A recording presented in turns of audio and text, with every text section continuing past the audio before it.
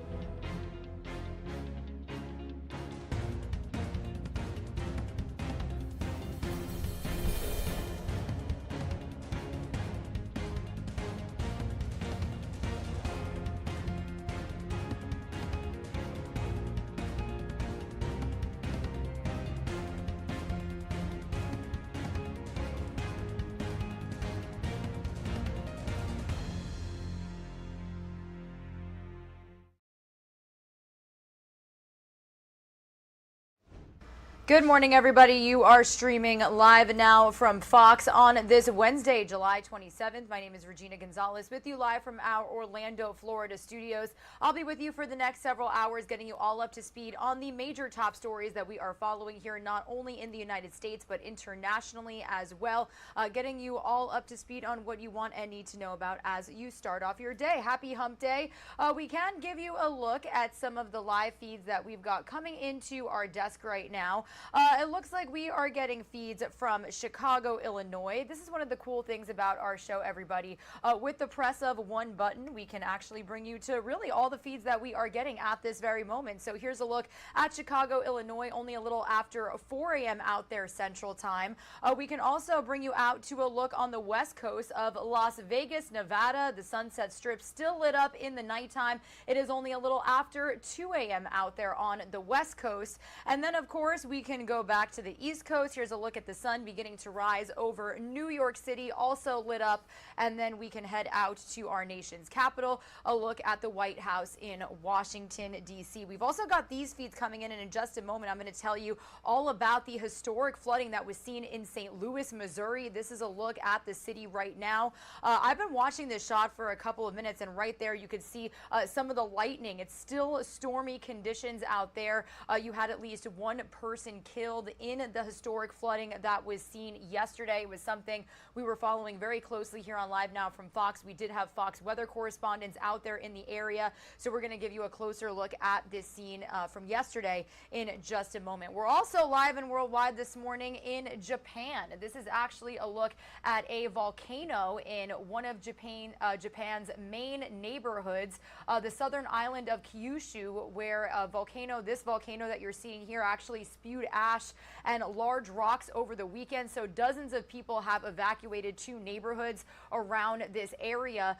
So right now it does look pretty calm. So we'll keep a close eye on that shot for you as well. But As promised, let's get you started with all of the big stories that we are following here on this Wednesday, July 27th. So more news expected today related to our economy. Today at 2:30 p.m., the Federal Reserve is expected to raise interest rates yet again. The question is, by how much? After rolling out the biggest rate hike since 1994 last month, Federal Reserve Chairman Jerome Powell said increasing rates by either 50 or 75 basis points was possible, raising fears of a recession. Now, this comes as a report due out tomorrow could show the economy shrinking for a second consecutive quarter. However, the White House says that there's more to the definition of a recession, so we'll have more on that here in just a moment.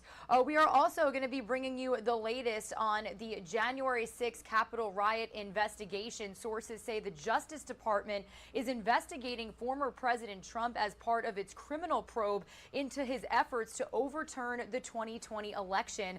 They said that they are looking into meetings that Trump had, as well as the reported pressure he put on Vice President Mike Pence at the time. The DOJ's probe is separate from the House committee investigating the January 6th riot. And this all happens as former President Trump and former Vice President Pence were both speaking at separate events in our nation's capital. We had reporters at both, and we will give you a glimpse into some of their remarks from both of them. And then when it comes to the Mega Millions, well, we encourage you to all buy your tickets, get those numbers. A 6-digit combination for that $830 million Mega Millions jackpot was drawn last night. Those winning numbers from last night were 7, 29, 60, 63, and 66, with Mega Ball number 15 being drawn, but no tickets matched all 6. That means the estimated jackpot for this Friday is $1.025 billion. That cash prize for that would be more than $600 million. Pretty decent chunk of change. It is the largest, the third largest, I should say, Mega Millions jackpot in the game's history. And the odds of winning the jackpot are actually 1 in 303 million. But don't let that discourage you. Go get some more numbers. Keep your numbers. 4 previous Mega Million jackpots have been won so far in 2022. Those winning tickets were sold in California, New York, Minnesota, and Tennessee. And like I just mentioned, the next Mega Millions drawing is this Friday. That will be happening at 11 p.m. Eastern Time. We're also continuing to monitor the latest when it comes to the weather events that we have just seen all across the nation. This is a look at some of the video that I just told you about. Yesterday, dozens of cars stranded on flooded streets in St. Louis, Missouri, as eastern Missouri got hit with record rainfall. Plus, scorching temperatures continuing to put millions under heat watches and advisories, causing droughts and sparking wildfires. This is some video from the Oak Fire near Yosemite Park in California. It has officially burned more than 18,000 acres, and some good news is that firefighters were able to contain a small portion of it. So we're going to hear from them, plus residents who were forced to leave everything behind and evacuate. Our Fox weather correspondent Max Gordon has been on scene for the last couple of days as firefighters and crews work to contain this blaze. So when it comes to the top stories that we are continuing to follow, I do want to start off, as promised, by the latest on the economic news that we are following today. Economists and investors eagerly waiting for Fed Chair Jerome Powell's remarks today at 2:30 p.m. Eastern Time regarding interest rate hikes and where he sees inflation levels for the rest of the year. The Biden administration is also reacting to concerns about whether the U.S. is entering a recession. Here's a live look right now at the White House in our nation's capital. Fox News correspondent Madeline Rivera has more details from the White House ahead of this report that's happening later this afternoon.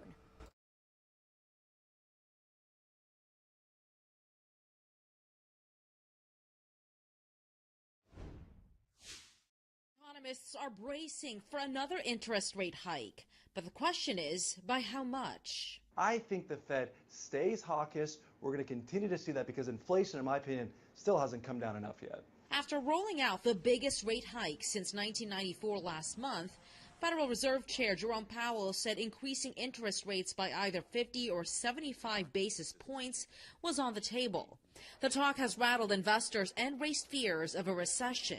A highly anticipated report this week could show the economy shrinking for a second consecutive quarter. However, the White House says there's more to the definition of a recession. There is an organization called the National Bureau of Economic Research, and what they do is they look at a broad range of data in deciding whether or not a recession has occurred. That is the process that economists and administrations have used for years. Republicans say that argument shows they are expecting some tough news. They want to quibble with the definition when everybody knows what it feels like. Democrats' attempts to put on a positive spin are unlikely to change the public's pessimistic outlook on the economy. Some business owners, for instance, are struggling with a higher cost of labor. We've already been dealt a huge blow with the pandemic, and now we're just trying to get on the other side of it and recover. Despite some of the headwinds, the Biden administration is touting the recent drop in gas prices. The national average per gallon coming in at just above $4.30. In Washington, Malda Rivera, Fox News. Meanwhile, us, along with our owned and operated stations across the nation, are continuing to follow what a possible recession means for Americans. Are we even going into a recession? How do some define a recession? Well, first, I want to play you this segment from our Fox 13 Tampa team as they did speak with economists and really break down that housing market report and all of the numbers that we saw yesterday. We are expecting another inflation report tomorrow, so lots of data being released this week. So here's our Fox 13 Tampa team with a more closer look on what we're looking at. Well, the big story out of Washington tonight, consumer confidence has dropped again this month to 95.7. This is more than economists expected, and it's now in a 3-month slump. The new consumer confidence survey is important for, well, a couple of reasons, actually. Yeah, that's right, because it helps explain the changes we're seeing in spending patterns, gives the Federal Reserve more perspective as it meets tomorrow and plans to raise interest rates, too.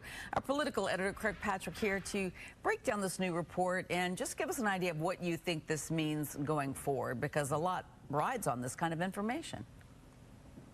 Well, you get an idea by plotting it out and seeing the movement. There's a point system, so when we're saying 95.7, you have to put that in comparative perspective. Basically, consumer confidence is down 2.7 points, CEO confidence is down 15 points. And again, to see what that really means and where it seems to be heading, you have to start by plotting it out on the map. This chart shows consumer confidence for the past 17 years, and these two gray lines show recessions. The Great Recession and the brief one that started just before the pandemic took off in the United States. Consumer confidence did not tank before the 2020 recession because a lot of people didn't expect the world to change as it did. But see how it dropped just before this recession? We're seeing similar movement here, and this drop could signal the next recession, though economists don't think it will be nearly as steep as this if in fact it arrives. The bottom line is this survey shows consumers are increasingly worried about inflation outpacing their paychecks and burning through their savings. And to that end, they're reeling in expenses, especially on big ticket items, and cutting back on food and fuel to what extent they can. Now, you wouldn't think that based on the packed airports and travel records this summer. But it looks as if a lot of people booked that travel and locked into it months ago, back when economists were wrongly predicting inflation would slow down by now. So much of this surge in pricey vacations and other discretionary spending is based on decisions made in the past, and spending decisions being made now will likely translate into a slowdown in the weeks to come. And business leaders know it, which brings us to this number. This consumer survey showing 3 consecutive months of decline raises the risk of coming recession, though the White House stresses we can still head that off. My hope is we go from this rapid growth to steady growth. God willing, I don't think we're going to see a recession. Either way, the drop in consumer confidence should weigh into the Fed's decision on raising interest rates on Wednesday. The idea behind raising interest rates is to make it harder and more expensive to borrow money to reduce demand to buy stuff, which can tame inflation. But if demand is already dropping for homes, cars, and major appliances, as its report shows it is, the Fed may not raise rates as much as it otherwise would.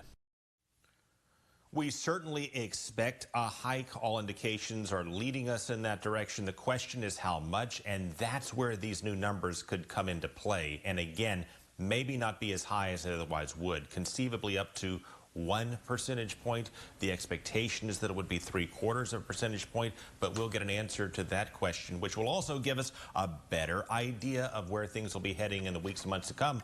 All of that is on tap tomorrow, followed by Thursday's report on GDP. So we have some very big decisions and some critical data coming in over the next 48 hours. Yeah, we sure do. Also, when it comes to a recession and who decides, I mean, isn't there there's a true definition of a recession that's linked to economic results, isn't it? So what is that? And I mean, I'm not sure we can all have an opinion, can we, on a recession? Well, there are symptoms of recession, but it's ultimately diagnosed by a group of economists known as the National Bureau of Economic Research. Those economists make the decision on whether or when we're in a recession and when we get out of it. And by their definition, a recession is a sustained period of economic decline, and they have 3 Ds. Depth, it has to be a steep period of decline, enough by their measurements to qualify. It has to be diffused, spread across the entire nation's economy, not clustered in certain areas. And it also has to have duration, which is generally considered 6 months or longer. But ultimately, they look at a lot of data, and based on that general definition, then they make the decision of if or when we're there. All right. So we will get actually a real answer. All right. Thank you, Craig. Well, the big All right, a big thank you to our Fox 13 Tampa team for that in-depth report ahead of today's announcement from the Federal Reserve, where they are expected to raise interest rates yet again. The question, again, by how much? This is all after rolling out the biggest rate hike since 1994 last month. Federal Reserve Chairman Jerome Powell said increasing rates by either 50 or 75 basis points was possible, raising fears of a recession. Now, this comes as a report, like Craig Patrick just mentioned, is due out tomorrow that could show the economy shrinking for a second consecutive quarter. However, the real question is, and you just heard Craig Patrick talk about it with their anchor, is what defines a recession? Who decides if we're in a recession? And as that word has been thrown around, we've heard the White House say that there's more to the definition of a recession. So as we continue this conversation, here is our very own Live Now from Fox's Andrew Kraft speaking with a financial expert about just that. Let's talk about more of these indicators, more of these data metrics that we're about to get. Later this week, I'm being joined by someone who knows a thing or two about all of this. That's Michael Santo. Michael, good to see you. It's been a while.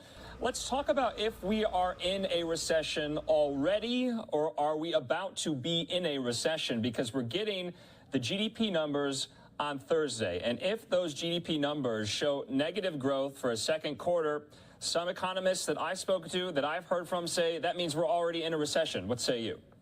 Yes, that is correct. We would be technically in some sort of recession, but a very odd one based on our experience in the last 60, basically 100 years, in the sense that we don't have very high unemployment, which unofficially is usually considered to be part of a recession too. But by definition, it's the economy shrinking in gross output, which we're probably technically basically fitting within that definition as of now.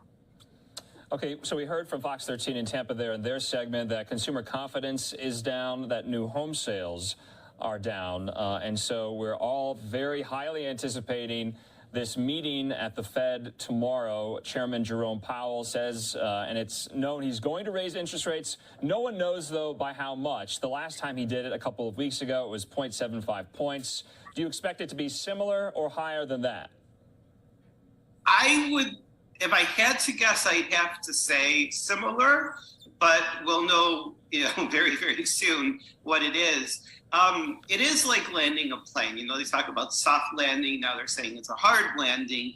And if the Fed feels that it overshoots, then it'll stop raising rates faster or even start to lower rates. And that may come into play over the next 12 months. But right now, there's a lot of Monday morning quarterback that the Fed is late in the game. They need to catch up because they don't want to have out of control inflation.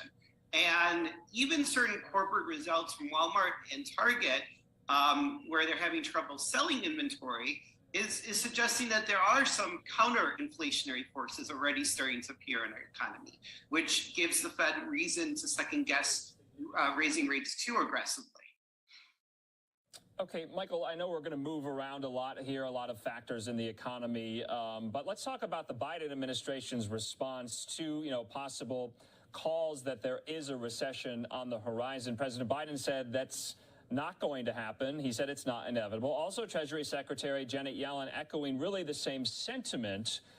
So they're quite bullish that, we're not going to be in some type of recessionary period. Are they right, or are they just telling that to their voters? I think there's a case to be made. Elections are looming, midterm elections are looming, and they look bad for the Democrats. This is historically a midterms that's bad for the incumbent party, incumbent president. But the U.S. economy is very strong. There was unprecedented stimulus, perhaps too much, put into place during the shutdown, which was an unprecedented pandemic. But we are facing a lot of supply chain disruptions that are globally.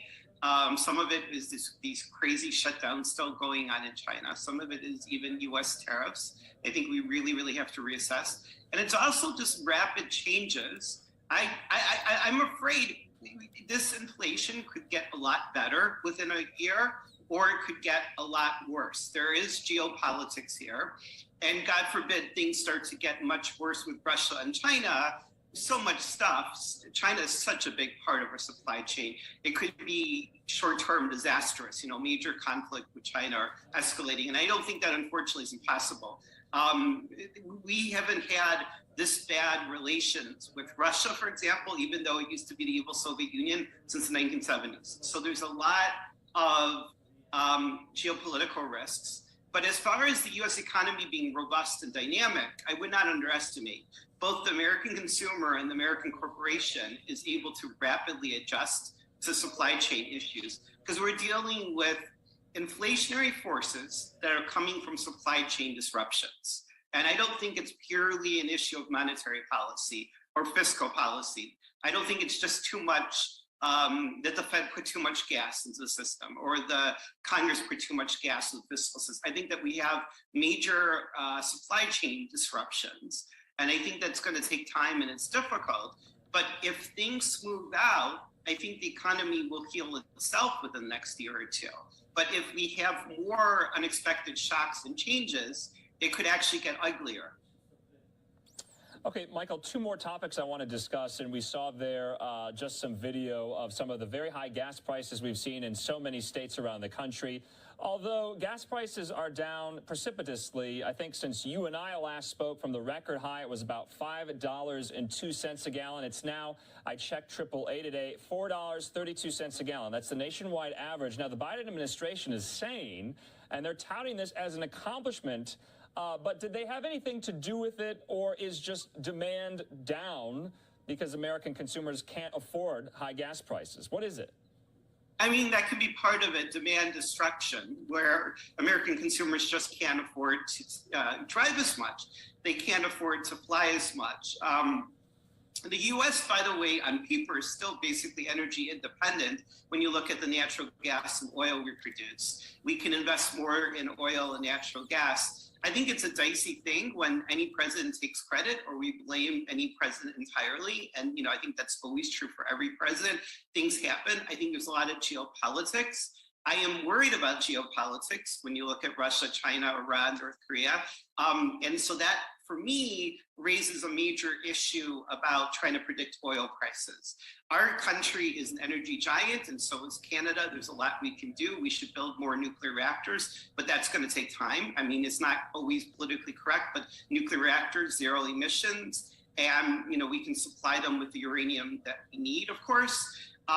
Oil prices is dicey, geopolitics. But I think that the other shortage that's looming that worries me in the next few years is a lithium crisis. I don't think we have the extraction capacity that we need to build the electric cars that people want to buy, or that Elon Musk in particular wants to sell. And I think that's another looming supply chain crunch is lithium. And a lot of it's coming from China and a lot of the rare earths as well, but particularly lithium. And I think that's another crunch that we're facing. But the U.S. is an oil, natural gas giant. We're very blessed in that regard. And nobody should forget that or think that that's somehow gone away. Okay. No, that's so interesting. We're going to be talking this hour as well about the semiconductor chip shortage and the legislation pending before the Senate to ramp up domestic production of those. Last point, though, Michael, I want to talk about, that's student loans. Remember, the pause on student loans had been extended to August the 31st. Obviously, that's about up. That's coming to an end very soon. The Department of Education, on background to Fox News, said that amid reports, student loan servicers have been told to hold off on sending billing statements, prompting speculation that that August 31st deadline could be extended. They said on background that the DOE will continue to assess the impacts of the pandemic and the economy on student loan borrowers. We will communicate directly with borrowers about the end of the payment pause when a decision is made. So President Biden can extend the pause, or there's a lot of talks before the midterms that he could forgive a chunk of borrowers' student loan debt, possibly upwards of $10,000 per borrower. What do you think is going to happen? Well, I think eventually, technically, President Biden owes the voters to forgive at least $10,000 because he campaigned on that position. Other Democrats, particularly Senator Warren, who's quite a bit further to the left, campaigned on $50,000. So there's certain legal and ethical issues. People who paid off their student loans or worked extra jobs so they wouldn't have student loans feel like they worked hard so they wouldn't have loans. And it's unfair that some people who ended up with loans that maybe they could have done more to avoid have them partly forgiven. President Biden in particular appears to be sympathetic about that. He's afraid that people who went to super expensive colleges, which he thinks is great, but if they're making like $500,000 a year, he sees that as perhaps an unnecessary handout. That's the position that he's basically tends to argue something along those lines. Forgiveness is likely to have income limits. If you're making more than $200,000, they might say that you're going to have forgiven less. There's also, by the way, legal questions about whether the president and the education secretary has that legal power. The Supreme Court is overthrowing a lot of powers, by the way, of the executive branch and agencies to interpret laws. But I was reviewing the laws myself, and I have to say, the law appears to be very sweeping in the sense that there is a phrase that the Secretary of Education has the power to waive any. And, just seeing the words waive any, that does seem sort of sweeping. But, it's a difficult matter. I don't want to sound like I'm dismissing concerns about people who feel like they worked hard so they wouldn't have loans. Right. So, I think, but President Biden promised $10,000 in forgiveness. And maybe I'm naive. I feel like if a politician promises something, they're going to owe it to their voters. All right. Well, we will see. A lot is in store in the next couple of days. Michael Santo, thanks so much. We will talk to you again. Have a good night. All right, a big thank you to Andrew Kraft speaking with that financial expert ahead of today's press conference at 2:30 p.m. Eastern time from Federal Reserve Chairman Jerome Powell. He is expected to raise interest rates once again, and this all happening as Americans are in fear of a possible recession coming our way. So lots of experts weighing in on what a recession means, who defines that, how the Biden administration is reacting. So we'll continue to have these conversations throughout our day here on Live Now from Fox. And then be sure to stick around as we air Federal Reserve Chairman Powell's remarks at 2:30 this afternoon Eastern time. Some of you are going to see a quick 2-minute commercial break. Before we send you to break, regardless of where you are joining us from, thanks so much for starting off your Wednesday with us. Here is a beautiful live look over New York City this morning as the sun is beginning to rise. We can also take you on a little U.S. tour. Here's a live look at Chicago, Illinois, 4:26 a.m. out there Central Time. And then we've also got feeds coming in from the West Coast. There's a Las Vegas, Nevada, 2:26 out there Pacific Time. And then, of course, we were showing you in a little box to the side of that interview a look at some of the lightning that is still being seen in St. Louis, Missouri, after one person was confirmed dead and hundreds of others were rescued in rainfall, or I should say flooding yesterday that was caused by historic rainfall. So we're going to get to some weather-related news here in just a bit, but when we come back, we are going to bring you the latest on another top story that we are following very closely. Sources saying the Justice Department is investigating former President Trump as part of its criminal probe into his efforts to overturn the 2020 election. And this all happening as he spoke at an event in Washington, D.C., and then at another event, former Vice President Mike Pence also making some remarks. So we'll have the latest from both events here when we come back, plus the latest on monkeypox and the virus that the World Health Organization has officially declared a global health emergency, really. And then also something that we are following here, chaos unfolding Monday at Dallas Love Airport in Texas. The entire situation of a woman opening fire inside of a Southwest ticket counter terminal being caught on surveillance video. So stick with us. All of your major top U.S. headlines coming up after this quick break.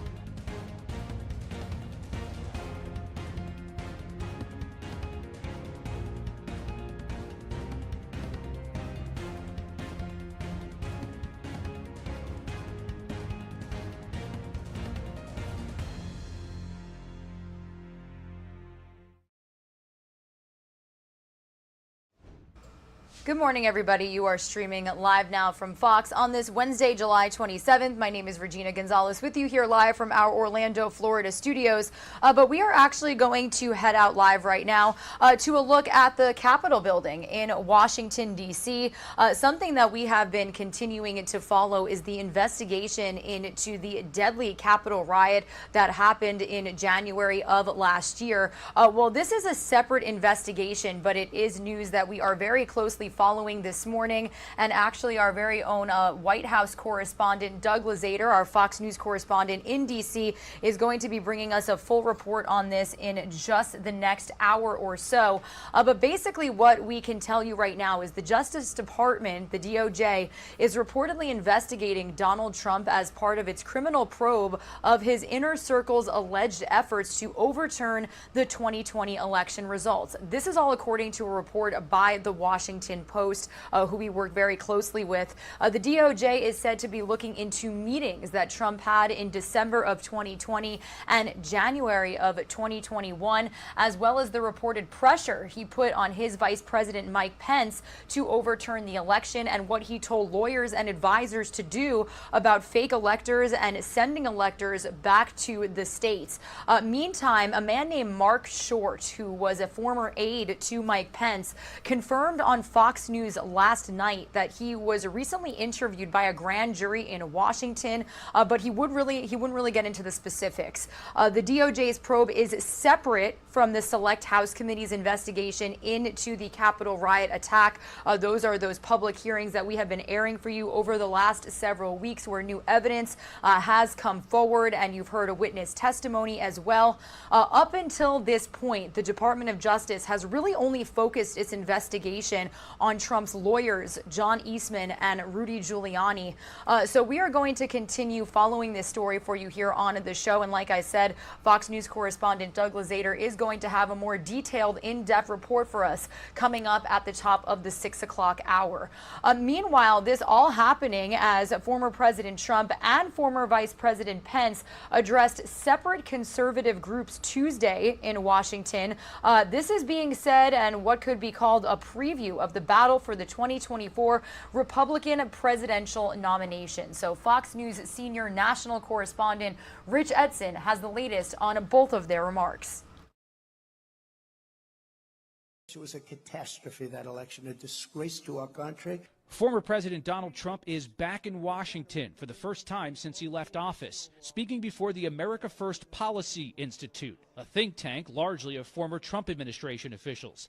We made it great again, and we did it by putting workers first, by putting families first, and above all, by putting America first. But now our country has been brought to its knees. Well, hello. A few hours earlier and less than a mile away, Trump's Vice President Mike Pence addressed college student conservatives at the Young America's Foundation. As the former president continues his grievances about the 2020 election, Pence says it's time to look forward. I don't know that the president and I differ on issues, but we may differ on focus. I truly do believe that elections are about the future, and that it's absolutely essential at a time when so many Americans are hurting. When we will win. Pence and Trump also recently campaigned in Arizona. They're backing different candidates in the Republican primary for governor. Pence and Trump spoke down the street from the U.S. Capitol, where the January 6th committee detailed the threat to Pence that day and the president's inaction as his supporters assaulted the Capitol. I couldn't be more proud of the record of the Trump-Pence administration. Despite all that, Pence credited the Trump or Trump-Pence administration several times in his speech, touting its work on border security, foreign policy, the economy, and judicial appointments.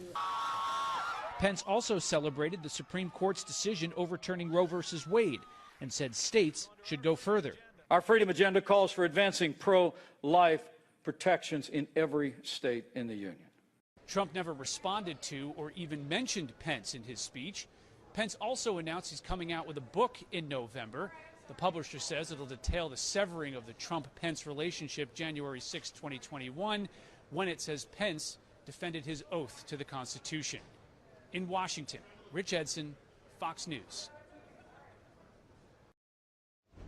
All right, and again, our Fox News correspondent Doug Lazater is going to have more on the former president's remarks in Washington yesterday, plus the official reports that the Department of Justice is launching an investigation into the meetings and events that occurred and that the former president was involved in ahead of the January 6th Capitol riot. So we'll have that coming up for you at the top of the 6 o'clock hour. I do want to turn our focus and head out live right now to Dallas, Texas. It's another story that made headlines at the beginning of the week. So basically, there was dramatic new video that showed the moments a woman pulled out a gun inside of Dallas Love Field Airport. So we do have some of that video here for you right now. And in just a moment, I'm going to bring you a full report from our Fox 4 Dallas team. But basically, this is the surveillance video of the woman accused of firing several shots inside of the airport Monday afternoon. She opened fire near a ticket counter after reportedly shouting that she was going to, quote, blow the place up.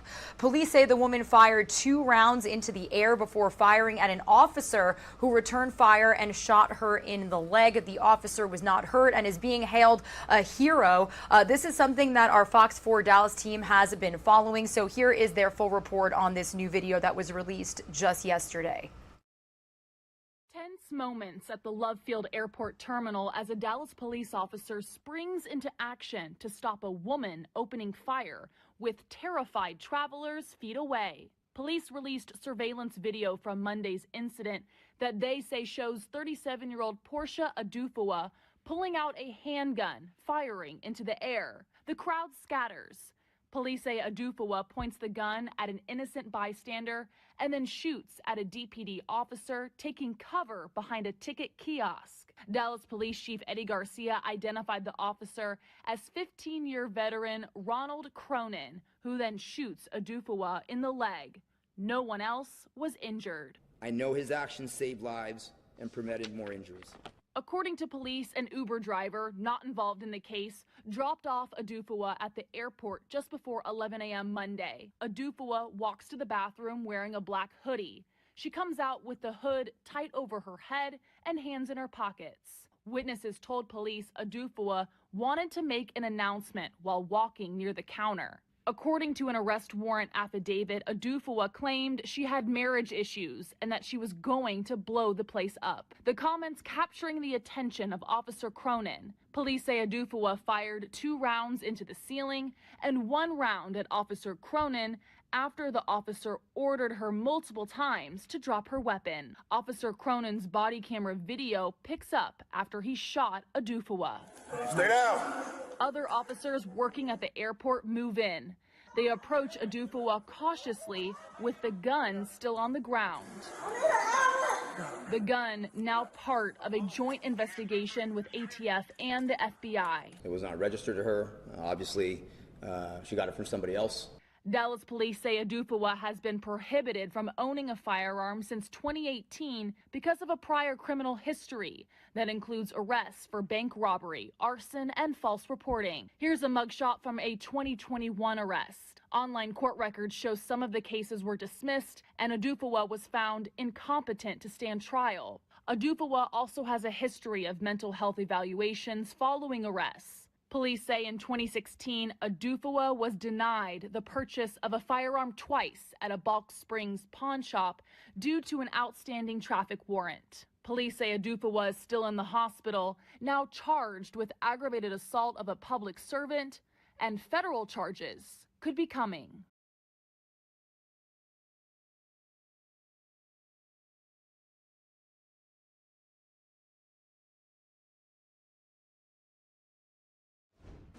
All right, a big thank you to our Fox 4 Dallas team for that in-depth report. Some of you are going to see a quick 2-minute commercial break. When you return, it is a disease that the World Health Organization has officially declared a global emergency. The United States working to expand efforts to help combat the monkeypox virus as cases continue to grow. President Biden is supposed to declare an official monkeypox national coordinator this week. So in the meantime, we are going to have the latest on the cases that have been reported in the U.S., plus some more in-depth conversations with doctors about what monkeypox even is, what symptoms should you look out for, and what could a vaccine do.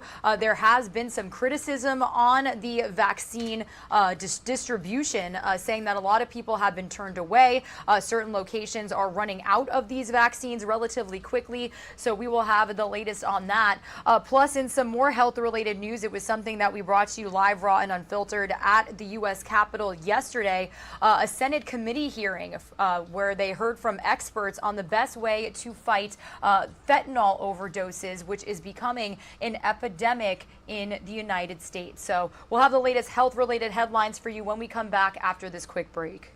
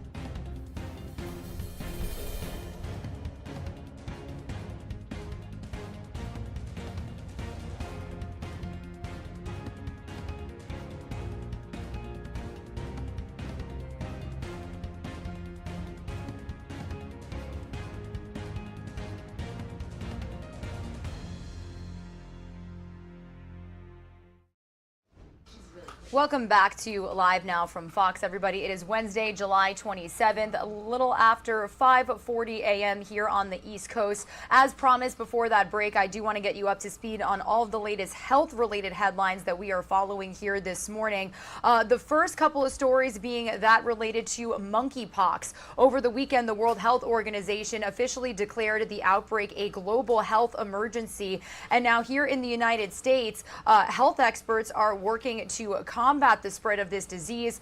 Vaccines have been distributed in cities and states across the nation, and we do know that President Biden is expected to name a monkeypox coordinator who is going to oversee the response efforts. So here is Fox News correspondent Charles Watson with all the latest information.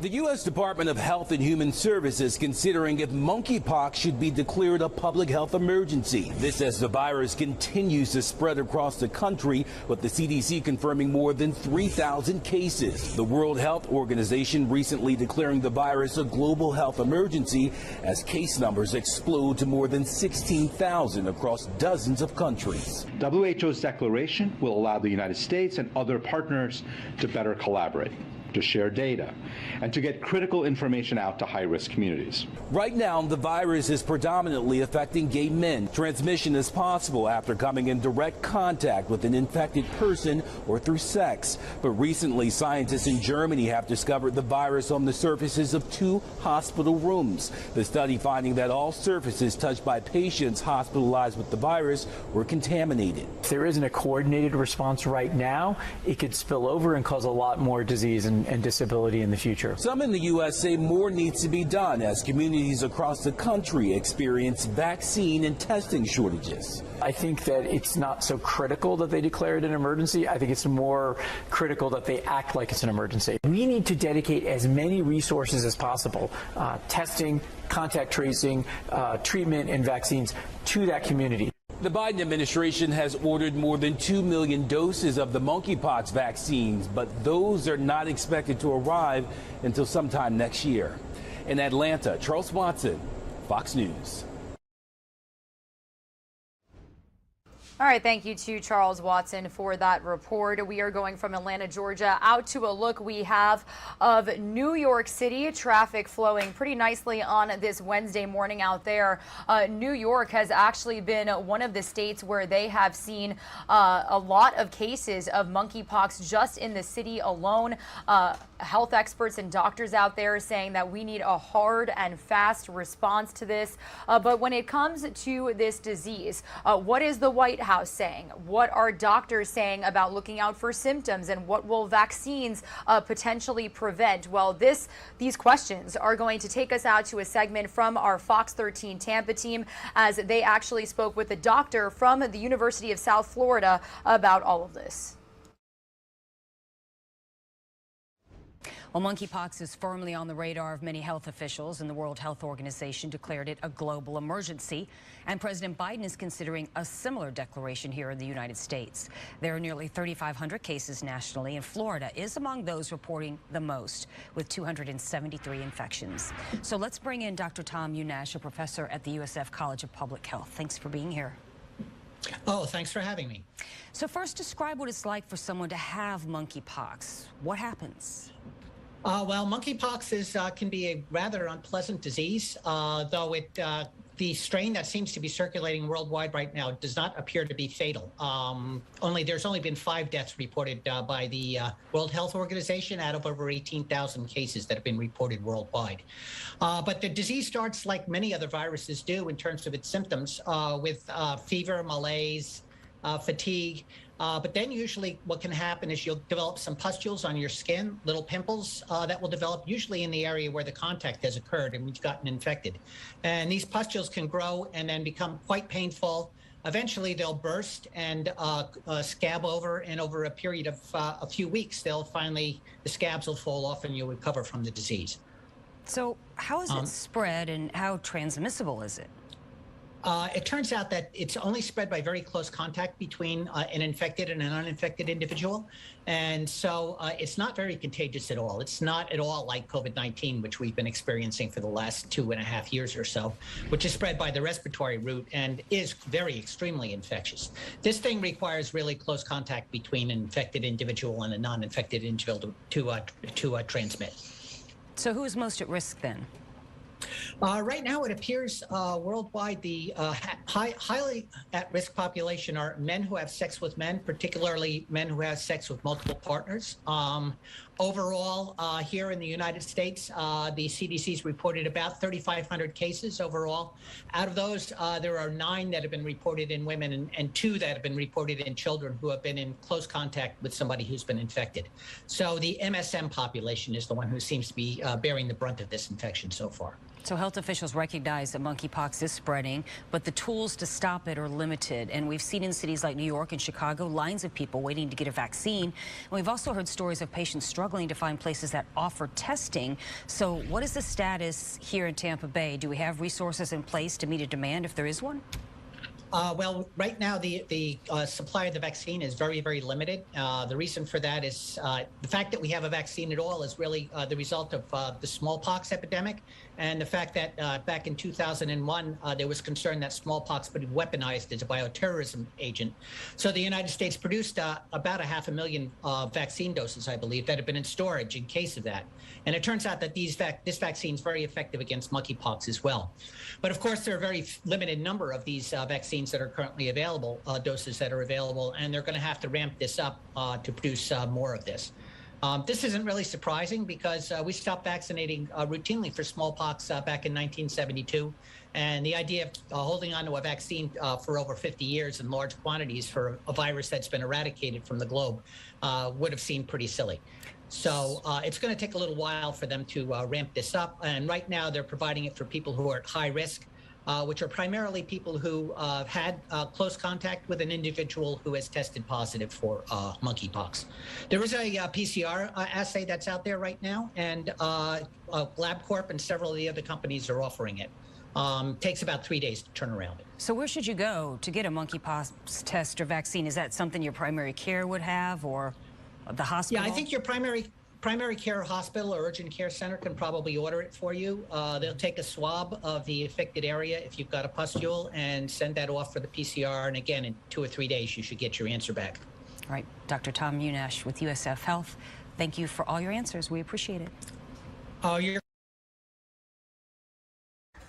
All right, everybody, and we are going from Tampa, Florida, where that segment was filmed with that USF Health doctor, to a look at the White House, because as you heard them mention, and Charles Watson in his latest report just before that, President Biden is weighing on whether or not to declare this health emergency here in the United States alone, and he and his administration are also working to name a White House monkeypox national correspondent who will likely be giving updates from the White House press briefings. You already heard some remarks from his team of doctors over the last couple of days, not only about monkeypox, but also about his COVID-19 battle. He's been feeling good. He's been working remotely, and he has been quarantining ever since. So hopefully we'll see him out and about soon. But in the meantime, I do want to head right across the street in Washington, D.C., out to the Capitol building. That is because it is something that we aired for you live on Unfiltered a little bit yesterday afternoon. The growing drug crisis killing a staggering 100,000 Americans last year, and the drug fentanyl is at the forefront of this. Now, yesterday, a Senate committee heard from experts on the best ways to fight the overdose epidemic from this aggressively addictive drug. Fox News White House correspondent Lauren Blanchard was following that hearing and is in Washington, D.C. with the latest.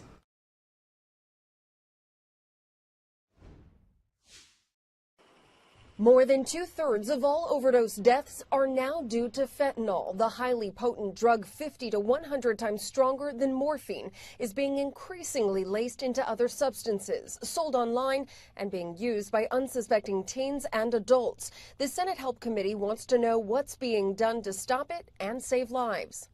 Fentanyl is killing over 200 Americans a day.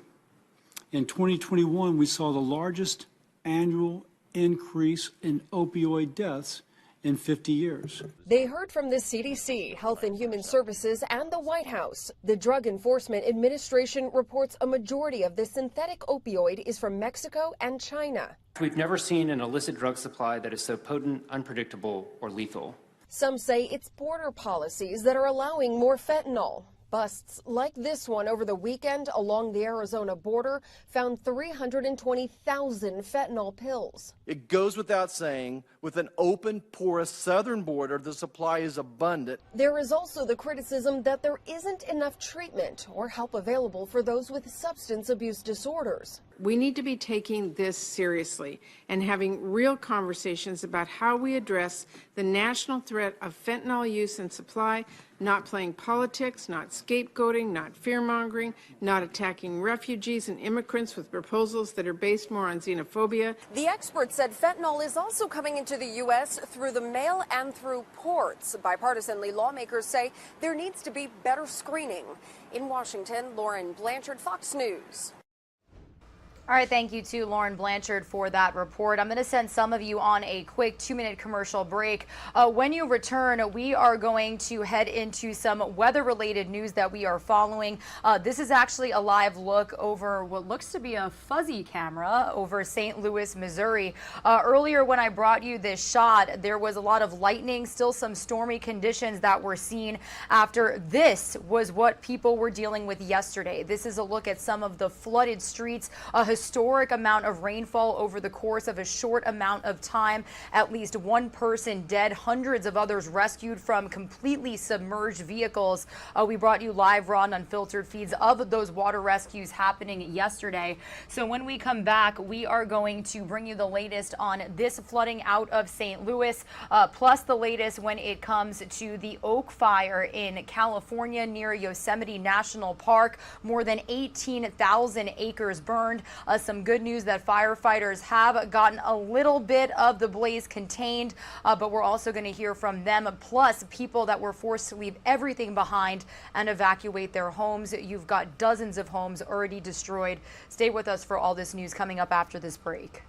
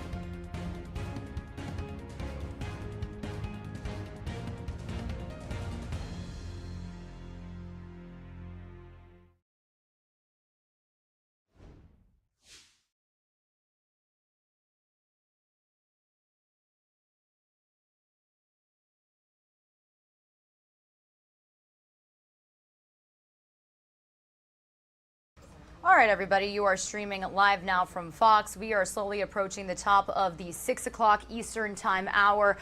This camera a little finicky for us right now, but this was a live vantage point that we had over St. Louis, Missouri. We were out there for a majority of the day yesterday, as this was what the scene looked like. Storms moving through the Midwest, dropping historic amounts of rain in this portion of Missouri, flooding in the St. Louis metro area, leaving dozens scrambling to find safer ground. This all began yesterday morning. Since then, we learned that one person was killed. Hundreds of others were rescued from first responders in rafts, just like you are seeing in front of your face.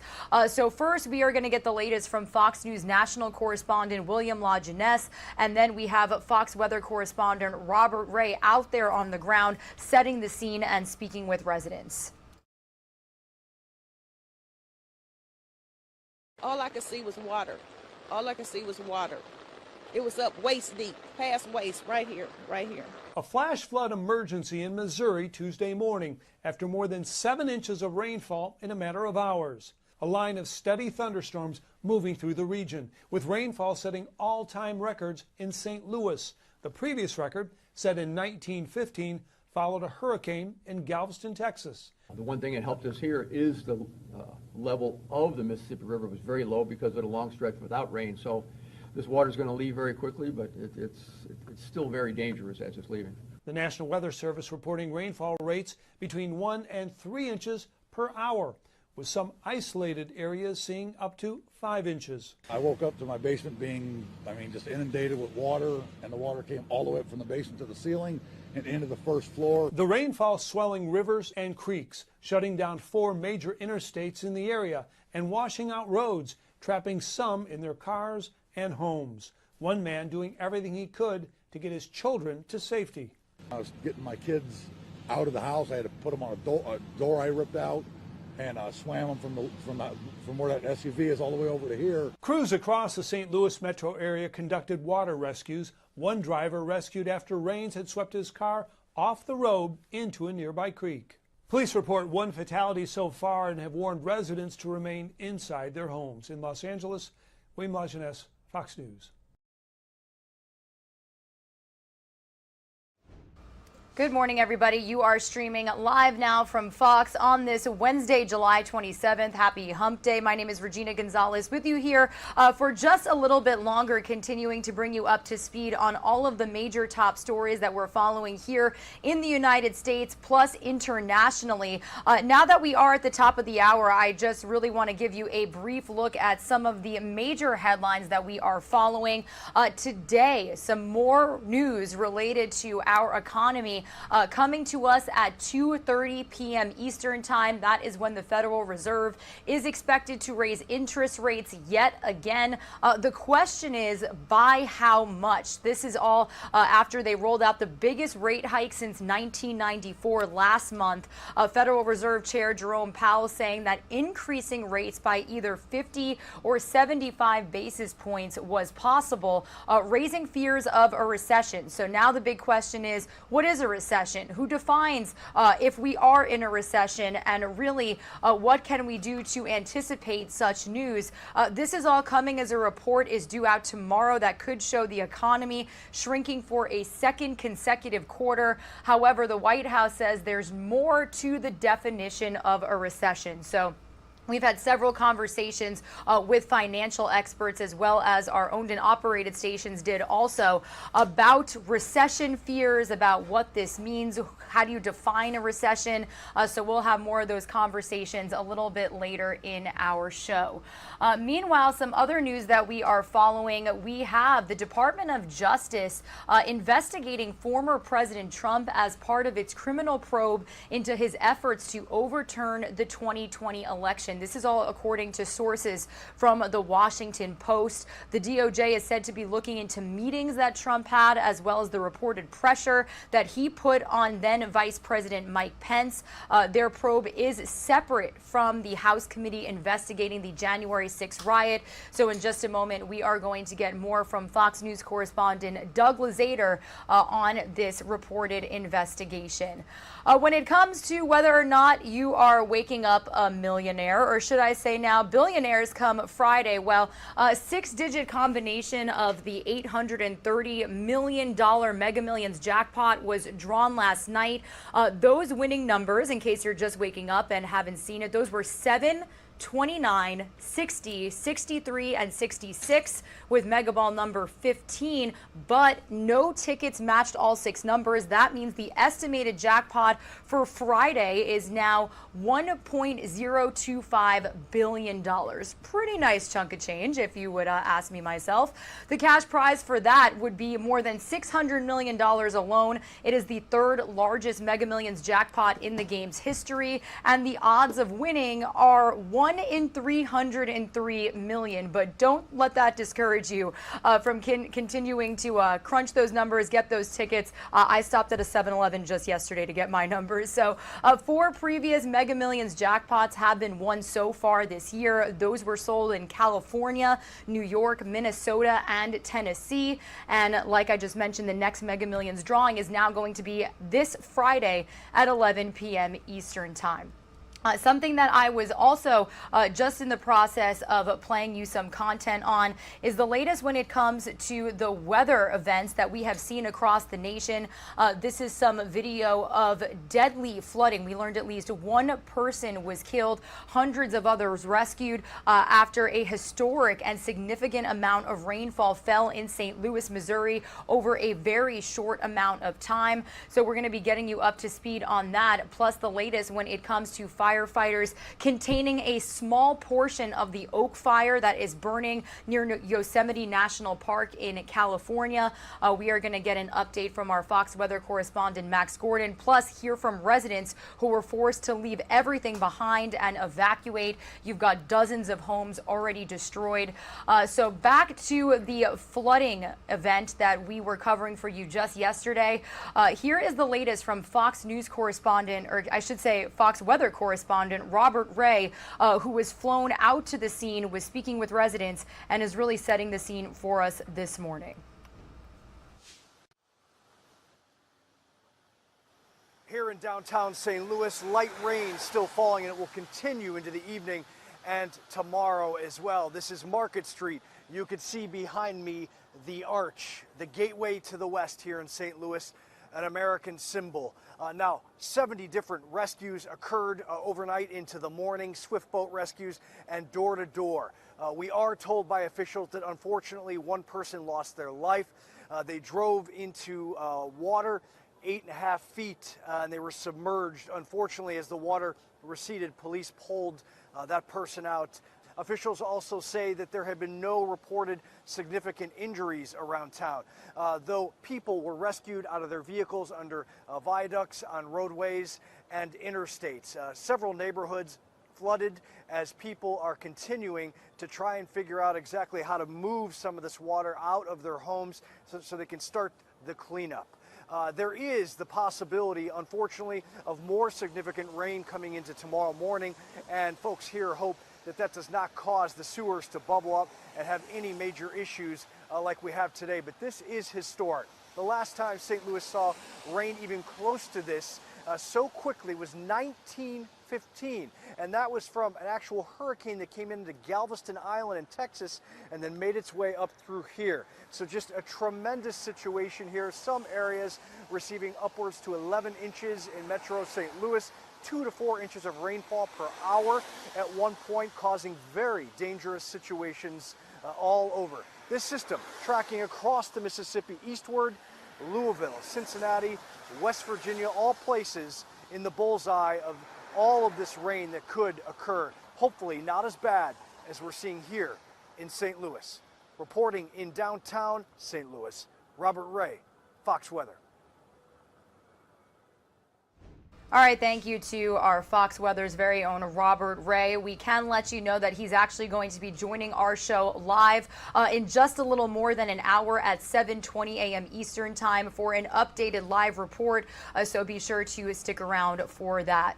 Meanwhile, I do want to continue on with some more weather news making headlines out on the West Coast. More than 2,500 firefighters are still battling the blaze near Yosemite National Park in California. California, the Oak Fire was about 20% contained as of last night, and officials say the flames have spread to more than 18,000 acres. They say the flames are being fueled by drought conditions and other factors.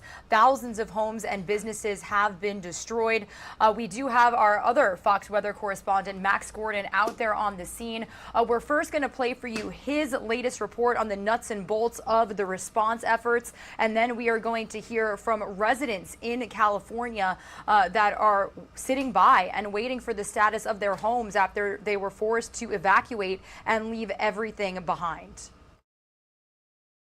Some good news to report on the Oak Fire. Firefighters appear to be getting a handle on the blaze, with containment jumping up to 26%. Some evacuation orders are also now being lifted. Still, this fire has been very destructive, burning through California's drought-stricken forests. According to new numbers from fire officials, 25 homes have been burned and 16 other buildings destroyed. Nearly 3,000 fire personnel are working to get this blaze under control. That includes 302 engines and 82 dozers cutting line around the fire.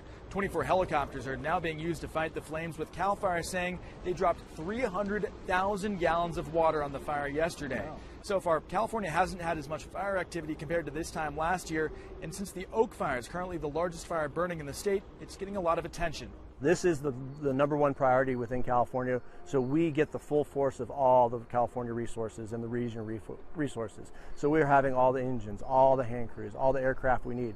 It's nice. So in years past, and we've seen as we've had fires up and down the state, and that competition for resources is challenging. And while firefighters are making good progress on this fire, the weather could soon pose a challenge. Thunderstorms are expected to move into the area. That's going to be creating gusty, strong winds that could create extreme fire behavior. And we're also likely going to see lightning, which could spark additional fires. In Mariposa, California, Max Gordon, Fox Weather. Aaron and Heather Martinez were at the grocery store Friday when their son called, warning them a fire was moving in near their house. They dropped what they were doing and tried to rush home, but it was too late. The roads were already blocked off. We weren't able to get anything out. The clothes on our backs, what we had in our car. I'm wearing donated clothes right now. The family lost everything, every single thing. They were denied fire coverage in their renter's insurance because of their location in the mountains. All of my daughter's paintings and pictures, every memory. All the photographs, family albums, all 4 of my children grown up. They want to stay in town. The Red Cross has shelters set up. There are 42 people staying inside, more sleeping in their cars or in tents. The Red Cross says there could be more evacuations, and people should be ready to leave at a moment's notice. It's important to be prepared to evacuate. Sometimes they don't give you even 5 minutes. It's important to have all your information ready, backpack with all the basic need medications. But that's a temporary solution. Families like the Martinezes have to figure out what to do long term. We're not even sure where we're supposed to go. We're supposed to. Mariposa's been our home for the last 20 years, and now there's no rentals up here because of all these fires that keep happening, and we're not really sure where we're supposed to go or what we're supposed to do now. Do we try to stay here? Do we move somewhere else? This is all my daughter's ever known. She's at the high school. You know, her friends are all here. She lost every single thing that she owns and her cats that she adored, and now we're just floating. In Mariposa County, Marie Ettinger. Meanwhile, here is a look at our LiveNOW XRAD radar showing you temperatures across the nation this morning. It is a record-setting heat wave that we have been following for several days now. Thermometers across the country remaining sky high, and not everyone is fortunate enough to find air conditioning and some sort of sanctuary indoors. Fox News correspondent David Spunt has more of the severe dangers that heat is posing for the nation's homeless population, plus why open windows could be death traps for children, especially in the summer. This summer's soaring temperatures are sparking additional safety concerns for some of the country's most vulnerable. We just are trying to do the best we can to help people survive. Homeless people are experiencing triple digits for extended periods of time, and they also face elevated risk for heat stroke. the most serious heat-related illness where the body is no longer able to cool itself down. But there's also serious risk of burns from falling asleep on the pavement. In Phoenix, Arizona, officials report roughly 130 homeless people died from heat last year alone.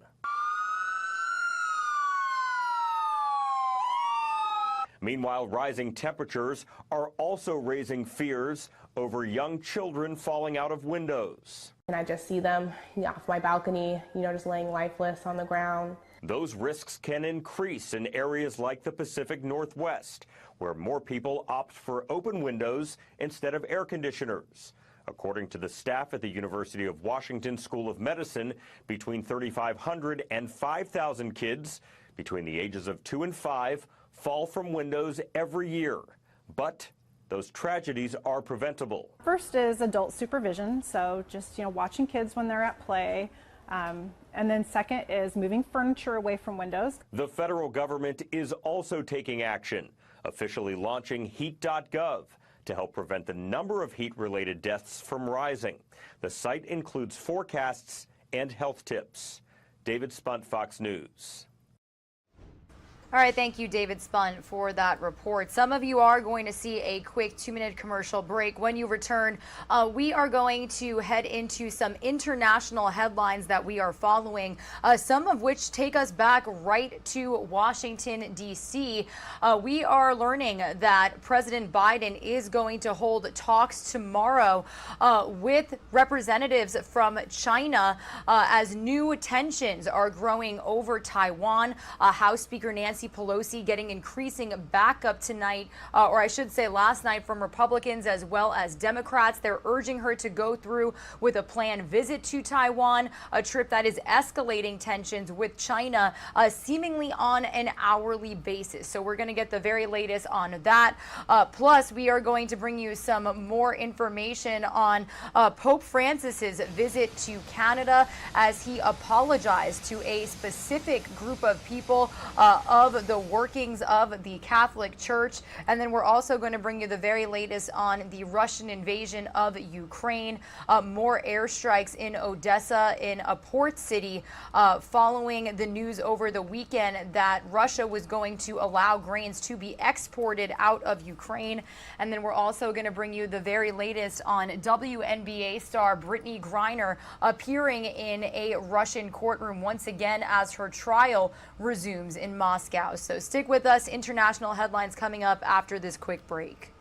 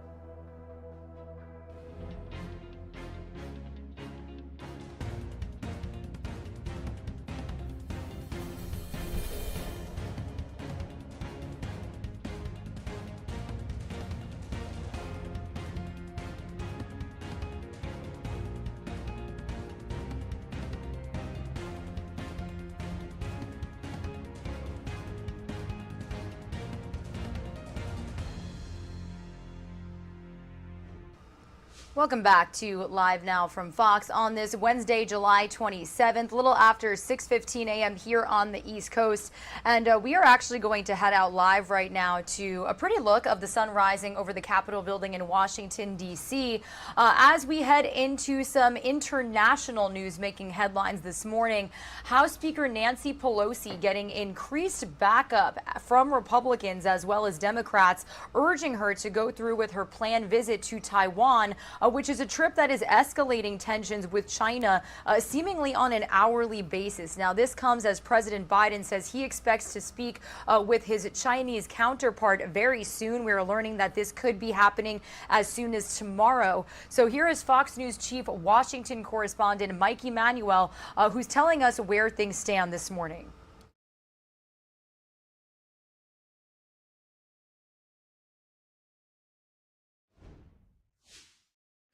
President Biden teased a conversation with China President Xi Jinping this week. Likely topics are expected to include whether the president will roll back tariffs on China and if House Speaker Nancy Pelosi will travel to Taiwan, which has irritated Beijing. If the U.S. is bent on going its own way, China will take firm and strong measures to defend national sovereignty and territorial integrity. The Speaker's office says it does not confirm or deny international travel in advance due to long-standing security protocols. Our job is, of course, to make sure she has all the context and information before she travels anywhere. But that kind of rhetoric coming out of the Chinese side is clearly unhelpful and not necessary. There are bipartisan calls from lawmakers for Pelosi to go in order to show strength. If she doesn't go now, she's handed China sort of a victory of sorts. I think we need to be muscular when it comes to China, and they can't tell us where we can and cannot travel. On the issue of tariffs, there is also some bipartisan support for keeping them. The reality is we probably need more tariffs, not less tariffs. We need to have an industrial policy, both with the incentives and also stopping the Chinese dumping to rebuild our productive capacity. Florida Republican Senator Rick Scott raised doubts about the president. Biden is weak. Biden's an appeaser. He's never stood up to a dictator anywhere in the world. In Brazil, Secretary of Defense Lloyd Austin called out China for threatening stability in South America. And the Pentagon's leading expert on China says it is only a matter of time before a major incident takes place if Beijing continues its aggressive and irresponsible behavior in the South China Sea. In Washington, Mike Emanuel, Fox News.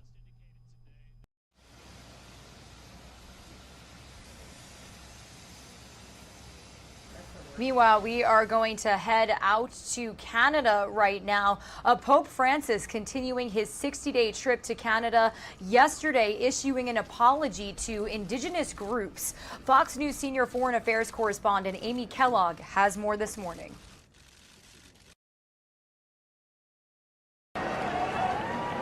Tens of thousands gathered in Alberta, Canada, Tuesday as Pope Francis presided over his first major mass in the country. The service took place at Commonwealth Stadium in Edmonton. Organizers say the event was held on the Feast of St. Anne, an important day for Indigenous Catholics. During an event on Monday, the Pope apologized to Indigenous groups for the abuses conducted by missionaries at church-run residential schools over decades. Nothing can ever take away the violation of dignity, the experience of evil, the betrayal of trust, or take away our own shame as believers. The schools aim to force cultural assimilation in Canada. During that time, more than 150,000 children from Indigenous communities were separated from their families. Some survivors say they welcome the Pope's apology. I've waited 50 years for this apology, and finally today, I heard it. But others say it wasn't enough and called for financial compensation. People were triggered immediately. You could see it in the audience. This wound that has been opened again, we can't just leave it like that. Later in the week, Pope Francis travels to Quebec as part of his 6-day visit to Canada. There, he'll meet with more Indigenous groups and hold another Mass. The trip comes as the Pope recovers from knee problems. Earlier this month, His Holiness shut down rumors that he was planning on retiring. Francis is the first Pope to visit Canada in nearly 20 years. In Milan, Amy Kellogg, Fox News.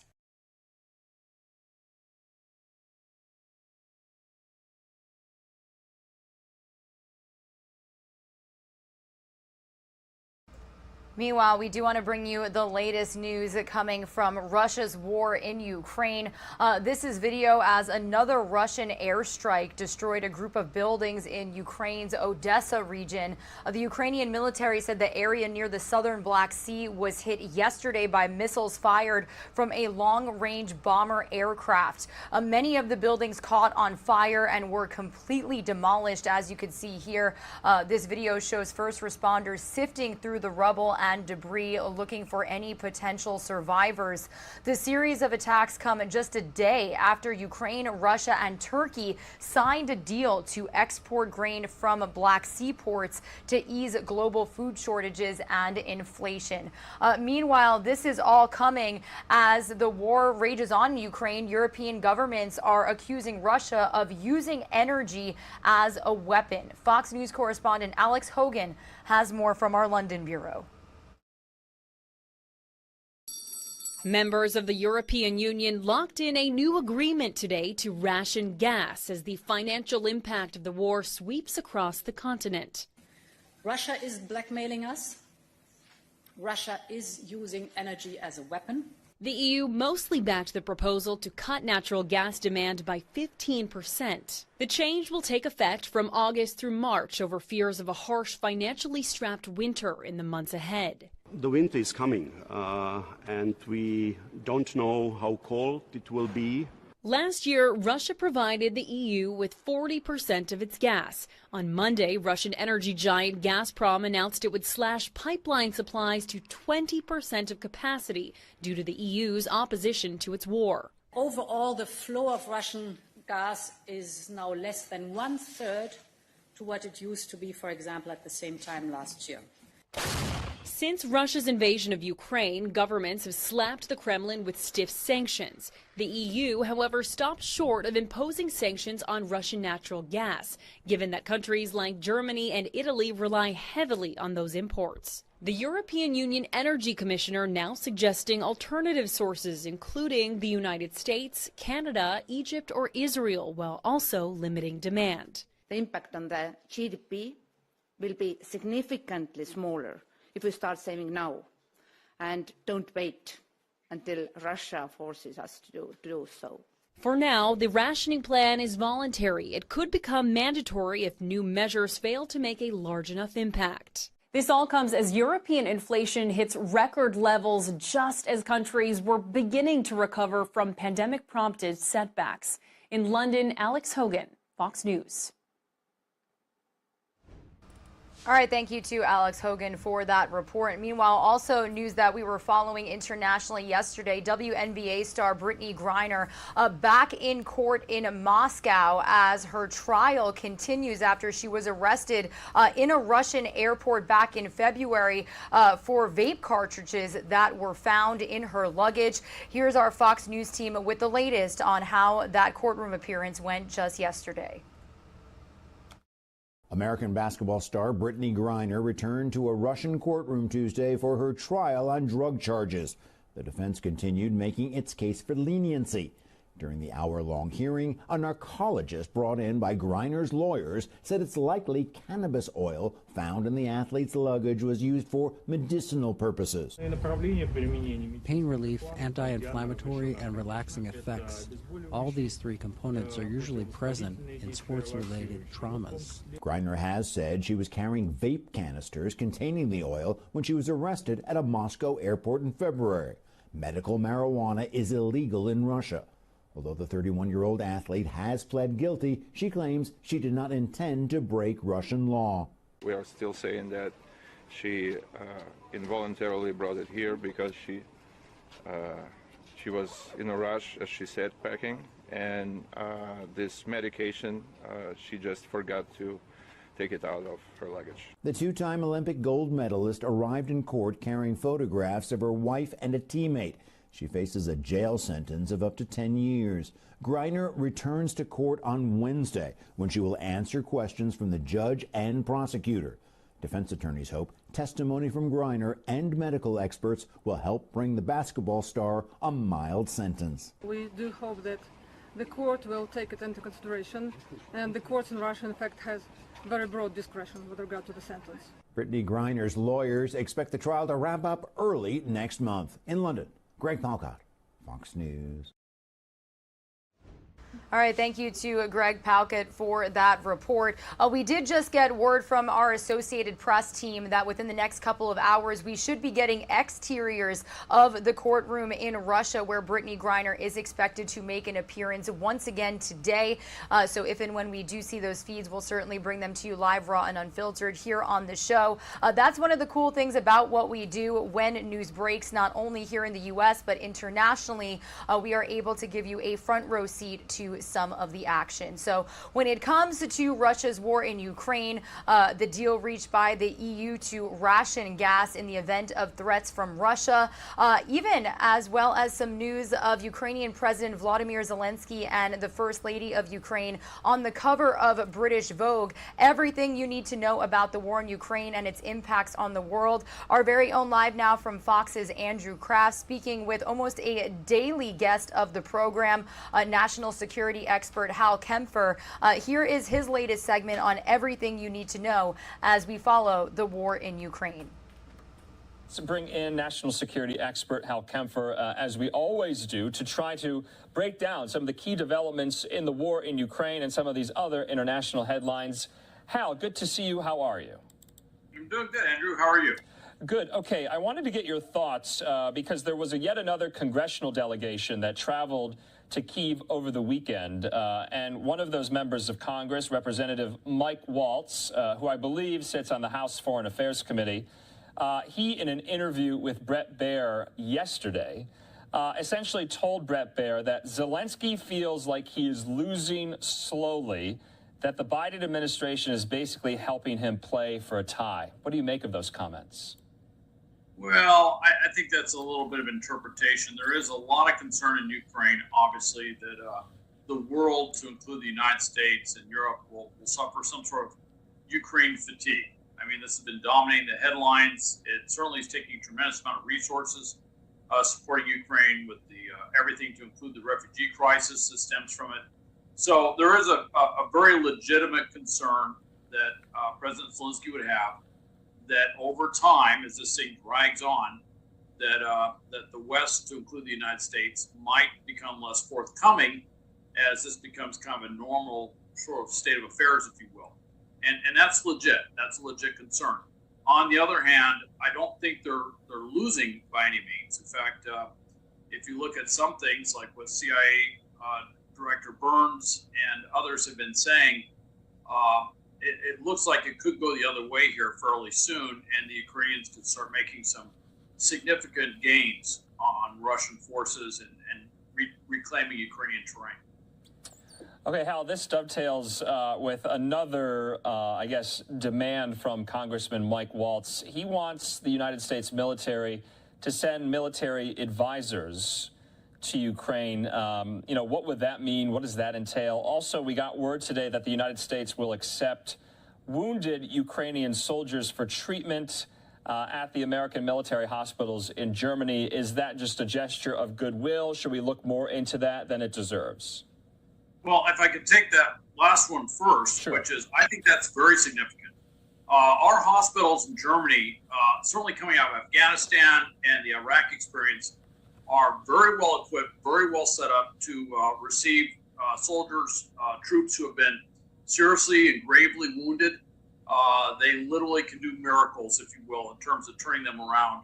And I think that's not just a gesture, that's a significant capability that we're providing the Ukrainians to do that. And it's also something that meets the international standard of humanitarian aid. That is something, throughout history, going back to the Hague Convention, if you will, before the Geneva Convention, rendering aid in that regard for medical aid has always been something that has always been somewhat agreed upon amongst combatant nations. So evacuating them, I don't think we're going to have there won't be probably any U.S. personnel in Ukraine getting them to the border, say with Poland or one of the other borders. But once they're there, then we can take them, get them off to treatment, and that'll make a big difference. On the previous part, if you will, putting advisors, U.S. advisors on the ground could be interpreted as NATO entering the conflict. And that could be interpreted, and probably would be interpreted, because frankly, only one party has to interpret that, and that's Russia. And I have not seen any reticence of Russia, certainly rhetorically or in any other way, to shy away from making those types of charges. So I don't think you're going to see any advisors going in. I don't think that's needed. I think we have provided them a tremendous amount of training. We've helped them with their planning. And frankly, whatever we need to do, we can do without putting advisors there. You know, look, in my career at one time, I was part of a team that would literally parachute in if necessary to link up with host nation forces to help them with airstrikes and artillery and if necessary, naval gunfire from our ships offshore. And so I'm very familiar with what that means to put these advisors in there and what that entails. But when you're in there in that capacity, you can't say you're not part of the conflict. At that point, you have become a combatant in that conflict because you are doing things directly to impact the conflict itself and impact the enemy. So to do that, I don't see how you could do something like that and not say this has become a Russia-NATO conflict. Okay. I want to put up this tweet for some of our viewers, Hal. This is from British Vogue. And the Ukrainian president and his wife, the First Lady, were featured to the Annie Leibovitz treatment, the famed fashion photographer. And this is a quote from the First Lady saying this to Vogue. "These have been the most horrible months of my life and the lives of every Ukrainian. We're looking forward to victory. We have no doubt we will prevail, and this is what keeps us going." And there with the picture of the couple that have remained so strong and steadfast in the wake of this Russian barbarism. And so I just wanted viewers to see that there. British Vogue just putting out some of those photos from the spread there in their magazine. Hal, let's focus, though, more on Europe because there's a lot of talk right now about natural gas consumption and where Russia plays into all of that as, you know, EU leaders have to gear up for the winter months. I know that sounds like a lot and it sounds like a far time off, but it really isn't. We're going to hear from Fox News correspondent Alex Hogan with her report, and then we'll bring you in for questions on the back end.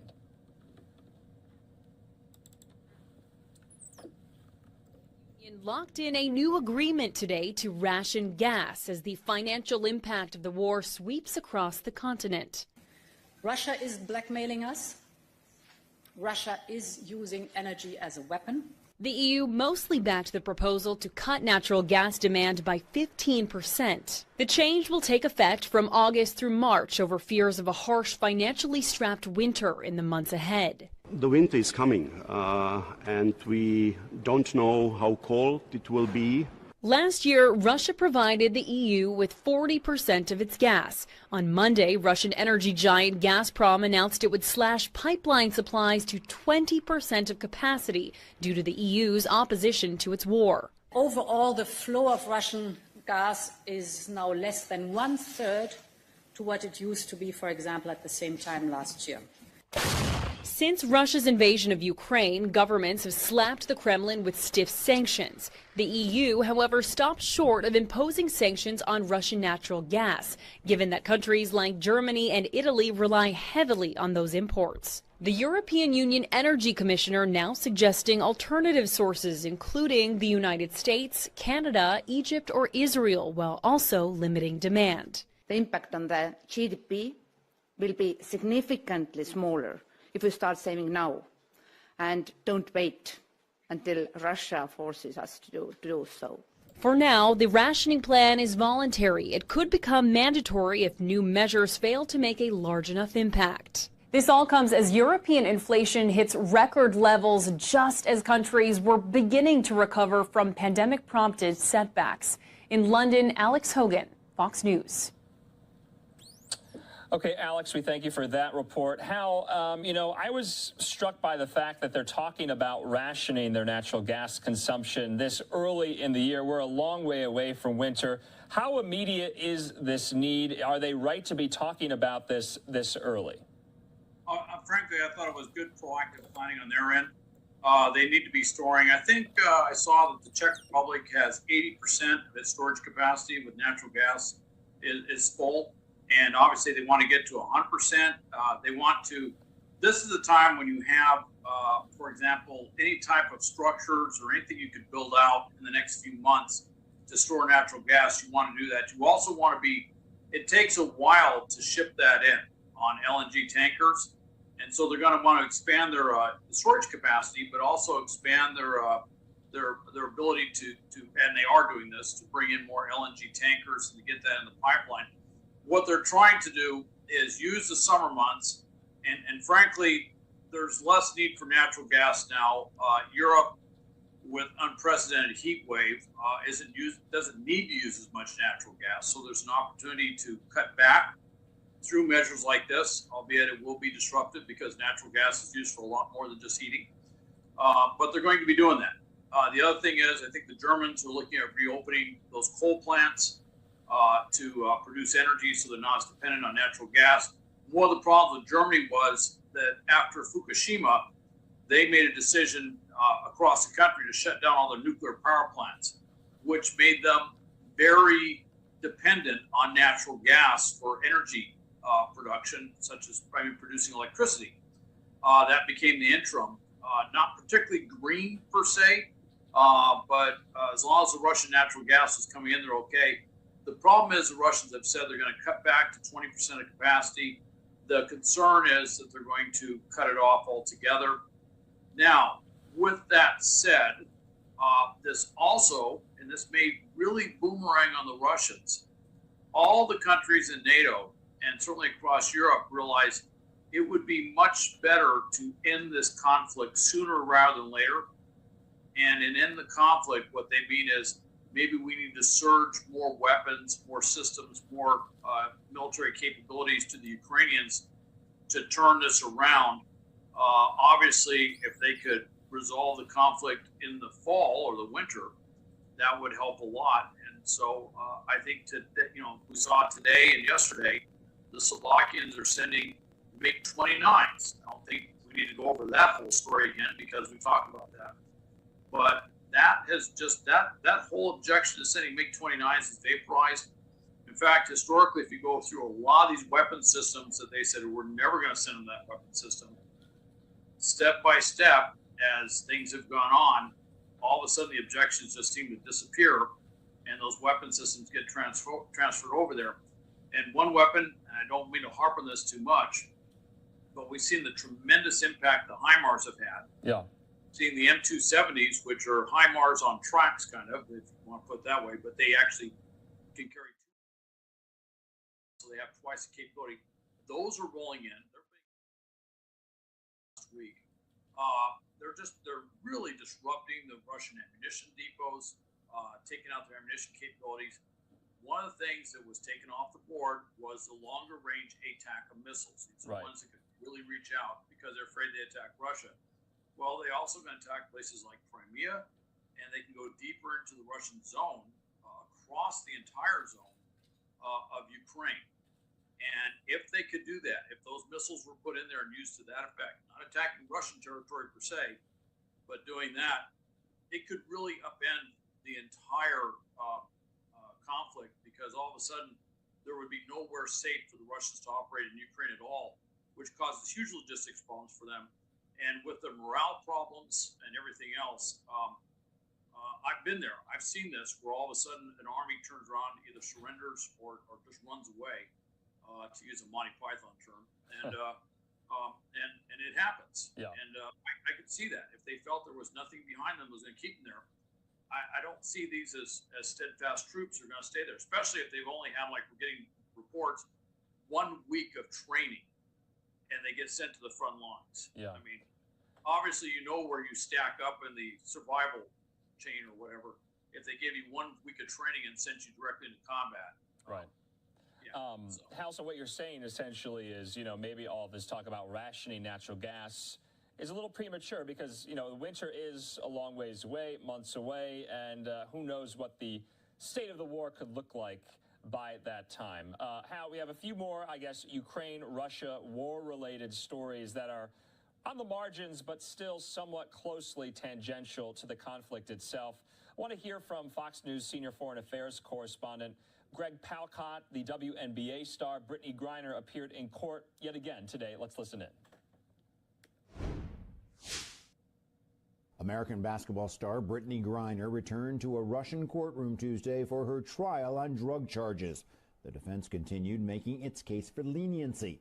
During the hour-long hearing, a narcologist brought in by Griner's lawyers said it's likely cannabis oil found in the athlete's luggage was used for medicinal purposes. Pain relief, anti-inflammatory, and relaxing effects. All these three components are usually present in sports-related traumas. Griner has said she was carrying vape canisters containing the oil when she was arrested at a Moscow airport in February. Medical marijuana is illegal in Russia. Although the 31-year-old athlete has pled guilty, she claims she did not intend to break Russian law. We are still saying that she involuntarily brought it here because she was in a rush, as she said, packing, and this medication, she just forgot to take it out of her luggage. The two-time Olympic gold medalist arrived in court carrying photographs of her wife and a teammate. She faces a jail sentence of up to 10 years. Griner returns to court on Wednesday when she will answer questions from the judge and prosecutor. Defense attorneys hope testimony from Griner and medical experts will help bring the basketball star a mild sentence. We do hope that the court will take it into consideration, and the courts in Russia, in fact, has very broad discretion with regard to the sentence. Brittany Griner's lawyers expect the trial to wrap up early next month. In London, Greg Palcott, Fox News. Okay, Greg, thanks so much. Hal, so it looks like her, legal team is kind of going with the rationale that this cannabis oil was, for medicinal purposes, or it was, prescribed to her by a pharmacist back in the States. Of course, you heard in Greg's story there that even medical marijuana is illegal in Russia. So not sure how this, line of reasoning is going to go with a Russian judge here, but that is one of the arguments they are making. She's going to appear in court, like Greg said, tomorrow. But what do you make of her case right now? No doubt there's a lot of back-channel negotiations going on that we really are not privy to or have not been for quite some time. I think these are somewhat pro forma. They're going through the whole thing. They're doing what they would do to give her the best defense possible, to try and get the lightest sentence possible. I mean, you can't rule out the possibility she may serve time, significant time in Russia. That does happen. We have someone over there right now, an American over there, who's been in there for years, and we generally see that as a trumped-up situation as well. Now, I'd say there's a cautionary note here for anyone who travels overseas, and is to be very careful about what you take. There are things that are permissible in the United States that if you go overseas and they find it, especially when they go through customs, that would not be permissible at all. And obviously, if she was traveling around the United States, nobody would care about what she had in terms of if there was hashish oil or whatever it was she was using. Probably wouldn't concern anyone. It wouldn't, that was customs, so it wouldn't be checked that way. But it wouldn't concern anyone really. But when you travel overseas, there's very different laws, and American citizens travel overseas and do things that they don't realize the severity of, and end up in prison for a very long time. With all this said, again, it's kind of pro forma. They're going through it. They're taking this very seriously. They're giving the judge, or the panel, I should say, some very they're giving them all the respect that's expected of a criminal defendant in this situation for sentencing. But really, this is everything as far as getting her out is really kind of behind the scenes stuff. At the end of the day, what the Russians want is a trade. They want to trade her for somebody else that we hold, probably Victor Bout, the arms trafficker. And so while they're going through all of this, I think the more interesting thing that we can't see, and frankly we won't see until they make a formal announcement, and it will probably be after she is formally sentenced, because the Russians said right away, back in May, they said they want her to go through the court investigation, which implies going through all the way till she's convicted. They want her to be a convicted criminal, like Victor Bout is, and then exchange a convicted criminal for a convicted criminal, regardless of the circumstances by which they were convicted. And I think that's what they want, and that's really what we're waiting for right now. Okay, just one more story, Hal, having to do with Russia. Today, Russia announced it will withdraw from the International Space Station after 2024. This signals an end of an era in one of the last remaining areas of cooperation between Russia and the United States. Essentially, Russia is saying that they want to, start constructing their own space station with their own astronauts. Is this because of the frayed relations with the West, or is this something completely separate from the war in Ukraine? This was like some of the stories we've been reading, really the last modicum of cooperation between Russia and the United States that there was up in outer space, now no longer. It's directly related to the war in Ukraine. They've been making noise that they were going to do something like this for months. It doesn't come as a great surprise to anybody. It also coincides with the basic reality of the ISS, which is there was a period of time where the U.S. And Western nations could not put our astronauts onto the space station. We shut down the space shuttle program, and we were reliant on using Russia launch vehicles to basically go back and forth. That has ended. SpaceX is up there servicing the ISS. Boeing's capsule will eventually come online to service it. So this dependence on Russia to get back and forth has basically dissipated to a large extent. Russia realizes they don't have a monopoly on that lift thing anymore, and also realizes that in terms of the cost to put astronauts on and off the station, it's going to be cheaper to use the Western lift capabilities, and so eventually they're going to become obsolete as it is. With that said, they also had one of their old launch vehicles up there had a malfunction, and actually, I don't understand the entire mechanics, but as I understand, had a thruster that put the space station into a centrifugal spin, which actually caused some compromise to the ISS station itself, which has to be repaired. So there is another way of looking at this, which the Russians went up there and kind of broke the ISS, if you will, and now they're turning around for another reason, saying, well, we don't want to play anymore. And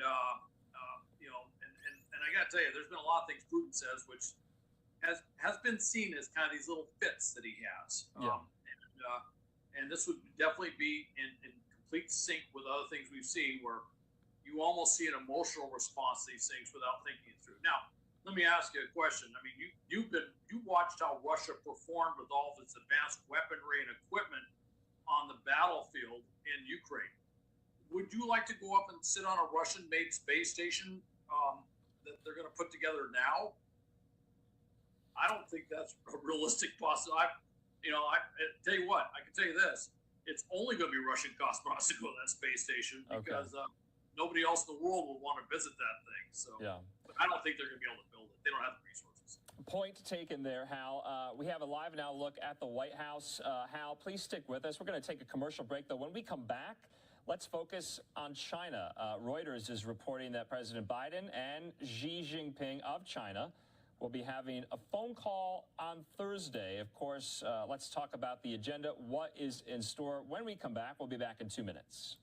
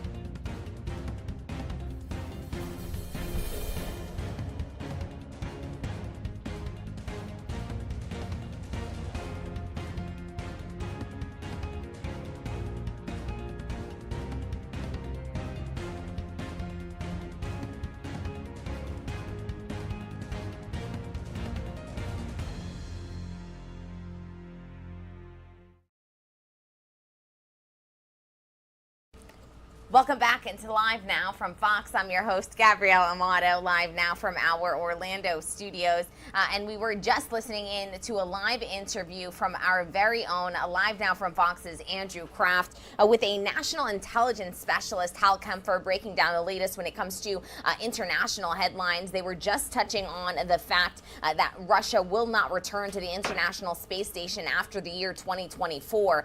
We actually are going to send you back out to the second part of that interview so that you are fully up to date on the latest when it comes to the international headlines and the latest when it comes to the war in Ukraine, as that war has officially entered day 154. So let's listen back in here. President Biden teased a conversation with China President Xi Jinping this week. Likely topics are expected to include whether the president will roll back tariffs on China and if House Speaker Nancy Pelosi will travel to Taiwan, which has irritated Beijing. If the U.S. is bent on going its own way, China will take firm and strong measures to defend national sovereignty and territorial integrity. The Speaker's office says it does not confirm or deny international travel in advance due to long-standing security protocols. Our job is, of course, to make sure she has all the context and information before she travels anywhere. But that kind of rhetoric coming out of the Chinese side is clearly unhelpful and not necessary. There are bipartisan calls from lawmakers for Pelosi to go in order to show strength. If she doesn't go now, she's handed China sort of a victory of sorts. I think we need to be muscular when it comes to China, and they can't tell us where we can and cannot travel. On the issue of tariffs, there is also some bipartisan support for keeping them. The reality is we probably need more tariffs, not less tariffs. We need to have an industrial policy both with the incentives and also stopping the Chinese dumping to rebuild our productive capacity. Florida Republican Senator Rick Scott raised doubts about the president. Biden is weak. Biden's an appeaser. He's never stood up to a dictator anywhere in the world. In Brazil, Secretary of Defense Lloyd Austin called out China for threatening stability in South America. And the Pentagon's leading expert on China says it is only a matter of time before a major incident takes place if Beijing continues its aggressive and irresponsible behavior in the South China Sea. In Washington, Mike Emanuel, Fox News. Mike, thanks so much. Joining me yet again after the break here, national security expert Hal Kempfer. Hal, my question to you is when, and why is this even a discussion that's being talked about? When did, worries or concerns about offending China weigh into whether or not high-ranking U.S. officials visit Taiwan? Should we even be having this discussion? Well, the White House position is this, and there's so much going on behind the scenes with China right now. They've been making very provocative moves. They've been flying lots of aircraft into the Taiwanese air identification zone, which is essentially flying into Taiwan-controlled airspace. They've been doing that more and more and more. In fact, not that long ago, they did an unprecedented surge in that area. We also had something with one of our cruisers, our Navy cruisers. We historically will do freedom of the seas operations where our Navy ships afloat will go into areas of ocean that other countries claim are theirs. And of course, China's claims to the South China Sea are, they're beyond ridiculous. They basically claim the entire South China Sea. They have a 9-line zone where they claim that entire region surrounded by all those different countries is basically their territorial waters. It's the UN Conventional Law of the Sea has thrown out their claims, and they still claim it, but they do all these provocative things. So all I can say is that there are probably some things going on behind the scenes to try and tamp down on Chinese actions out there, and they just see this trip as putting China in a bind where they're going to feel obligated to respond with something provocative, and that's part of the calculus of what's going on. Of course, now that this has become such a huge public display, it puts us in a bind, whereas if the speaker doesn't go, then it looks like we're kowtowing to Chinese pressure. And it's, on the one hand, diplomatic moves like this are there's so much behind the scenes that's just not out there in public view. But the problem is, once it is out there in public view, nations do get kind of caught, and they kind of have to do things. Of course, the most famous case was World War I, with all the different, myriad of agreements that an assassination in one country put the entire continent at war by the time it was all done. And it was, so we all recognize these things can spin out of control. Interesting, though, at the same time this is coming out, CIA Director Burns was talking about that China's been looking at Ukraine, and this has very much changed their calculation. They're looking at how badly the Russians have performed, how they've strategically failed in Ukraine. And he hasn't said that they're not ever going to invade Taiwan, but what he has said is this has probably pushed them back for a period of time. So what you're seeing there is there might be some progress that's being made. There might be some things that we're going to leverage in our discussions with China.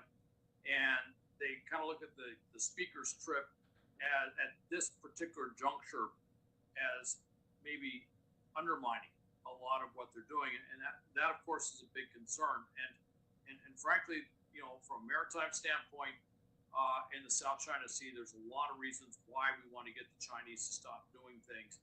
Some of it's military, but some of it has to do with these Chinese fleets wiping out fisheries around the world and all sorts of other things that we're working on that the public doesn't normally pay that much attention to. Yeah, Hal, to your point, and that is one of the reasons why China has not really embraced Russia's invasion of Ukraine with open arms. They've been somewhat reluctant and not as, willing to, go along, provide support, because they've seen the success on the battlefield that Ukraine has had. And so, they are saying, what would the West's response be in the event of an invasion by China to Taiwan? And so that is definitely a factor in their minds. But this visit that is going to take place by Speaker Pelosi, possibly other members of Congress, it seems that the most opposition to it is coming from high-ranking military officials here at home. It seems like, her fellow lawmakers on both sides of the aisle are very, very supportive of this trip. Symbolic trips are important. There's so much going on the military side in the region that I think they're looking at other things that we're doing, and they don't want this to throw off everything else that's being worked on. If I may mention, you saw that announcement that the president is only looking at the president's daily brief tomorrow, all right? I'm sure he is looking at the president's daily brief tomorrow. He's got this big phone call on Thursday with Xi. My guess is that tomorrow is prep for that phone call. And it's all about China. It's all about a myriad of things that we're working on. And, one can only speculate. You just mentioned it.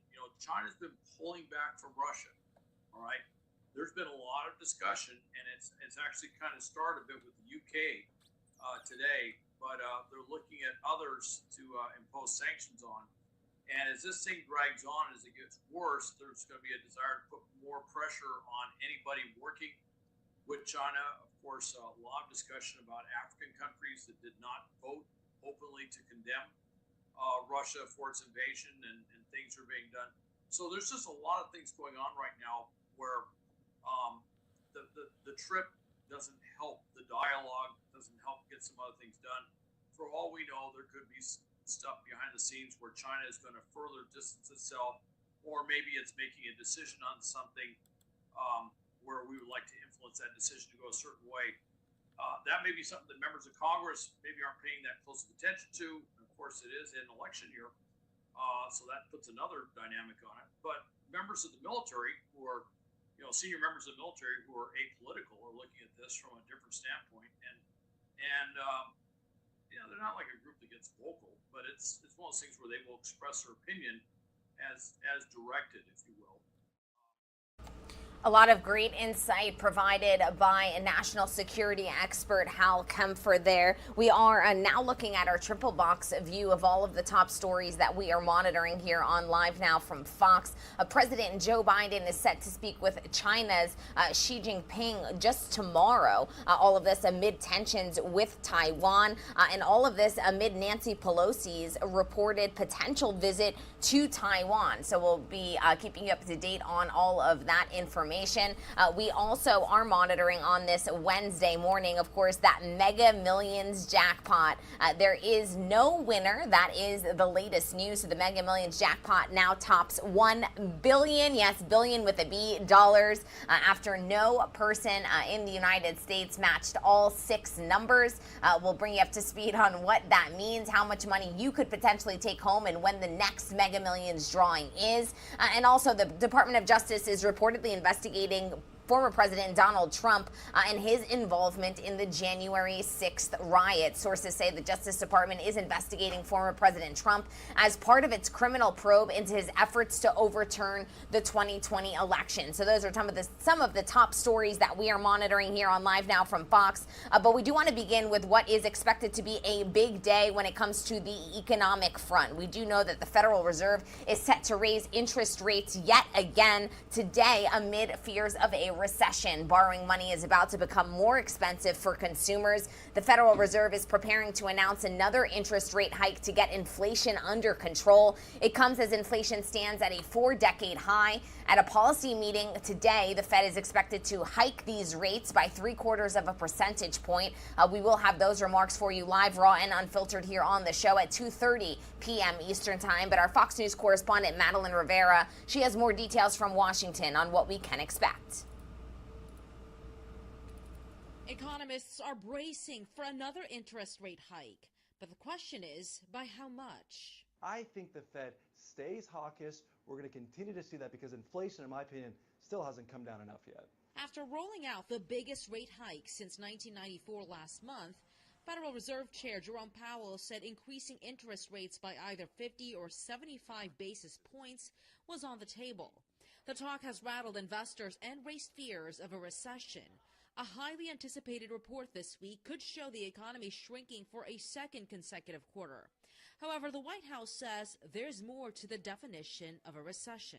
There is an organization called the National Bureau of Economic Research, and what they do is they look at a broad range of data in deciding whether or not a recession has occurred. That is the process that economists and administrations have used for years. Republicans say that argument shows they are expecting some tough news. They want to quibble with the definition when everybody knows what it feels like. Democrats' attempts to put on a positive spin are unlikely to change the public's pessimistic outlook on the economy.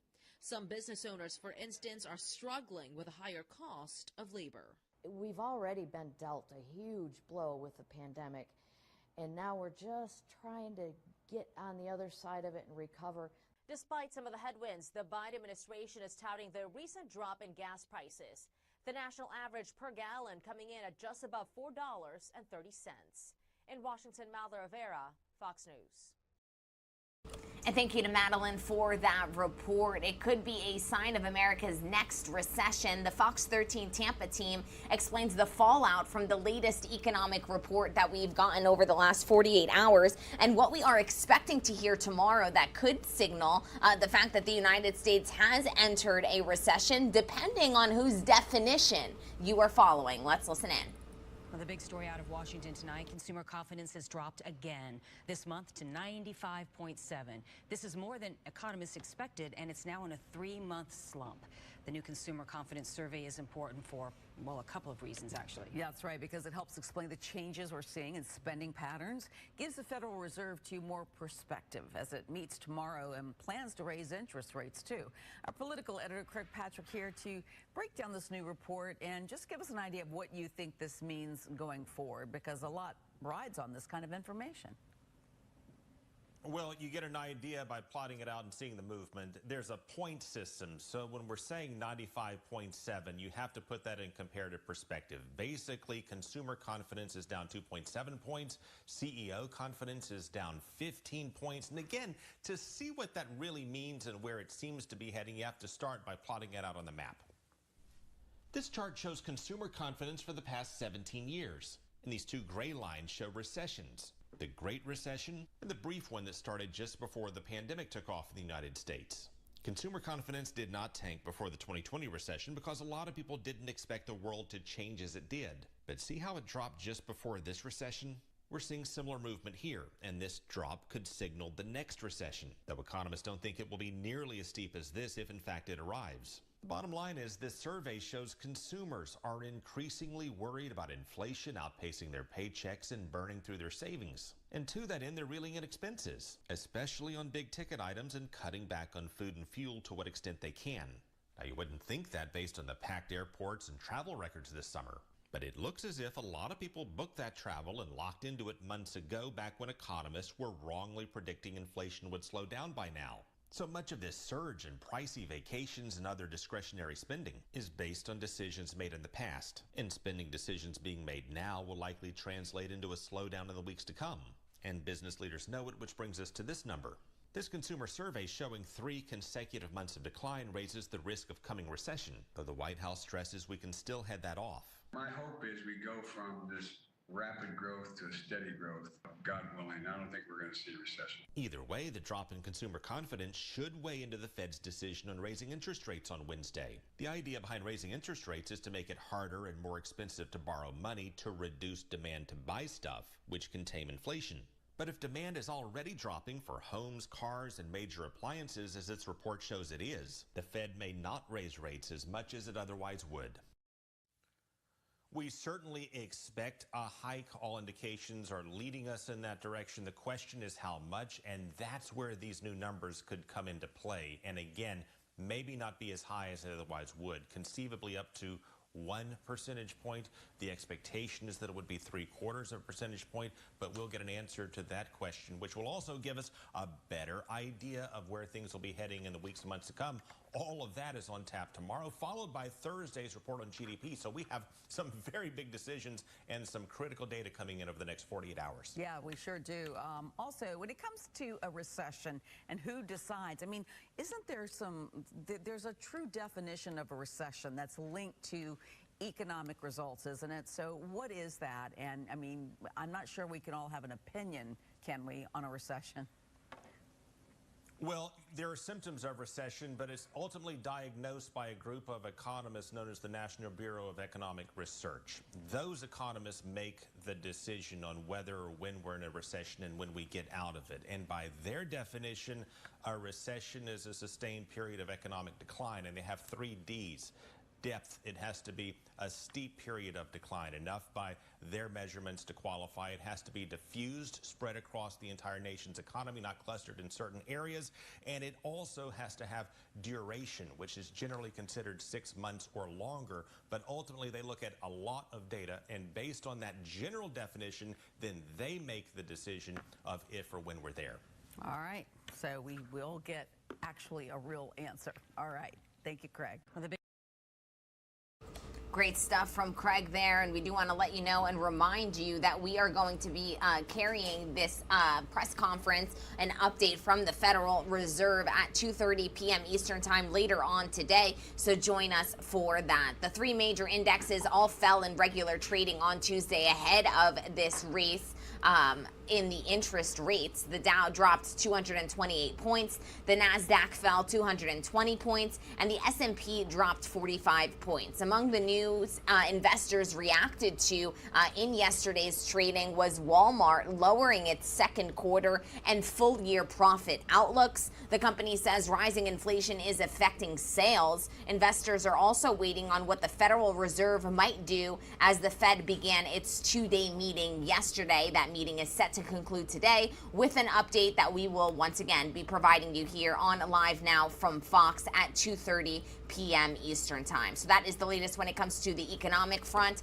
We do want to get you up to speed on some other news, though, that we are monitoring, and this time it involves former President Donald Trump. The Department of Justice is reportedly investigating the former president for the January 6th insurrection. The Justice Department is going to investigate Donald Trump as part of its criminal probe of his inner circle's alleged efforts to overturn the 2020 election results. That's according to a report by the Washington Post. The Department of Justice is said to be looking into meetings Trump had in December of 2020 and January of 2021, as well as the reported pressure he put on his Vice President Mike Pence to overturn the election. Our Fox News correspondent Douglas Zader, he reports from Washington this morning as this investigation could reportedly be entering a new phase. Let's take a listen.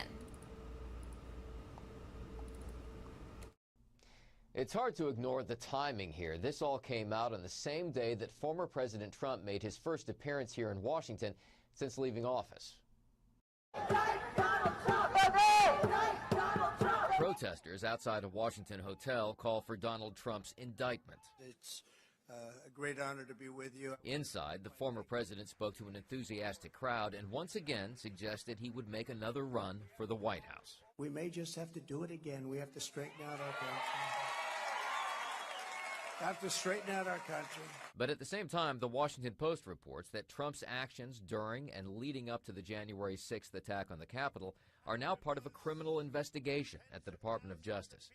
Vice President Mike Pence's former chief of staff among those called to testify before a federal grand jury. You don't want to talk about what you testified to. I can't, upon advice of legal counsel, I can't give you more than just confirming that reality. U.S. Attorney General Merrick Garland said that no one is above the law. We pursue justice without fear or favor. Still, the idea of prosecuting a potential presidential candidate does carry with it some complications. Negative coverage of Donald Trump has always helped him because it riles up his base. It's no surprise that President Trump is going to be someone they're going to look at the end. We have to keep in mind, though, that it's a serious thing to indict a former president. It's never happened in our country before.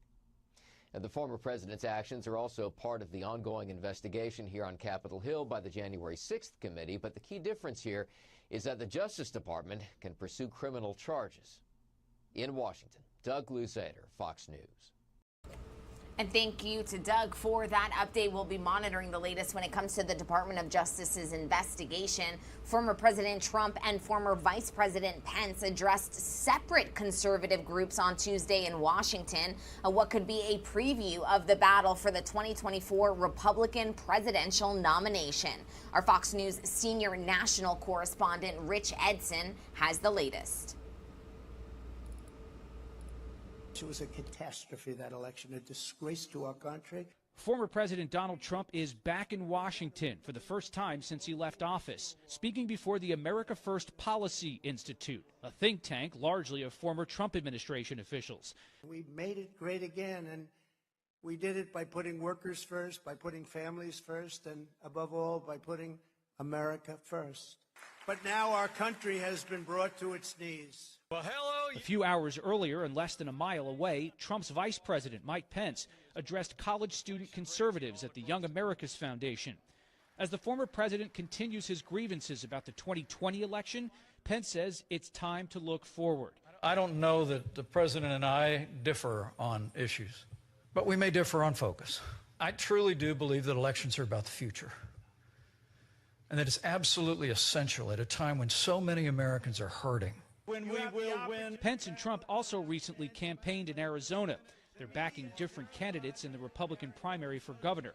Pence and Trump spoke down the street from the U.S. Capitol, where the January 6th committee detailed the threat to Pence that day and the president's inaction as his supporters assaulted the Capitol. I couldn't be more proud of the record of the Trump-Pence administration. Despite all that, Pence credited the Trump or Trump-Pence administration several times in his speech, touting its work on border security, foreign policy, the economy, and judicial appointments. Pence also celebrated the Supreme Court's decision overturning Roe v. Wade and said states should go further. Our freedom agenda calls for advancing pro-life protections in every state in the Union. Trump never responded to or even mentioned Pence in his speech. Pence also announced he's coming out with a book in November. The publisher says it'll detail the severing of the Trump-Pence relationship January 6, 2021, when it says Pence defended his oath to the Constitution. In Washington, Rich Edson, Fox News. And thank you to Rich for that report. We're going to step away for a quick 2-minute commercial break, but when we come back, we are going to be live in St. Louis, Missouri, as we continue to monitor the historic flooding that has triggered a flood emergency in that state. We can also report that, unfortunately, one person has lost their life. Our Fox Weather team has been on the ground covering this story for us, so we're going to get that live report right after this quick 2-minute commercial break.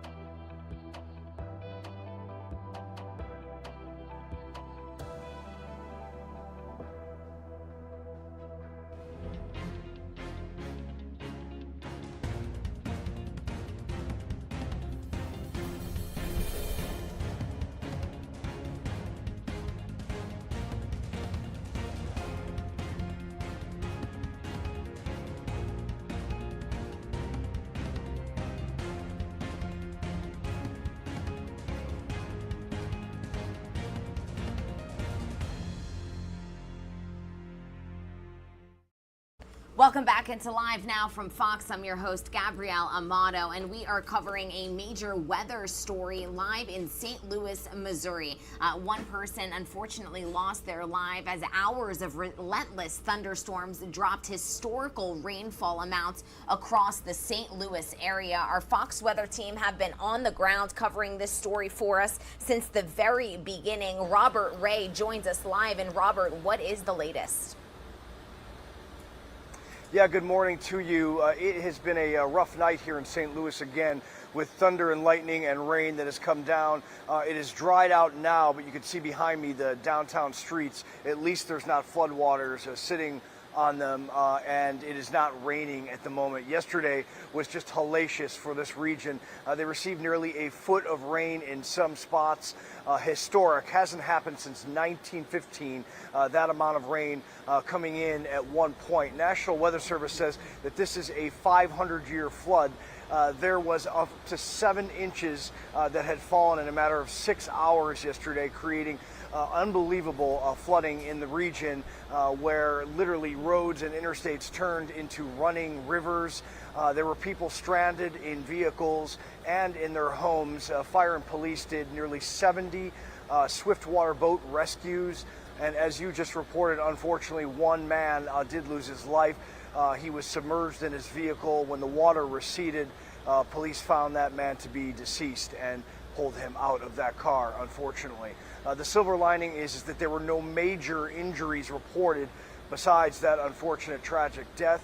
And the situation today is going to be the fact that there are people in apartments and neighborhoods, homes that flooded, that are going to go back and realize that, you know, all their stuff is a mess, sort of all over the place. Insurance adjusters will come out and take a look. In the interim, you know, that system that came through here yesterday continued to jog to the east, hitting towns like Louisville, Cincinnati, and West Virginia. We hope West Virginia fares well today and does not have the flash flooding situation that St. Louis had yesterday. So it's just an amazing scenario as well, considering the fact that just last week the governor declared a declaration of drought in Missouri. And on the southern end of the state, they are bone dry, and farmers and ranchers are trying to figure out what their game plan is because of the lack of rain. And then yesterday we have the nearly foot of rain that comes through here. Just the dichotomy, very interesting the way these weather patterns are rolling these days. Back to you. Robert Ray, thank you so much for the details. We'll be sure to continue to monitor this situation very closely along with our Fox weather team. Thanks again for the time and stay safe. And we do want to take you back out Appreciate everything. Thank you. Thank you, Robert. And we do want to take you back out to some of these images that were coming into our newsroom yesterday. We are going to continue to monitor this situation. And if you don't already have the Fox Weather app, be sure to download that. It does keep you up to date on all of the latest weather news coming into our newsroom across the country. We do actually want to bring you out to our XRAD radar. We are monitoring that system in the center portion of the country that is expected to bring not only heavy rainfall, but some pretty severe thunderstorms as well. So we'll keep an eye on that. And obviously the heat wave that has been rocking the nation from coast to coast. So a lot of weather stories that we are going to be monitoring here on Live Now from Fox. We're going to step away for a quick 2-minute commercial break. We'll be right back.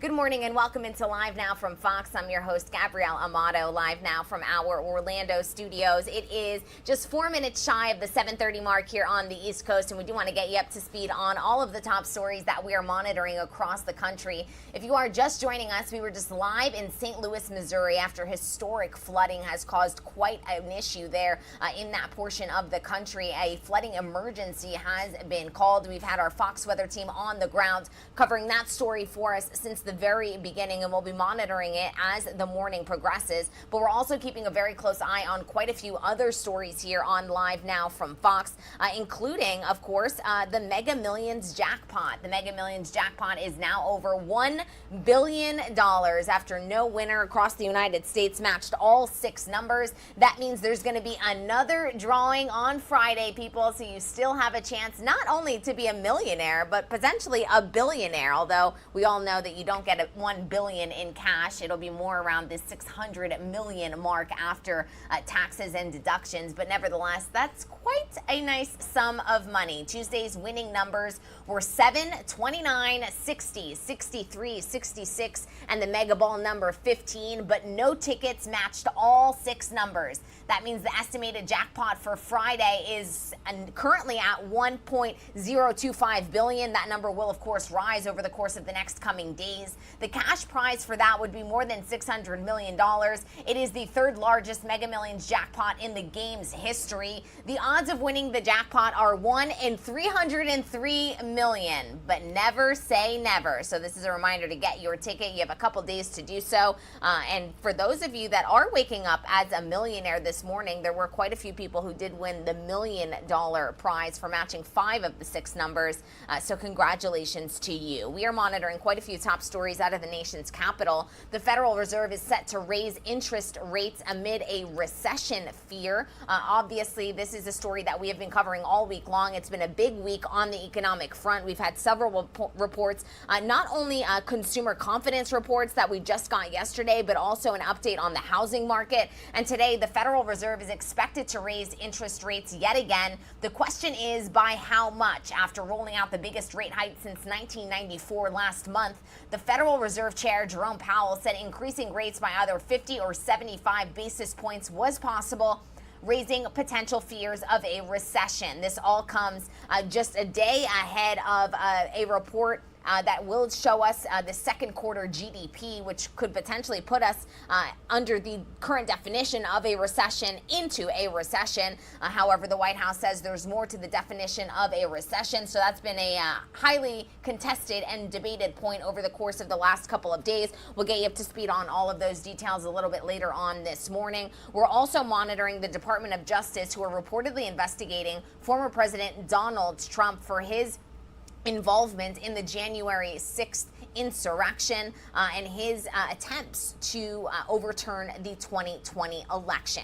We do, though, want to get you started with the latest when it comes to on the economic front. Of course, the Federal Reserve is set to raise those interest rates. We are expecting this update to come down at around 2:30 p.m. Eastern Time. Jerome Powell will step up to the podium, much like he is doing here, and he is going to provide us with that most recent interest rate hike. We do have our reporters who have been covering this story for us since the beginning, and I do want to get you up to speed on these details. So first and foremost, we'll head out to our Fox News correspondent, Madeline Rivera, who has more details from the nation's capital. Economists are bracing for another interest rate hike, but the question is, by how much? I think the Fed stays hawkish. We're going to continue to see that because inflation, in my opinion, still hasn't come down enough yet. After rolling out the biggest rate hike since 1994 last month, Federal Reserve Chair Jerome Powell said increasing interest rates by either 50 or 75 basis points was on the table. The talk has rattled investors and raised fears of a recession. A highly anticipated report this week could show the economy shrinking for a second consecutive quarter. However, the White House says there's more to the definition of a recession.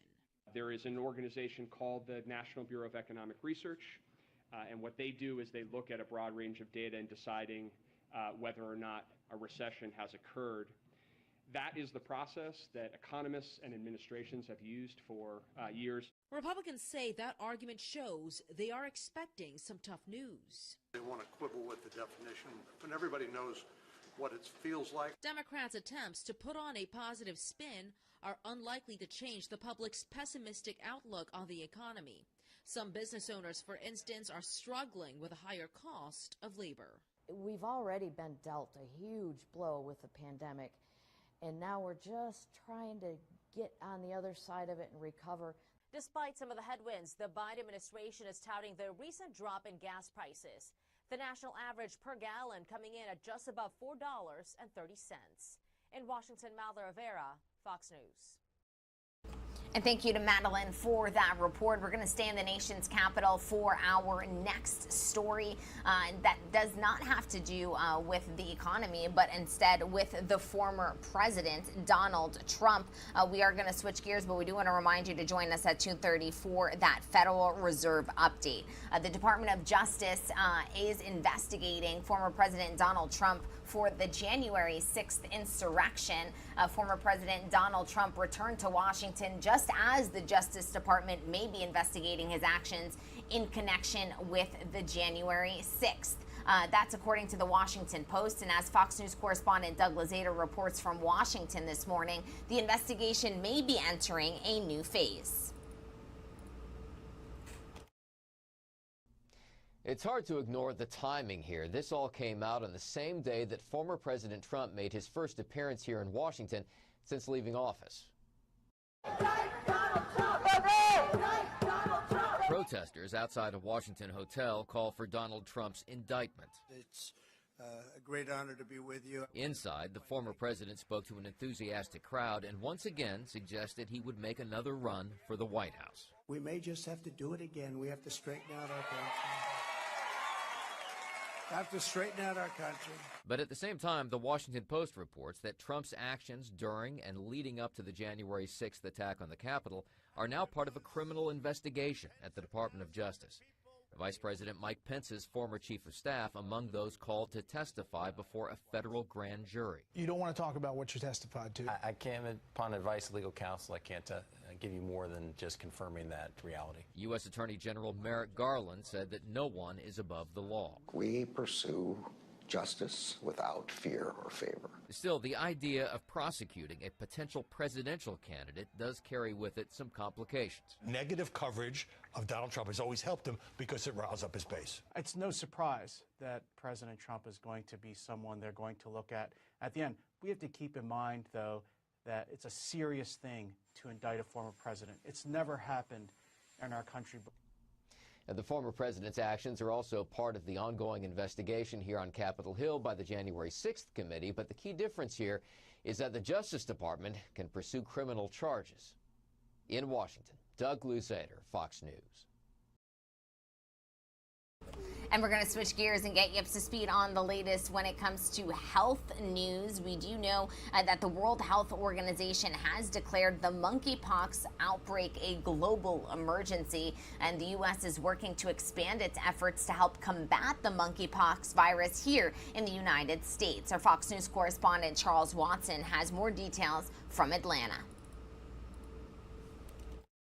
The U.S. Department of Health and Human Services considering if monkeypox should be declared a public health emergency. This as the virus continues to spread across the country, with the CDC confirming more than 3,000 cases. The World Health Organization recently declaring the virus a global health emergency as case numbers explode to more than 16,000 across dozens of countries. WHO's declaration will allow the United States and other partners to better collaborate, to share data, and to get critical information out to high-risk communities. Right now, the virus is predominantly affecting gay men. Transmission is possible after coming in direct contact with an infected person or through sex. But recently, scientists in Germany have discovered the virus on the surfaces of 2 hospital rooms. The study finding that all surfaces touched by patients hospitalized with the virus were contaminated. If there isn't a coordinated response right now, it could spill over and cause a lot more disease and disability in the future. Some in the U.S. say more needs to be done as communities across the country experience vaccine and testing shortages. I think that it's not so critical that they declare it an emergency. I think it's more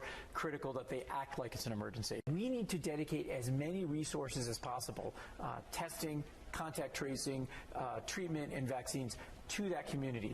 The Biden administration has ordered more than 2 million doses of the monkeypox vaccines, but those are not expected to arrive until sometime next year. In Atlanta, Charles Watson, Fox News. And thank you to Charles for that report. From the World Health Organization to the White House, alarms are sounding over monkeypox. Fox's 13 Linda Hurtado talked to a professional from the USF Health for guidance. Let's take a listen. On the radar of many health officials, and the World Health Organization declared it a global emergency. And President Biden is considering a similar declaration here in the United States.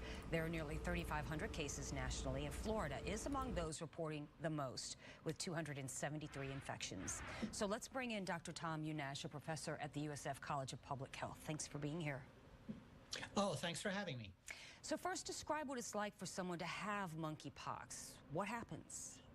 Well, monkeypox can be a rather unpleasant disease, though the strain that seems to be circulating worldwide right now does not appear to be fatal. There's only been 5 deaths reported by the World Health Organization out of over 18,000 cases that have been reported worldwide. But the disease starts like many other viruses do in terms of its symptoms, with fever, malaise, fatigue. But then usually what can happen is you'll develop some pustules on your skin, little pimples that will develop usually in the area where the contact has occurred and we've gotten infected. And these pustules can grow and then become quite painful. Eventually they'll burst and scab over, and over a period of a few weeks, the scabs will fall off and you'll recover from the disease. So how is it spread, and how transmissible is it? It turns out that it's only spread by very close contact between an infected and an uninfected individual. And so it's not very contagious at all. It's not at all like COVID-19, which we've been experiencing for the last 2.5 years or so, which is spread by the respiratory route and is extremely infectious. This thing requires really close contact between an infected individual and a non-infected individual to transmit. So who is most at risk then? Right now, it appears worldwide the highly at-risk population are men who have sex with men, particularly men who have sex with multiple partners. Overall, here in the United States, the CDC's reported about 3,500 cases overall. Out of those, there are 9 that have been reported in women and 2 that have been reported in children who have been in close contact with somebody who's been infected. So the MSM population is the one who seems to be bearing the brunt of this infection so far. So health officials recognize that monkeypox is spreading, but the tools to stop it are limited. And we've seen in cities like New York and Chicago lines of people waiting to get a vaccine. And we've also heard stories of patients struggling to find places that offer testing. So what is the status here in Tampa Bay? Do we have resources in place to meet a demand if there is one? Well, right now, the supply of the vaccine is very, very limited. The reason for that is the fact that we have a vaccine at all is really the result of the smallpox epidemic, and the fact that back in 2001, there was concern that smallpox would be weaponized as a bioterrorism agent. So the United States produced about 500,000 vaccine doses, I believe, that have been in storage in case of that. And it turns out that this vaccine is very effective against monkeypox as well. But of course, there are a very limited number of these vaccines that are currently available, doses that are available, and they're going to have to ramp this up to produce more of this. This isn't really surprising because we stopped vaccinating routinely for smallpox back in 1972. And the idea of holding on to a vaccine for over 50 years in large quantities for a virus that's been eradicated from the globe would have seemed pretty silly. So it's going to take a little while for them to ramp this up. And right now they're providing it for people who are at high risk, which are primarily people who had close contact with an individual who has tested positive for monkeypox. There is a PCR assay that's out there right now, and LabCorp and several of the other companies are offering it. Takes about 3 days to turn around. So where should you go to get a monkeypox test or vaccine? Is that something your primary care would have, or the hospital? Yeah, I think your primary care hospital or urgent care center can probably order it for you. They'll take a swab of the affected area if you've got a pustule and send that off for the PCR. And again, in 2 or 3 days, you should get your answer back. All right. Dr. Tom Unash with USF Health, thank you for all your answers. We appreciate it. And thank you for that insight. We're going to continue to monitor the monkeypox outbreak here in the United States and also all of the other top stories that the Biden administration is currently focused on. Let's not forget that President Joe Biden is also recovering from COVID-19. He is set to be tested today, and if he does test negative, he would be able to return to work. So today is a big day, not only for President Joe Biden himself personally, but also for the country, as we are awaiting a Federal Reserve update from the chair, Jerome Powell, as he is set to raise interest rates. All of this comes just a day after we did get the consumer confidence report yesterday, amongst other economic reports, such as an update on the housing market. And all of this comes just 24 hours before yet another economic report is set to be released. The GDP numbers for the second quarter, if that shows that the GDP is down, then we could potentially be considered in a recession. So it's a big week for the Biden administration. And on that note, we do want to play back for you the latest update from the White House Press Secretary Karine Jean-Pierre. Let's listen back in. Completely resolved.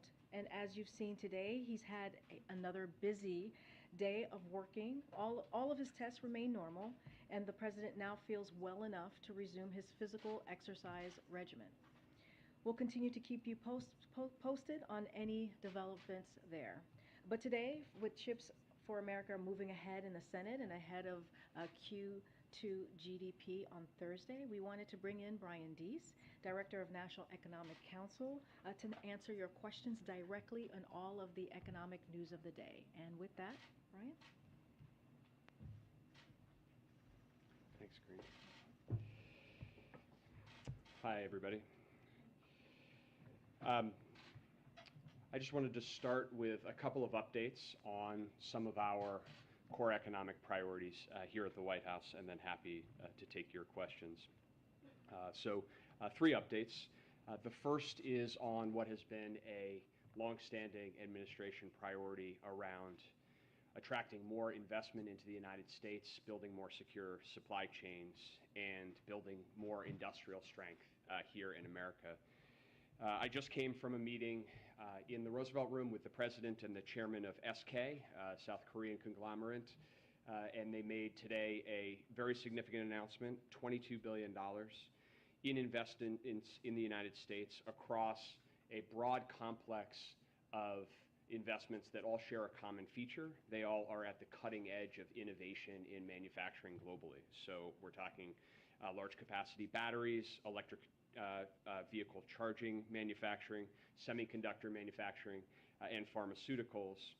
And the president noted this at top, but it was clear in the context of the meeting that SK's confidence and commitment in making this kind of long-term and very significant investment in the United States is a clear signal that the United States, along with its allies, is winning the technology competition for the 21st century. And of course, this comes in the context of a significant vote that the Senate took just earlier today in bipartisan fashion to move forward the historic Chips for America Act. Some of you were with us just yesterday, when we were meeting with CEOs and labor leaders to underscore the economic and national security significance of this piece of legislation, and we are hopeful that we can get that piece of legislation to the president's desk here without delay. And I think you connect these things together, what you see is a really historic resurgence in American manufacturing and American innovation. I would note that over the past 18 months, we've seen the economy create 613,000 jobs just in manufacturing alone. That's the strongest growth in manufacturing in 3 decades.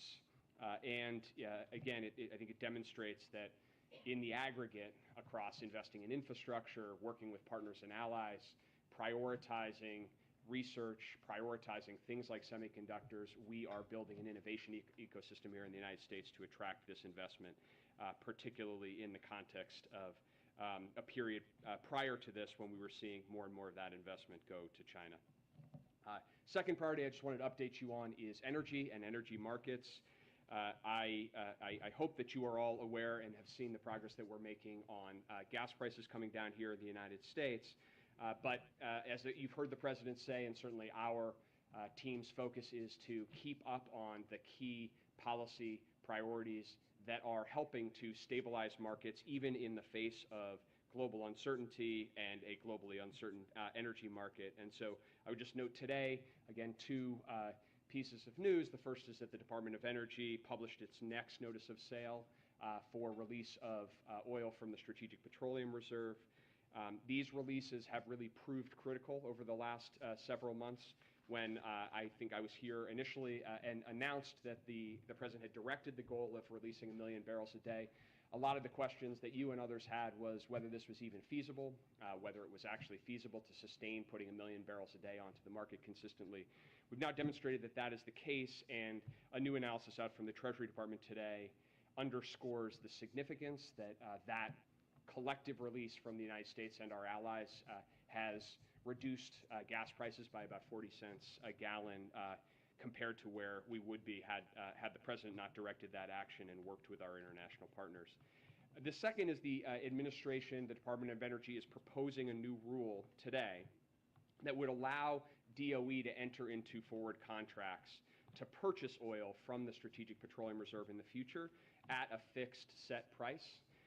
This sounds a little wonky, but bear with me. It's actually quite important. What it means is that producers, oil producers, have more certainty about future demand for their product, because the Department of Energy, having released significant oil onto the market, is now going to be a significant purchaser of oil into the future. So with this rule in place, they will be able to enter into fixed contracts to buy at a set price. And what that does is it provides oil producers more certainty and more incentive to produce in the near term if they know that they're going to get paid at a fixed price at a future date. I would note that those purchases are not going to happen until well in the future, and because of the shape of the futures curve in oil, we can actually purchase more oil, replenish the SPR, strengthen that national asset without competing for demand for barrels in the near term. So that rule was proposed today, and the Department of Energy will be working to finalize that and then work with the industry to enter into these fixed price contracts for repurchase. The third priority is in context around what we have discussed with you all around our economic goal of transitioning from a historically strong recovery into a period of more stable and steady growth. We are in that period of transition right now. I think it's the analogy is to running legs of a race where we ran the first leg of this race at an extraordinarily fast clip. That has served us well in terms of positioning us in a stronger position than virtually any other country in the world. And now we are seeing growth slowing, which is what we should expect, or we would expect. But as we look across the economy today, what we and other outside analysts identify is that consumer spending remains solid. Household balance sheets remain largely in good shape. We are seeing credit delinquencies and measures of credit stress at historic lows. Credit card delinquencies at a 15-year low, mortgage delinquencies at a 30-year low. And we are seeing industrial output sustain and in positive territory 5 of the last 6 months. And so the totality of the economic data is consistent with that type of transition and is not consistent with a recession.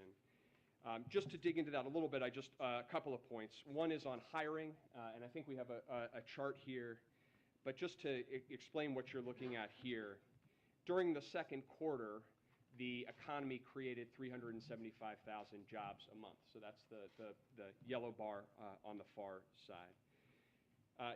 In the first few months of every recession since the 1980s, the economy lost jobs. And so historically in the United States, when we're in a recession, I think this is sort of typical common sense understanding of recession, but it also happens to be the case, the economy is losing jobs. In the second quarter of this year, there was record-setting job creation. In fact, if you look at the period immediately preceding recessions in the United States, job growth is roughly 1/3 of what it was in the second quarter. So what we're seeing on the labor market side is a continued resilient, strong labor market recovery. On spending and investment, again, what economists think about as core to the economy's strength, what consumers are doing in terms of spending, what households are doing in terms of investment in businesses. Real private final demand, which measures consumption and investment by consumers and businesses. It grew at 3% in the first quarter. It's expected to grow in the second quarter.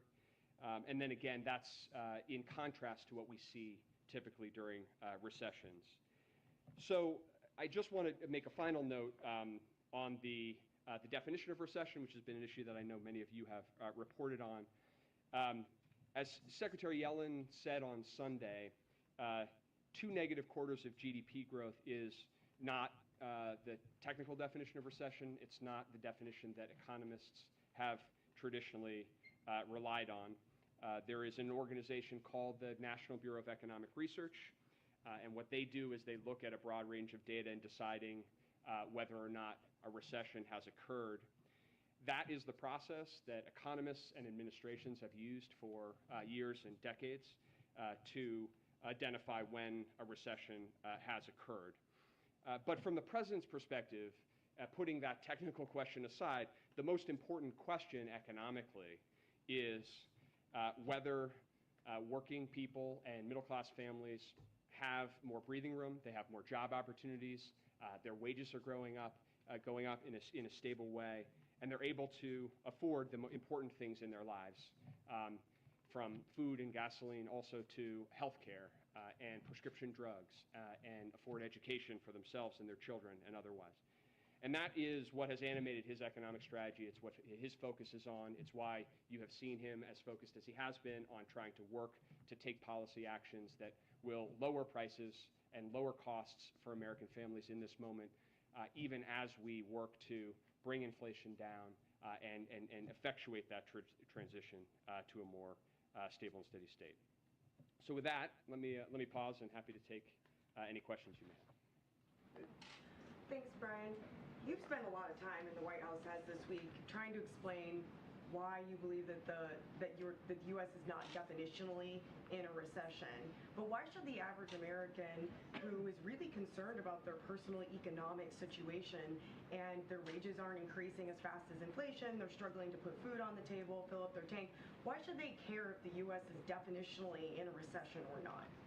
Yeah, it's a great question. It was what I was trying to underscore in terms of where the president really centers on in terms of his economic policy and his economic goals. At core, what his focus is and the direction to his team is to say, are we putting in place the right policies and the right strategies that will help those working Americans, middle-class families, achieve some measure of economic security and economic dignity, and be able to have upward economic mobility as well. And I think if you look at the progress that we have made over the course of the last 18 months, we have made historic strides in many areas, not the least of which has been the pace of this historic economic recovery and the return of job growth, the increase in wages, particularly for those at the bottom end, the equitable nature of this recovery.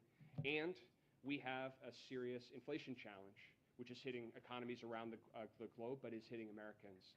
And that's why you have a president that is focused as acutely as he is on what we can do to actually lower prices right now. And I would say that the reduction in gas prices that you've seen over the last couple of weeks is providing some measure of breathing room. Not enough, but some measure of breathing room.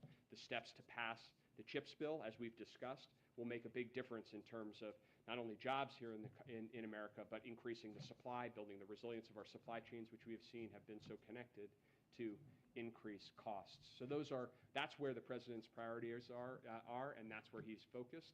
This is about trying to actually improve the lives and outcomes of middle-class families. This is a related question, but all the discussions that are happening about the definition of a recession aside, I wonder if you could help us understand how much weight the White House puts on that definition versus just the simple reality that the majority of Americans right now just feel like we are living through a recession right now. Look, our focus is on trying to improve economic circumstances in this country. That's what we are focused on, and that's what all of our policies are designed to do. So when we think about what we're prioritizing, when the president is focused on taking actions like a historic step to put 1 million barrels a day of oil onto the market, it's because we know, and we now have seen in the data, that helps to reduce energy prices. That helps to reduce gas prices, and we can help to encourage the process we've seen of gas prices coming down by about 70 cents, by about $100 a month. So that's where our focus is. Obviously, we spend a lot of time analyzing economic data as you do as well. But in the core, that's what our objective is, and that's where our focus is. And just as his economic advisor, do you think that the president currently is sort of able to fully understand, internalize the fact that I think a recent CNN poll said that 64% of Americans believe the country is already in a recession? Do you think his travels, his meetings, the conversations he's able to have with people from the White House, that has been enough for him to really understand that? Look, I think that President Biden, before he ran for office, as president and now, is somebody who deeply understands what it means to be in a family where you're sitting around a kitchen table. You all have heard him say this multiple times, but it's because it's his lived experience to sit around a kitchen table and understand what it means when the price of gas goes up or the price of food goes up. And that's why you hear him, when he is talking about economic issues, go directly to that as the core of understanding that's the challenge and what can we do to address it. It's also why you're going to hear him be as emphatic as he is about why, when something like gas prices come down, that means that those same families are getting a little breathing room. And that's, I'm using his terminology about how he communicates about this issue, that it's that breathing room. It's that when you get to the end of the month and you have enough to make things add up, that certainly animates him, and you've heard that from him repeatedly. On that breathing room, gas, of course, is down. You guys have been touting that down over the past month, but in other areas, things like food and rent still appear to be climbing. Is it the White House view that inflation has peaked? So it's our view that inflation is the top economic priority that we need to be focused on as a country. And it is our view that if we move out more quickly and more aggressively on the types of steps that the president has outlined, then we are going to move more quickly to helping to bring prices down. So you talked about some of those costs. Well, one of the big cost drivers that families are facing is the cost of healthcare and prescription drugs. And we have an opportunity, and the president has been fighting for some time, to finally do something to reform prescription drug pricing, to bring down the cost for seniors, for families, for people with chronic conditions, and also bring down the cost of the federal government. And reduce the deficit in a way that would be complementary to the Fed's policies. So that's our view, and that's why we're putting the priority that we are on getting more progress on these policies. Brian, the president's economic advisors were telling us last year that inflation was going to be temporary. That's not true. Now the president's economic advisors are saying there's not going to be a recession. Are you sure? Well, let me just say this. We look at a range of data, we assess that data, and we lay it out for ourselves and for the president. But you don't have to take our word on this. But the president does. On the question, no. But we also look at what outside analysts are doing. We look at every type of analysis that you could imagine. But let me just highlight. So, Citigroup. Little of the data that I see tells me that the U.S. is on the cusp of a recession. Morgan Stanley, with strong job growth and continued robust final domestic demand and consumption, this economy really does not look particularly recessionary. J.P. Morgan, it is inconceivable for a labor market that has generated close to 500,000 jobs, average monthly gains for the past 6 months, to be in a recession. So we analyze the data, we look at the data, we understand the significant uncertainties that exist in the global economy, including issues of war, including issues of supply chains. But we also look at what other analysts and outside observers are, and certainly that's something that I know you and your outlets do as well. Yeah, so Brian, I wonder if you look back at the rescue plan last year, the COVID relief plan last year, do you have any regrets, or do you thought it was a mistake not to have structured like the child tax credit to last longer? I mean, there's a run out. A lot of families are still struggling today. I mean, you look back at that, wish you'd done differently. So I think that if you look at where we are economically right now, one of the most striking features is the resilience of our economic recovery, the resilience of consumers and households and our businesses through a period of what were significant and unanticipated shocks. Shocks with waves of COVID, successive waves of COVID, a war in Ukraine. And when you look at the resilience of our economy, a lot of it can be traced back to the strength, the unique strength of our labor market recovery. And so I think that we are in a better position as a result of the policies that we've taken and those policies that directly put us in a position to be more resilient. And certainly that is true if you look at it on a global basis. The child tax credit, I mean, would you have wanted that to have lasted longer than it has at this point? I mean, the economy is resilient, but a lot of families who benefited from that temporarily no longer have it. Well, I think the president's made his policy views on that issue clear, and certainly there and in other areas, there are places where he has had longer-term goals and priorities. But if you're asking, but I think that you also have to look at where we are compared to not just where we could have been, but where other countries are globally. And if you do that, then I think what you see is that we are in a relatively stronger position. And that is due in no small part to what this president was able to actually get done legislatively, not just the American Rescue Plan, but also the infrastructure bill as well, which is continuing to help to drive investment here and also improve the investment climate. So we see more things like SK, a global company, deciding to invest across the United States as well. What sort of impact would relaxing the tariffs on China have on U.S. economic growth? Well, I think that's an issue that, as you know, is under active consideration, and the president will make a determination on that question.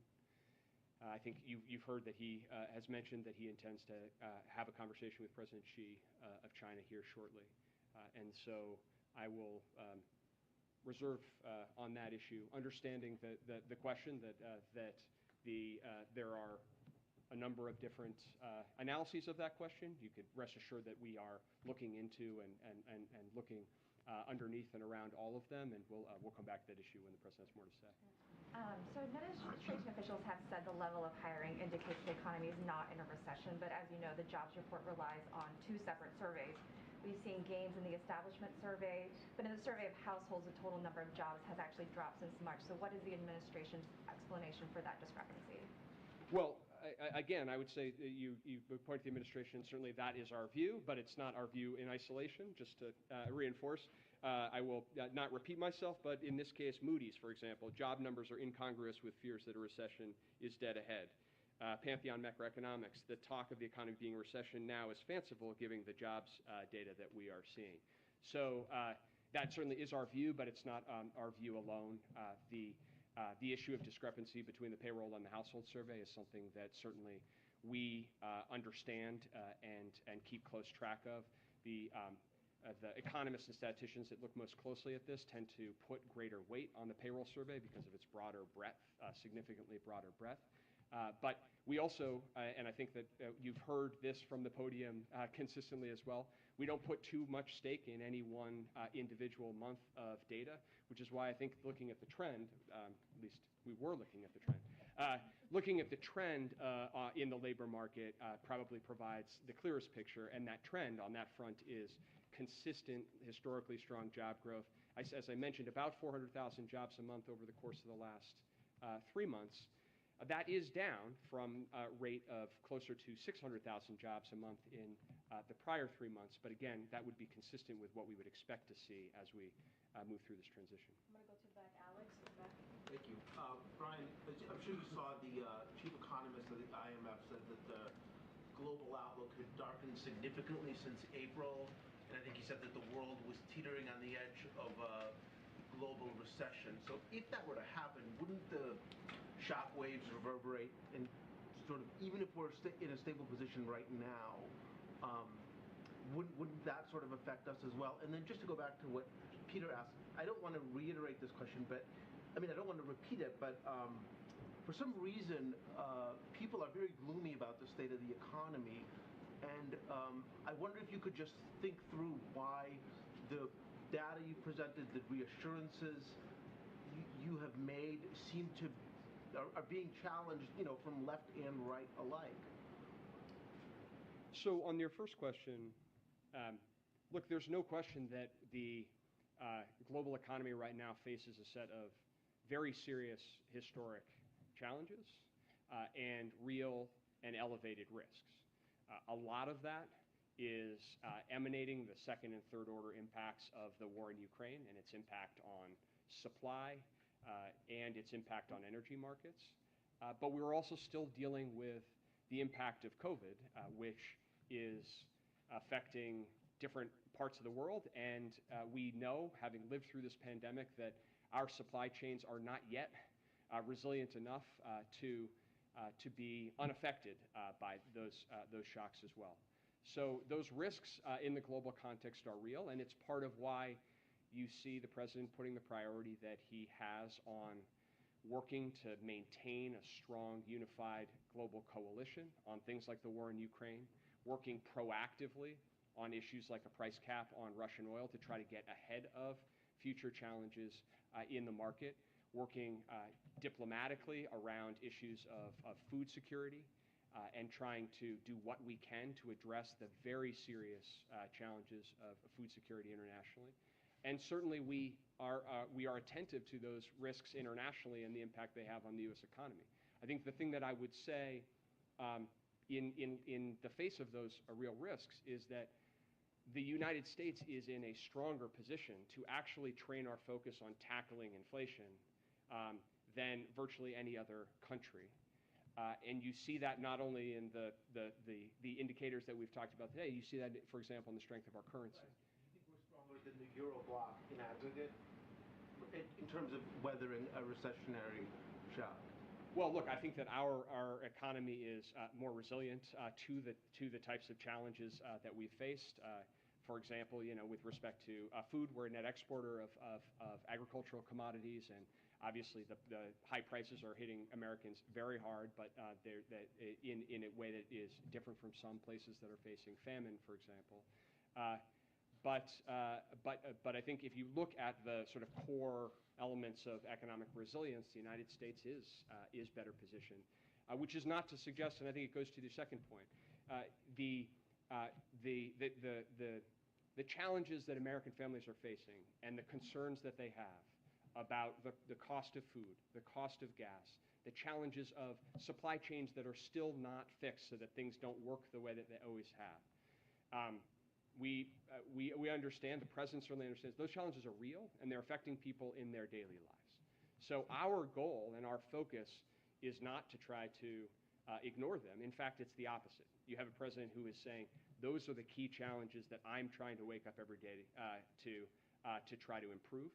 There's a lot of things he can do on his own, and in places where he can, you've seen some real progress. There's places where he needs help from Congress as well. But we're seeing some real progress on there as well. This vote on the CHIPS Act today is historic. And hopefully we'll be in a situation to sign that into law and start having the impact of that happen in real time. Hopefully we'll be able to make some progress on big, significant issues like prescription drugs here in the coming days. Brian, the Federal Reserve has been raising interest rates in chunks in order to try to tame inflation.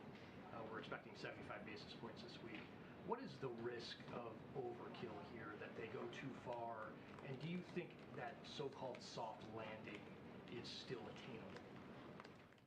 So, as you say, the Fed is operating its course on monetary policy, and this will not surprise you. I will leave that to the province of the Federal Reserve. I think that if we look at where we are in this transition, then certainly we believe that we not only can we move through this transition and get to a place of more stable growth without having to give up those economic benefits, but that we've identified, as the Fed operates and takes the steps that it will take, we have identified a set of very clear steps that we could take and that we could take working with Congress to actually help to increase the prospect that we get to that goal.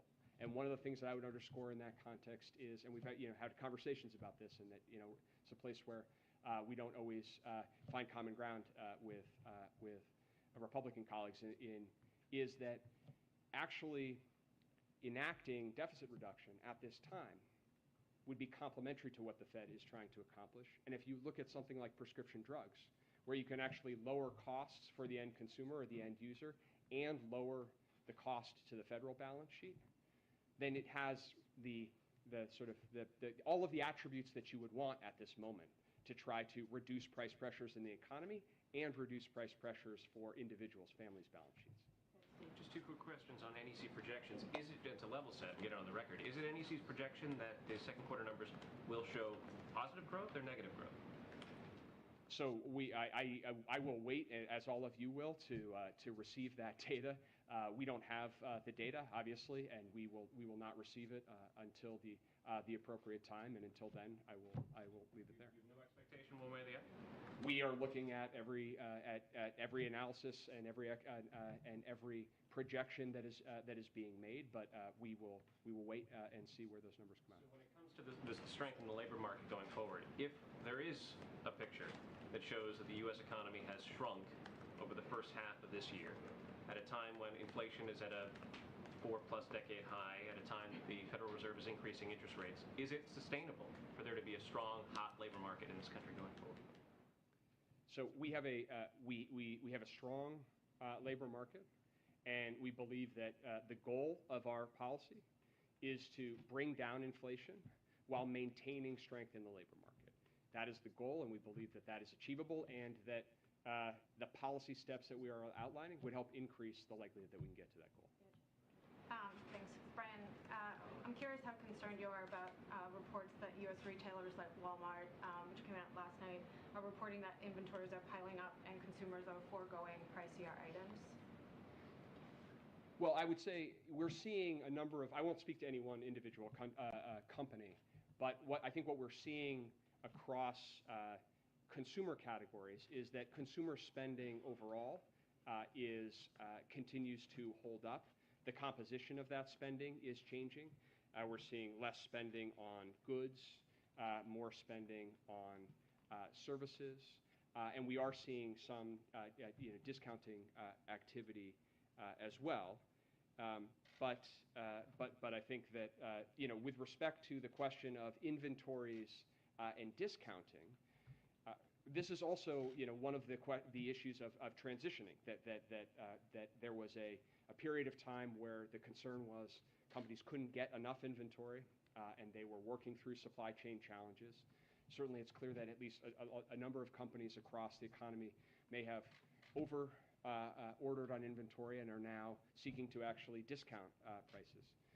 That discounting is again part of a process and can mean some good news for the American consumer. But I think in the aggregate, consumer spending is continuing to sustain at the macro level. And then one follow-up to Steve's question on the China tariffs, which I know you guys have been discussing internally for a long time. But did I understand you right that you're not giving us your internal projections of what cutting a portion of the tariffs would do to ease inflation or impact growth until the president makes his announcement?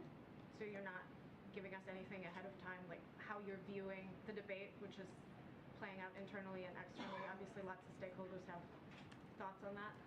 Yeah, I'm gonna leave our commentary on that issue for the president. As I mentioned, he's gonna be having a phone call, and we'll come to that issue when he's ready to do so.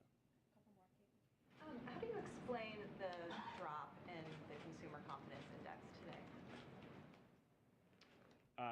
I think what we've seen, it connects to some of the other conversations that or some of the other questions that we have had, is that clearly the impact for typical families of high food prices, high gas prices, and dealing with the impact of inflation is challenging for a number of families across the country. And so we see that reflected in surveys and sentiment, and that is one of the reasons why we are as motivated as we are to try to do everything that we can to bring prices down, even as we see that there is a divergence in the economy right now between sentiment and spending behavior. We are motivated to try to bring prices down exactly because it's hitting families, and so it's also why you saw in the University of Michigan sentiment a little bit as well. Bringing gas prices down is an important part of trying to bring some relief economically and also in terms of consumers' outlook. Sorry, just one quick question because you mentioned the CHIPS bill. For people watching at home, can you give a brief description of how exactly they will see prices fall because of the passage of that bill? Sure. So we've seen over the course of this pandemic crisis and pandemic recovery that when our supply chains are not resilient, and when we don't have access to the input components that go into everything that our economy is dependent on, that our manufacturers are incapable of making enough of those products, and that raises prices. The most salient example of that is cars. The president spoke to this yesterday. If you look in 2021, for typical people at home, a third of the inflation that we had in 2021 was reflected by the cost of cars, new and used automobiles. And much of that was driven by the fact that there was insufficient supply of semiconductors, insufficient supply of the computer chips that kept our manufacturers from making more vehicles. So we need to increase production and supply of semiconductors. Doing so will actually allow our manufacturers to produce more goods, not just cars, but consumer electronics, appliances. Semiconductors are in almost each of you is carrying or engaging right now with products that have multiple semiconductors in them. And having more supply will do so. Even as this bill will help to encourage multi-year investments in the United States, there are companies all around the world right now that are making decisions this week and this month on where they are going to invest and how much they are going to expand. Passage of this bill, you've heard it from the CEOs themselves, passage of this bill will be a game changer for them in deciding how quickly they will move out, how aggressively they move out, and importantly, whether that investment will be here in the United States. Thank you. You talked about the Treasury Department analysis on what the Strategic Petroleum Reserve releases on the gas prices. So my question is that going to continue beyond that 100 days to sort of keep that trend going? And if not, is there a worry about sticker shock for drivers once the release is exhausted? Yeah. So the release was, the commitment and the direction the president made was for 6 months, so 180 days, and we continue to be in that process. The timeline of that was deliberate. It was because earlier this year, in engaging with industry, we urged them to increase their own production, private production. And that we heard from a number of industry players that they would be able to increase production by about 1 million barrels a day by later in the fall, by the October timeframe. And so the 6-month release of the Strategic Petroleum Reserve of 1 million barrels a day was intended to be a bridge to that period, and that certainly continues to be our intention and our policy goal. We don't have, as of today, as we sit here today, we don't have an intention to continue that further. What we need is the private sector to come in and provide that production. We have that resource, and it has provided a valuable role, but it's not intended to be a permanent solution. Thanks, Brian. Understanding that the administration doesn't think that it's in a recession or heading towards a recession, is the administration making plans for if things do turn worse that would meet the administration's definition for contingency plans? Is there an escalatory roadmap, for example, of actions that the administration can take? Or is the administration already putting everything it can into it? Or are there more steps that can be taken if things go worse? So we engage in wide-ranging analysis of data and of scenarios as a matter of our work and our job. But our focus is actually on policies that will improve the prospects of us moving forward and bringing prices down without giving up the economic gains that we've made. So our focus and our priority right now is on a set of very important steps that we can make progress on, as I've mentioned, around chips, but also around prescription drugs, around providing some degree of deficit reduction, reducing utility bills, maintaining progress toward lower cost sources of energy, even as we take on the issues that we must with respect to climate change.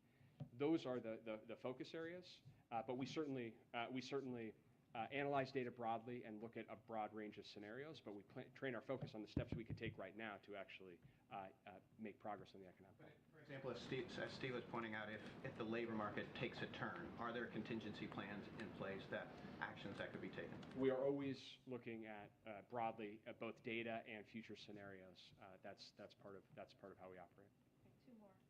Go ahead. The president's been weighing a decision on student debt relief for more than a year now. On April 28th, he said a decision was coming in the next couple of weeks. So can you help explain why it's taking so long and when there might be an update on that decision? So the president spoke to the timeline on this issue, and I've got nothing beyond what he's said on that front. Brian, just following up on the CHIPS question, when will the first chip that's produced with money from this bill come online? So the way that this bill operates, I would answer that question in 2 ways. The first is, when will we start seeing the economic impact in terms of investment decision-making and production? And the answer to that is immediately. And you don't need to go any further than asking the CEOs of the chip-producing companies and the chip-consuming companies about, they have been actively weighing decisions about when and how aggressively to make investment decisions on the confidence that the United States was going to step up and do this. In terms of the actual process of then distributing and allocating the resources in this bill, that will operate over the course of time. We'll move quickly out against that process. But of course, doing that requires great care to make sure that we are clearly enforcing the taxpayer protections that are in the bill. Sure. Because you want to be careful not to conflate that this is somehow the passage of this bill is going to address supply chain bottlenecks in the near term, right? You're not suggesting that.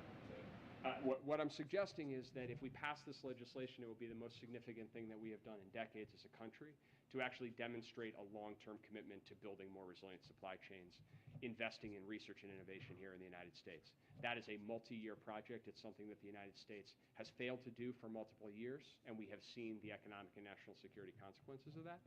And so it's something that we should have done years ago. The sooner we get started, the better position we'll be. But I'm also suggesting that we will see the impact of this in terms of companies' decision-making almost immediately. But the long-term, this is a long-term project, a long-term national project that is of vital economic and national security consequence. And the ultimate impact of that will be felt over the course of years. Ryan, I just have one last question here. Thank you all very much. Thanks, Brian. Appreciate it. Thank you. Thank you, Brian. Thanks, Brian. Okay, just one thing at the top here. So later today, President Biden will virtually join the House Bipartisan Disabilities Caucus celebration, marking the 32nd anniversary of the landmark Americans with Disabilities Act, which afforded inclusion and access for disabled Americans. President Biden was proud to co-sponsor this historic legislation as a senator, and his administration has taken a number of steps to advance equity for Americans with disabilities. That includes expanding employment opportunities, ensuring access to education and health, and increasing access to affordable housing, transportation, and broadband.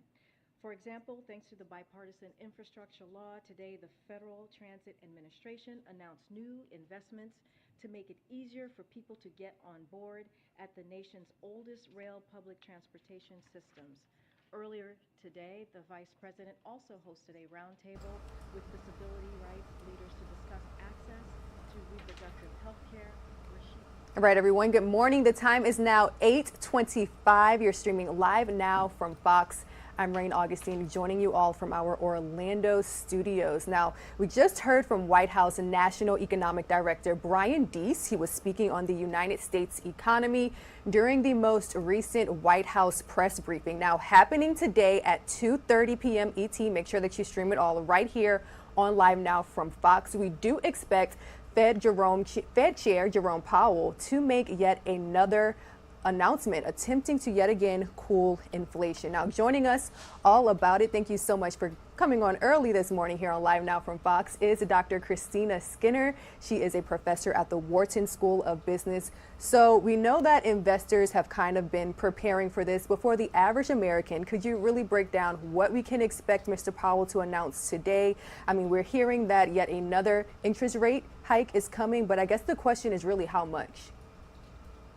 Right, exactly. Well, it's a pleasure to join you this morning. So markets are very much expecting that the Fed will announce a 75 basis point rate hike today. And it feels like that move is sort of baked in the cake, so to speak. So markets are really expecting that, factoring it in. And, you know, big picture, the Fed has a tough job to do. It has to balance this runaway inflation. We're at a 40-year high right now, which is cutting into real earnings, reducing household wealth. At the same time, the Fed is very mindful that it does not want to tip the economy into a recession and drive up unemployment. So it's really trying to thread that needle and calling this sort of a goal of a soft landing, so to speak. Now, so far, the Fed hasn't tamed inflation, but it also hasn't driven up unemployment.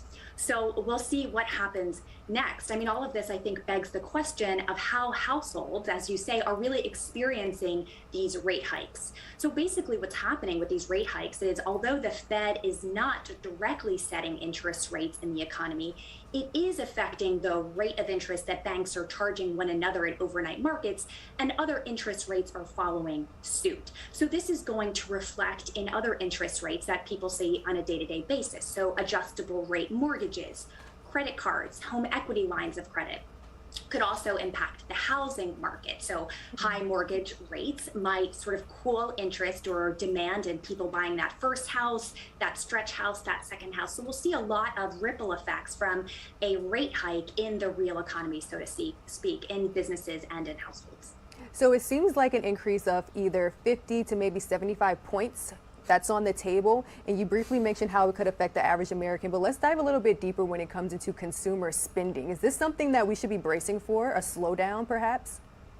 Well, I think in some ways we're already seeing a bit of a slowdown in consumer spending, and we may, look to some evidence from corporate America as a bellwether of what's happening in terms of consumer spending patterns. So one thing that was really interesting for markets to note was the earnings forecasted from Walmart recently. So Walmart revised downward its reported predicted earnings for this quarter and for the year overall. And they're also suggesting that they're going to lower prices.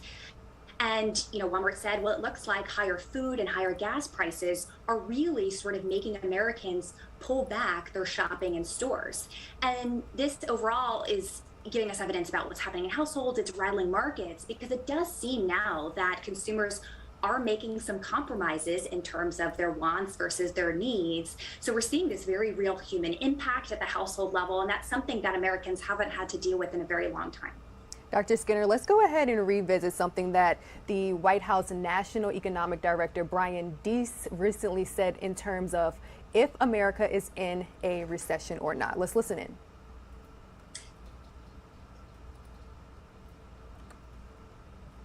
Brian, the president's economic advisors were telling us last year that inflation was going to be temporary. That's not true. Now the president's economic advisors are saying there's not going to be a recession. Are you sure? Well, let me just say this. We look at a range of data, we assess that data, and we lay it out for ourselves and for the president. But you don't have to take our word on this.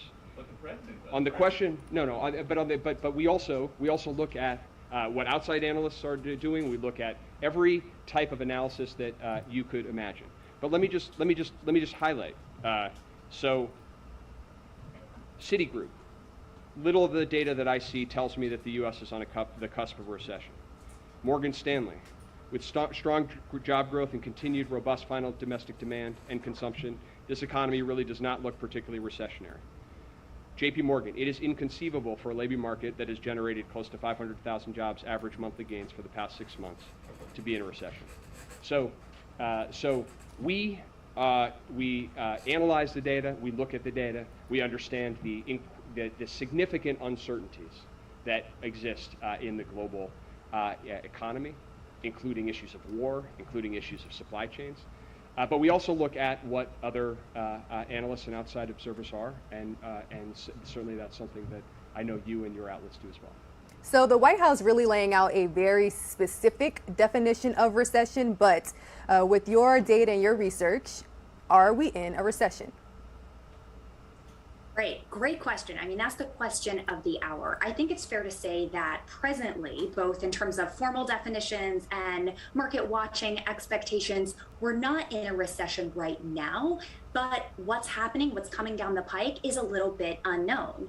So there's been sort of a formal debate about what is the definition of recession. So what you just heard was reference to a definition that's constructed by the National Bureau of Economic Research, which is a private nonprofit institution, but offers a definition of recession that the government adopts. And the National Bureau of Economic Research looks at the business cycle in general. It defines formally a recession as the period between the peak of a business cycle and its trough. And it uses lots of economic indicators to try and determine the various points in the business cycle. So it looks at employment, personal income, industrial production, as well as GDP. And I think you heard a lot of conversation about the NBER, the National Bureau of Economic Research, not yet pegging us in a recession. But I would say that there's a formal definition, and then there's how markets respond. Now, markets tend to believe informally that 2 consecutive quarters of contracting GDP is the sign of recession. Now, in the first quarter of 2022, GDP contracted by 1.6%. And forecasters, some forecasters at least, are predicting a contraction in the second quarter as well. That remains to be seen, and that report is coming out tomorrow from the Bureau of Economic Analysis. But the key really to avoiding a recession in the latter part of this year is not necessarily in the hands of the Fed alone. The Fed very much needs help from the political branches, and Congress in particular, to steer the economy toward growth-oriented policies that can help the economy overall buffer against rate hikes from the Fed. So ideally, you'd want to have the economy poised to grow so that it's resilient against rate hikes.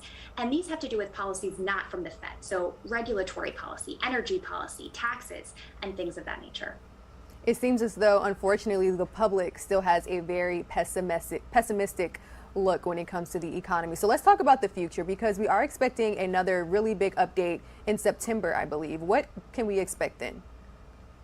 So there are mixed views on this. You know, we started our conversation saying that, well, markets are very much expecting 75 basis point hike today, but what happens next is a big question mark. So on the one hand, we know that inflation can be very stubborn to get rid of once it sets in.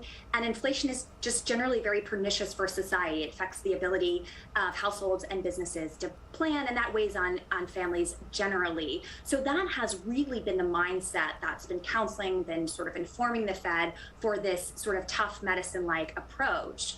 But then again, on the other hand, you know, some would argue that the money supply isn't growing anymore. So the demand side of the equation in inflation is pretty much exhausted in terms of what the Fed can do potentially after this rate hike.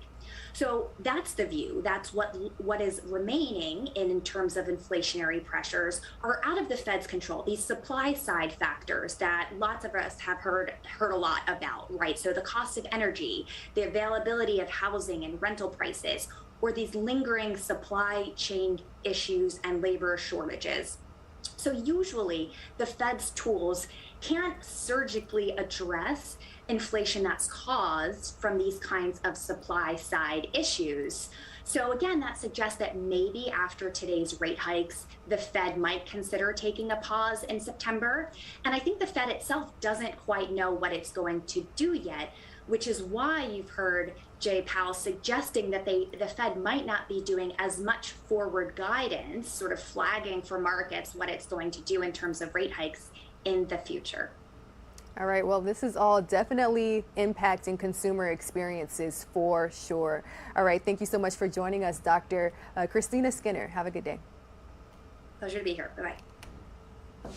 All right, guys, the time is now 8:36 a.m. Welcome to Live Now from Fox. If you are just now joining us, here is a look at a few top stories and major news headlines that we are closely following on this Wednesday, July 27th. Let's go ahead and take a 2-minute commercial break. We will have more on the other side.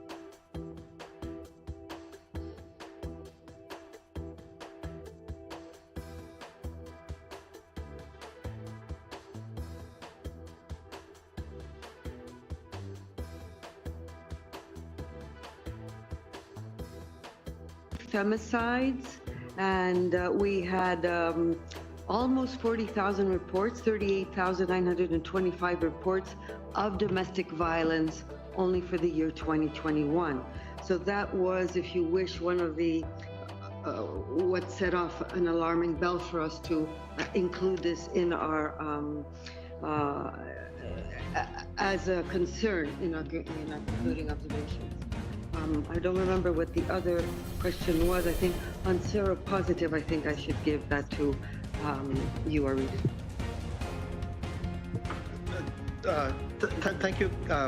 Thank you, Gabriela. Yes, we did touch on the COVID policy or the reaction by the respective governments in relation to both administrative regions in relation to COVID-19.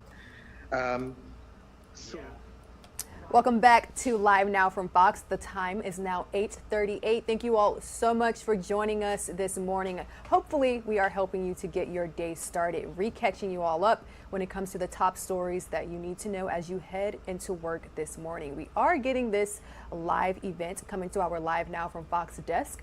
We are taking a look at the United Nations Human Rights Committee. They are meeting virtually to discuss issues when it comes to the revocation of the national security law in Hong Kong. So that's what we do here. We bring you all live events in its raw and unfiltered form. Let's go ahead and take a listen. Common reason for denying permission to hold assemblies, for restricting freedom of assembly. So we did raise it with the delegations in both instances, primarily in that context, but not the zero COVID policy, because we had no information of that being applied at the time in either of the areas. Yeah. Okay, I think that wraps up the press conference. Thank you, journalists, and thank you to the committee members. Gabriella, Vivian will be in touch with you separately about the rules and processes of the sessions. Thank you all. Have a good afternoon. All right, a very quick update. It looks as though we caught the tail end of this live event coming from the United Nations. But let's stay on the topic of international affairs and revisit the most recent update from the United States State Department. We do have the spokesperson for the State Department, Ned Price, speaking. Let's go ahead and listen in.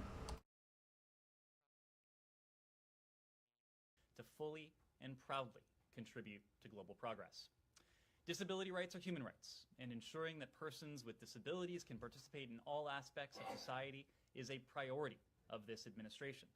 We recognize how disability adds strength through diversity in the fabric of our communities around the globe. As a landmark U.S. law, the ADA sparked an international shift from viewing persons with disabilities as objects of charity to individuals with rights who are valuable members of society. This perspective serves as a beacon to the more than 1 billion persons with disabilities worldwide. That's 1 in every 7 of us. Special Advisor on International Disability Rights, Sarah Mankara, is at the forefront of our efforts to protect the rights of persons, and she travels around the world to disrupt the narrative of disability from a charity-based model to one that is value-based. At the State Department, we strive to be a model for a workplace of diversity, equity, inclusion, and accessibility, where all employees are treated with respect. This administration has emphasized this commitment through Executive Order 1435, in which accessibility has been embedded as a core pillar in reflecting, respecting, and advancing our diversity. As the Secretary's Chief Diversity and Inclusion Officer, Ambassador Gina Abercrombie-Winstanley has affirmed, we don't limit our recognition of disability pride or commitment to disability inclusion to one day or to 1 month. We strive to recognize these important issues every single day. This ADA anniversary, we recommit to shaping a future in which persons with disabilities enjoy all of their human rights and their fundamental freedoms fully. Every day, we remain committed to promoting disability rights at home and abroad. Matt? That's it? That is it. Okay. Can I ask you about the cases of 2 American citizens? One, Shireen Abu Akleh. Can you bring us up to date on the Secretary's meeting with her family members, which may still be going on, I guess, so we don't. And then the second one is Brittany Griner, who was back in court again today. Sure. So let me start with the family of Shireen Abu Akleh. I can confirm that Secretary Blinken is meeting today at this very moment, in fact, with the family of Shireen Abu Akleh. As you know, the Secretary has spoken to her family on a number of occasions now, and during the most recent call, he invited her family to meet with him here at the State Department in Washington. I suspect you'll see something from the Secretary following the meeting, but I can tell you that the Secretary is deeply appreciative of the opportunity to meet with Shireen's family. Not only was she an American citizen, she was a reporter whose fearless pursuit of the truth earned her the profound respect of audiences around the world. He'll use the opportunity to underscore for Shireen's family our deepest condolences on her tragic death and to reiterate the priority we attach to accountability, something we continue to discuss with our Israeli and Palestinian partners as well. Anything else on that before we go on to the case of Brittany Griner? Well, yeah, does he have anything to say to them that is more than what was said, what has been said previously? Well, we have said an awful lot on this case, and as you know... I know, but I'm asking you if there's anything new in what he's able to tell them today than what he might have been able to say yesterday. Well, part of this meeting is, yes, the Secretary, providing the Secretary an opportunity to convey messages to them. There will be a message of condolence. There will be a message of the priority we attach to accountability going forward. But this is also equally an opportunity for the Secretary to hear from the family, to hear their important perspective, to have a dialogue back and forth, something we have sought to have. I get that, and that's fine, but he has spoken with them before. He has. Maybe not face to face. This is the first time in person, and obviously... I know, so, but does he have anything new to share with them today that he didn't have the last time? It's hard for me to get into the details of a meeting that probably is not concluded just yet, but what I can say is that he will reiterate the messages that he has conveyed publicly. He will reiterate them directly and in person to them. He, I suspect, will also update them on our engagements with our Israeli and Palestinian partners on this case. Okay, well, does that mean that once the meeting is over, you can update us on your engagements with the in particular with the Israelis, but also with the Palestinians? I suspect you will see something from us on this later today, and we'll have more details to share after the meeting. Sean. One of the things that the family's been asking for, and they said explicitly that they're going to ask the Secretary, is for the United States to launch its own probe, or for there to be an independent probe into Kuwait. Is that something that the Secretary is going to back?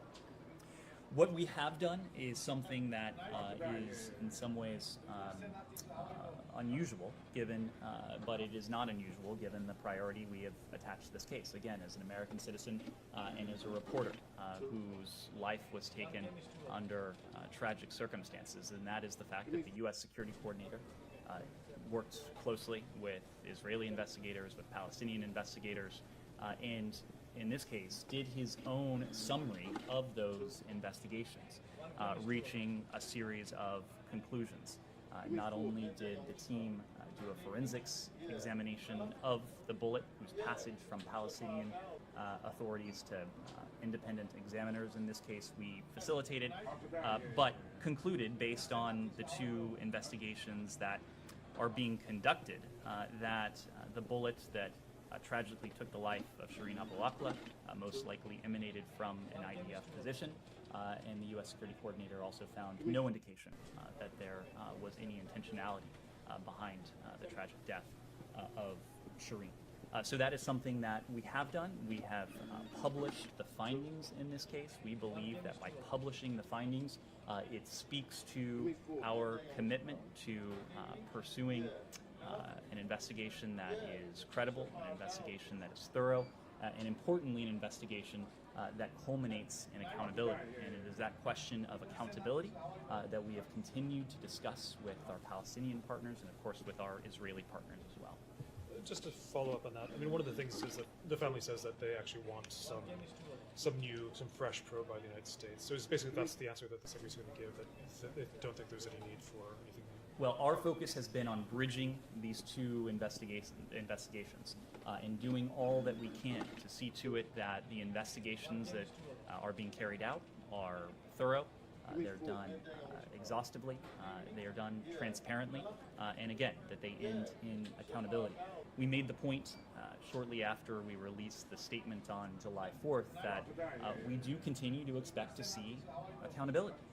In the case of the IDF, again, the U.S. security coordinator concluded that the bullet most likely emanated from an IDF position. The IDF, of course, is a professional military organization, and given that, it has the ability to implement processes and procedures to avoid non-combatant casualties. We think that type of accountability is important.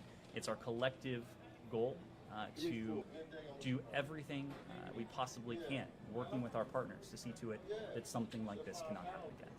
So I just counted, used the word accountability four times separately in the last minute.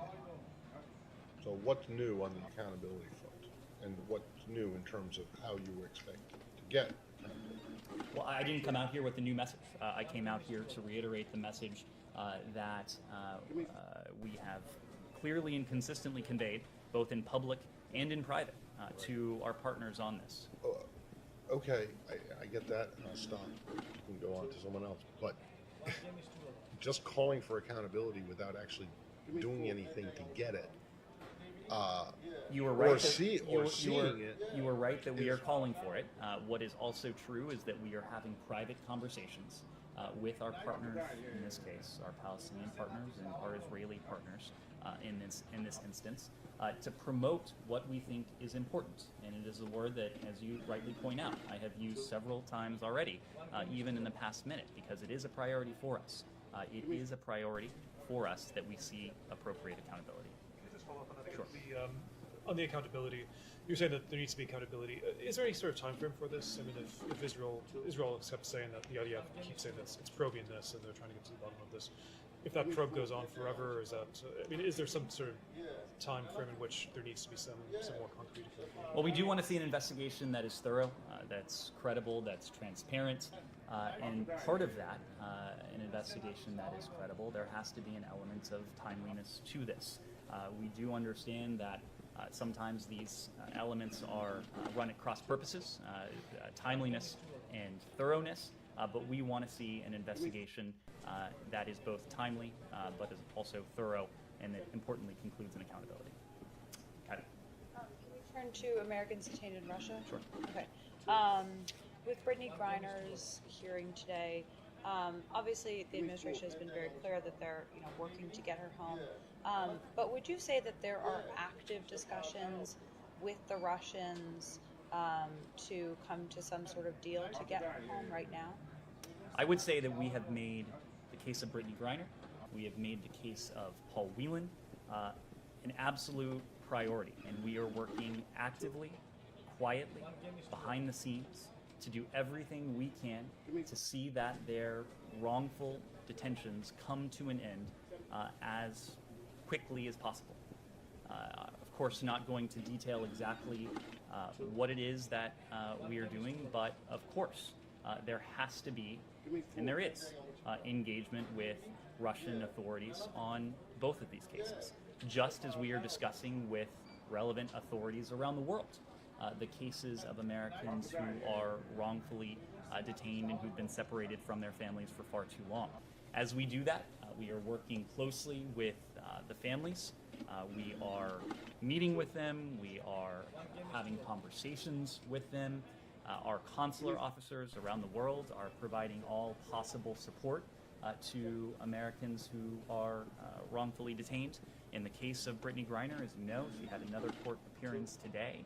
Our charge, the senior-most embassy official currently in Moscow, was present in the courtroom, as was another senior official from our embassy. They had an opportunity to see Brittany Griner, to speak to her, to check in on her welfare. She confirmed that she is doing okay under the circumstances, and we have routinely conveyed those discussions back to the family, to Brittany Griner's wife. In this case, we'll continue to do that. And would you say that you guys are satisfied with the Russian engagement on these cases? You said there has been engagement, but are you satisfied with the degree to which there's been engagement? We are never going to be satisfied until Brittany Griner is back with her wife, until Paul Whelan is back with his family, until wrongful detainees around the world have been released from custody. So we don't look at this in terms of satisfaction.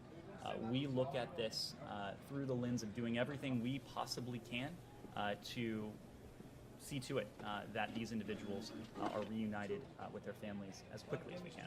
And just one more question on Mark Fogel, an American who was sentenced to 14 years in prison in June for the crime of carrying cannabis into the country. Does the State Department view that sentence as appropriate for the crime that he committed? There's only so much I can say, given privacy considerations in this case. As you know, privacy considerations vary case by case. But of course, we're aware of the U.S. citizens sentenced in Russia. We take seriously our responsibility to assist U.S. citizens abroad. We're monitoring the situation.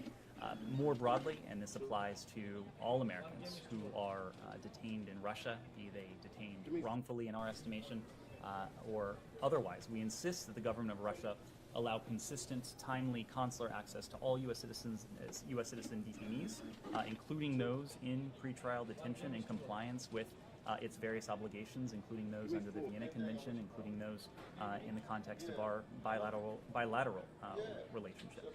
We've continued to urge Russian authorities to allow this, and we also continue to press for fair and transparent treatment for all U.S. citizens detained in Russia. And then just the term wrongfully detained has not been applied to the case of Mark Fogel, so can you just explain why that's the case, given there are some similarities to the crime he committed and the crime that Brittany Griner committed? Well, each case is unique, and in determining whether a detention is wrongful, determining if a detention is wrongful, we look at the totality of the circumstances. And those circumstances are then weighed against a series of criteria and factors. The Bob Levinson legislation that was passed some years ago, and in fact was just codified in key ways into the EO, defines some of those considerations that we look at. But I want to make an important point. There is never we never close the book when it comes to any particular case. We are constantly looking at the facts. We are constantly looking at the circumstances. As we learn more about any given case, as we learn more about the circumstances of detention, the charges, fair trial guarantees, due process or lack thereof, we are always weighing those developments against the criteria to determine whether an American is wrongfully held or not. Yes, Gita. Sure. Seems like Joseph Borrell has called the end of the nuclear negotiations with Iran. In his opinion piece in the Financial Times today, he says that he tabled a proposal taking into consideration the steps both sides have to take because he doesn't think there's any more room for compromise. Is his proposal fully acceptable to the Biden administration? Well, I'll start with something you've heard before from us, and that is that we're not going to negotiate in public. What I can say is that we are reviewing the draft understanding on mutual return to full implementation with the JCPOA that the High Representative shared with us as well as with Iran and the other JCPOA participants. We will share reactions we have directly with the EU. But as we said already, and this is something you heard as recently as yesterday, there's been an outline of what we believe to be a good deal on the table since March that we have been prepared to accept. And we understand that this new text that Mr. Borrell referred to, it's the basis for, its basis is that draft that has been on the table since March. We are studying the changes that have been proposed by the EU. We'll respond to them in short order, and we hope that Iran finally and ultimately decides to seize the opportunity that has been before it for some time now. Is there a time frame within which both sides have to answer? I think you saw in the op-ed that Mr. Borrell published today, he didn't allude to a time frame. We are going to be swift in our review of the proposal that he put forward. We know that time is of the essence, but again, we also know that Iran's nuclear program has galloped forward in such a way that the parameters of the mutual return to compliance that have been in the offing for several months now is, to us, to our national interest, far preferable than where we are today. So we are going to continue to pursue a mutual return to compliance with the JCPOA for as long as it's in our interest to do so. That remains the case. And time is an important consideration in this. When did that become important? We've always said that. I mean, look, we've been having the same conversation pretty much every day for the last 8 months, 9 months, even maybe 10 months, and it's been,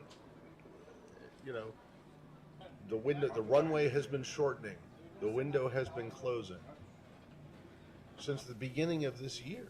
And the fact is that... And so now all of a sudden time is of the essence. What is that exactly supposed to mean? And what is it supposed to mean? The fact is that the deal that has been available to Iran for a number of months now is still in our national security interest. That will not be the case indefinitely. We will reach a point, and again, this is a point that I can't define for you right now. Which means it's indefinite. That's the very definition of indefinite. I think we may have different definitions of indefinite, but this is what I can tell you, Matt. What you know is that we will reach a point where it is no longer in our interest to pursue a mutual return to compliance. The point at which how you, all of a sudden today, time is of the essence. When you've been saying that for the last 8 months, and you still can't say, you say you can't put a date on anything. That is the very definition of indefinite. Matt, as we've said before, the point at which we will pursue alternatives is the point at which it's no longer in our interest to pursue a mutual return to compliance. You already had a plan B. I mean, you already had prepared for that. We have. We've been working with partners and allies on this for some time now. So the point is that when we reach the point where the JCPOA, the non-proliferation benefits it would convey have been eroded by the advancements in Iran's nuclear program, that is the point at which we'll pursue these alternatives that we've been discussing for some time now. You guys stopped using the term a few weeks to describe when that time will be for any particular reason? I believe the reference you're alluding to is Iran's breakout time.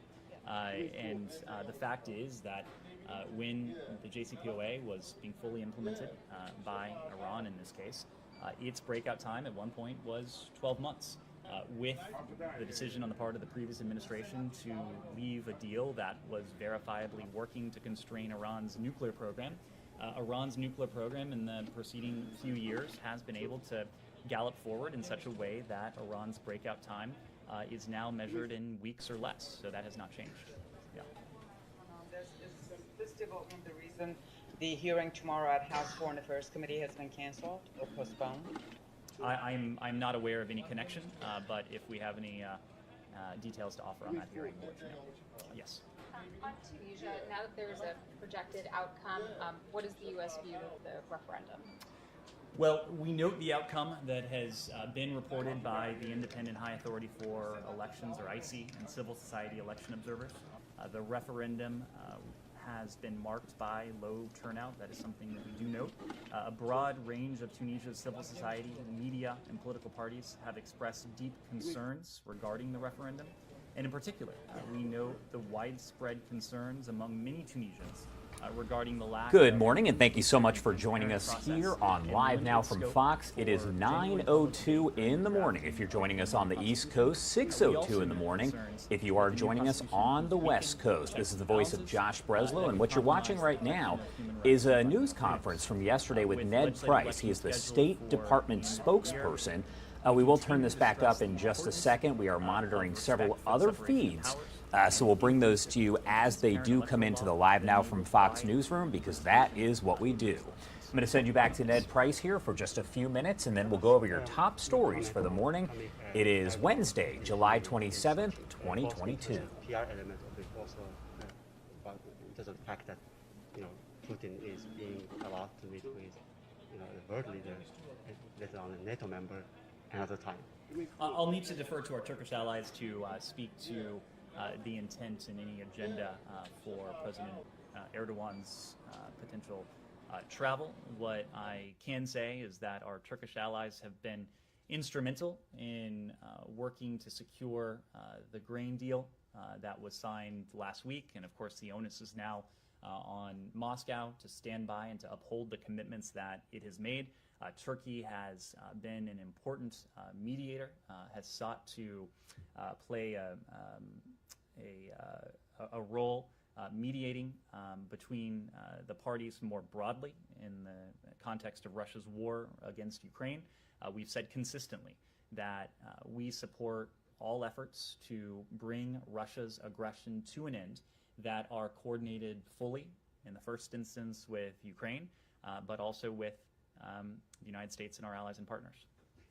I know that you also responded to some of Lavrov's comments yesterday when I was in the room, but Russia says explicitly that it actually seeks some regime change in Ukraine. I was wondering, Lavrov today even repeated the same statement. That's an apparent reversal from their wartime messaging. What is your comment on that? Well, it is a messaging reversal. I'm not sure that it is a policy reversal. It's a messaging reversal in that you were right. Before February 24th, we heard consistently the lie from various Kremlin officials that this was about some perceived threat from Ukraine, from NATO, from the United States.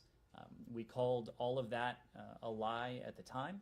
And since then, but especially in recent days, the Russians have been doing as good a job of anyone of debunking their own disinformation and their own lies.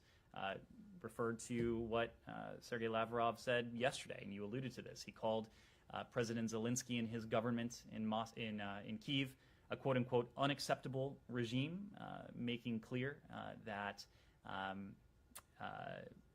that this was not what Russia purported it to be. Just the previous week, he admitted that Russia's quote-unquote geographical goals go well beyond the Donbass to include Kherson, Zaporizhia, other sovereign regions of Ukraine. It hasn't just been Foreign Minister Lavrov. It wasn't all that long ago, as Secretary Blinken has pointed out on a couple of occasions now, that President Putin spoke, compared himself to Peter the Great, noted that when Peter went to war with Sweden, he was simply looking to take back what Peter thought belonged to Russia. President Putin went on to note that Russia is again looking to take back what is theirs. So, repeatedly, senior Russian officials have put to the lie just about everything that we heard from them prior to the invasion. They have made clear in doing so, this is not a defensive operation. This is, in fact, what it always appeared to be, and that is a war of territorial conquest. That's why it's so. Thank you so much for joining us here on Live Now from Fox. Time now is 9:06 if you're joining us on the East Coast, and 6:06 if you are joining us on the West Coast. What you're listening to right now is Ned Price with the State Department giving an update on several different issues, including Ukraine. But I do want to switch and bring you something else that we are watching here. This appears to be the International Space Station Research and Development Conference. NASA leadership giving a keynote speech. They're talking a little bit about space and space exploration. So I do want to turn that audio up so we can listen in.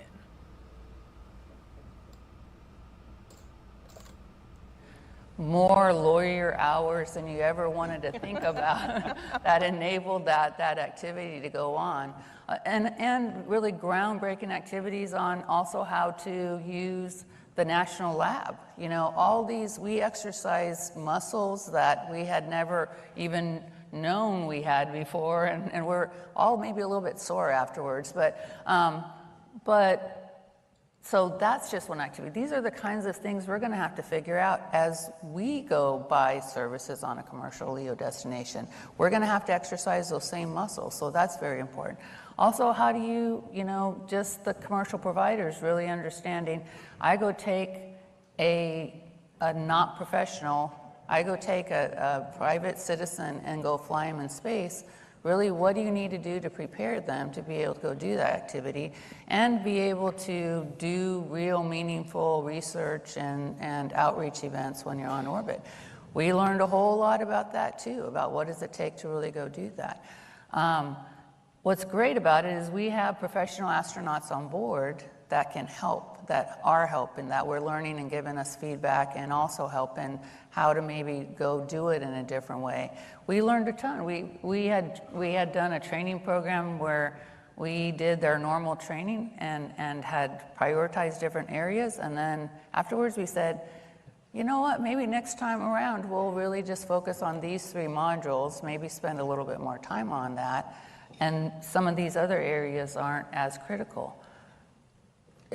A huge learning from that, huge learning from that. I think when people look at what we did in March, April, and May on the International Space Station, we kind of packed, like, I would say, like, you know, 6 pounds of excitement in a 2-pound bag there, and it was a little bit more exciting than probably you and Vanessa and I wanted it to be. But all that learning on how you go execute those missions back to back and be able to go to and from a destination are things that commercial LEO destination people are going to have to figure out. And, you know, we should be practicing in an area where people know what they're doing. You know, the International Space Station has experienced crews, experienced operators. So it's a good place for us to kind of skin our knees on a few things. And maybe, yeah, we'll trip a few times, but there's a safety net of experience to help us learn those lessons. And because we're going to need that to make sure that we can operate safely post-2030. You talked about agreements, and I look back on the initial agreements we did down at the Kennedy Space Center, And if we were to do those same agreements today, I'm sure we would do them differently. But people don't appreciate how much effort goes into getting all the agreements right and the work that goes into it to get to the point where you actually have a successful operation going. And it is a continual learning effort, and I think we're getting better at it as we work with our commercial partners and our stakeholders on the Hill as we move forward. You know, if I could phrase what you were saying, I think rephrase it a little bit. But what we're learning with the private astronauts on the International Space Station is going to make the commercial LEO destination successful.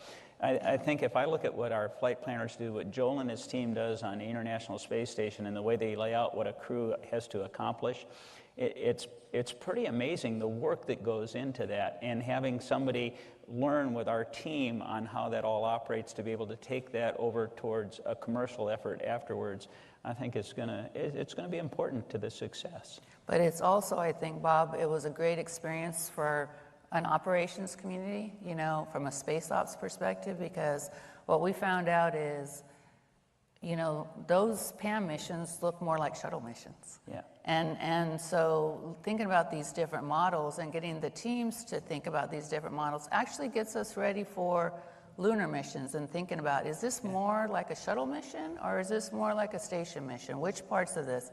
And having an operations community that is doing all those missions and taking those lessons learned actually helps us, I think, also get ready for Artemis. Yeah, when I think about what we're going to be doing with Artemis and being on the surface, right? So it's going to be a conglomerate of NASA missions going on. We're going to have robotic missions happening, human missions happening. We're going to have, you know, entrepreneurs that are doing their thing.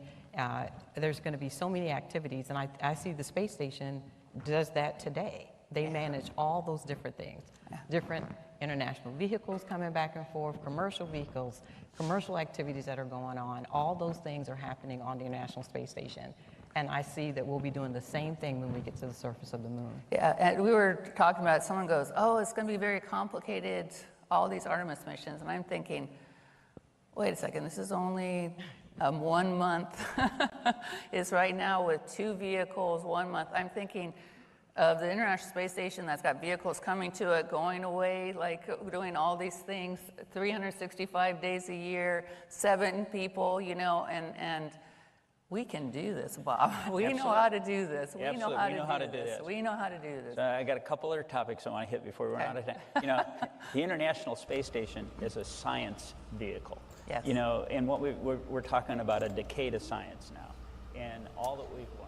All right, if you are just joining us here on Live Now from Fox, time now is 9:13 in the morning on the East Coast, 6:13 in the morning on the West Coast. A lot going on your screen there. We're following several top stories off to the left side of your screen. You can see those, but what you're looking at is a triple box view that shows several different events that are going on right now. What you were listening to was NASA discussing the International Space Station. They're giving a keynote speech about that right now. And over in the top right-hand corner, you see that Florida Governor Ron DeSantis is about to speak in about 2 minutes or so.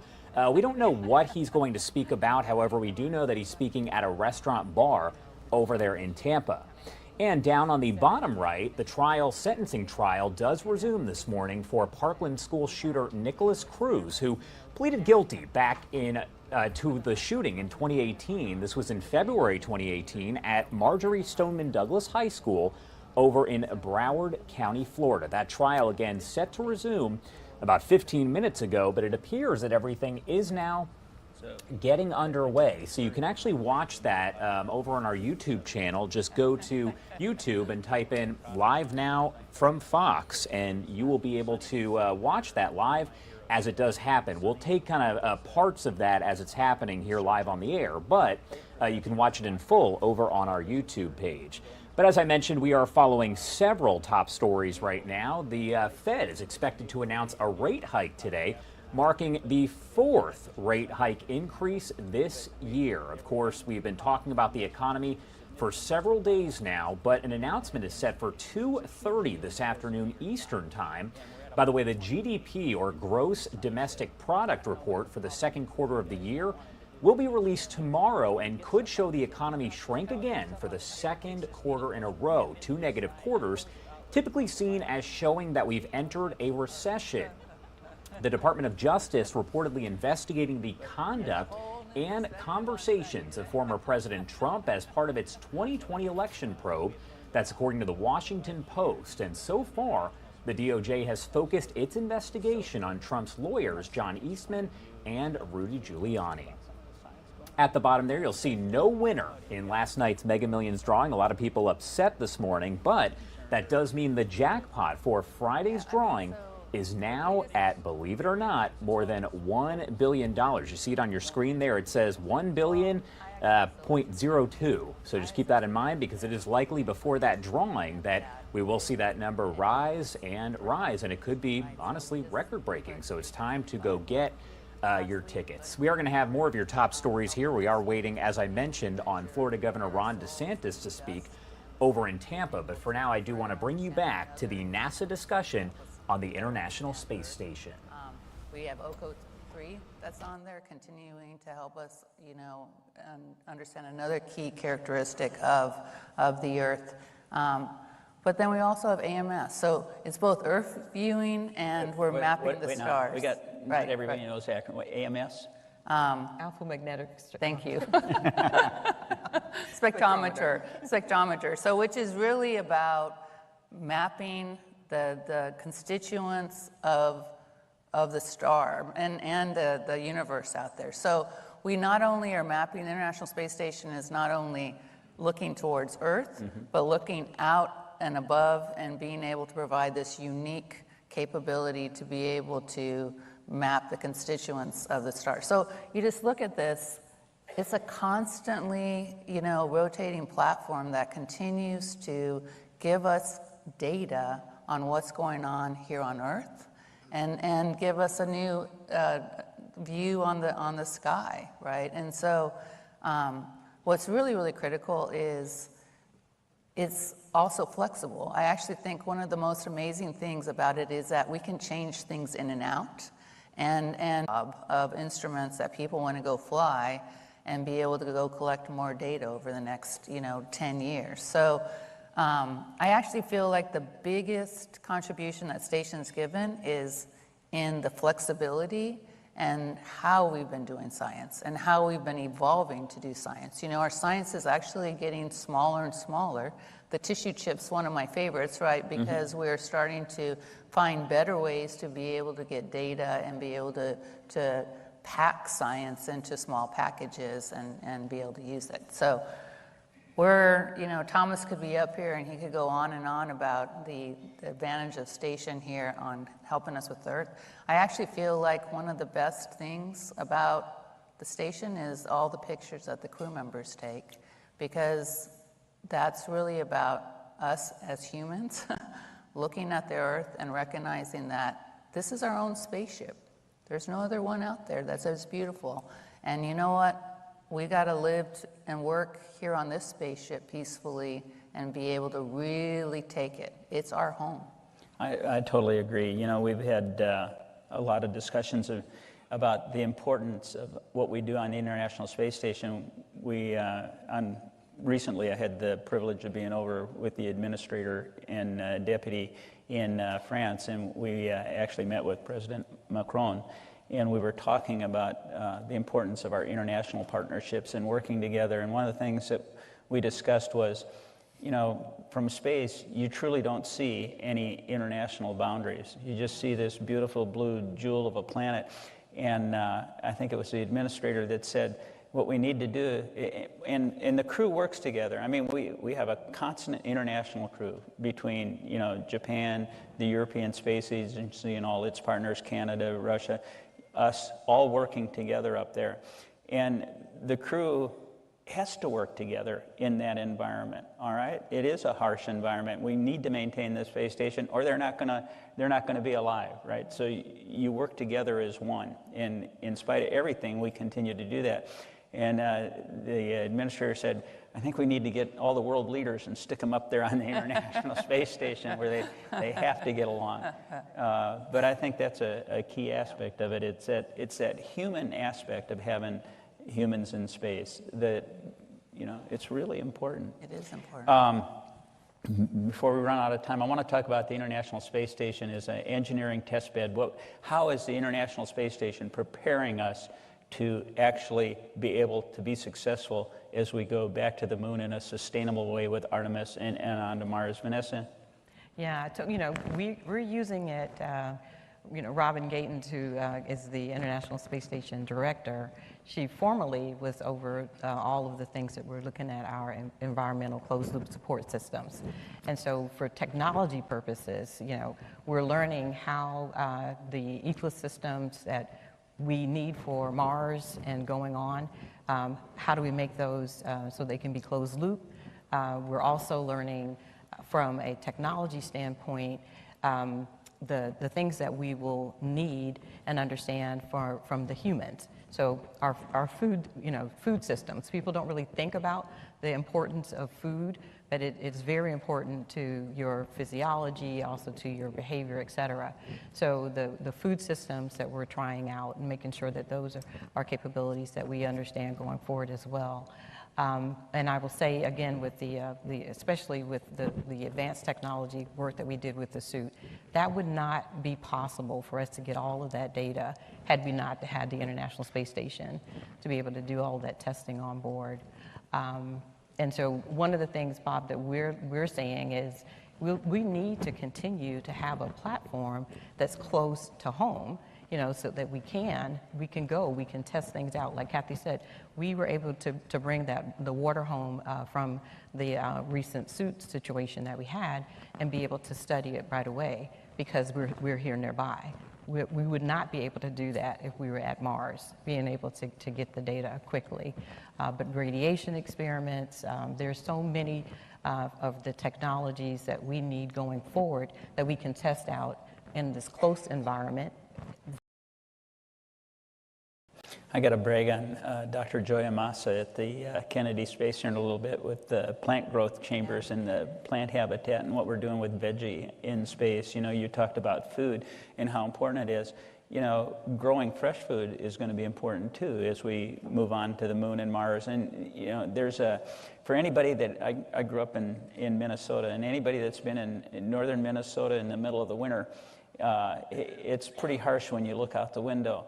And everybody has plants growing in their house that, it brings a little bit of life in it. And the same is true on the International Space Station. There's the nutritional aspect of it and the need to be able to grow plants as we go beyond planet Earth. But there's also a psychological benefit of having those living things growing. And you talk to the crews, about how they enjoyed growing things, how they enjoyed harvesting the crops and actually just growing flowers. When we grew the zinnias, how, having that bright color within the space station in that harsh environment to be able to grow something. I know crew members don't like to think of them as people, right? They're super beings, right? But you're right. I mean, it's about, we're human, right? And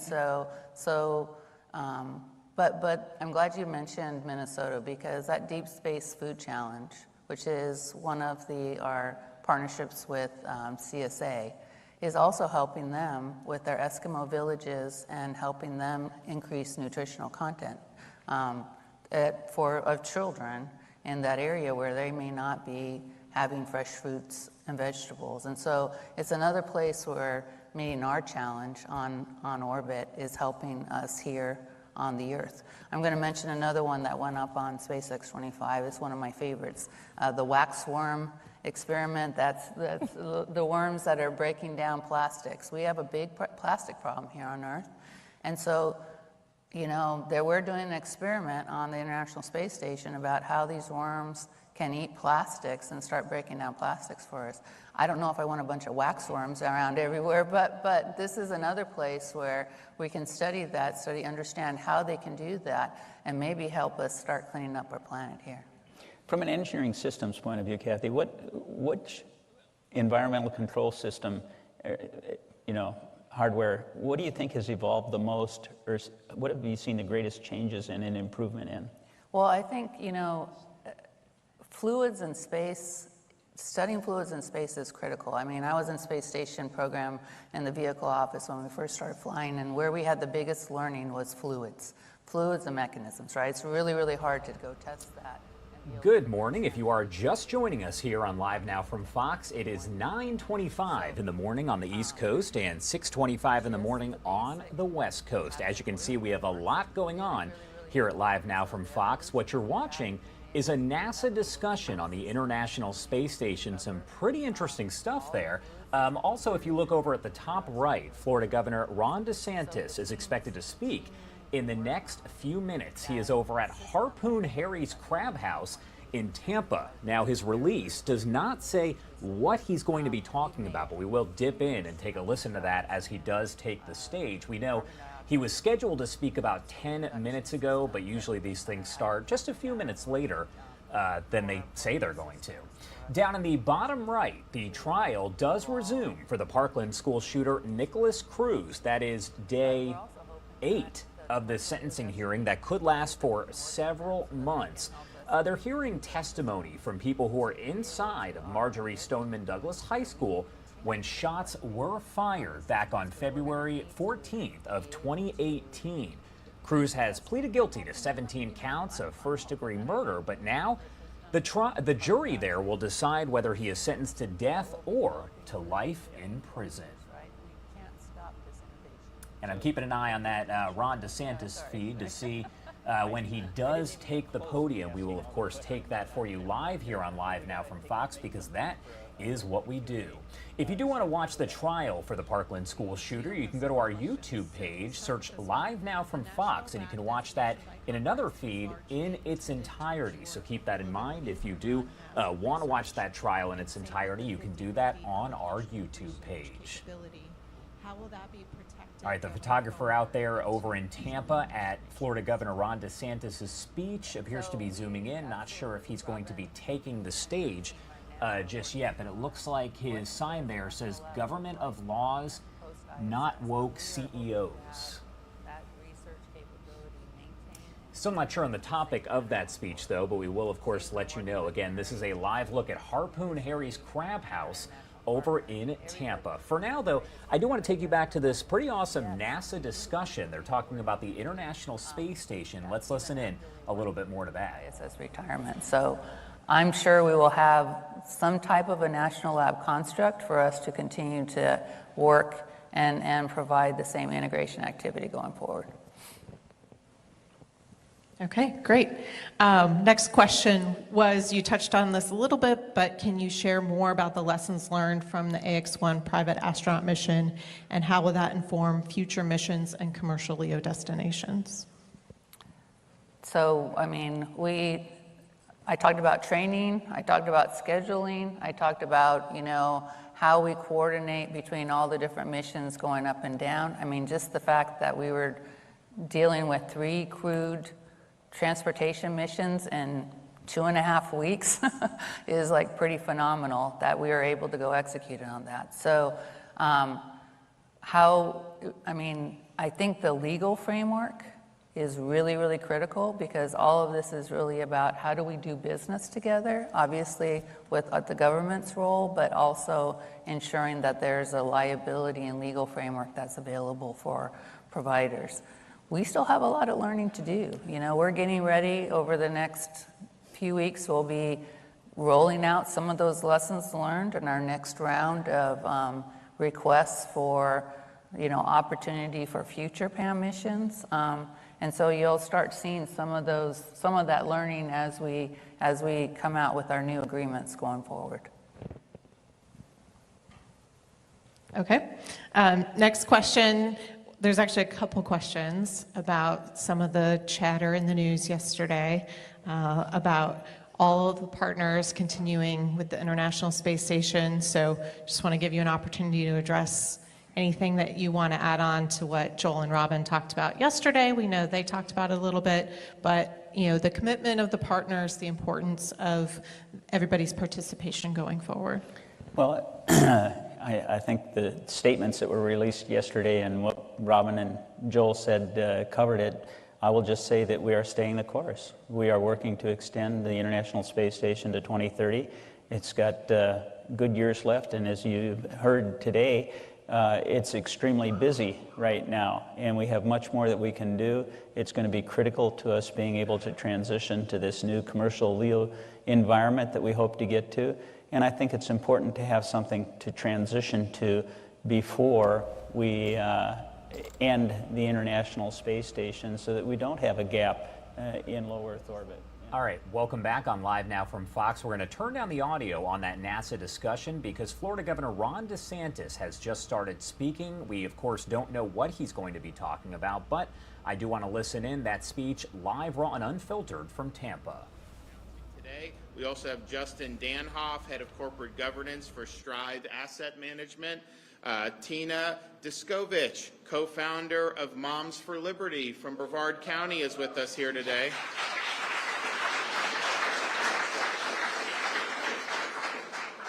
And Mark Dubina, retired state law enforcement officer. So we're going to have some important announcements today. First, I'd just like to point out, we just saw President Joe Biden test positive for COVID, right? And, I've said, we obviously wish him well on that. But, this is a guy that has taken how many booster shots? I mean, seriously.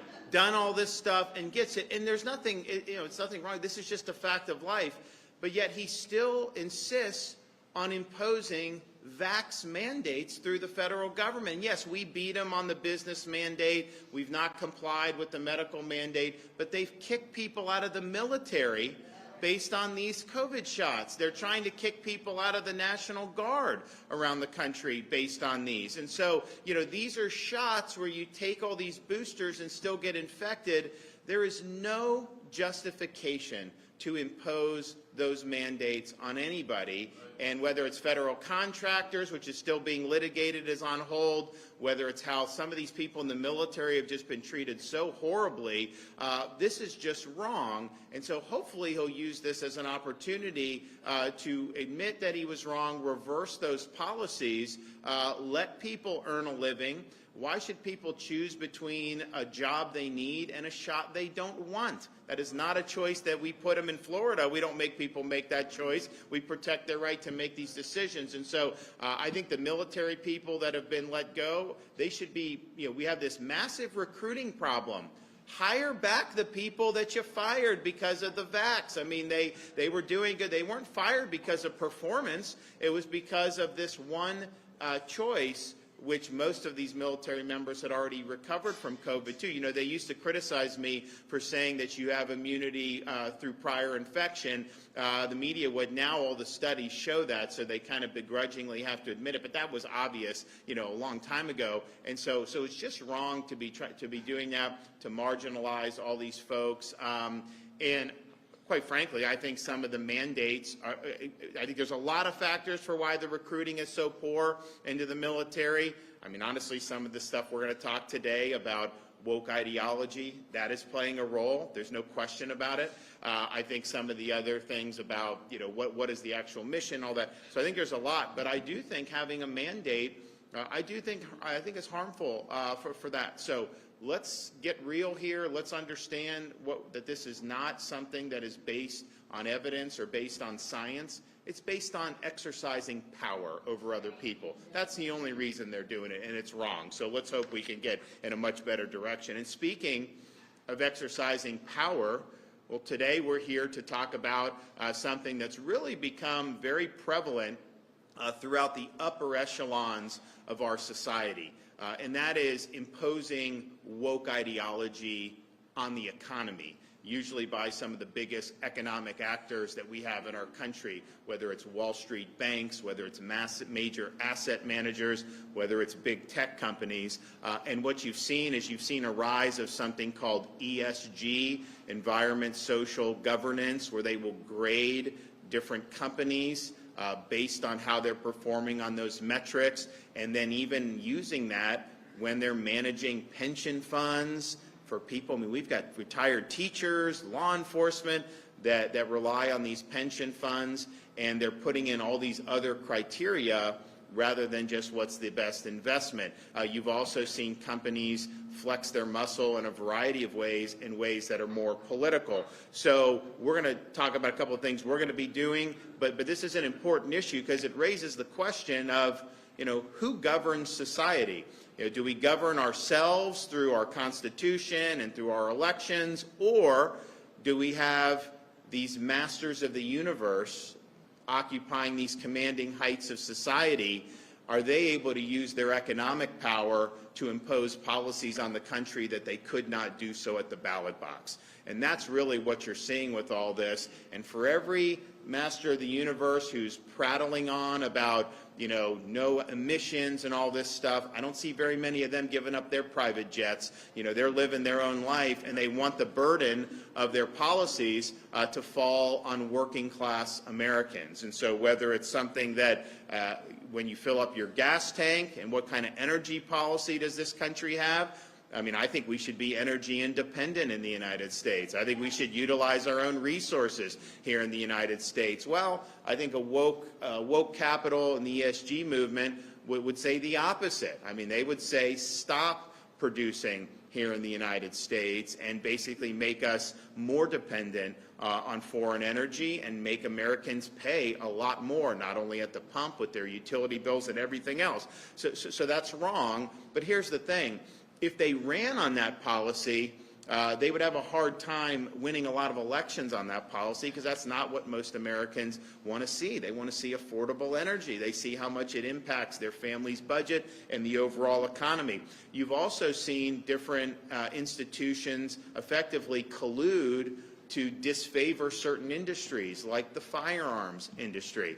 You don't like that, and so you want to not allow them to, say, get financing for banks. You've seen asset managers who manage the pension funds say they are going to be doing things like, quote, stakeholder capitalism, which is taking all these political factors and injecting that into the financial system.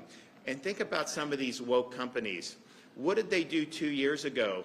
Massive amounts of investment to BLM. Now, what did the BLM leaders do with that? They bought mansions with that money. Have you seen how many mansions some of these people are now living in? So that was a total fraud. All right, if you are just watching us here on Live Now from Fox, it is 9:37 in the morning on the East Coast, 6:37 in the morning on the West Coast. Thank you so much for waking up with us. This is the voice of Josh Breslow, bringing you the news for the next hour and a half before we hand it over to our friends in Phoenix. What you're watching right now is Florida Governor Ron DeSantis speaking at a restaurant in Tampa, but I do want to send it over to Switzerland because we do have the World Health Organization speaking right now, and I want to bring you what they have to say, especially after what happened over the weekend where they did declare monkeypox to be a global health emergency. So I do want to listen in and see what they have to say. Thanks for watching here on Live Now from Fox.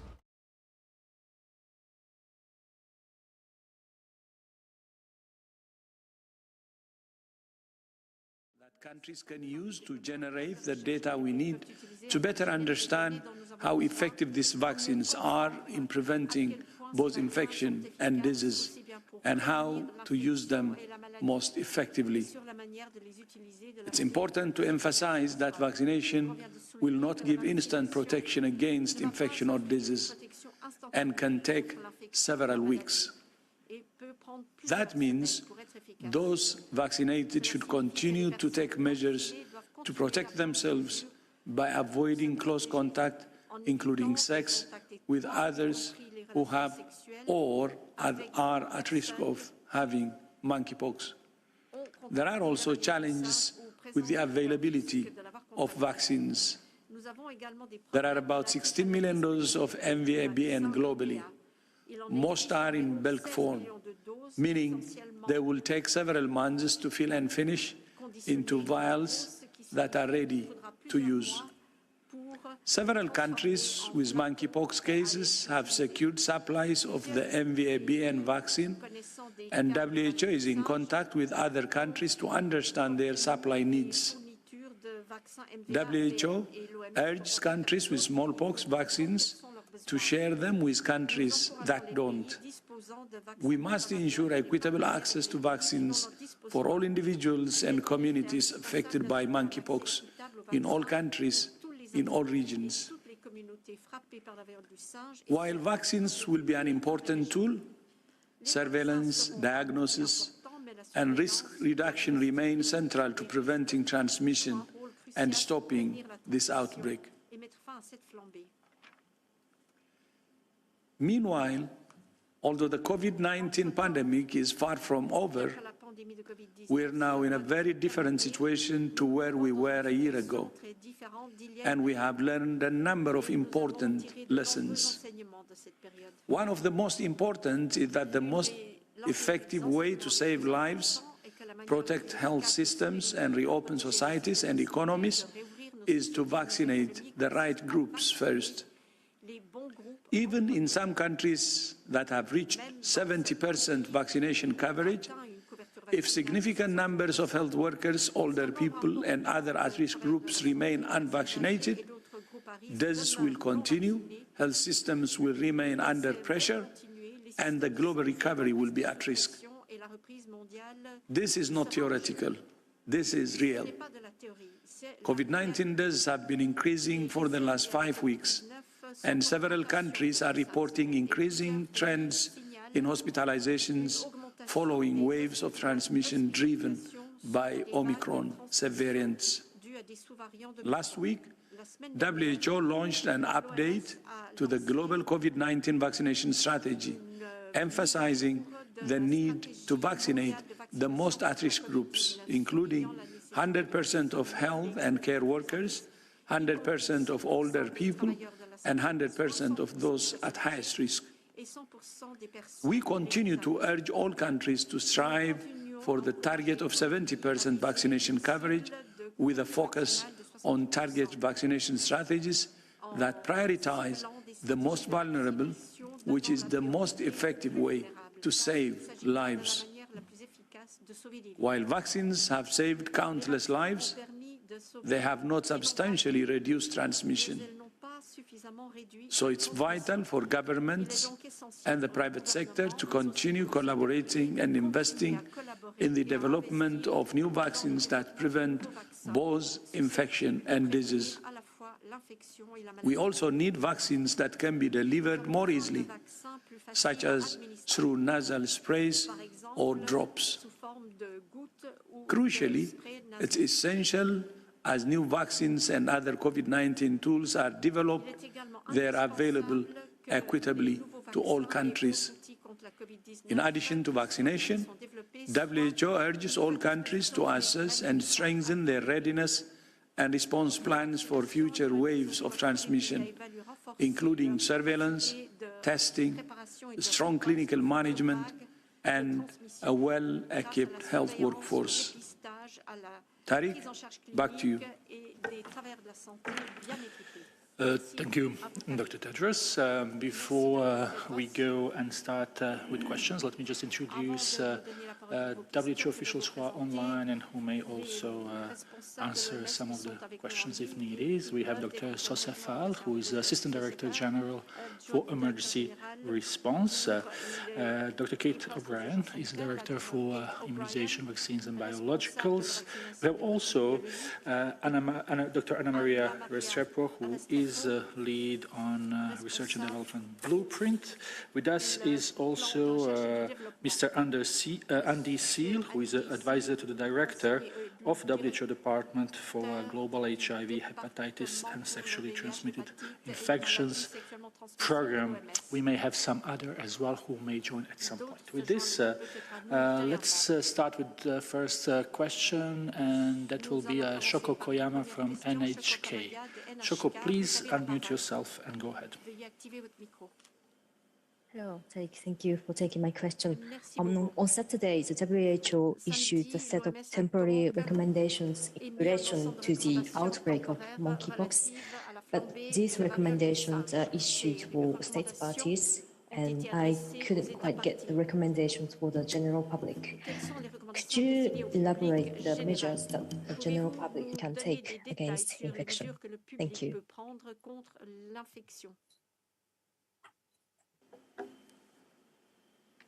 Thank you, Shoko. Dr. Rosamond Lewis will start.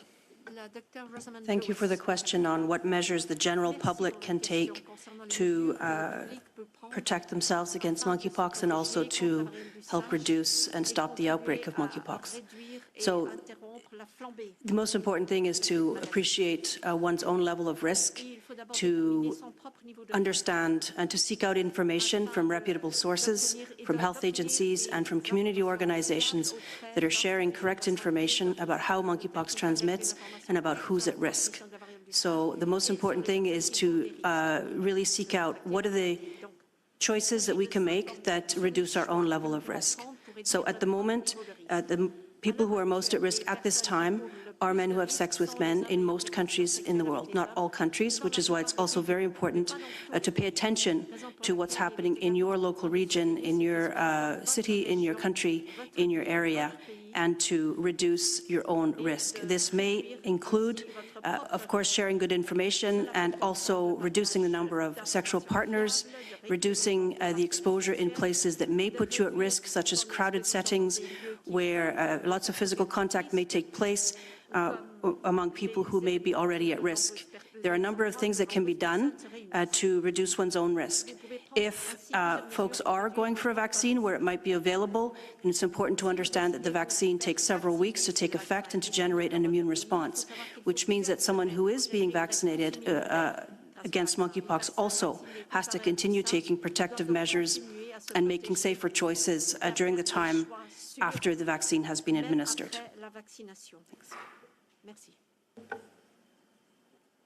Thank you, Dr. Lewis. Let's go to the next question. We have Kai Kupferschmidt from Science. Kai, please unmute yourself. Thanks a lot, Tariq. Thanks for taking the question. Two really quick ones. It feels like this is the first time that you've, explicitly said that reducing the number of sexual contacts might be a good strategy at the moment to reduce the spread.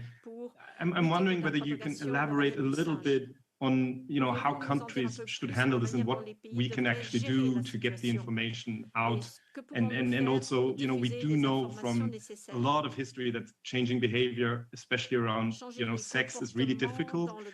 And with the vaccine not becoming available very soon, it seems, I wonder, how long this can be kept up, even if people really want to do this. Thanks, Kai. Do we have Mr. Andy Seal online who would maybe start with this? Andy, did you hear the question? Yes, thank you, Kai, for the question. Hello to everybody. Perhaps I can start. It's a great question. I think there's a lot of learning from HIV, as you suggest in your question. I think it's one message within a package of prevention messages that needs to get through to people, and we need to take a lead from how communities are also handling the messaging here. So I think, for example, we've set up a community reference group that's already met 4 times, including representatives from all WHO regions. And they're also sharing with us strategies that are being led from communities. And this messaging around reduced partners is coming from the communities themselves. Clearly, this is, as you also suggest, potentially a short-term message. We hope that the outbreak, of course, will be short-lived. We hope that the other preventive measures in place will also support the outbreak to be contained quickly. I think the other messages that complement this are being very alert to symptoms, understanding what symptoms are that people should look for if they think that they have been at risk, and seeking medical advice rapidly should they identify the fact that they may have symptoms. Good morning, and thank you so much for joining us here on Live Now from Fox. What you're listening to is the World Health Organization answering questions about monkeypox and COVID-19. No surprise, though, a lot of the questions are about monkeypox and the vaccine itself. So we are going to play a little bit more of that for you. I do want to mention that in the bottom right-hand screen, the trial back underway for Parkland school shooter Nicholas Cruz. Right now they are showing, it appears, surveillance video.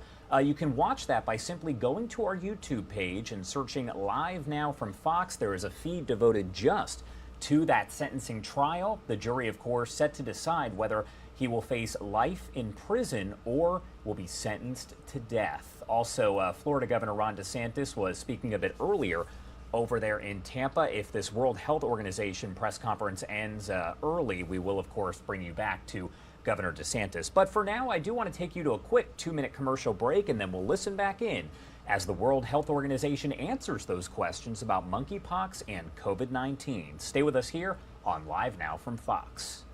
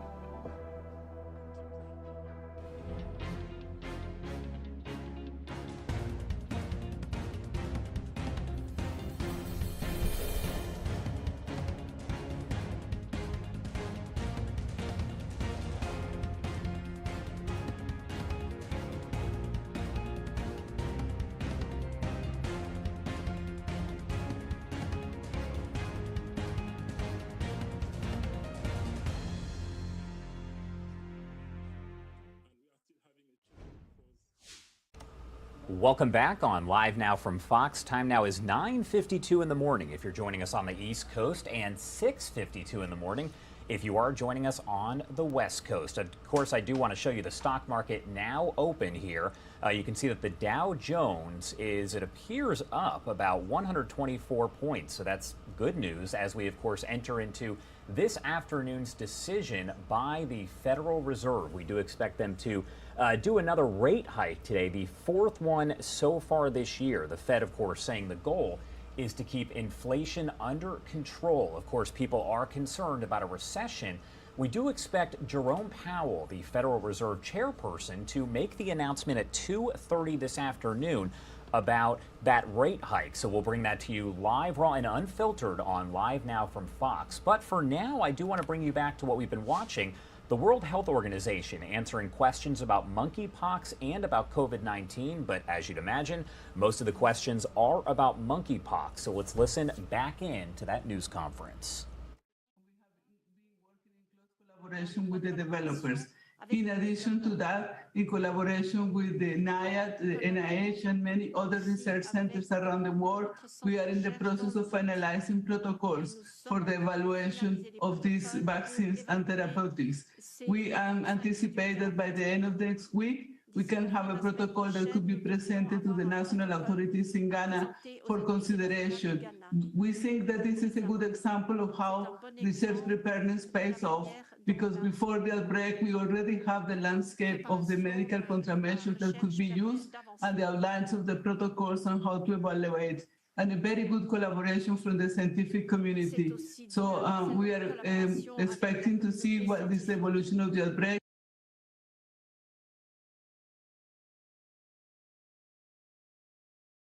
Dr. Anna Maria. We'll go to the next question. That's Max Kozlov from Nature. Max, can you hear us? Unmute yourself, please. Hi, thanks for taking my question. Around a month ago, the DG supported changes to the naming of monkeypox or the different clades of monkeypox, and I was just wondering if there's any kind of movement on that or what next steps might look like, and if it's too late now that there's been a public health emergency declared about it. Thank you. Dr. Lewis? Sure, thank you. I'm sure you're aware that there are three different things. There's the name of the disease, the name of the virus, and the name of the clades. The name of the clades is something that scientists are already discussing through their research and in the scientific literature. Proposals are being made, such as naming clades 1 and 2, for example, instead of using geographic-based names. For the virus itself, the International Committee on the Taxonomy of Viruses has already embarked on conversations with their orthopox virus group on whether there will be any modifications to the not only the name of the monkeypox virus, but of course there are many other pox viruses that carry similar names that have been known for a long time. So that is up to the ICTV to provide a response to that. And for WHO, our responsibility is the naming of the disease, which has existed already in the International Classification of Diseases for some time. So there is a process that we have initiated and welcome all proposals as to what the new name might be. Thank you. Thank you, Dr. Lewis. Dr. Swaminathan, would you like to add something? Yes, just to add, I think, to what Rosamund was saying, that the naming of diseases, there was a revised procedure that WHO adopted several years ago, essentially to overcome the previous, history of naming diseases by named by place of origin or where it was first detected, or sometimes even a name of an individual, etc. So there are standard rules now on the naming of diseases, and there's a call that's been put out actually for suggestions, and then a committee will then consider those suggestions. So we, as far as I know, have not received any proposals for a name to replace monkeypox. So that process is still open, and as Rosamund said, we welcome any constructive suggestions. Thank you. And just to add, while all this has been done, for the vast majority of people who deal with these diseases, experience them in the communities, the name per se is not a major issue. It's the weaponization of these names. It's the use of these names in the pejorative. It is the targeted manipulation of the implications of what these names make.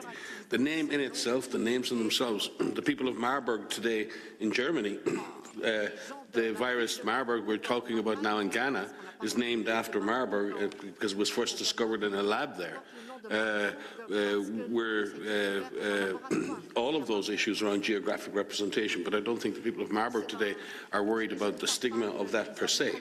But there are certain words and certain trigger words that are then used and manipulated in other circumstances, and they're basically frankly racist connotations that come from some of this, and we have to call that out, because names are names, no matter what names we use. If people are determined to misuse and to weaponize names in order to isolate or discriminate or stigmatize people, then that will always continue. We will do as Sumya said, and I think the international scientific community has a job of work to do to the extent possible to take those opportunities away.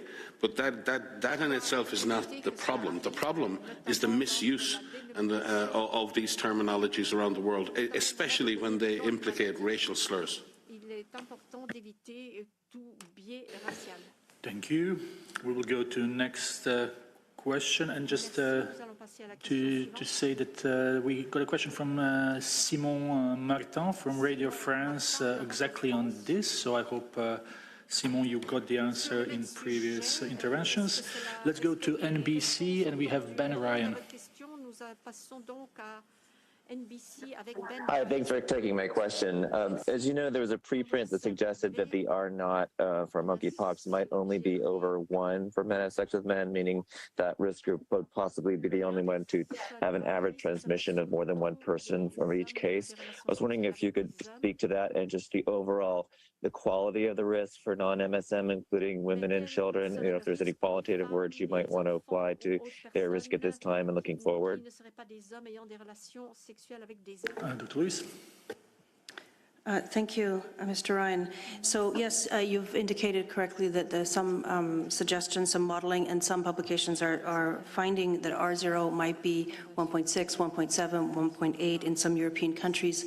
where, as the Director General has already indicated, 99% of cases are still among men, and of those, over 95% to 98% are among men who have sex with men. So the R0 is a property of the transmission of the virus, and also the circumstances in which the virus might be transmitted, and it is a property when there's no intervention. So if there's no intervention in a circumstance where there's a lot of skin-to-skin contact, frequent contact on a regular basis, perhaps in the context of multiple partnerships or anonymous contact with anonymous partners, then that would be a circumstance without intervention where the virus can spread more easily. Monkeypox virus has been known in the past to have an R0 just under 1, which is why in the past the outbreaks have been self-contained, generally self-limited, and shorter chains of transmission. This may be changing now also because of the lack of global immunity to orthopox viruses in general, providing a larger pool of susceptible individuals who may, once exposed, may contract infection through lack of immunity. So I think the message that comes here is that they're important to continue to emphasize the choices that individuals can make to protect themselves. If the R0 remains less than 1 for most people, then the outbreak itself will be self-limited, so that's a very important feature. You did ask directly about risk for women, children, and others who may be exposed, so we know very clearly that one of the main modes of exposure for this particular illness is through direct contact, close contact, skin-to-skin contact, possibly even face-to-face contact exposure to droplets or virus that may be in the mouth. Many people have lesions in the mouth. And so that it's very important for anyone who has monkeypox to isolate so that they can protect also anyone else living in their household or anyone else that they may be in contact with. Household transmission is how this was first discovered.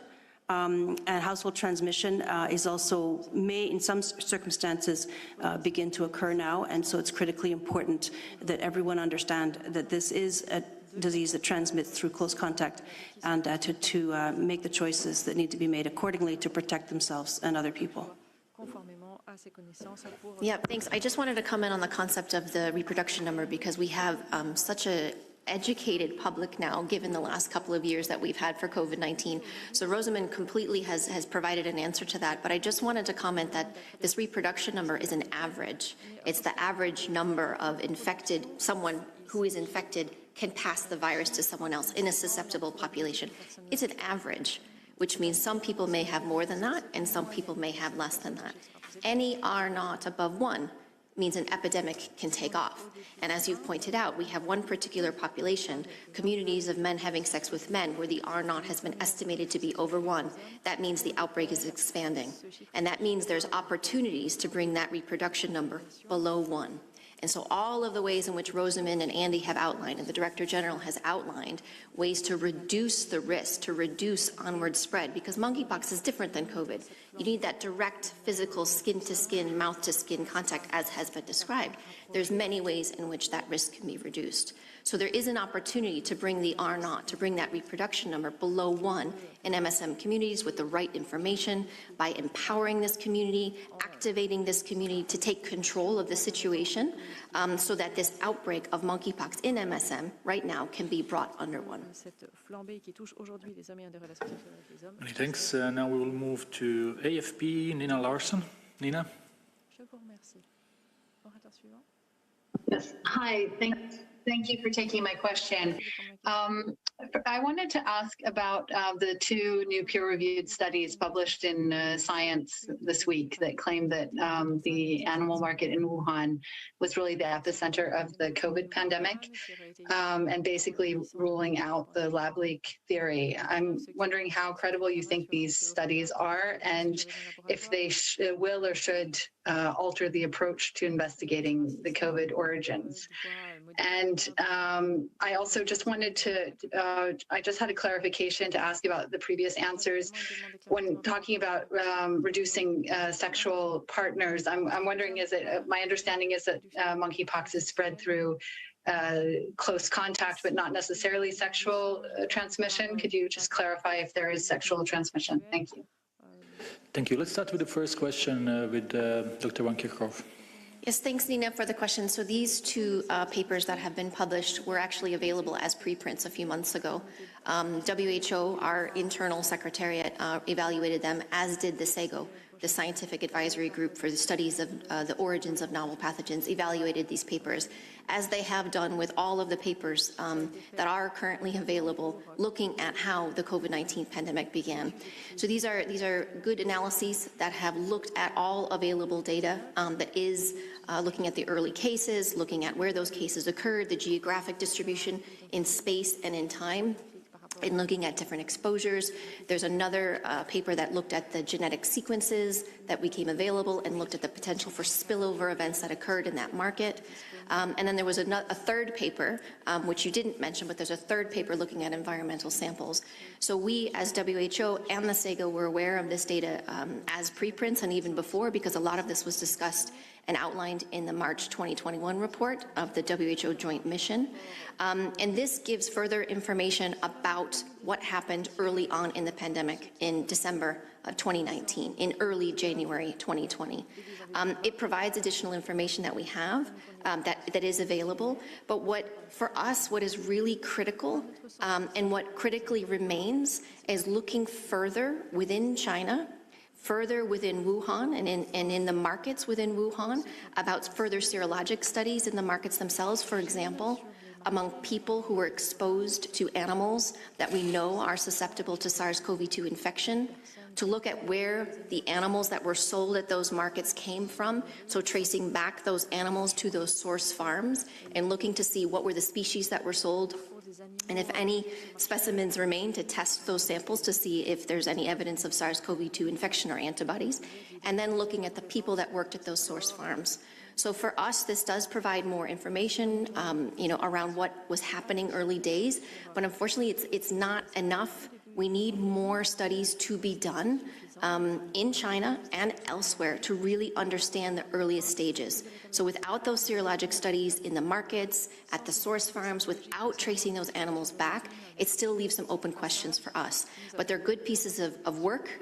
We welcome more scientific studies, peer-reviewed scientific studies, to help us get closer to understanding how this pandemic began.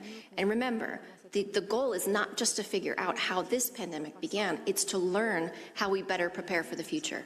So that work will continue, because we will continue to have spillover events. We see this with even monkeypox. We see additional spillover that's happening in a number of countries. We see this with Marburg. We see this with a lot of pathogens with epidemic and pandemic potential. The goal is to learn. The goal is not to blame. The goal is to learn and to take those learnings to be better prepared. So the work of WHO continues. The work in countries for the studies that have been recommended by the SAGO continues. We, as the Secretariat, will continue to work with all countries to better understand and to further understand the start of this pandemic. Just briefly to add that, like in all situations of origins, this is a scientific detective story that goes on, and each new piece of information adds to the overall assessment. And a new piece of information or new scientific studies can move more positively with one hypothesis or another. But like all stories like that, all hypotheses remain on the table until you can prove that one hypothesis is the explanatory hypothesis. And so it's important for us to remember that all hypotheses remain on the table, but we're very pleased to see this kind of work being done, which advances us and advances our common understanding of the origins of this disease. Thank you, Dr. Ryan and Dr. Van Kerkhove. Mr. Seal, would you like to take this second question that was on the transmission mode? All right, could you please remind me of the exact wording? Thank you, and I'll be happy to. Now, if I remember correctly, the question that came, it was the transmission mode of monkeypox. Is it a sexually transmitted disease? Is it close contact transmission? So there's a need for clarification on that. Thank you. So we have convened a number of STI experts to look into this question. And in short, they've concluded that this is clearly transmitted during sex. And so they're comfortable in describing this as sexually transmissible. But they have not yet felt able to reach a conclusion to, state that this is an STI. So they're looking at past experiences where there are multiple modes of transmission, including Zika, for example, and they're comparing different experiences from those types of experience. They're looking at lab data around presence in vaginal fluids and semen, of course, of the virus. In terms of messaging, I guess the one area where we might instinctively assume that we would be able to confidently say use condoms as a level of protection, we're not able to do that for monkeypox, just because we know that it's that close skin-to-skin contact that facilitates transmission, a little bit like herpes. Condoms aren't efficient in protecting herpes transmission, but other STIs, they are. So I think the critical piece is really focusing in on close, intimate, personal contact, prolonged contact that happens during sex as the key mode of transmission. And obviously, as others have said, we continue to interrogate the data. Thank you, Tarek.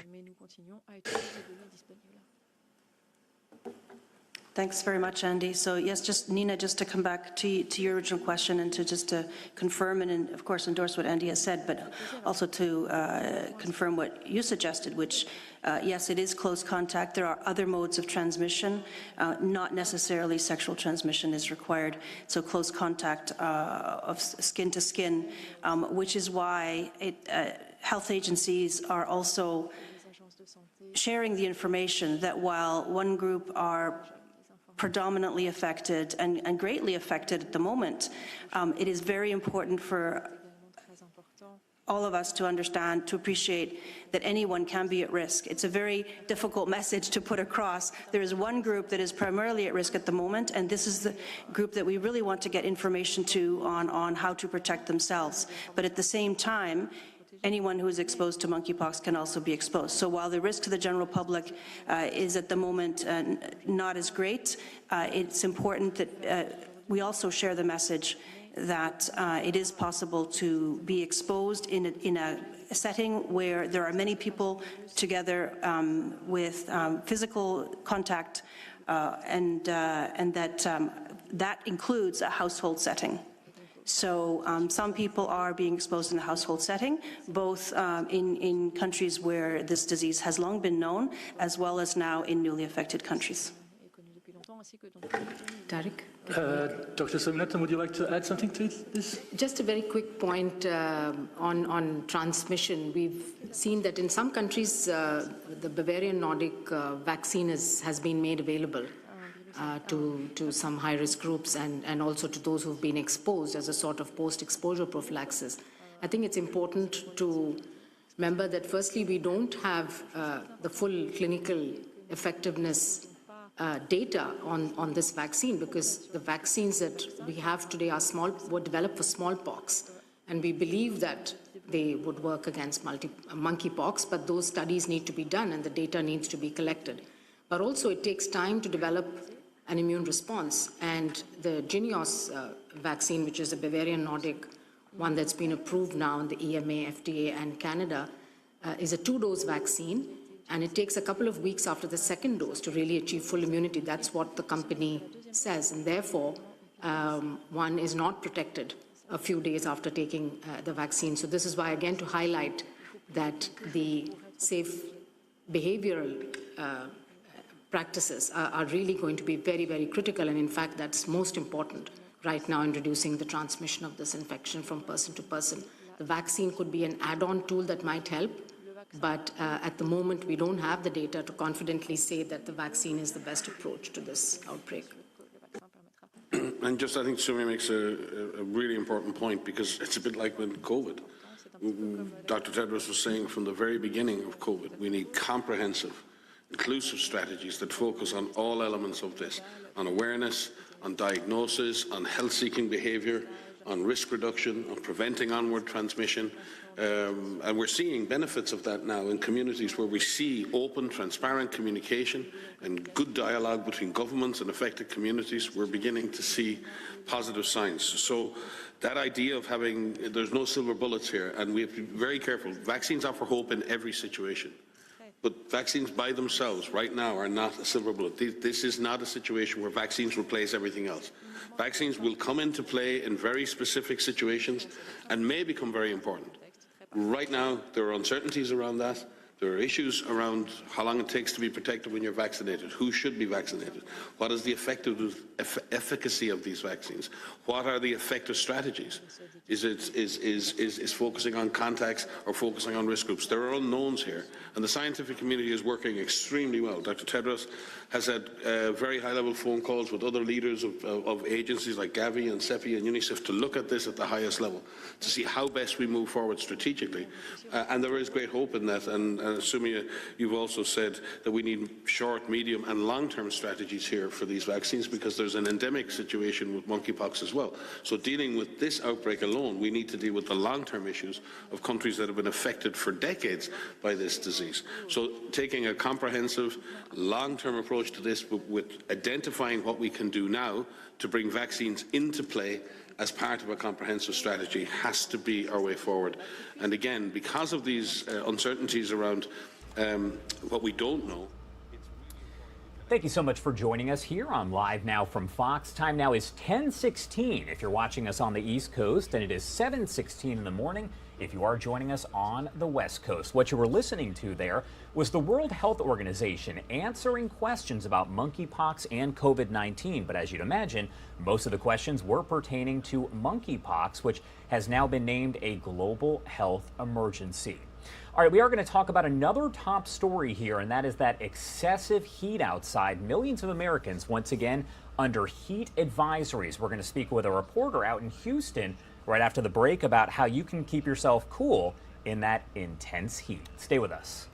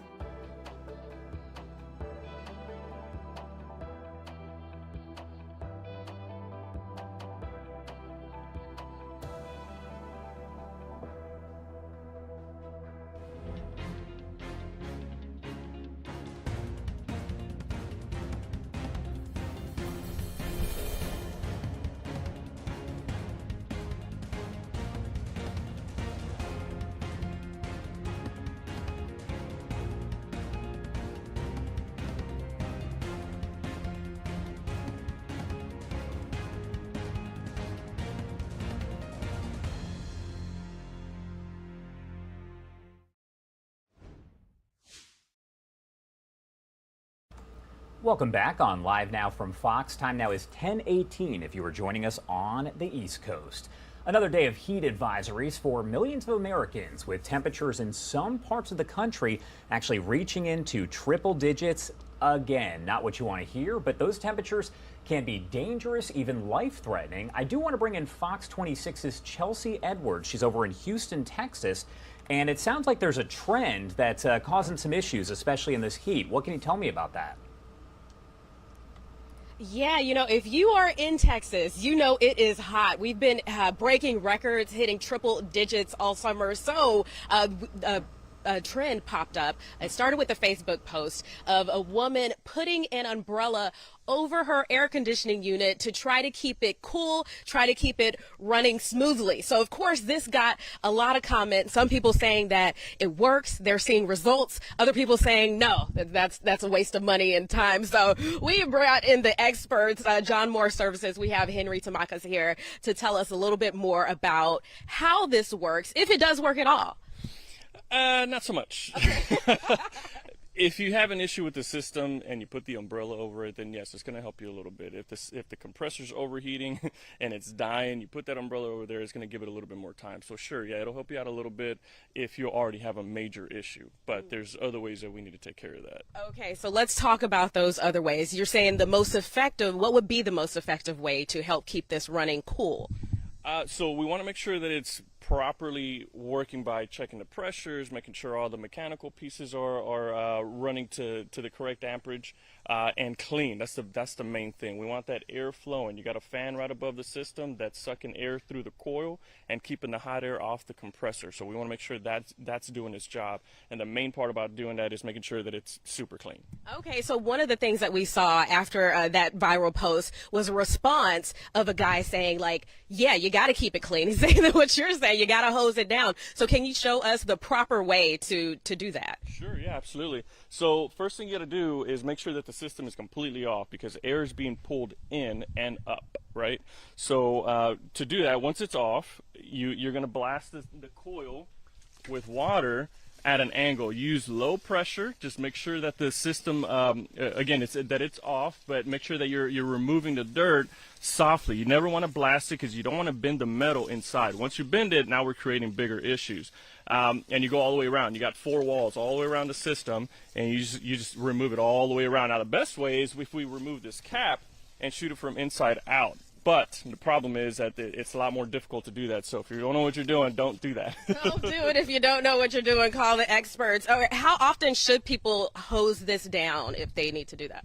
As often as it gets dirty. So people have different kind of greenery around the house, and if there's a lot of mud or dirt flying all the time, then you need to clean it at least once a month. Okay, so would an umbrella or some kind of covering help to prevent it from getting that bad? So if you have a lot of brush around the system, trees, then yeah, at that point, then to protect it from the dirt falling or the leaves falling, then yes, it would be a good idea to have that. Okay, but it really needs to be clear of the system. Yes, you need at least 4 feet above the unit. Okay, all right. Thanks for the tips. You're helping us in this heat. You guys can tell because we are sweating out here talking about the AC. So we are going to go back inside, sending it back to you guys. Yeah, that sounds awesome. All right, so a lot of good advice there is, again, millions of people are under these heat advisories, and they're all trying to figure out, how can I stay cool? Chelsea, thank you so much. We really appreciate it. All right, thank you.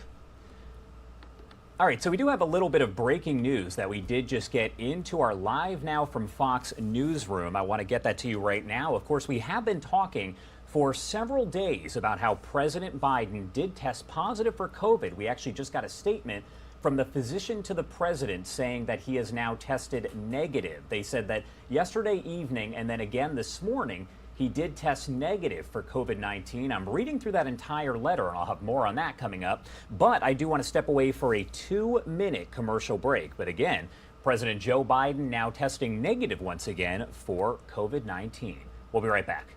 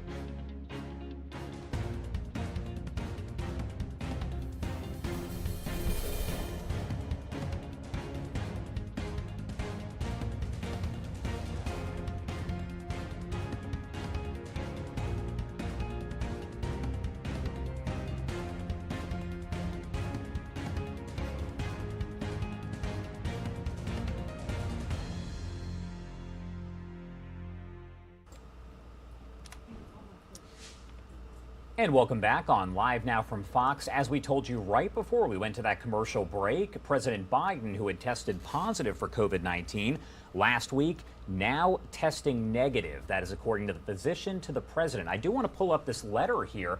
You can read, I want to take down the banner so you can read it a little better. But President Biden completed his 5-day course of Paxlovid 36 hours ago. As of this morning, he has completed 5 full days of isolation. He remains fever-free and discontinued use of any acetaminophen for the past 36 hours.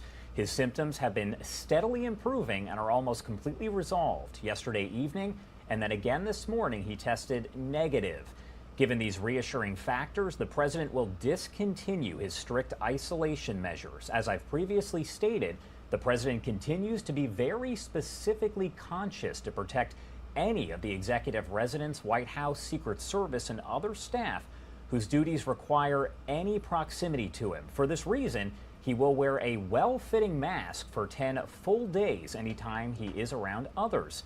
Acknowledging the potential for so-called rebound COVID positivity observed in a small percentage of patients treated with Paxlovid, the president will increase his testing cadence both to protect people around him and to assure early detection of any sort of return of viral replication. As we mentioned, though, again, the president has tested negative for COVID-19 both last night and this morning and will return to work. He's been working virtually since testing positive for COVID last week. Do want to bring you to another live event. Of course, we keep an eye on basically everything going on all across the country with our Fox affiliates and basically everything. So I do want to bring you a live look here. This is the House Oversight Committee hearing on examining the practices and profits of gun manufacturers happening right now, live, raw, and unfiltered. I want to bring that to you on Live Now from Fox. Let's listen in.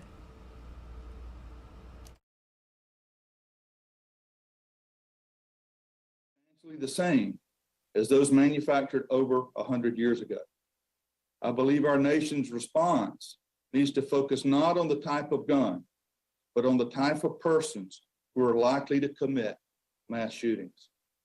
In my judgment, the U.S. Secret Service and Department of Homeland Security have shown how we can best spend public resources in reducing these threats. Several recent studies by these agencies have concluded that mass shootings are preventable when appropriate community systems are in place. In my full statement, I identify other actions that can be taken without infringing on the constitutional rights of law-abiding citizens. As the Supreme Court stated in Heller, the enshrinement of constitutional rights necessarily takes certain policy choices off the table, including those that would diminish the Second Amendment rights of law-abiding Americans, such as banning common and popular guns. To close, I'm appearing before you on a voluntary basis because I believe strongly in our constitutional form of government and the role of Congress in addressing the nation's problems. I have respect for Congress, and I hope you will afford me the same respect as both a citizen and a manufacturer of a lawful product built for responsible citizens. Thank you. And thank you, Mr. Killoy. You are now recognized for your testimony. Chairwoman Maloney, Ranking Member Comer, and distinguished members of the committee, good morning.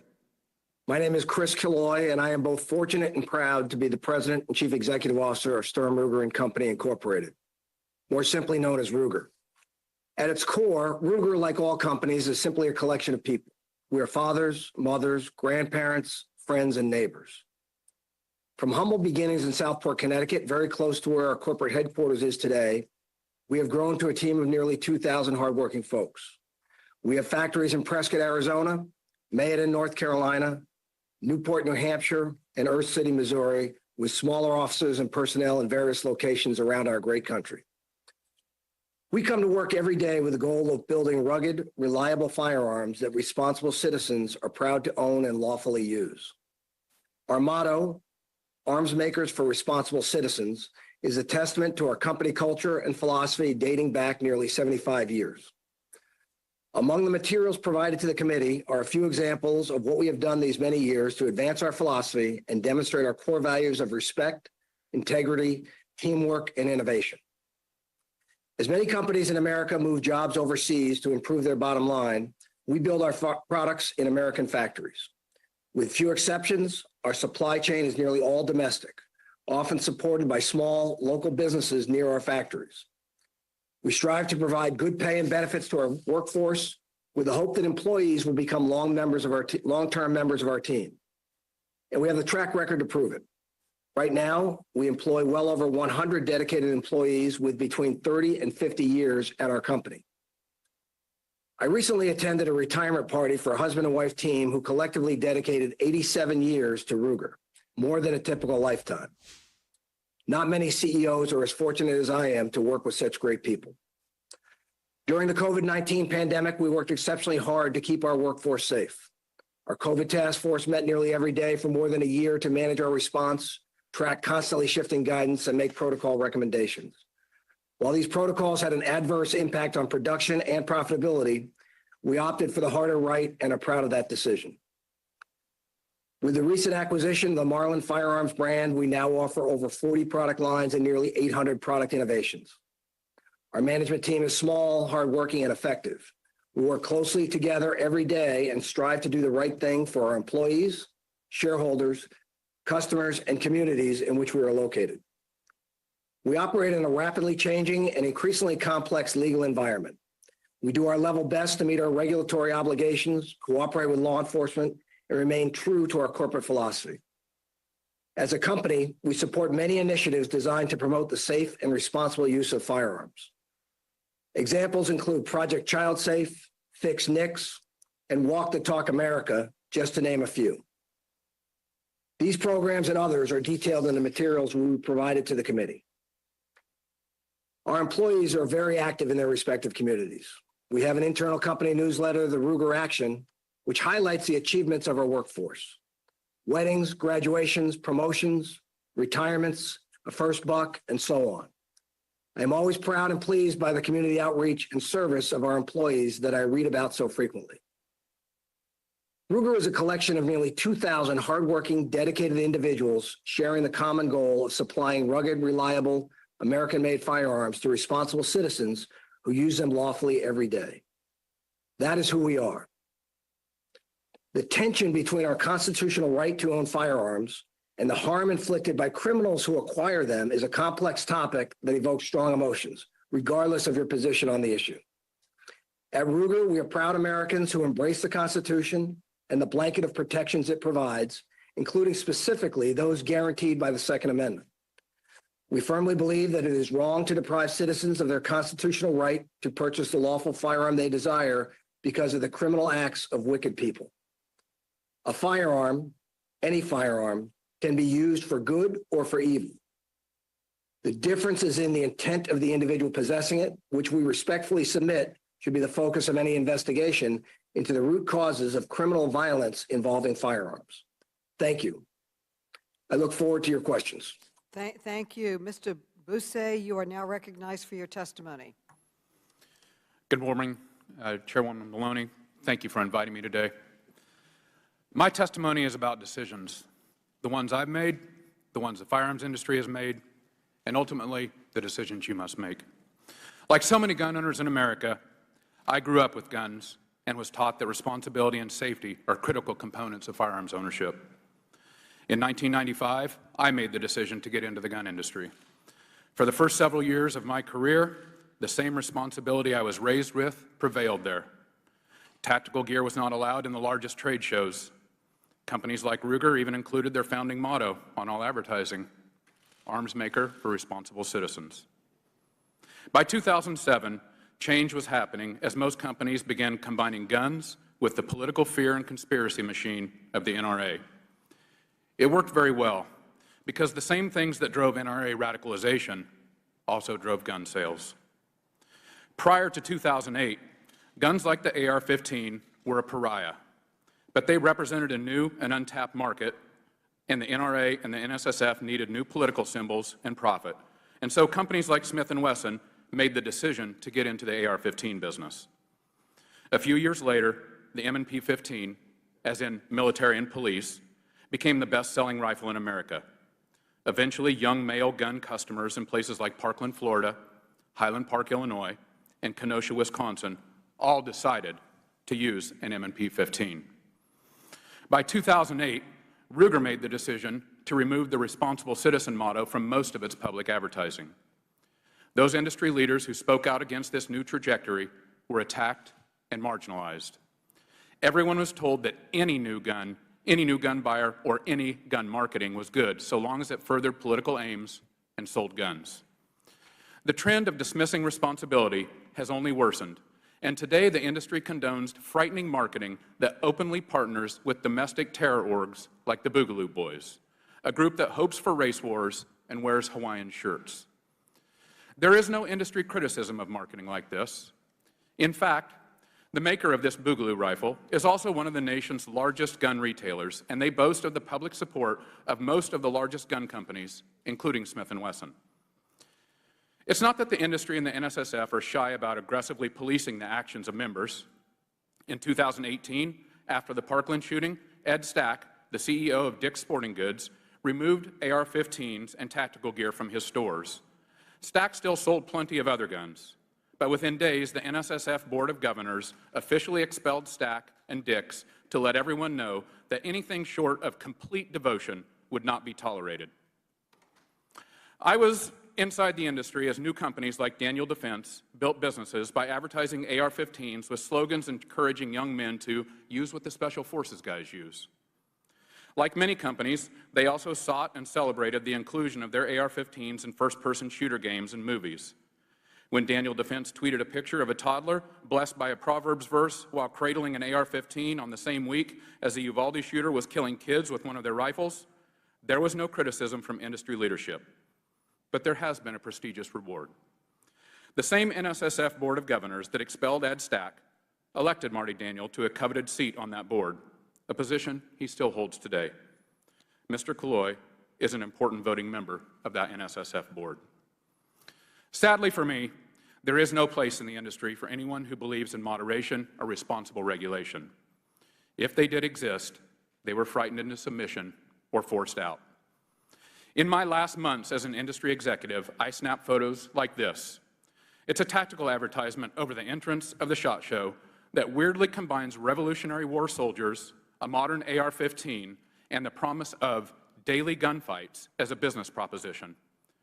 On January 6, 2021, less than a year after I took this photo, these exact components coalesced into a violent mob just a few hundred yards from here.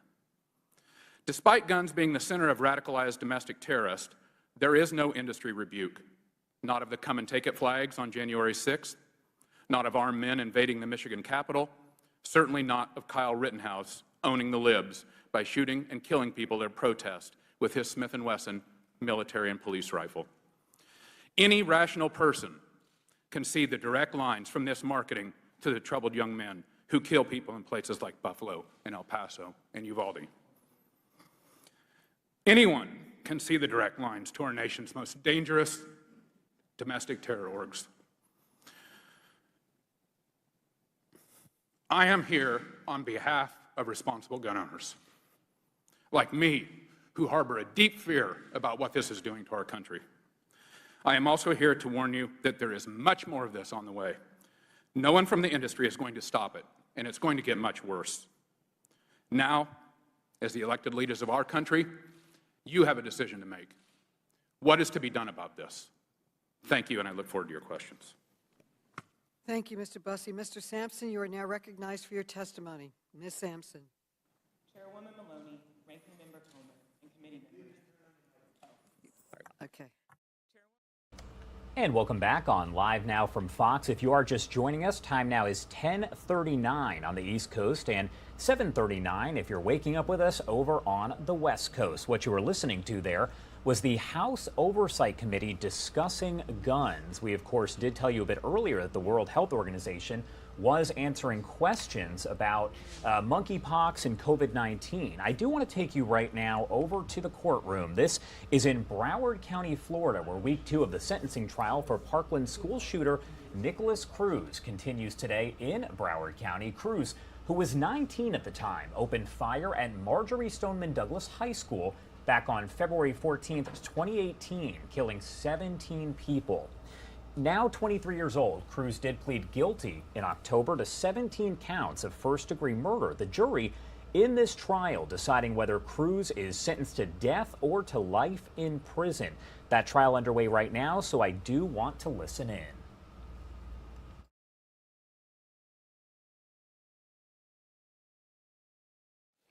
Say that again.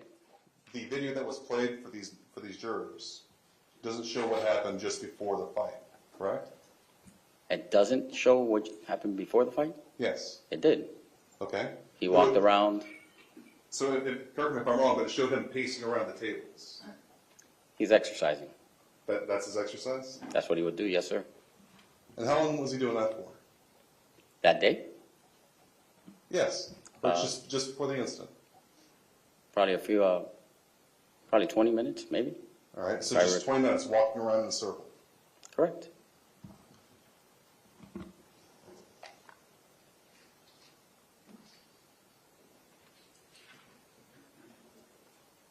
Isn't it true that after this incident, you lost your status on the ERT? Lost my status? Yes, you were taken off the emergency response team.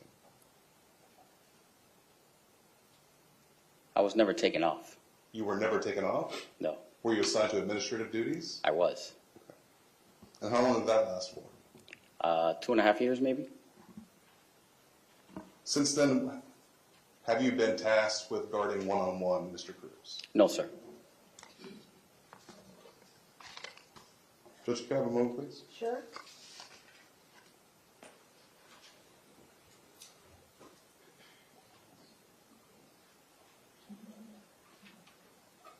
Nothing further. Thanks, Judge. State, is there anything else? No, go ahead. Thank you. Okay, thank you, sir. You're excused. Thank you. State, call your next witness. Detective Kevin Forsberg.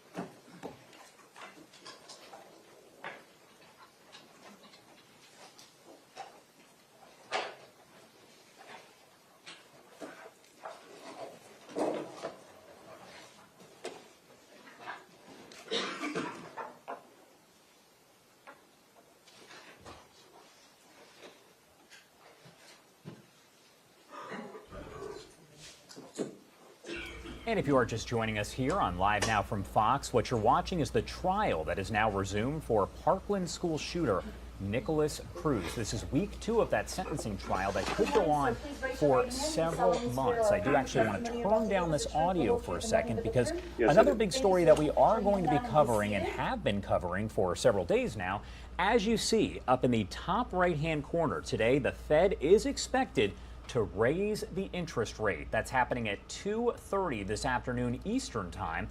We're going to step away for a quick commercial break. When we come back, we'll talk with Fox Business about what exactly is going to happen today at 2:30. Be sure to stay with us.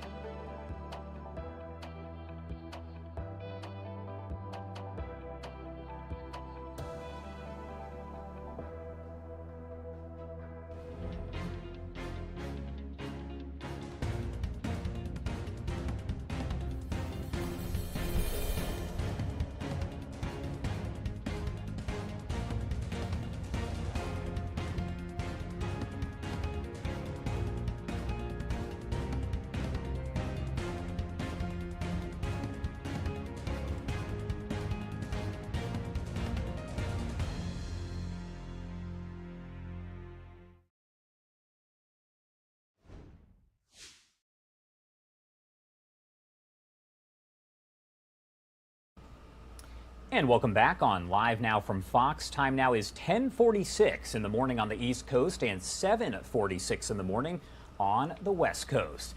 The Federal Reserve is expected to announce another rate hike today, the fourth one so far this year. There have been a lot of them.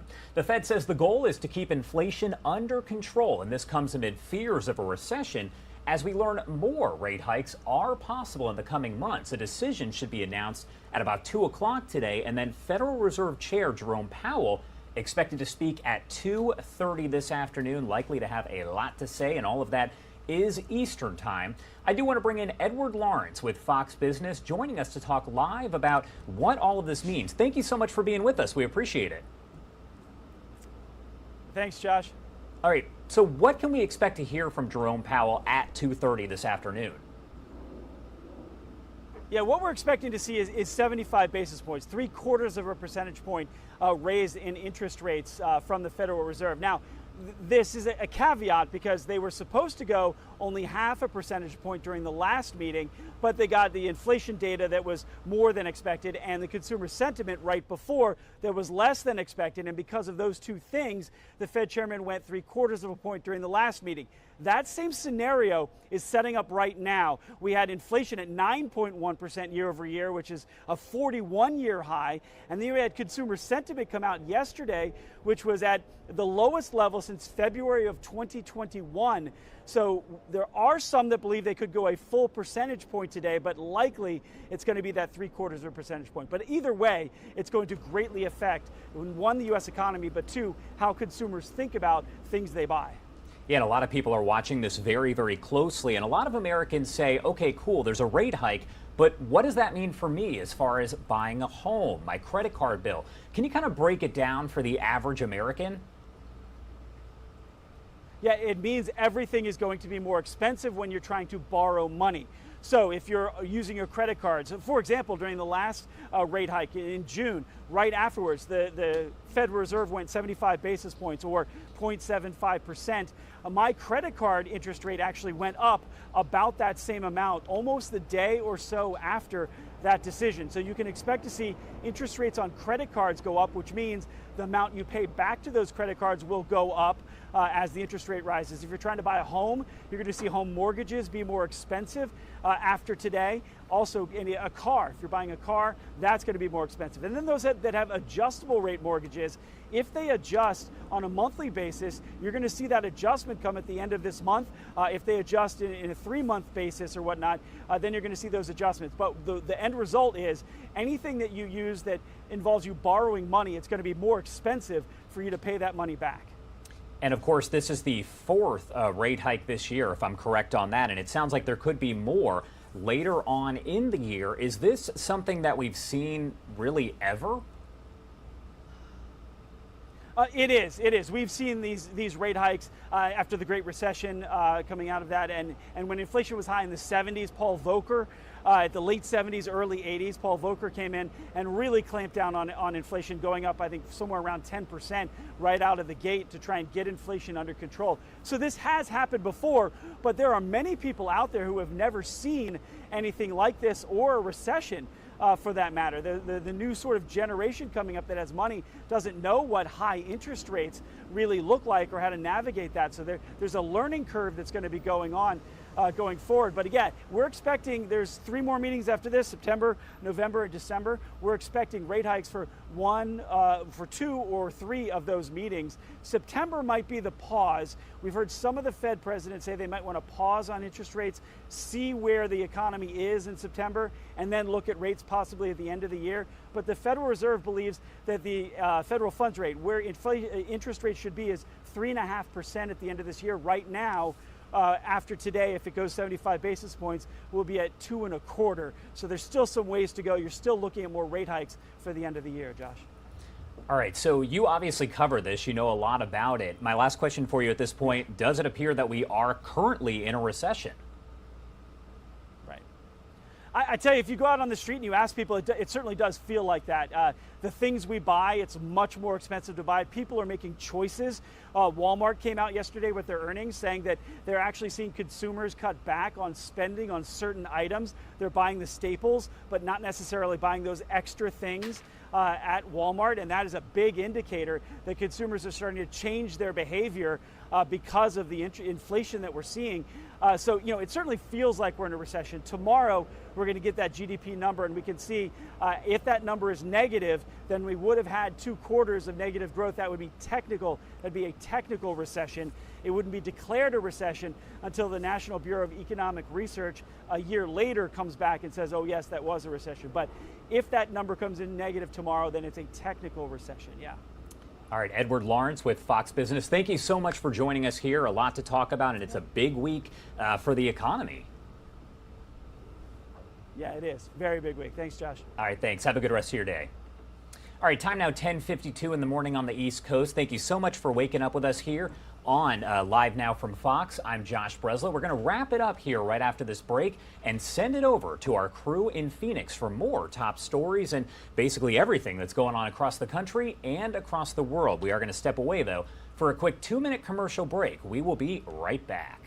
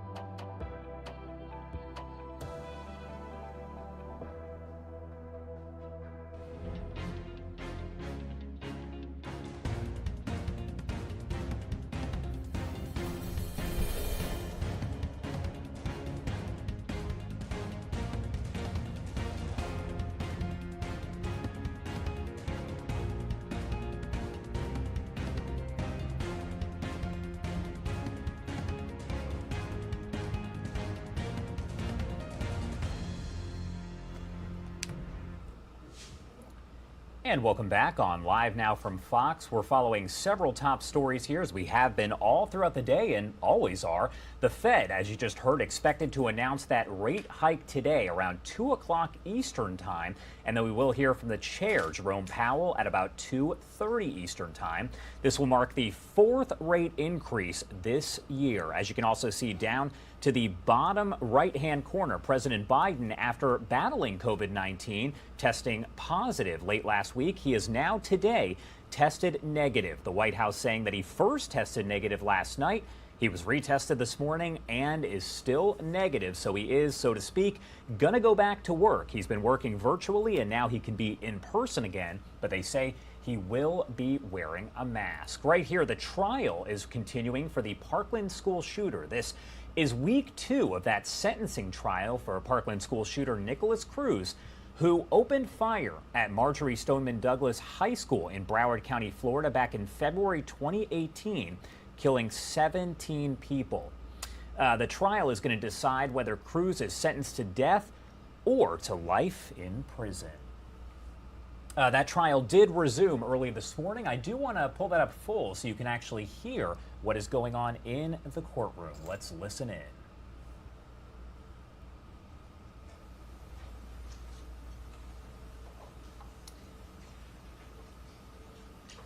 and it actually appears that a witness may have just left. So right now there is a lot of quiet in the courtroom,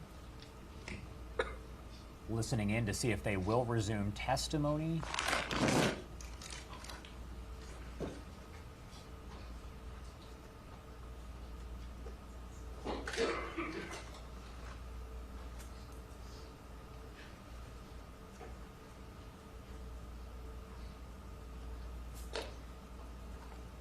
By the way, this is day 8 of that sentencing trial that we are told could go on for months. All right, let's listen in as they're swearing in a witness. Yes, I do. Thank you, sir. You can put your hand down and be seated. And when you're seated, please state your full name and spell your last name for the record. Valerian Perez, P-E-R-E-Z. And your occupation, sir? I work for the Broward County Sheriff's Office. Okay, and how long have you been with the Sheriff's Office? Just shy of 30 years. Okay, and what are you assigned to now? Currently, I'm an administrative sergeant for the Dania Beach District. Okay. I'd like to call your attention to February the 14th, 2018. You remember that date? Yes, I do. All right, did you have an occasion to respond to a certain location? Yes, I did. And where did you respond to? I responded to Stoneman Douglas High School at 5901 Pine Island Road. Okay. Let me show you now State's Exhibit Mark 429 that has been introduced in evidence, and ask you, Detective Perez, if you could take a look at that and see if you can identify it.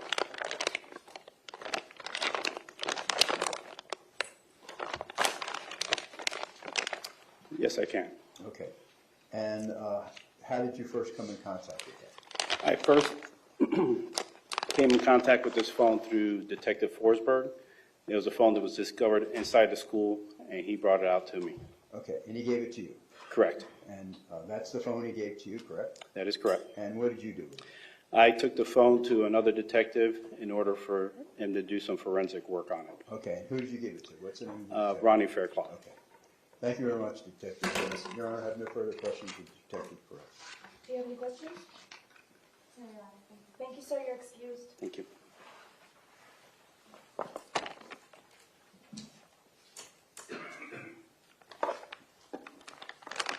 you want to take that recess now? Is your next witness It'll be a little longer. It's longer?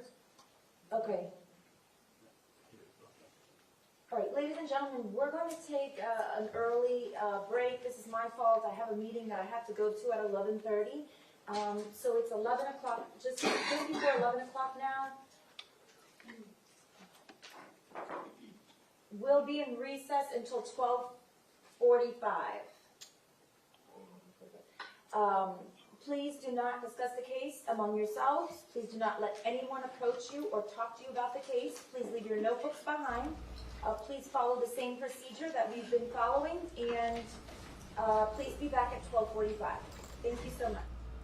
All right, so as you heard there, we had one witness called up. It was very quick, and then they basically went into a recess until, I believe she said, about 12:30 p.m. Eastern Time. Again, what you were watching there is week 2 of the sentencing trial for Parkland school shooter Nicholas Cruz, continuing today in Broward County, Florida. He was 19 at the time when he opened fire at Marjorie Stoneman Douglas High School in February 2018, killing 17 people. This trial will decide whether Cruz is sentenced to death or to life in prison, expected to last for several months. We're going to step away for a quick 2-minute commercial break. We'll be right back with more top stories from our Phoenix team coming up right after that break.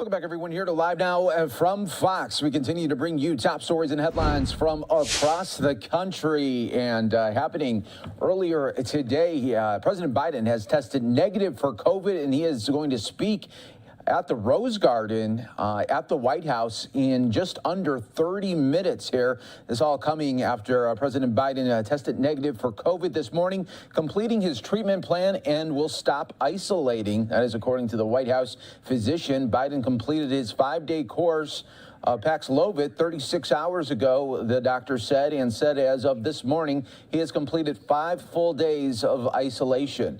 He remains fever-free, and he discontinued use of Tylenol for the past 36 hours. His symptoms have been steadily improving and are almost completely resolved. The doctor also said that Biden will continue to very specifically conscientious to protect any of the executive residence, White House, Secret Service, and other staff whose duties require, albeit social distance proximity to him. The doctor also said that the president will wear a well-fitting mask for 10 full days anytime he is around others there. Again, so we are expecting President Biden to be speaking here at the bottom of the hour. Of course, we got you covered, as always, right here on Live Now from Fox. Everyone, we're also keeping an eye on the markets today here, as you are seeing it up 182 points in the green. And this is all as the Fed is expected to raise interest rates again. And so we will hear from Fed Chair Jerome Powell a little bit later here as well. But since we are all about live feeds and breaking news, let's go out to Washington right now. This is a hearing on guns in America. Let's listen right here. To the record, please. Without objection. Thank you. Ms. Okafor, in your opinion, is private gun ownership one of, if not the most effective means of self-defense? Thank you, Congressman. Yes, absolutely. That is one of the most impactful ways of deterring any criminal from wanting to go to the places that are most vulnerable and defenseless. Like I said in my testimony, 94% of mass shootings occur in gun-free zones. So a criminal is going to go where they can do the most amount of harm in the least amount of time. And so those places that they know that they're not going to be able to do that, they're going to be a deterrent. Is that answer data-based? That's absolutely data-based. Okay. Thank you very much. I appreciate the chairwoman's allowing us to go a little bit over our time, but with that, I'll yield back, and I thank the witnesses for being here. The gentleman's time is expired, and he yields back. Our votes have been called, and after the questioning from the District of Columbia, Ms. Norton, who is now recognized, we will recess for the purpose of going to the floor to vote. Ms. Norton, you are now recognized. Thank you, Chairwoman Maloney, for this especially timely hearing. You're having this hearing at a time when gun violence is menacing the entire country. You do not open a paper these days, these mornings. You're watching Live Now from Fox, everyone. We also want to show you the Dow here up 162 points there in the green. Let's get back out right now. I would like to preface my questions by noting that without statehood, the District of Columbia could have its local gun violence prevention laws, including its ban on assault weapons and high-capacity magazines, overturned by Congress. Republicans, including this Congress, have repeatedly tried to overturn D.C.'s common sense gun violence prevention laws. We have defeated each such effort, and I will continue to try to do so. It is clear that there is a common denominator to mass shootings that occur over and over and again in America, and that is the use of assault weapons. Mr. Bruce, how is an AR-15 style firearm different from other guns sold by manufacturers, and what makes an AR-15 more deadly and dangerous than regular handguns? Thank you, Congresswoman. An AR-15 is chambered in a very common cartridge, typically a .223 or a 5.56. In that way, it is similar to many other commonly used guns. But the AR-15 is based on the military version of the rifle, and it's specifically designed to be an offensive weapon of war for troops in battle to charge into places like buildings and battlefields to take as many lives as possible as fast as they possibly can. That's what the design of the rifle is for. It's, I think, an analogy may be in order. An AR-15, if you think about it in terms of cars, most cars and trucks have 4 wheels and a steering wheel and engines and all those things. And most rifles have a trigger and a barrel and a stock and all of those things. But in this case, the AR-15 would be much like a Formula One race car.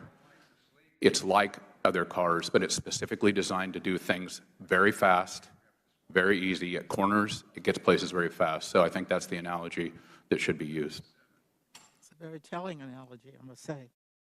All of these differences mean the damage to the human body from one bullet fired from an assault rifle is particularly gruesome. I'll just give one example. A trauma surgeon at the University of Texas said that a bullet from an AR-15 has so much energy that it can disintegrate 3 inches of leg bone and it would, quote, just turn to dust.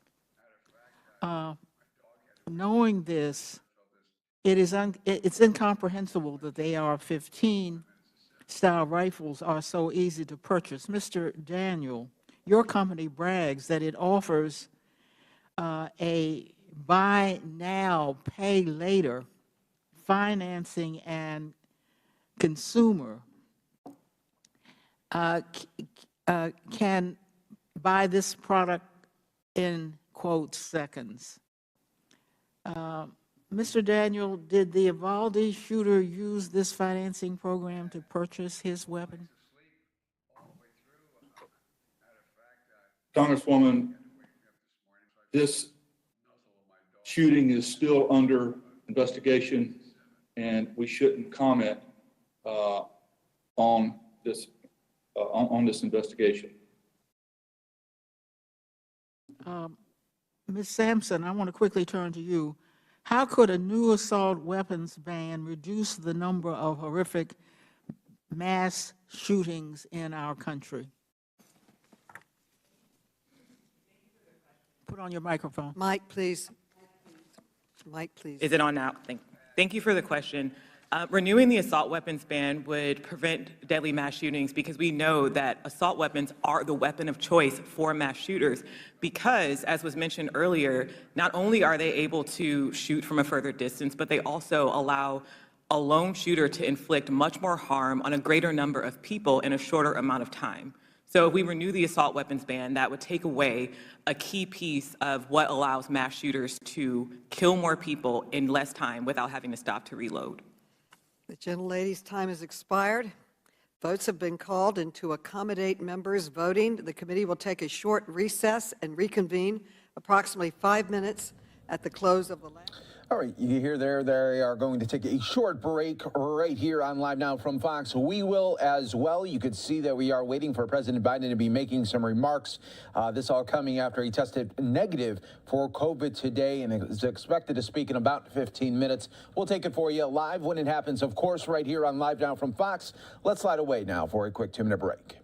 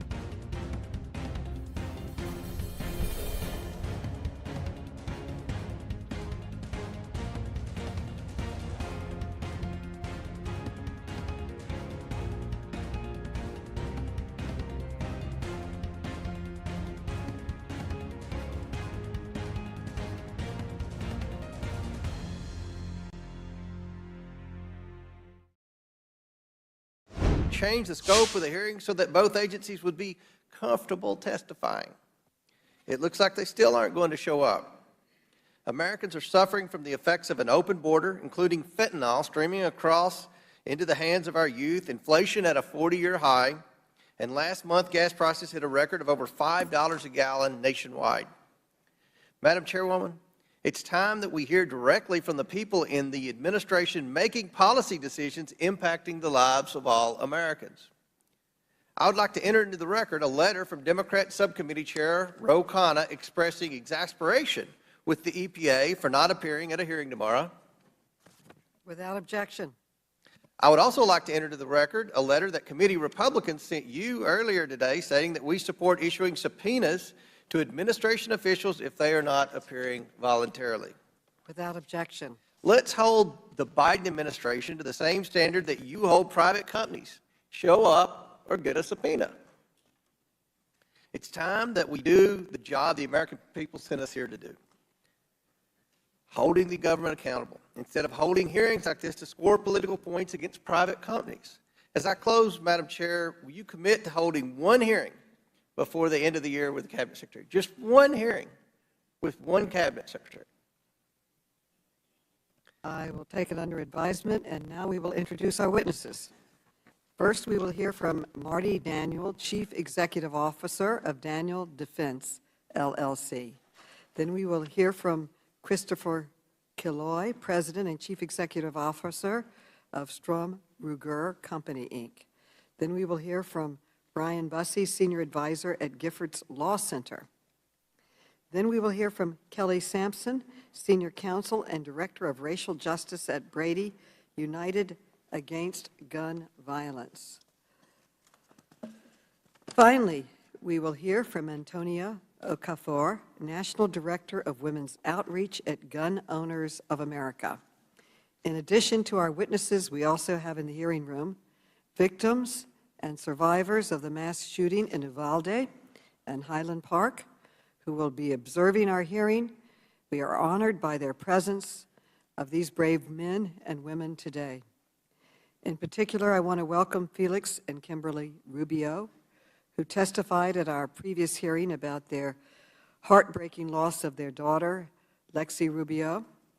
The witnesses will be unmuted so we can swear them in. Please raise your right hand. Do you swear or affirm that the testimony you're about to give is the truth, the whole truth, and nothing but the truth, so help you God? I do. Let the record show that the witnesses answered in the affirmative. Thank you. Without objection, your written statements will be made part of the record. And with that, Mr. Daniel, you are now recognized for your testimony. Mr. Daniel. Thank you, Chairwoman Maloney. Chairwoman Maloney, Ranking Member Comer, my name is Marty Daniel, founder and CEO of Daniel Defense.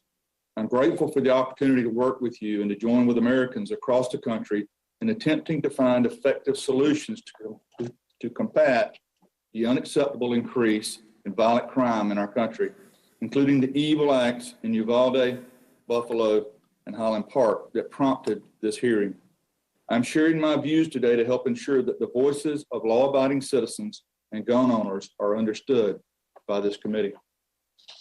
I am concerned, however, that the stated and implied purpose of this hearing is to vilify, blame, and try to ban over 24 million sporting rifles already in circulation that are lawfully possessed and commonly used by millions of Americans to protect their homes and loved ones, to safely sport shoot with family and friends, and to put food on the table as licensed hunters. This proceeding is focused on a type of firearm that was involved in fewer than 4% of homicides involving firearms in 2019. I believe in God, and my faith guides me and my family. Fundamentally, I also believe that there's good and evil in our lives. And what we saw in Uvalde, Buffalo, and Highland Park was pure evil. The cruelty of the murderers who committed these acts is unfathomable and deeply disturbs me, my family, my employees, and millions of Americans across this country. Lately, many Americans, myself included, have witnessed an erosion of personal responsibility in our country and in our culture. Mass shootings were all but unheard of just a few decades ago. So what changed? Not the firearms. They are substantially the same as those manufactured over 100 years ago. I believe our nation's response needs to focus not on the type of gun, but on the type of persons who are likely to commit mass shootings. In my judgment, the U.S. Secret Service and Department of Homeland Security have shown how we can best spend public resources in reducing these threats. Several recent studies by these agencies have concluded that mass shootings are preventable when appropriate community systems are in place. In my full statement, I identify other actions that can be taken without infringing on the constitutional rights of law-abiding citizens. As the Supreme Court stated in Heller, the enshrinement of constitutional rights necessarily takes certain policy choices off the table, including those that would diminish the Second Amendment rights of law-abiding Americans, such as banning common and popular guns. To close, I'm appearing before you on a voluntary basis because I believe strongly in our constitutional form of government and the role of Congress in addressing the nation's problems. I have respect for Congress, and I hope you will afford me the same respect as both a citizen and a manufacturer of a lawful product built for responsible citizens. Thank you. And thank you, Mr. Killoy. You are now recognized for your testimony. Chairwoman Maloney, Ranking Member Comer, and distinguished members of the committee, good morning. My name is Chris Killoy, and I am both fortunate and proud to be the President and Chief Executive Officer of Sturm, Ruger and Company, Incorporated, more simply known as Ruger. At its core, Ruger, like all companies, is simply a collection of people. We are fathers, mothers, grandparents, friends, and neighbors.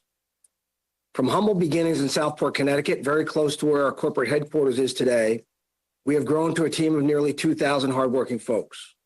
We have factories in Prescott, Arizona, Mayodan, North Carolina, Newport, New Hampshire, and Earth City, Missouri, with smaller offices and personnel in various locations around our great country. We come to work every day with the goal of building rugged, reliable firearms that responsible citizens are proud to own and lawfully use. Our motto, Arms Makers for Responsible Citizens, is a testament to our company culture and philosophy dating back nearly 75 years. Among the materials provided to the committee are a few examples of what we have done these many years to advance our philosophy and demonstrate our core values of respect, integrity, teamwork, and innovation. As many companies in America move jobs overseas to improve their bottom line, we build our products in American factories. With few exceptions, our supply chain is nearly all domestic, often supported by small local businesses near our factories. We strive to provide good pay and benefits to our workforce with the hope that employees will become long-term members of our team. And we have the track record to prove it. Right now, we employ well over 100 dedicated employees with between 30 and 50 years at our company. I recently attended a retirement party for a husband and wife team who collectively dedicated 87 years to Ruger, more than a typical lifetime. Not many CEOs are as fortunate as I am to work with such great people. During the COVID-19 pandemic, we worked exceptionally hard to keep our workforce safe. Our COVID task force met nearly every day for more than a year to manage our response, track constantly shifting guidance, and make protocol recommendations. While these protocols had an adverse impact on production and profitability, we opted for the harder right and are proud of that decision. With the recent acquisition of the Marlin Firearms brand, we now offer over 40 product lines and nearly 800 product innovations. Our management team is small, hardworking, and effective. We work closely together every day and strive to do the right thing for our employees, shareholders, customers, and communities in which we are located. We operate in a rapidly changing and increasingly complex legal environment. We do our level best to meet our regulatory obligations, cooperate with law enforcement, and remain true to our corporate philosophy. As a company, we support many initiatives designed to promote the safe and responsible use of firearms. Examples include Project Child Safe, Fix NICS, and Walk the Talk America, just to name a few. These programs and others are detailed in the materials we provided to the committee. Our employees are very active in their respective communities. We have an internal company newsletter, the Ruger Action, which highlights the achievements of our workforce. Weddings, graduations, promotions, retirements, a first buck, and so on. I am always proud and pleased by the community outreach and service of our employees that I read about so frequently. Ruger is a collection of nearly 2,000 hardworking, dedicated individuals sharing the common goal of supplying rugged, reliable, American-made firearms to responsible citizens who use them lawfully every day. That is who we are. The tension between our constitutional right to own firearms and the harm inflicted by criminals who acquire them is a complex topic that evokes strong emotions, regardless of your position on the issue. At Ruger, we are proud Americans who embrace the Constitution and the blanket of protections it provides, including specifically those guaranteed by the Second Amendment. We firmly believe that it is wrong to deprive citizens of their constitutional right to purchase the lawful firearm they desire because of the criminal acts of wicked people. A firearm, any firearm, can be used for good or for evil. The difference is in the intent of the individual possessing it, which we respectfully submit should be the focus of any investigation into the root causes of criminal violence involving firearms. Thank you. I look forward to your questions. Thank you. Mr. Bousset, you are now recognized for your testimony. Good morning, Chairwoman Maloney. Thank you for inviting me today. My testimony is about decisions, the ones I've made, the ones the firearms industry has made, and ultimately the decisions you must make. Like so many gun owners in America, I grew up with guns and was taught that responsibility and safety are critical components of firearms ownership. In 1995, I made the decision to get into the gun industry. For the first several years of my career, the same responsibility I was raised with prevailed there. Tactical gear was not allowed in the largest trade shows. Companies like Ruger even included their founding motto on all advertising, arms maker for responsible citizens. By 2007, change was happening as most companies began combining guns with the political fear and conspiracy machine of the NRA. It worked very well because the same things that drove NRA radicalization also drove gun sales. Prior to 2008, guns like the AR-15 were a pariah, but they represented a new and untapped market, and the NRA and the NSSF needed new political symbols and profit. And so companies like Smith & Wesson made the decision to get into the AR-15 business. A few years later, the M&P 15, as in military and police, became the best-selling rifle in America. Eventually, young male gun customers in places like Parkland, Florida, Highland Park, Illinois, and Kenosha, Wisconsin, all decided to use an M&P 15. By 2008, Ruger made the decision to remove the responsible citizen motto from most of its public advertising. Those industry leaders who spoke out against this new trajectory were attacked and marginalized. Everyone was told that any new gun buyer or any gun marketing was good, so long as it furthered political aims. We're going to take a quick 2-minute break here for some of you on Live Now from Fox while we do wait for the president to make remarks. We got you covered right here. With domestic terror orgs like the Boogaloo Boys, a group that hopes for race wars and wears Hawaiian shirts. There is no industry criticism of marketing like this. In fact, the maker of this Boogaloo rifle is also one of the nation's largest gun retailers, and they boast of the public support of most of the largest gun companies, including Smith & Wesson. It's not that the industry and the NSSF are shy about aggressively policing the actions of members. In 2018, after the Parkland shooting, Ed Stack, the CEO of Dick's Sporting Goods, removed AR-15s and tactical gear from his stores.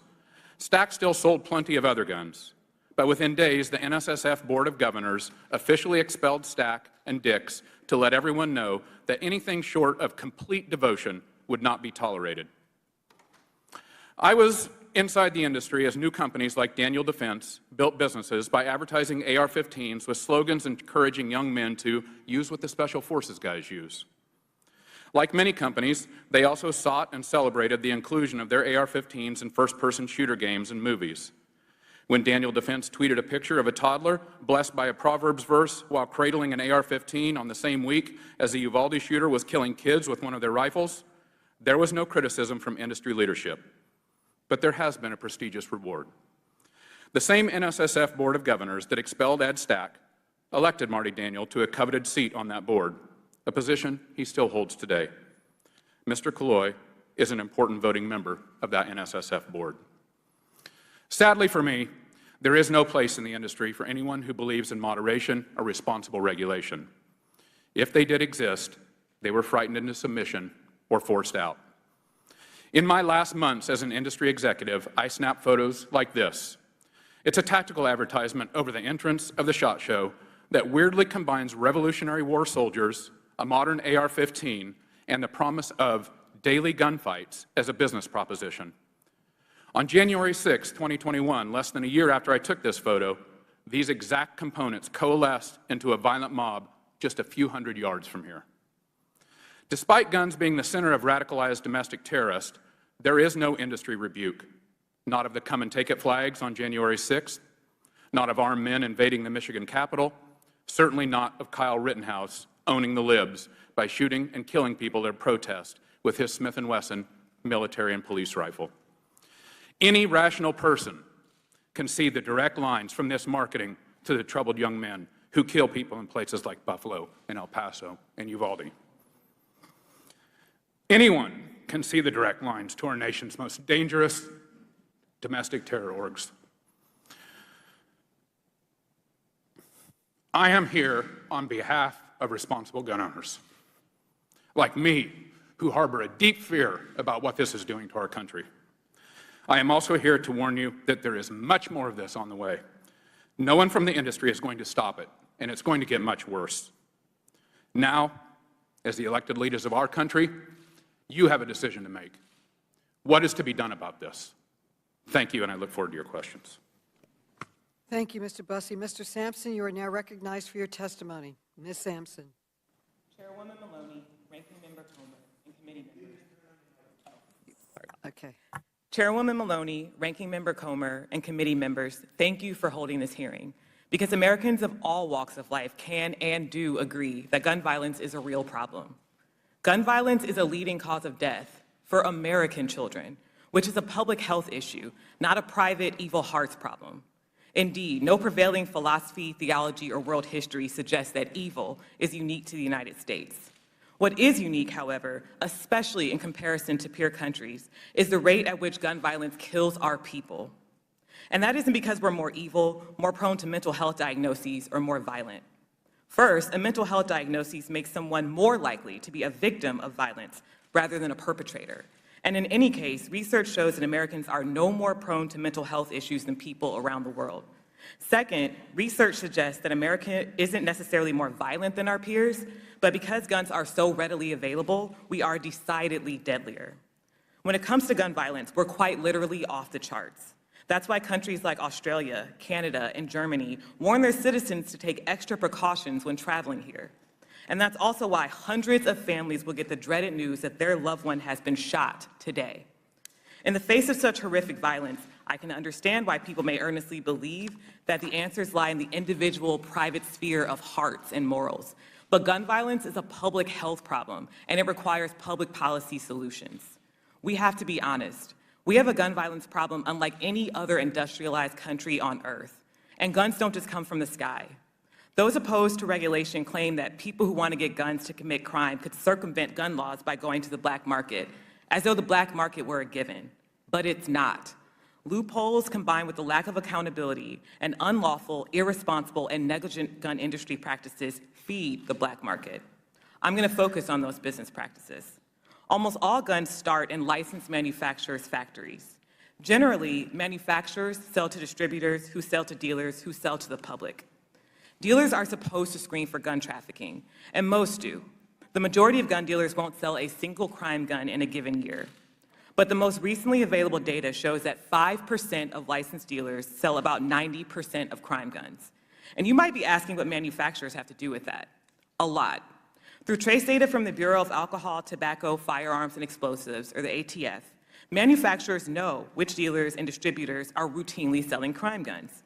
Since the majority of gun dealers don't sell crime guns in a given year, then if a dealer has multiple traces, that should at least trigger the manufacturer to investigate and at most compel the manufacturer to cut business ties. But they don't do that. And you don't have to take my word for it.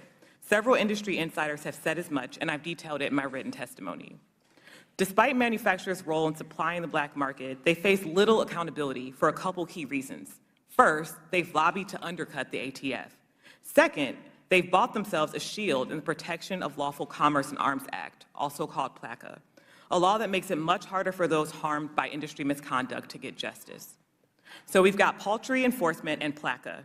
And the gun industry sows carnage by flooding communities with guns, then reaps profit by saying the only thing that'll stop the bad guys with guns are good guys with guns.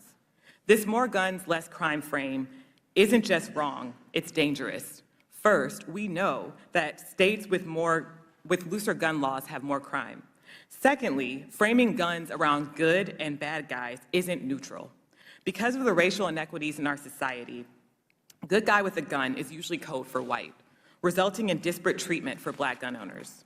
For example, police shot and killed Philando Castile, a black licensed concealed carry permit holder during a traffic stop, whereas police were peacefully able to take an armed white man into custody who'd fled after shooting and killing 7 people at a July 4th parade in Highland Park.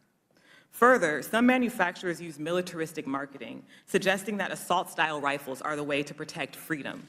But as I've detailed in my written testimony, freedom in the firearms context is linked to a distorted view of the Second Amendment that falsely claims that people have the right to take up arms against the government. This insurrectionist interpretation is particularly seductive to extremists, and it threatened this very body on January 6th. Neither history nor any Supreme Court precedent supports the notion that the Second Amendment is the right to insurrection. As Representative Raskin pointed out just last week, it's absolutely absurd, yet we see manufacturers using it to sell guns all the time. The gun industry's role in fueling our country's gun violence epidemic can't be understated. That cannot stand, and I look forward to your questions.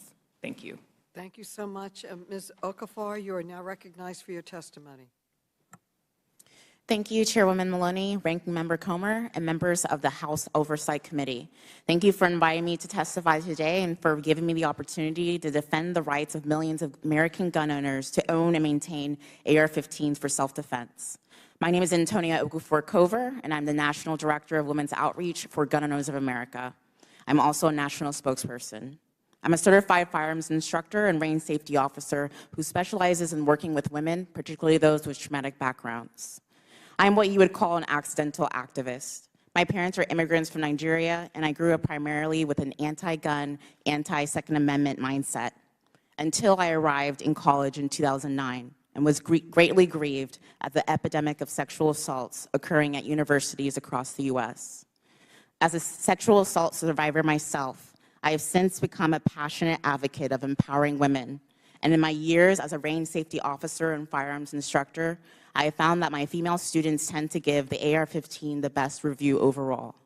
This year, Gun Owners of America put on free events for women that let new female shooters try out an array of firearms, from handguns to rifles to shotguns. Out of all the firearms, it was always the AR-15 that they raved about.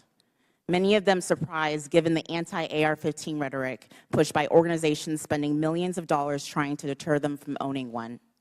The AR-15 allows women to have a larger firearm without having to absorb the recoil as much as one does with a smaller handheld firearm. The AR-15 makes it easier for those who have a physical disadvantage to the attacker to have an upper hand. Having a rifle allows me the advantage of being able to shoot the attacker from much further away than a standard handgun. The number one reason that women buy firearms is for self-defense.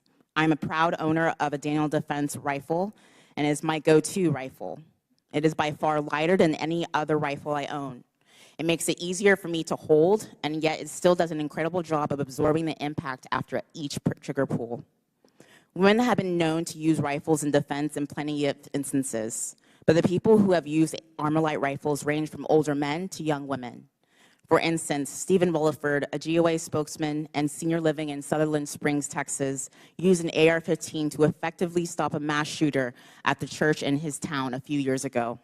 In November 2019, a woman in her 9th month of pregnancy used her family's AR-15 to stop 2 armed attackers in her home. After they severely wounded her husband and attempted to grab her 11-year-old daughter, the wife grabbed the AR-15 and drove the attackers away. One of them was found dead from the round she put in him before they fled from the scene. More recently in Atlanta, a Black Army veteran protected his home and family inside, using AR-15 to fend off 2 intruders from his home.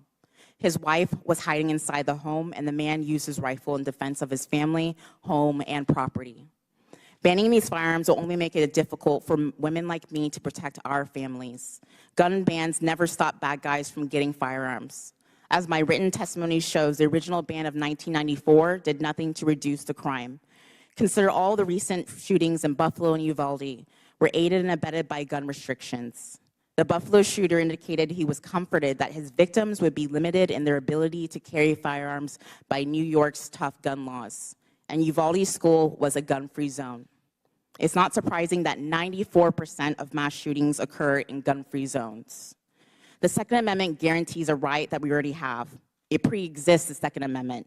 The right is to self-preservation. The Second Amendment's primary focus is not about hunting. The Second Amendment was put into the Constitution as protection of the people against an oppressive government. History has shown countless times that any people group without the means of keeping and bearing arms has remained the oppressed people group. Our history in America has shown oppression correlated with gun control. Even after Black people fought alongside their white counterparts in the military, many came home to racist governments and institutions that systematically took away firearms from Black communities. Communities that relied on firearms to deter attacks from the Ku Klux Klan and other anti-gun organizations. Martin Luther King Jr. applied 2 times for a concealed carry permit. Both times, the racist police in charge of giving Dr. King a permit refused to give him one.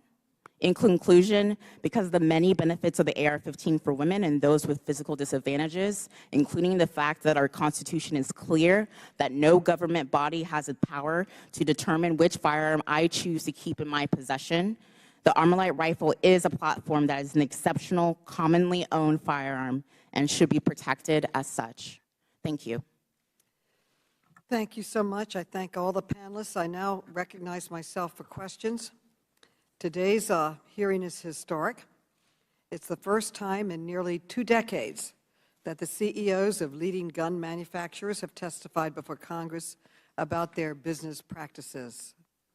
Mr. Daniel, the gunman in Uvalde, used an assault weapon from your company to murder 19 children and 2 teachers.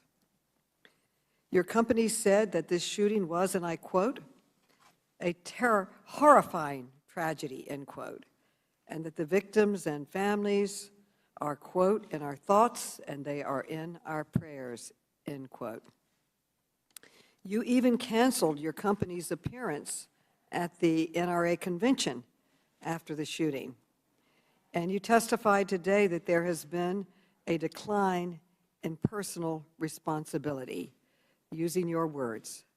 Mr. Daniel, do you agree that the murder of these children and teachers in Uvalde was a tragedy? And do you feel any personal responsibility for that tragedy?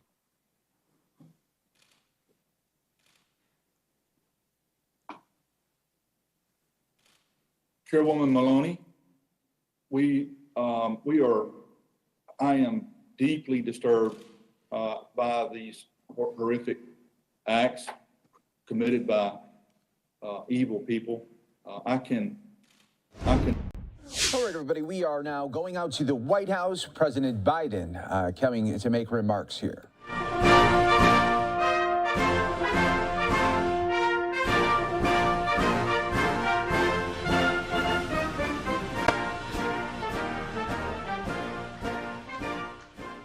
As I was walking out, I thought I heard a rumbling in my staff saying, "Oh, he's back."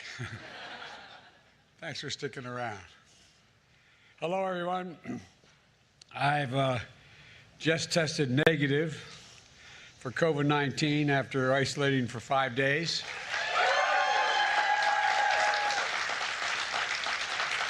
Thankfully, I'll now be able to return to work in person, but I want to thank you all for your well wishes, your prayers over this past week and the calls I've gotten. I also want to thank the medical team here at the White House for the incredible care they gave me. Fortunately, God willing, my symptoms were mild, my recovery was quick, and I'm feeling great. The entire time I was in isolation, I was able to work, to carry out the duties of the office and without any interruption. It's a real statement on where we are in the fight against COVID-19. Right now, we are facing a new variant, the BA.5 variant, a very transmissible version of Omicron variant we saw here this past winter. In fact, this new variant that infected me is getting a lot of people infected all around the world, not just here in the United States. We should take precautions to try to slow the spread of this virus. My administration has made billions of dollars in funding available to improve ventilation in our schools and our public buildings. We've made tests widely available so you can take one before attending a large indoor gatherings or visiting with high-risk individuals. We've made high-quality masks available for free, so you should consider wearing a mask when you're in a crowded indoor public place. These precautions add an extra layer of protection for you and for those around you. But the reality is that BA.5 means many of us are still going to get COVID, even if we take the precautions. That doesn't mean we're doing anything wrong. Unfortunately, this COVID is still with us, as it has been for 2.5 years. But our fight against COVID is making a huge difference. What's different now is our ability to protect ourselves from serious illness due to COVID. In fact, that's radically different today than it was just a year ago. COVID isn't gone, but even with cases climbing in this country, COVID deaths are down nearly 90%. And when I took office, that's 90% difference between today and when I took office. That's what's new. That's what's new in COVID response, different from where we were just a year ago.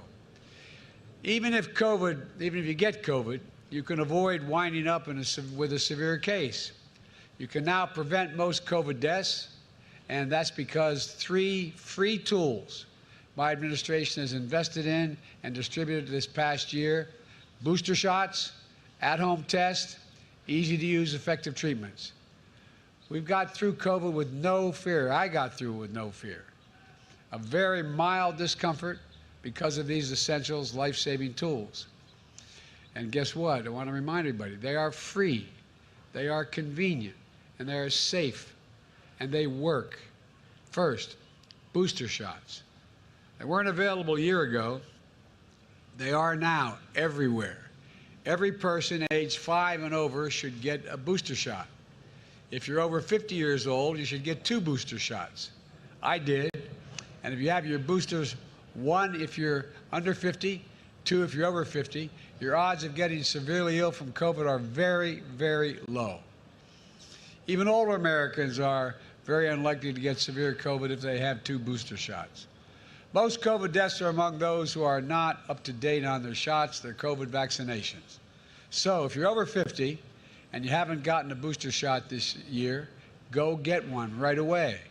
Go to covid.gov, type in your zip code, and find a place where you can get a booster shot for free, usually at a site that's less than 5 miles from your home. Second, at-home test. A year ago, at-home tests were rare and expensive. Now, everyone in America can get them for free, shipped to their door. Shipped to their door. There's no excuse. Again, go to covid.gov and order at-home tests for free. Testing to find out if your symptoms mean you have COVID is critical in getting treatment quickly. Third, treatments. If you test positive, we have a new powerful treatment called Paxlovid. It wasn't available a year ago. It's a pill. And now you can take these pills at home. You can get them for free at tens of thousands of local drugstores around the country. The Food and Drug Administration, the FDA, even put in a special rule so many pharmacists can prescribe this particular drug. So you don't even have to go to the doctor to get a prescription. Millions of Americans have used Paxlovid, Paxlovid. I tell you what, I think I used it. No, Paxlovid, including me. This life-saving drug reduces risk of hospitalization and death from COVID-19 by about 90%. Again, it's free, safe, and easy to take. And we move quickly to make it widely available, including the thousands of convenient test to treat sites where you can get tested. And if you need it, Paxlovid is at the ready right then and there when you make your visit. Again, go to covid.gov to find where test and treat sites are that are near you. Here's the bottom line. When my predecessor got COVID, he had to get helicoptered to Walter Reed Medical Center. He was severely ill. Thankfully, he recovered. When I got COVID, I worked from upstairs of the White House, and the office is upstairs, and for that 5-day period. The difference is vaccinations, of course, but also 3 new tools, free to all and widely available. You don't need to be president to get these tools used for your defense. In fact, the same booster shots, the same at-home test, the same treatment that I got is available to you. My administration has made sure that all Americans across the country, from all walks of life, have free access to those tools. COVID was killing thousands of Americans a day when I got here. That isn't the case anymore. You can live without fear by doing what I did: get boosted, get tested, and get treatment. At the same time, my administration remains vigilant. Right now, we have the tools to keep you from getting severely ill or dying from COVID. But we're not stopping there. Earlier this week, we had a conference at the White House about the next generation of vaccines, with the goal of keeping people from getting sick in the first place, getting COVID at all, even getting it. Let me close with this. Over the past 18 months, my administration has left no stone unturned in our fight against this pandemic. None. We brought down deaths by nearly 90% since I took office because of the help of all the people in this Rose Garden. Business and schools responded. Grandparents are hugging their kids and grandkids again. Weddings, birthdays, celebrations are happening in person again. So let's keep emerging from one of the darkest moments in our history with hope and light for what can come. Get vaccinated if you haven't gotten already. And now, get boosted. Order your free test. And if you get sick and test positive, seek treatment. Take advantage of these life-saving tools. We have more of these tools than we ever had before. And to my friends in Congress, let's keep investing in these tools. Vaccinations, treatments, tests, and more, so we can help making them available to Americans, the American people, on a permanent basis. Let's get moving. When I say permanent basis, as long as they are needed. Let's keep moving forward safely. God bless you all. And now I get to go back to the Oval Office. Thank you all very much.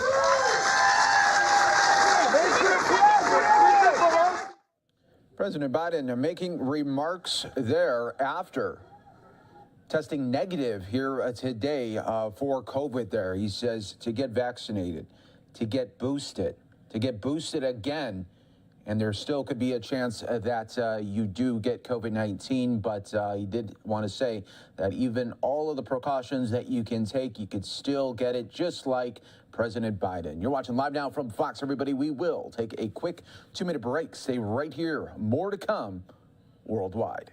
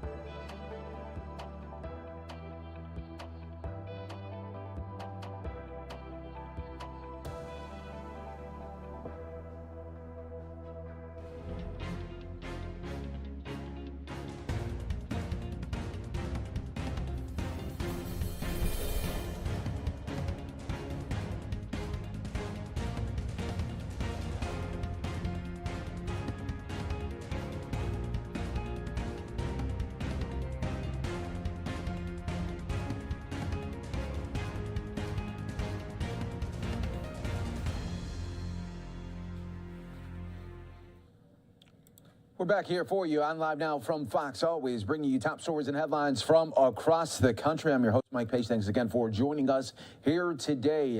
Coming up now, we're going to go out to Capitol Hill, hearing from House Republicans speak at their news conference. Transparency decreases out-of-pocket costs for seniors. It can spread out the costs for something that's expensive.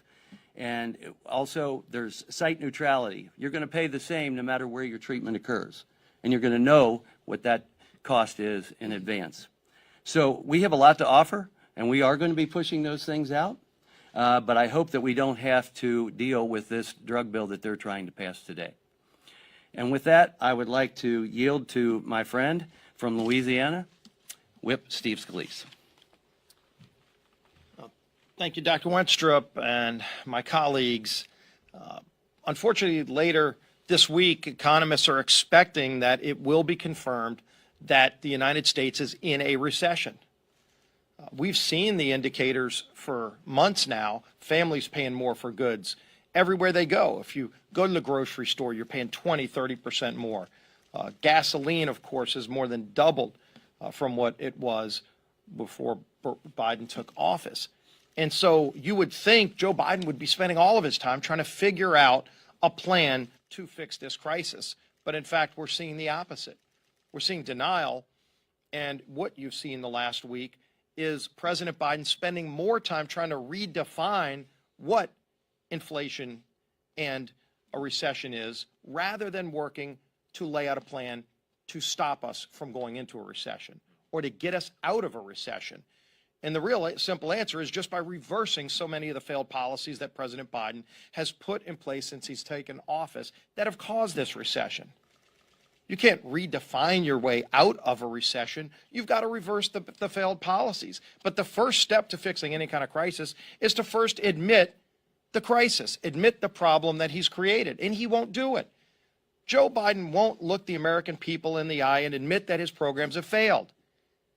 He won't admit that he has brought this country into a recession. Instead, he just wants to keep denying and try to redefine the term recession.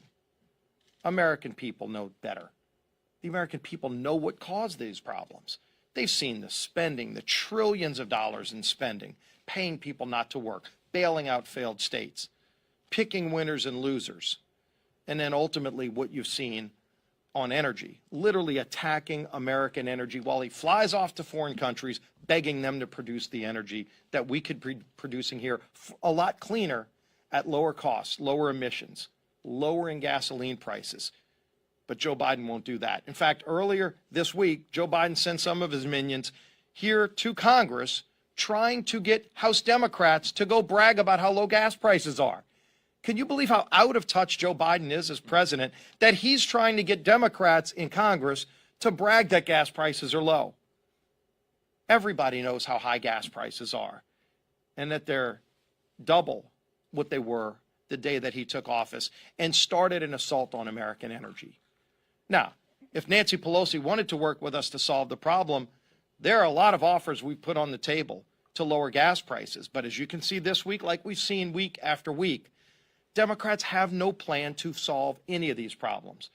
They don't have any plan to solve the inflation crisis. Democrats have no plan to solve gasoline crisis. Democrats have no plan to solve the border crisis. They just want to keep spending. They just want to keep going down this far left radical road that has caused all of these problems.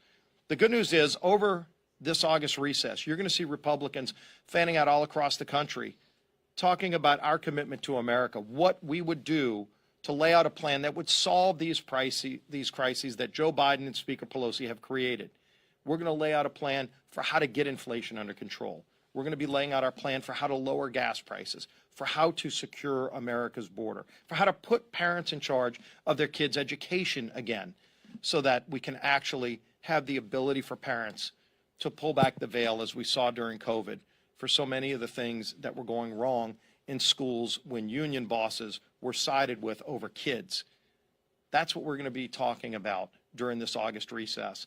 And I think you're going to see more of a hunger than ever before for those bold conservative policies that would solve these problems in the face of Democrats from President Biden to Speaker Pelosi on down, who have no plan to fix the crises that they've created. with that, we'd be happy to take some questions. What is the Republican plan to combat inflation? What specific bills would Republicans put on the floor in the House? You're going to see the details rolled out over the summer and probably by the beginning of September as you really see the true debate starting around the country over the choices. We still have a lot of primaries out there, so we've got candidates that are running and want to run on this agenda. But we've had these task forces over the last few months where we've been laying out the plans to lower inflation, to get spending under control, to lower gas prices, to secure America's border. And frankly, the good news is you don't have to reinvent the wheel to fix these problems. You go look 2 years ago, we actually had a secure border. We had lower gas prices. Most families were paying less than $2 a gallon at the pump just 2 years ago. And it wasn't magic that was creating it. It was good, smart energy policy where we allowed American energy to dominate the world markets. And Joe Biden shut that down day one, killing Keystone Pipeline. No new permits, no new pipelines. No ability for us to produce in so many parts of the country. And again, it's not because he's against oil or he's against pipelines. He greenlighted Putin's pipeline. He's begging Saudi Arabia after he already begged Putin to produce more oil. Stop begging dictators to do it. We've got the resources here. So we're going to be rolling all of it out. You know, you've seen parts of it already over the last few months, but we're going to formalize it. And then by September, we're going to have a formal commitment to America, similar to what people saw in 1994 with the contract to America. Yeah.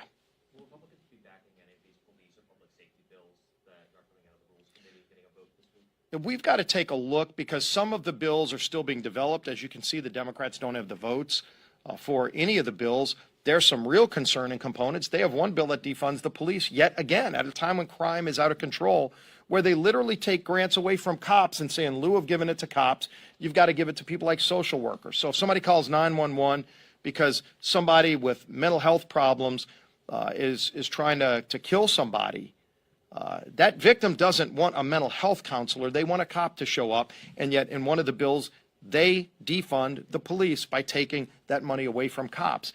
When will Democrats get the message that people want safe communities? They don't want defunding of the police, yet Democrats here in Washington still want to go after cops, still want to defund police, still want to encourage cashless bail, where a candidate for governor of New York, who is a House colleague of ours, Lee Zeldin, can have his life threatened, and within 6 hours the guy's released without a dime of bail being paid. That's what people are outraged about. And if the Democrats keep going down that road, you're going to see strong rejection here. If they want to support cops, we're there with them. And we've been encouraging Democrats to reject their defund the police mantra. We haven't seen the final language on any of it because, again, Democrats don't have the votes yet for any of these bills. I'm concerned that the far left keeps driving these bills further and further away from where the mainstream of America is. So we'll see what happens when these bills come to the floor. But they've got any language that defunds the police, we're going to be very vocal in opposition. Yeah. Scalise, just want to get your reaction on the Democrats introduced a bill requiring 18-year term limits for U.S. Supreme Court justices. Your reaction to this, and is it almost like they're wanting to change the rules now that they're not getting? Yeah, it's interesting when the Democrats get their way on rulings, they're happy with the Supreme Court. When they don't get their way, they want to pack the Supreme Court. They want to change the Supreme Court. They want to go violate federal law by protesting at the homes of Supreme Court justices. You know, at the end of the day, I think this attack on institutions that they don't agree with politically, it's wearing on people. People are tired of just every day they wake up and they're angry at somebody. I mean, look, they've got the House, they've got the Senate, they've got the White House, and yet every day they wake up angry trying to blame somebody else for the problems they've created. So, you know, they ought to focus with working with us Republicans on fixing the problems they've created instead of continuing to go out and attack other people. Yeah, right here. Last two questions. How about that? Thank you. Regarding Speaker Pelosi's potential trip to Taiwan, the U.S. military said it would utilize fighter ships and surveillance assets to provide overlapping rings of protection for her potential flight to Taiwan. But is the trip to Taiwan right now worth sparking an international incident? Well, why would it be an international incident for the Speaker of the House or anybody tied to the United States government to go and show support for an ally of ours? And Taiwan is. I mean, we've seen the threats that are posed, just like we see what's happening in Ukraine. But in tough times, it's when you need to be standing with your friends and your allies around the world. And if there are bullies around the world that are intimidated by that and they try to threaten or intimidate you from doing it, that's when you need to be standing up to the bullies around the world as well. And our friends and our allies are watching this real closely, because if they see the bad guys able to threaten the United States of America, that means no country is safe from tyranny. And lastly, Yeah. just my second question. President Trump in his speech on Tuesday described America as a war zone. Is America a war zone? Well, what President Trump talked about, I was there at the speech, he talked about very specific problems in a lot of big cities around the country where crime is out of control. I mean, you're seeing upticks in violent crime through the roof. Some cities are seeing doubling of their murder rates because they defunded the police, because they won't put bad guys in jail. When somebody's arrested for a violent crime and they're released within hours of the crime without even a dime of bail, it creates even more unrest. It encourages that kind of behavior. You saw the cop in New York getting beaten up by a guy who had been released from prison before, and then within hours of beating up a cop is released again. This is what's infuriating people all around the country. And we're going to be standing up for rule of law. If we get the majority back, you're going to see us standing with law enforcement and standing up against criminals who are taking over some of these cities to the point where people are fleeing in droves. Go look at the numbers of people who are fleeing big cities. The Chicago Bears just moved out of Chicago. I don't blame them. But you look at all the people that have moved out of New York to go to states like Florida. People are moving with their feet because they're seeing that certain communities won't provide basic security to protect people from safety and their families. Everybody deserves to be safe in their communities. And when they're not, they're making decisions to leave those places. We can't let that happen across the board with America. So appreciate it. We'll see y'all on the floor. Thank you.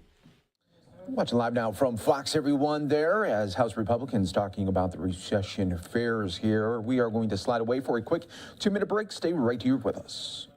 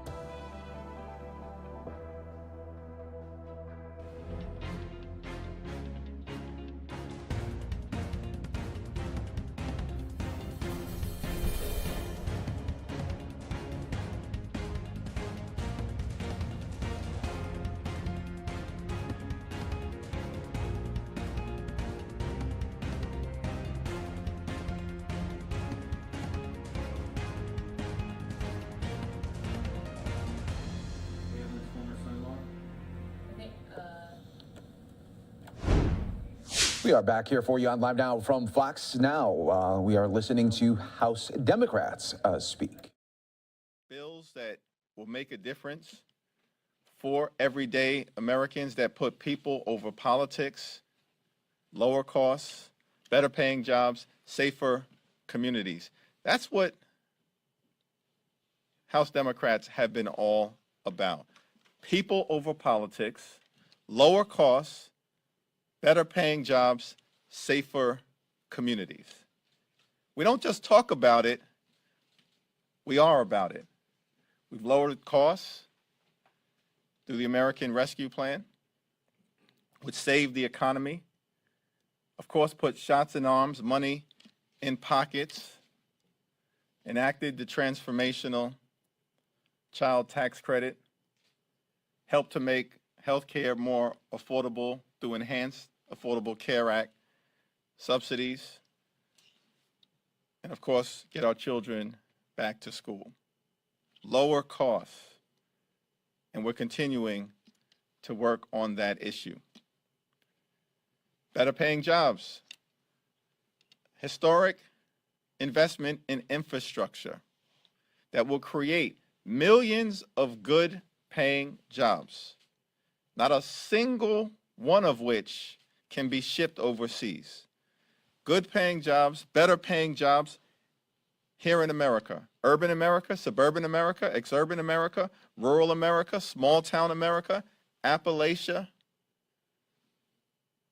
That's people over politics. That's delivering for the people. And of course, safer communities. In the midst of a gun violence epidemic, for the first time in 30 years, under the leadership of President Biden, Speaker Pelosi, Leader Schumer, Democrats in the House and the Senate, we've enacted meaningful gun safety legislation. Of course, there's more to be done. That's why we're going to continue to fight for safer communities. People over politics. It's what House Democrats are all about. That's what drives us. And that's what we've been working on. Lower cost, better paying jobs, safer communities. Pete Aguilar. Thank you, Mr. Chairman. A lot of items on the agenda this week, and we look forward to the legislation that the House caucus can pass this week. And the chairman, I'm sure, will be asked about some of our legislative agenda items this week as well. But I did want to talk briefly about last week. We had another January 6th committee hearing, over 17 million people tuning in. And I think Adam Kinzinger summed it up best when he said, we had a president who didn't fail to act, he chose not to act while the insurrection was taking place and the violent assault on the Capitol. And then even the day after, when he reluctantly went before the cameras, he still couldn't bring himself to say that the election was over. That's the type of threat to democracy that we face. And that's why I've been privileged to work with the January 6th committee members to have hearings and to expose what we have learned in order to protect this Capitol, but also to protect democracy. And the fact that people have been willing to cooperate with our investigation is a testament, we feel, to how the hearings have proceeded. We still continue to take in testimony, and we plan to have more to say throughout August and September related to the committee's work. But it has been clear and compelling. The American people have tuned in, and we continue to work to promote and to protect democracy and to expose what happened on January 6th. With that, Chairman, I'll take questions. Second row. Climate activists say that they're going to try to shut down tomorrow night's congressional baseball game. I know both of you were on the team. Do you think this sort of protest is appropriate given it's a charity event, and what's your message to them? I think I should yield to our star pitcher to answer that question, Pete Aguilar. And I am going to yield to him. But I'll just say, listen, the climate crisis is an existential threat to our way of life here in America and throughout the globe. And I understand and respect the passion of young people on this issue, my children included, as well as others. And we do need decisive action. This is a global emergency, and House Democrats have acted in that regard. And we just need some cooperation from folks on the other side of the aisle, on the other side of the Capitol. First Amendment protest, in my view, peaceful protest is always appropriate. Yeah, completely echo what the chairman's saying. Nobody has a problem with a peaceful protest, and we do agree that this is a climate crisis. We need to take action here, but we're legislators. Our job is to find that common ground and to continue to enact positive pieces of legislation that protect our climate, protect our planet. So we would hope that anybody who shares that sentiment would do so in a peaceful way. And there's ways to have your feelings, heard. And we hope that that's the case. But on a lighter note, we wouldn't have practiced this much if we would have thought the game would be shut down. I mean, it's we're out there at 7 a.m. I think the Republicans are out there at 6:30. They have more players. They need a little bit more practice historically, so they take a longer window of time. But we feel that this is a great event that brings Washington together. Has historically been such an important fundraiser for local charities. I think the number was over 1.5 million that's already been raised. Thousands of people in the stands, heckling the chairman, heckling other members. That's baseball. That's fun. That's summer in D.C. It's going to be warm, but we'll have a good time out there. And look, Kevin Brady, Rodney Davis, Ed Perlmutter, there are members who are going to play who this is going to be the last time that they're playing. So we hope to have a fun game for everybody. So it seems like there are still some points of contention with policing bills, lots of areas that still need to be reconciled. Do you think that this needs to be addressed this week, that these police bills need to be voted on this week, or is this something that can wait until after the August recess? Well, there are active discussions that are ongoing right now as we speak with respect to finding the highest common denominator around our principles that all of us within the House Democratic Caucus believe in, which of course is, working hard to promote safer communities, making sure that our law enforcement community has access to the resources that they need, ensuring that there's real accountability, and also leaning into other ways to promote public safety that are widely embraced by the American people, including breaking the cycle of violence interruption, investing in mental health initiatives as well. So those discussions are ongoing, and I believe the package will come together. Second row. Thanks, Mr. Chairman. Just wondering, on that same topic, do you think that it's possible that maybe one, because we're talking about a number of different pieces of legislation, right? Is it possible that maybe one or two of the bills that are aimed at providing funding for local police departments move without that police accountability language? Well, the discussions are ongoing right now, being led by a variety of stakeholders, within the House Democratic Caucus umbrella, and I can say that those discussions are proceeding in good faith. We'll go back to this side, second row. Yeah. Similar topic, the assault weapons ban. The Rules Committee is meeting on it today. Will we see that on the floor this week, and is your caucus unified on that issue? I expect that if the assault weapons ban hits the floor, that it will pass. And I personally and strongly support it. There's no reason to have weapons of war flooding the streets of America's communities, weapons that are not used to hunt deer, they're used to hunt human beings and shred them to pieces. And we've just got to be able to do something about it. And if the bill emerges from the Rules Committee, as I expect that it does and will, and makes it to the House floor, I believe the votes will be there to pass it. Chad. Good morning. We've heard a lot about a possible trip by the Speaker to Taiwan. We know the Speaker's long-term stance on human rights in China and those types of things going back decades here, but Leader McConnell suggested, because there's been so much conjecture and speculation about her going, if she were not to go, that in fact sends a message to China, and that is a bad message to have out there. What is your view, and do you think that she should go at this point, and especially go now because there's been so much controversy? Yeah, the Speaker does not comment on her travel plans for a variety of reasons, including security, and neither will I. What What do you think? You agree, though, the idea, though, that sends a bad message, however, because this is out there in the public domain right now, and that would appear to be cowering to China if she weren't to do something like that at this stage. And I understand your concern about security. Same answer.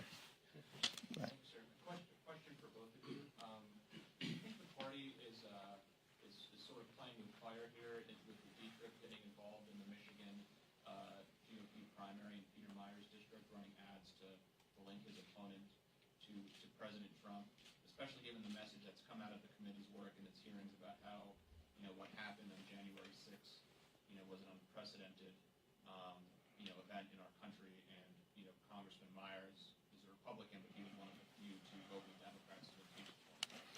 We want pro-democracy individuals serving under this dome with us on both sides of the aisle.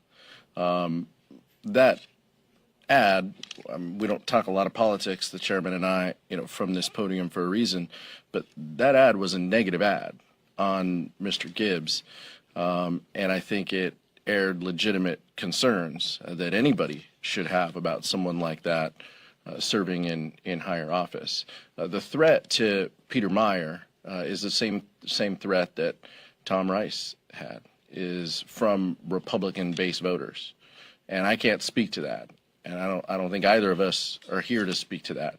But we want to serve with rational people who are committed to democracy, who are committed to disagreeing occasionally, but to legislating. That's what we came here to do. So, I hope that there's more folks like that on the other side of the aisle. Yeah, we'll go to our front row in a moment, but just to follow up on what Vice Chair Aguilar said, and I agree with him, the threat right now in this country to the American people are extreme MAGA Republicans. That's the threat. That's the problem. That's the crisis that we confront. Extreme MAGA Republicans. Why? They are extreme on reproductive freedom. They want to criminalize abortion care. Extreme on Social Security. They actually want to end it in 5 years. Social Security, they want to end it in 5 years. Extreme on democracy. Apparently, they do not believe in it. They want to lead us on a path toward authoritarianism. Extreme on guns. Extreme on Medicare. They also want to end it in 5 years. Extreme on voting rights. They don't believe in it. That's the threat that the American people confront. That's why we are going to continue to put people over politics and make it very clear what extreme MAGA Republicans are all about. Chairman Jeffries, I understand you don't want to comment on a potential trip to Taiwan from Speaker Pelosi, but perhaps I could ask, should the Speaker be playing a role in American foreign policy?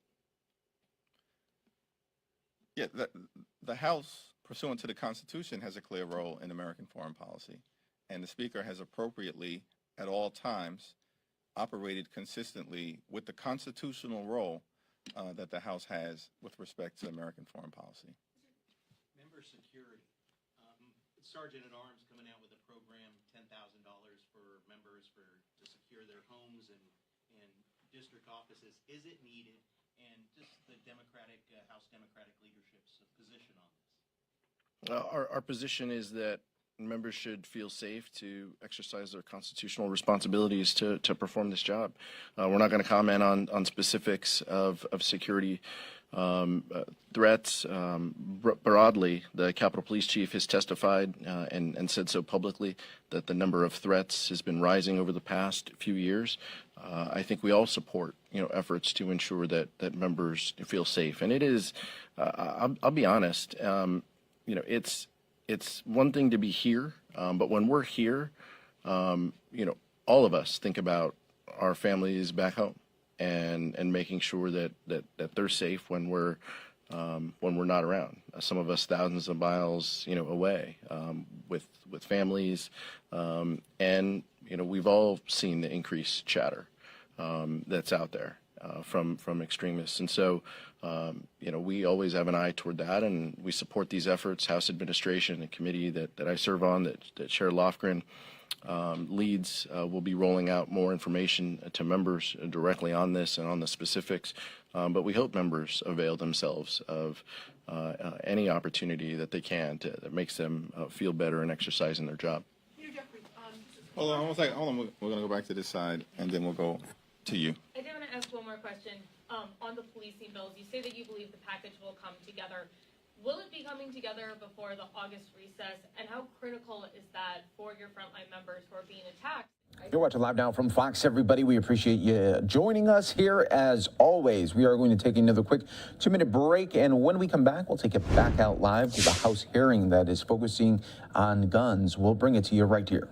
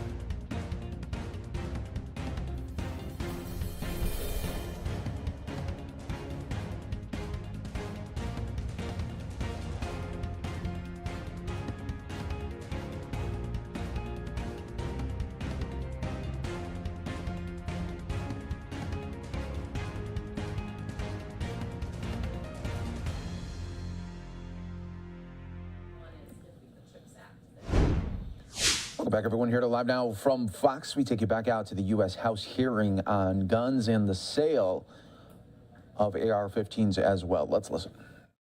Citizen, a free American, has a right to defend his home from armed, violent invasion. With respect, thank you for the question. The things that we're talking about won't prevent. Well, we're Americans moving from having past that you. right. Ms. Okafor, does an American citizen have the right to defend their home from armed and violent invasion? Absolutely. Not only is it a human right, it's also guaranteed by the Constitution. Absolutely. What my colleagues are doing, it's unbelievably beyond the pale of anything reasonable or constitutional. Everything we're leading towards here is the seizure of weapons from the homes of law-abiding American citizens that have purchased those weapons legally. You're setting up gunfights in the homes of Americans between Americans responding in the dead of night. When do you think ATF and the FBI comes to a house? In the dead of night. You're setting up gunfights between American citizens defending their homes from dark shadows, clearly armed, coming into our home, onto our porch, and through our door. You're setting up death. Americans killing Americans over some fantasy that you can define. What is a dangerous weapon in the hands of those Americans just living beyond their true right to exercise their own decisions about what type of firearm they legally purchase and own. It's insane what you're pushing. It's not going to end well. Once again, I clarify. Yeah, you have majority control, and you're most certainly exercising it, and you can push this bill through by party line vote. But Americans are not going to sit and allow, without responding. Man, people make decisions like that in the worst possible circumstances, again, in the dead of night. You're setting up some extreme stuff when you're 100% responsible for it. My colleagues in the Democratic Party, when those gunfights happen, that blood will be on your hands over this political charade of pretending to be able to identify weapons that you, from your ivory tower in D.C., you know better. I can define the weapons that Americans shouldn't have the right to own. It's already, we can't buy a tank or howitzer or caliber above 50. We carry light arms and we own them. We own them legally, and we intend to keep them. Ms. Okafor, thank you for being here today, man. Very contentious, this issue in America today, but it doesn't have to be. If anyone that would actually read the Constitution that they teach, they would know that this is a rabbit hole there's no escaping from. And ultimately it ends with an American citizen standing to defend his freedom. The only question is, can we have that debate reasonably through Article 1 in the legislative branch? Will we have reasonable regulatory effort out of Article 2 in our executive branch? Will it be argued in court, or will it be settled on the front porch of Americans when the FBI and the ATF shows up to seize legally owned weapons from a law-abiding American citizen? That's what you're setting up. I'm sorry, Ms. Okafor, my time has expired, but my passion has not in defense of the Second Amendment. Madam Chair, I yield. The gentleman yields back. The gentleman from Virginia, Mr. Conley, is recognized for 5 minutes. I thank the chair. And let me just say to my friend from Louisiana, I can match his passion with my own. And we will not be threatened with violence and bloodshed because we want reasonable gun control. Is the gentleman pointing? I will not yield. I will not yield. I'm my not. time, Madam Chairman. And I'd like the time I'd ask the restored. gentleman I'd like to the time retract restored that from the statement. interruption. You just heard it. Another threat of violence. Madam Chair, I'd like the word stricken. Madam Chairman, it is my time. Madam Chair, you point of have a order. rule on Point of that. order, Madam Chair. Can Point I of put order. up? Point of Can I order. put up? Members will suspend. The gentleman has a point of order. Madam Chair, the gentleman from Louisiana requested a retraction, and I do believe that Mr. Connolly said something that was not what Mr. Higgins said, and I don't feel that with our rules you're allowed to say things that are not true. Okay. Mr. Conley, will you retract? I don't know what it is I'm expected to retract. I heard. You pointed at me and said I was heard the threatening you, If brother. I can finish, Take it Madam back. Chairman, if I can finish in response to your question, Madam Chairwoman, Right, pardon me. I heard the gentleman from Louisiana say that blood would be on our hands if we attempted to pass legislation that could yield to his imagination, apparently, of ATF agents and FBI agents going to someone's front porch and taking away their weapons. And what I heard in that remark was an implied threat that I people would accept the gentleman's tone. People would resort to violence. Respectfully, I accept the gentleman's tone. He's my friend and colleague. We disagree from time to time, sometimes passionately, but I accept the tone of your explanations. I thank my friend. I withdraw my request to have the word stricken, Madam Chair. Thank you. The gentleman withdraws. The time is Mr. Conley's. Thank you. And I thank my friend from Louisiana. He is a gentleman. I would ask my visual be put up. Use what they use. Yeah. Mr. Daniel, this is one of your ads. Use what they use, and it shows a military picture using a military weapon, and it would seem to imply that you are encouraging people to purchase military weapons and, quote, use what they use. Is that your intent with this, that in fact people should buy military-style weapons and use them like the military uses them? Mr. Daniel? Congressman, thank you for your question. This ad is an ad for a rail system that can be added to an AR-15. We sell products to the military. We market products to the military, and we market products to civilians based off of our military heritage, that we provide the best products that can be built, that can be bought, and we sell those products. Thank you. Those products to the military. Mr. Bussey, Mr. Bussey, excuse me, I've got limited time, Mr. Daniel, but thank you. Mr. Bussey, is that how you see that ad? Thank you, Congressman. This ad is a common practice in the firearms industry to build up the sort of military credentials of a firearm so that, frankly, oftentimes more young men want to purchase the gun as if they are in or still in or wish to be in the military. Would it be fair to say that just looking at the visual, this isn't what Mr. Akafa has talked about, self-protection and protecting my home. This is, in fact, invoking a military image explicitly and inviting you to purchase the same kind of military-style weapon the military has. Is that correct? Yes, sir. These kind of ads are very prevalent in the industry now, and it's changed much in the last 10 or 15 years to this style of advertising. If we can put up visual number 2. Yeah.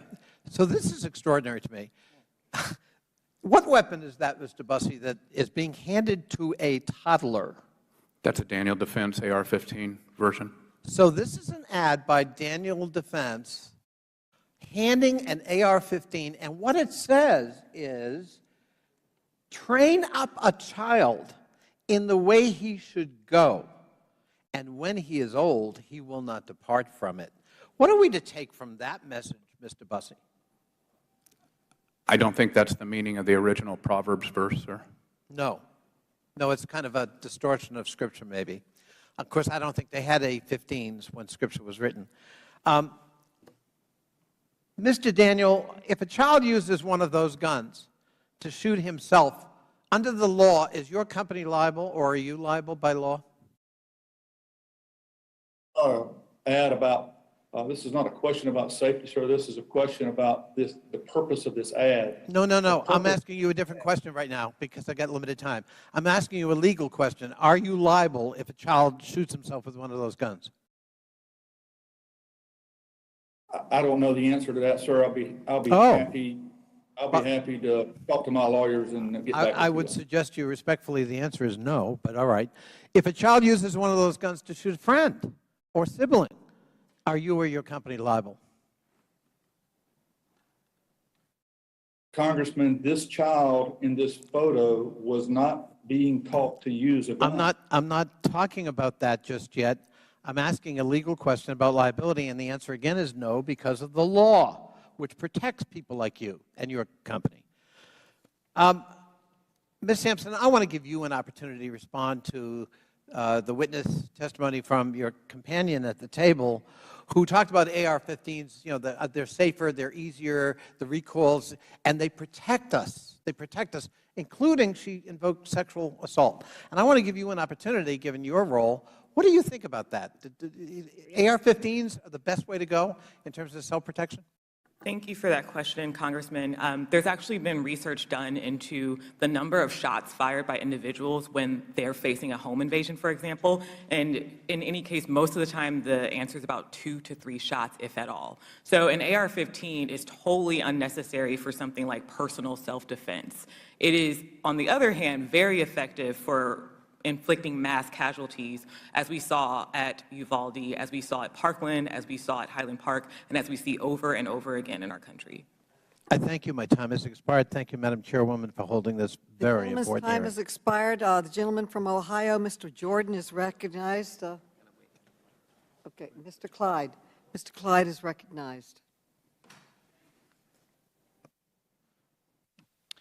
Thank you. Thank you for yielding, Mr. Jordan. Might I remind my friend, Mr. Connolly, of Justice Scalia's words when he says, "It may be objected that if weapons that are most useful in military service, M16 rifles and the like, may be banned, then the Second Amendment right is completely detached from the prefatory clause.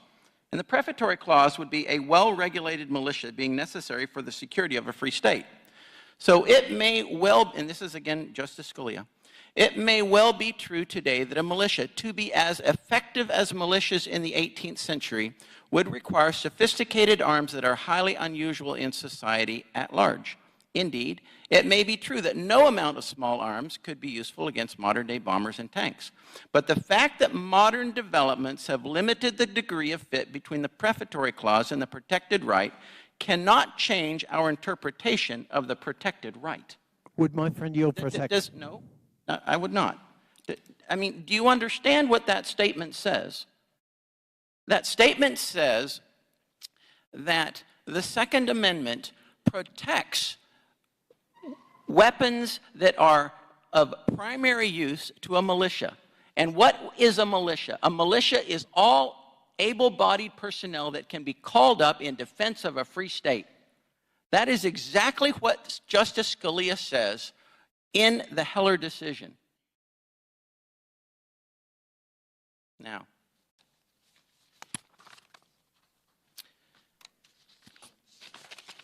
I would ask Mr.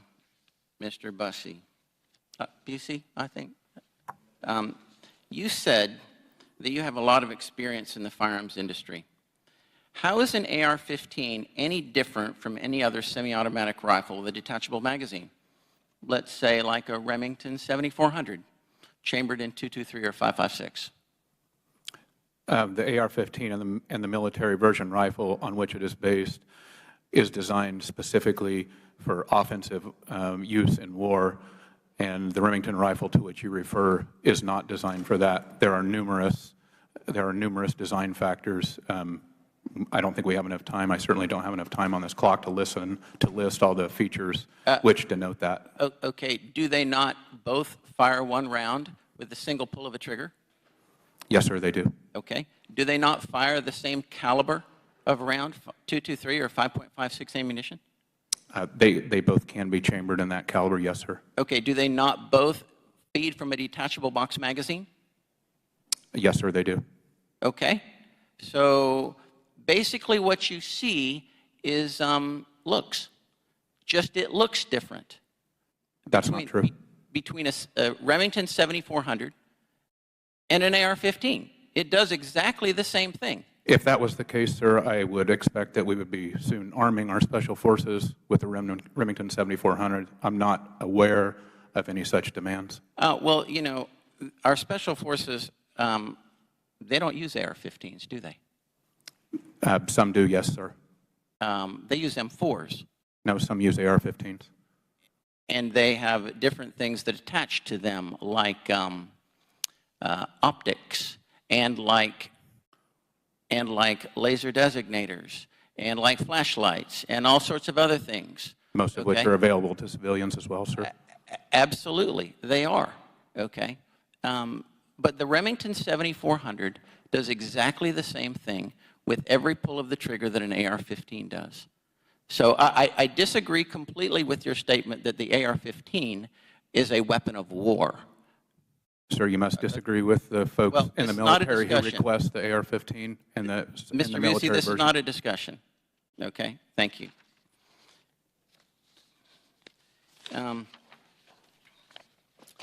Now I would ask Ms. Sampson.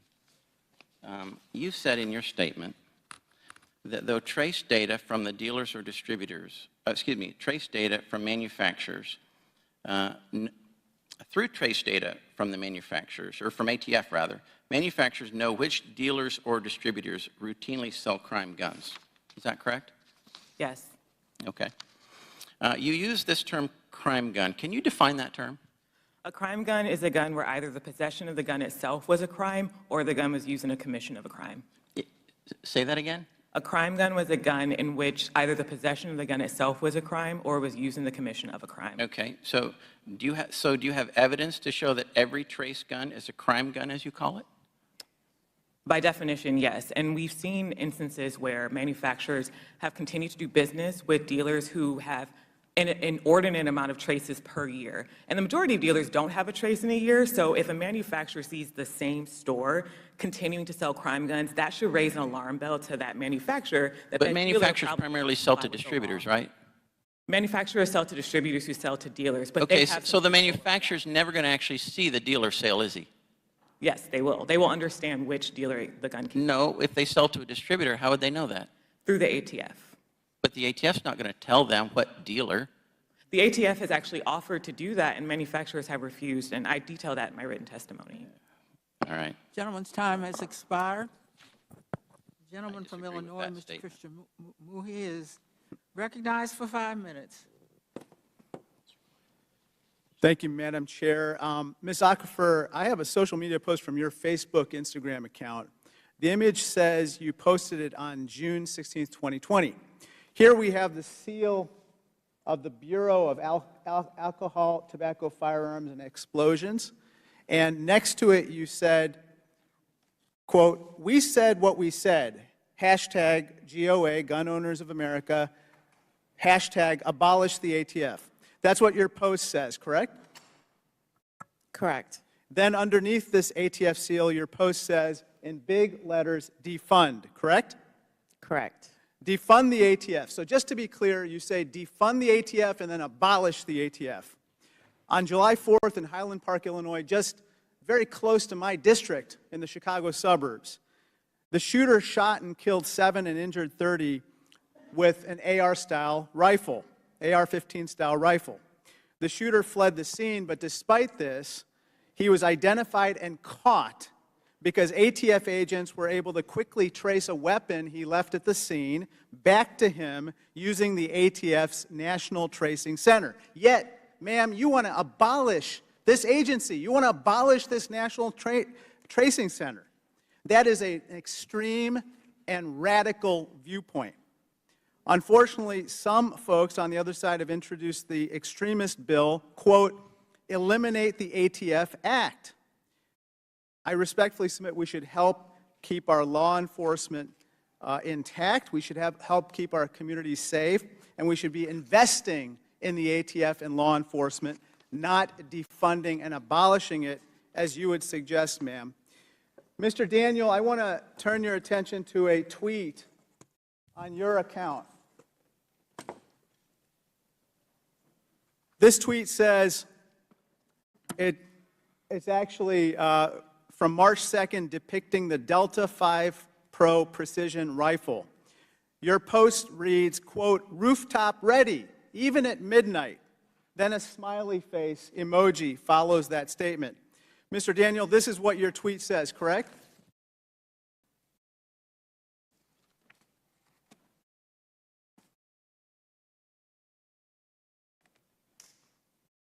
Yes, that's correct, sir. And the tweet shows what appears to be a night vision gun scope trained on a parked car at street level. Mr. Daniel, this tweet is not depicting anyone hunting for wildlife, is it? No, sir. And it's not depicting anyone acting in self-defense against someone attacking them, correct?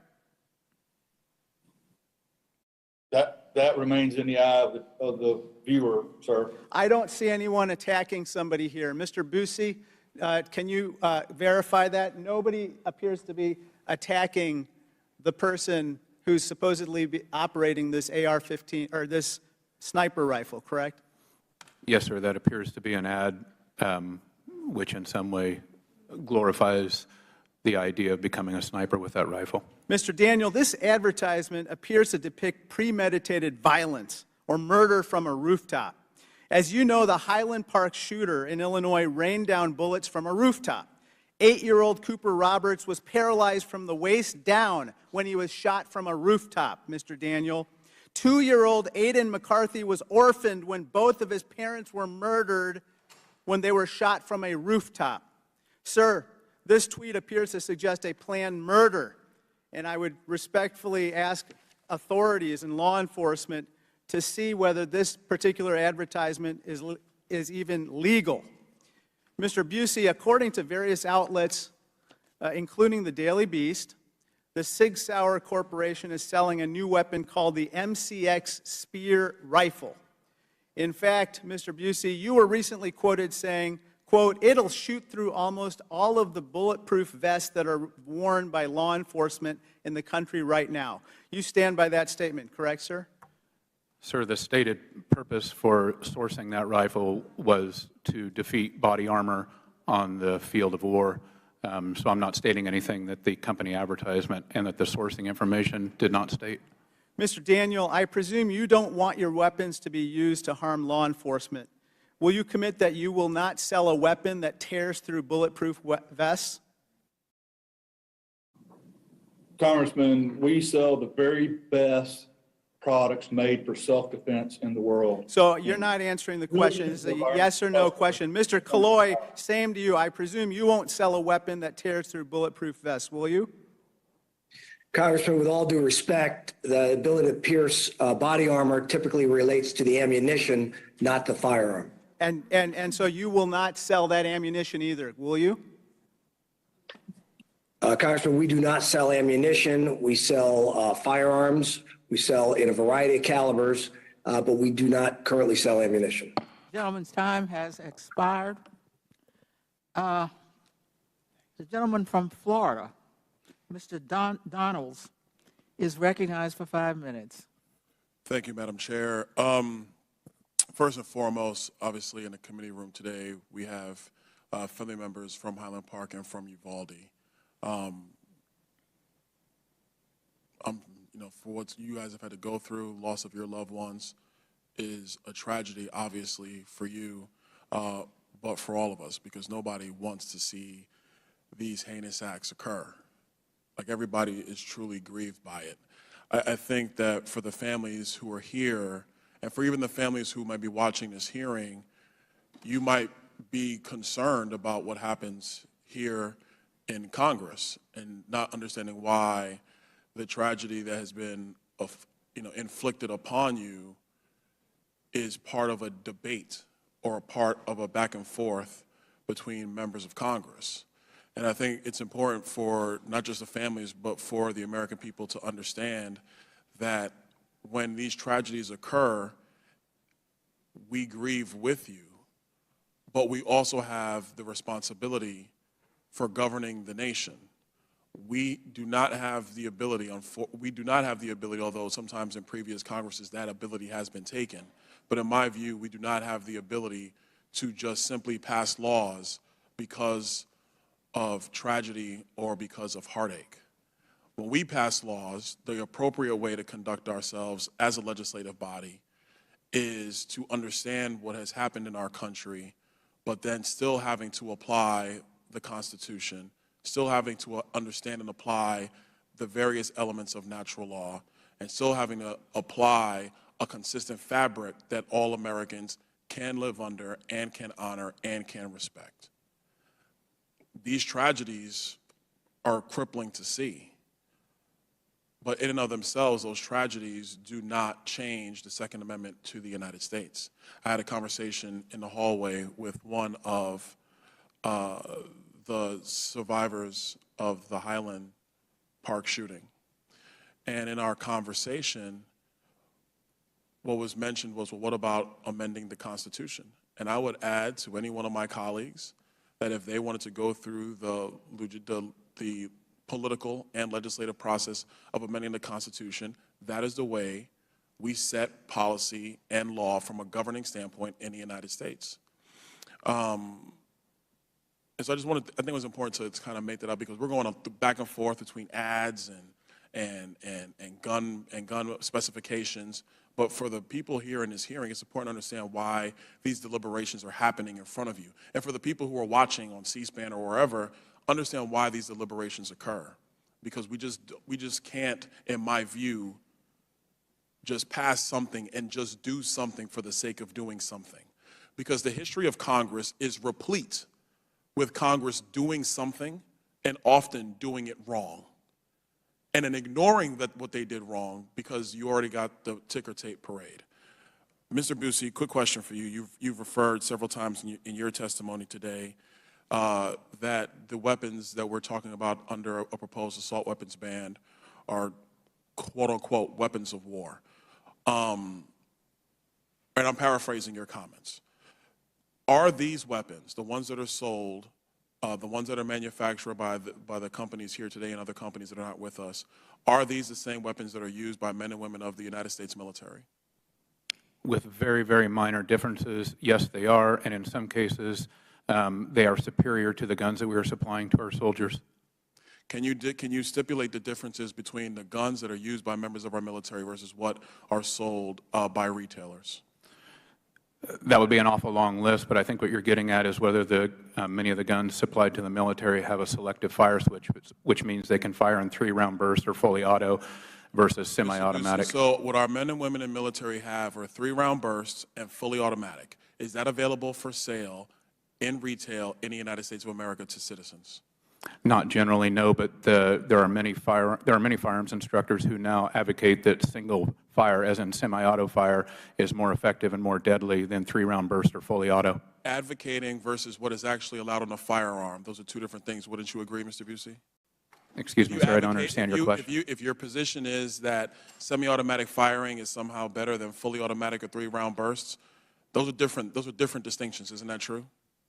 I didn't make that designation, but there are many firearms instructors, including military firearms instructors, who now advocate for single shot as in semi-auto. Ms. Okafor, the weapons that are used by the United States military, are they superior in frankly, stopping power and ability to repel forces in a military theater than what is sold on the open market today to Americans? No, sir, I don't believe so. I'm talking to Ms. Okafor, sorry. Sorry.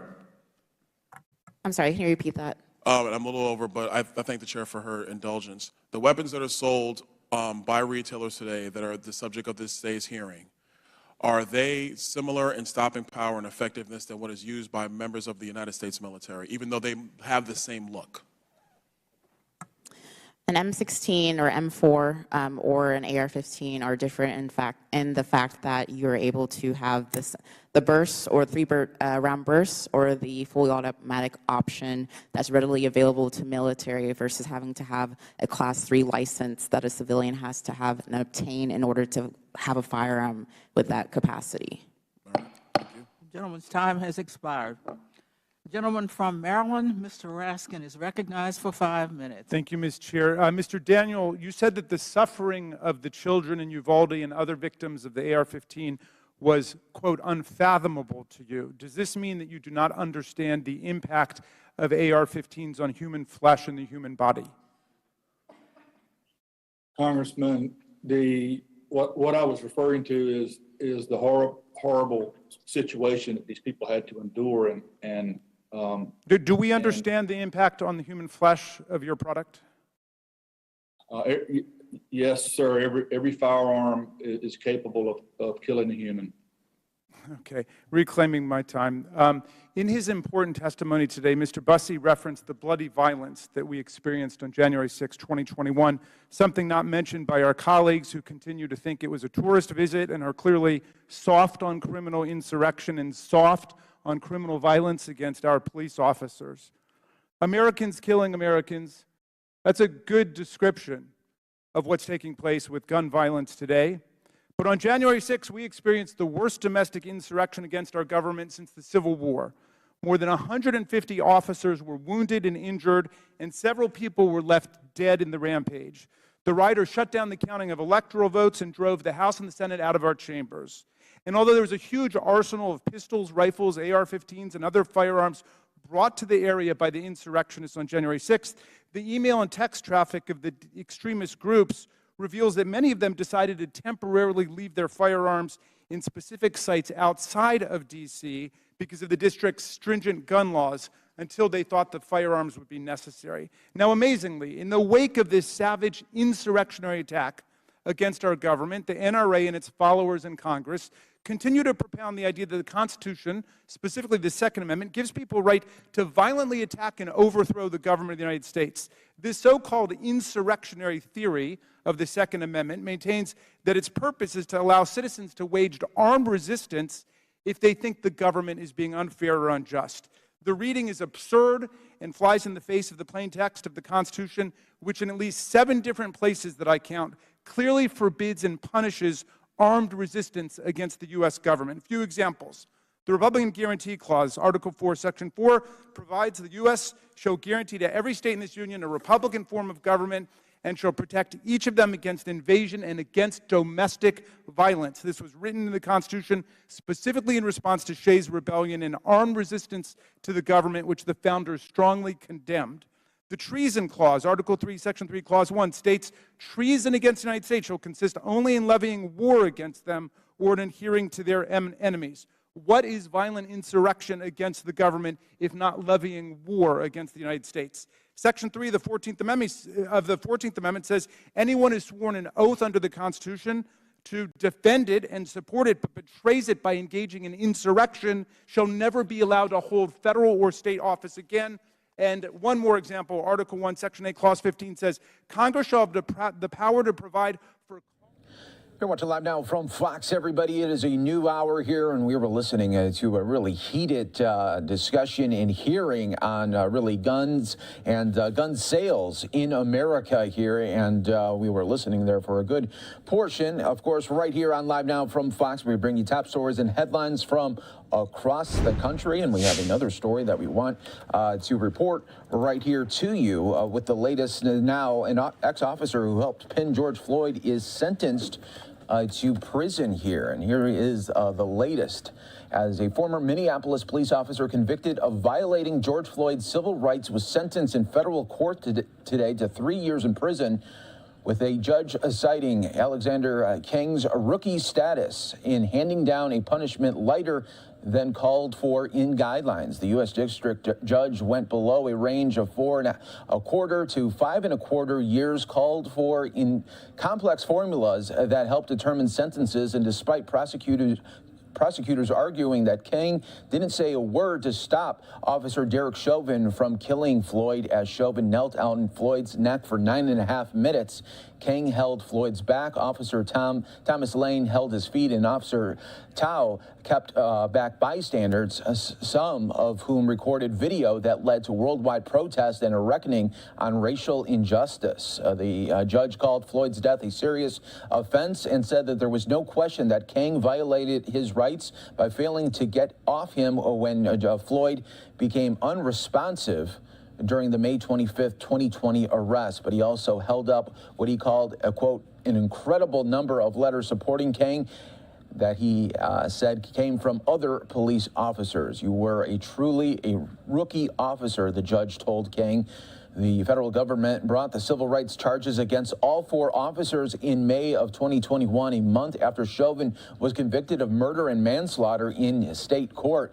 They were seen as an affirmation of the Justice Department's priorities to address racial inequities in policing, a promise made by President Joe Biden before his election. And they come just a week after federal prosecutors brought hate crimes charges in the killing of 25-year-old Ahmaud Arbery in Georgia and announced 2 sweeping probes into policing in 2 states there. King and Tao were convicted in February of 2 counts of violating Floyd's civil rights. The jury found that they deprived the 46-year-old black man of medical care and failed to stop Chauvin. King, who is black, was sentenced to 3 years on each count to be served concurrently. Tao, who is Hong American was due to be sentenced later today as well. King's attorney, Tom Plunkett, has sought a 2-year sentence, according to prosecutors. So we'll be keeping an eye on all of that for you right here on Live Now from Fox. As we now take a look at the Dow to see how it is performing right now. 111 points in the green. This all coming before Fed Chair Jerome Powell will be speaking, and we will, of course, bring that to you right here on Live Now from Fox.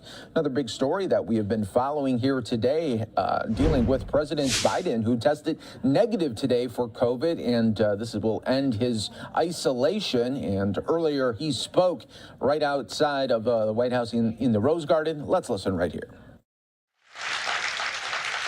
Thankfully, I'll now be able to return to work in person, but I want to thank you all for your well wishes, your prayers over this past week and the calls I've gotten. I also want to thank the medical team here at the White House for the incredible care they gave me. Fortunately, God willing, my symptoms were mild, my recovery was quick, and I'm feeling great.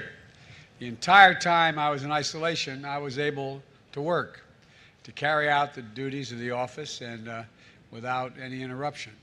It's a real statement on where we are in the fight against COVID-19. Right now, we are facing a new variant, the BA.5 variant, a very transmissible version of Omicron variant we saw here this past winter. In fact, this new variant that infected me is getting a lot of people infected all around the world, not just here in the United States. We should take precautions to try to slow the spread of this virus. My administration has made billions of dollars in funding available to improve ventilation in our schools and our public buildings. We've made tests widely available so you can take one before attending a large indoor gatherings or visiting with high-risk individuals. We've made high-quality masks available for free, so you should consider wearing a mask when you're in a crowded indoor public place. These precautions add an extra layer of protection for you and for those around you.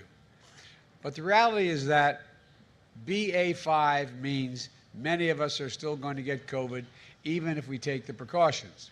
That doesn't mean we're doing anything wrong. Unfortunately, this COVID is still with us, as it has been for 2.5 years.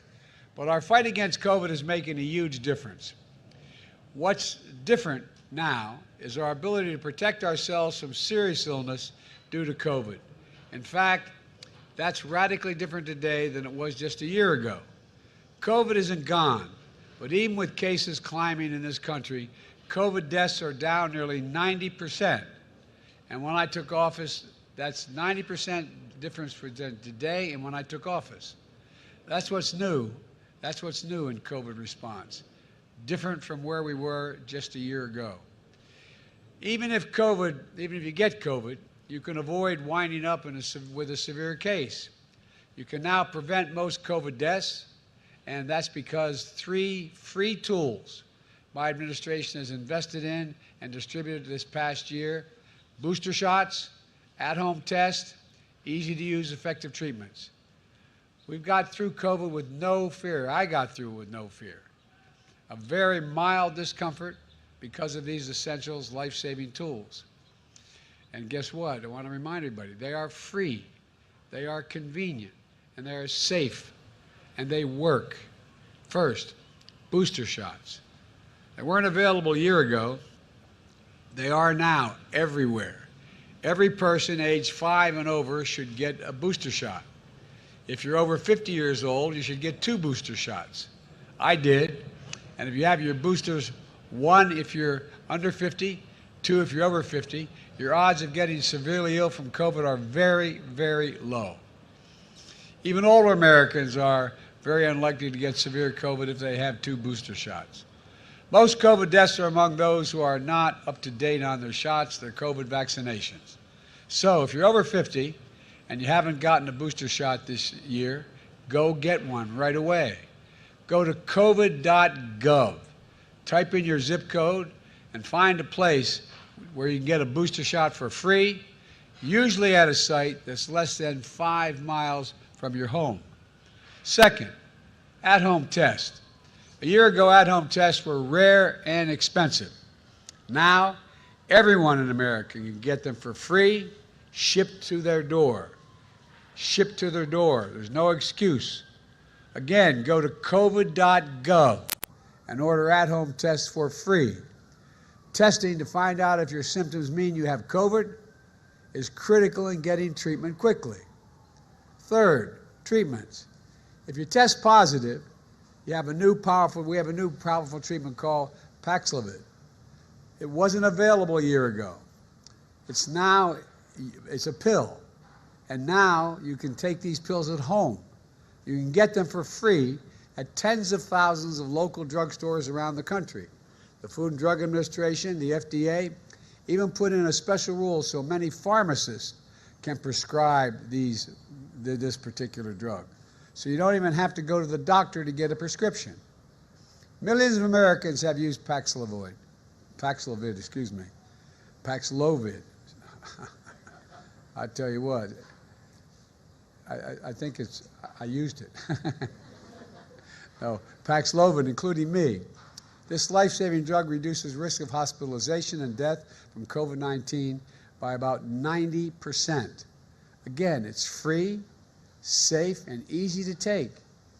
And we move quickly to make it widely available, including the thousands of convenient test to treat sites where you can get tested.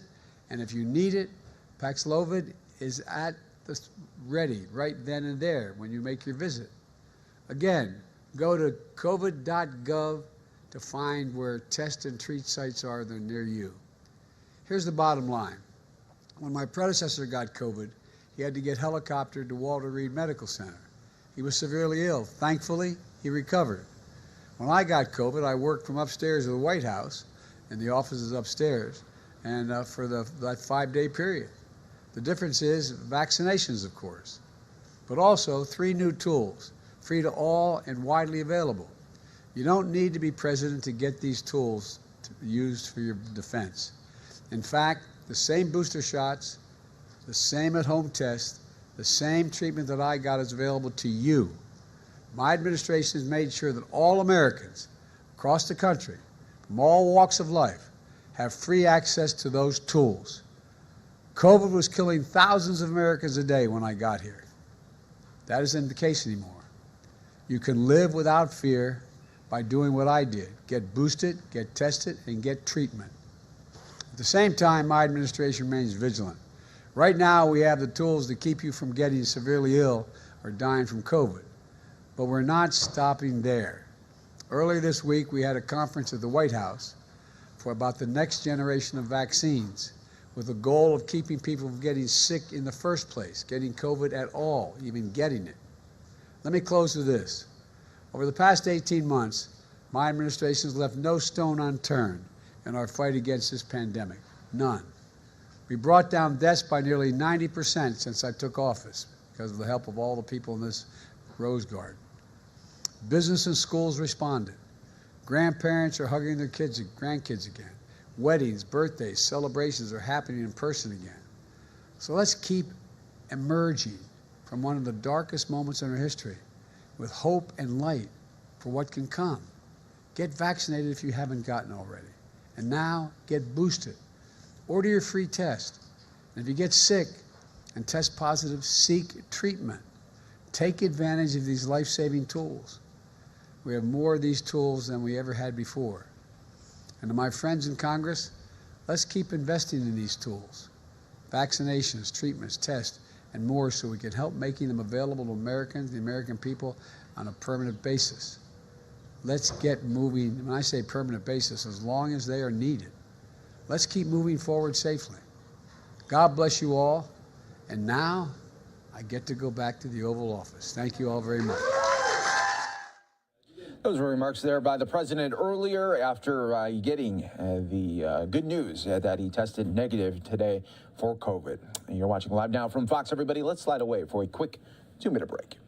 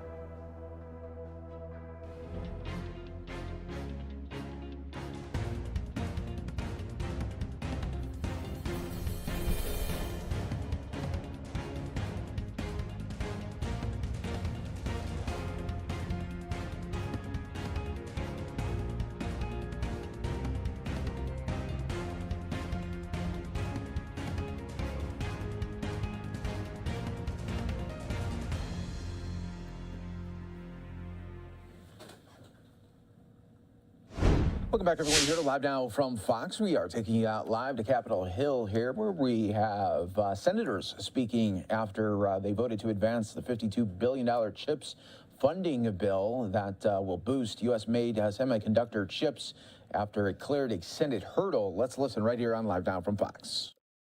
Had on tech hubs to say that it's got to be just more than Seattle and San Francisco and Austin, that we have to bring business, labor, and universities and creators together in various places of the United States if we wanted to accelerate innovation.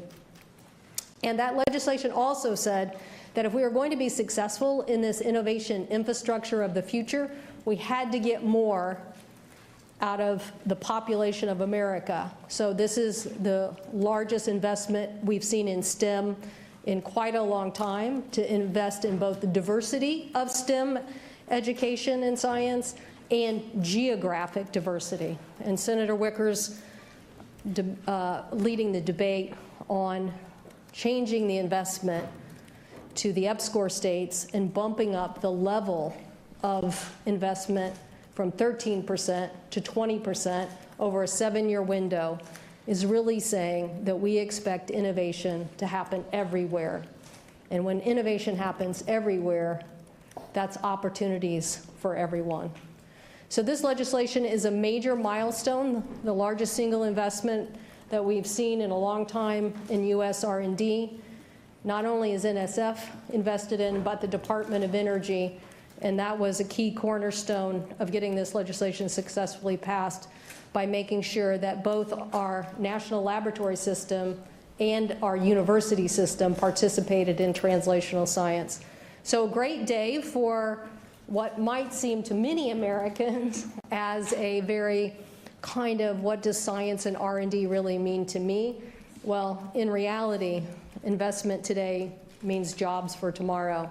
And in this case, hopefully, a price signal on the supply chain of chips that will help us start to reverse a trend on something that is costing consumers too much right now.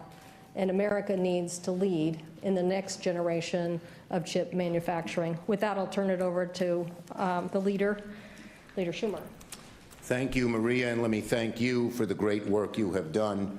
She's been just relentless, not day in, day out, not even month in, month out, but year in, year out in getting this legislation done. I want to thank the great bipartisan coalition that we have had. Maria and Roger worked so closely together. Mark and John worked so closely together. And Todd and I got into this. I was passionate about investing in science over 5 years ago. And I talked to the heads of research institutions. I talked to companies, and they said, we are going to fall so far behind if we don't do this. And so I started thinking about it. And one day I was talking in the gym as we were sweating away on the bikes with Todd Young. And I said, you know, this really bothers me. He said, it bothers me too. And he started saying things that were the exact same things I was saying. So we became a team and put together the Endless Frontiers Act, no longer called that. I like that name.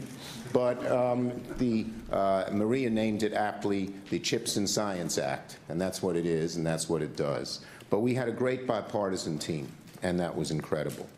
So Maria mentioned, these ideas may seem abstract, science, even chips, but they're concrete.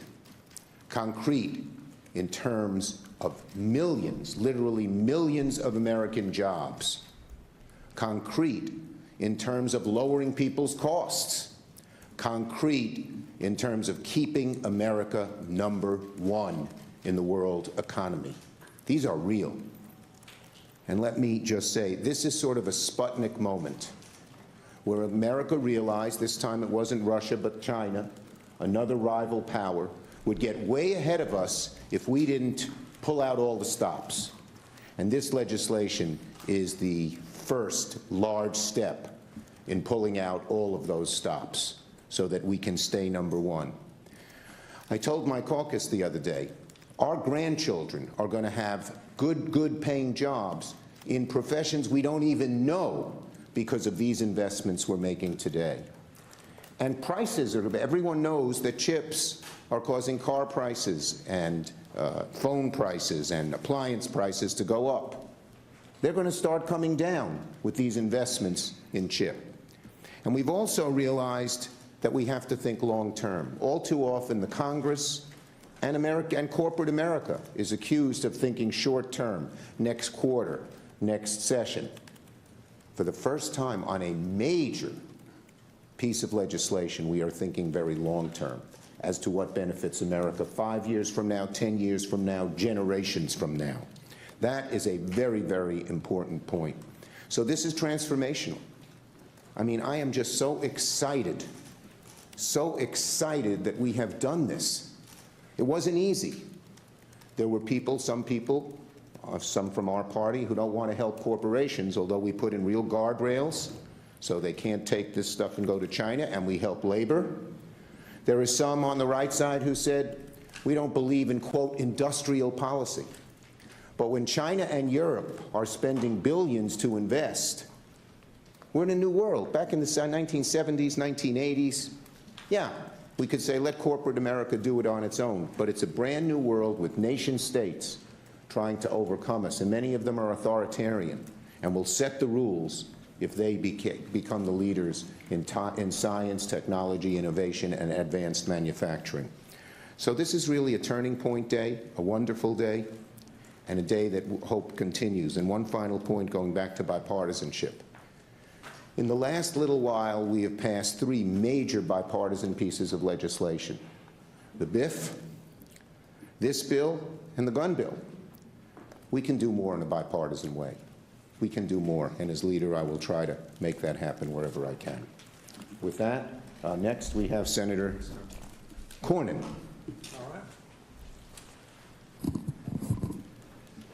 This is a bad day for President Xi and the Chinese Communist Party.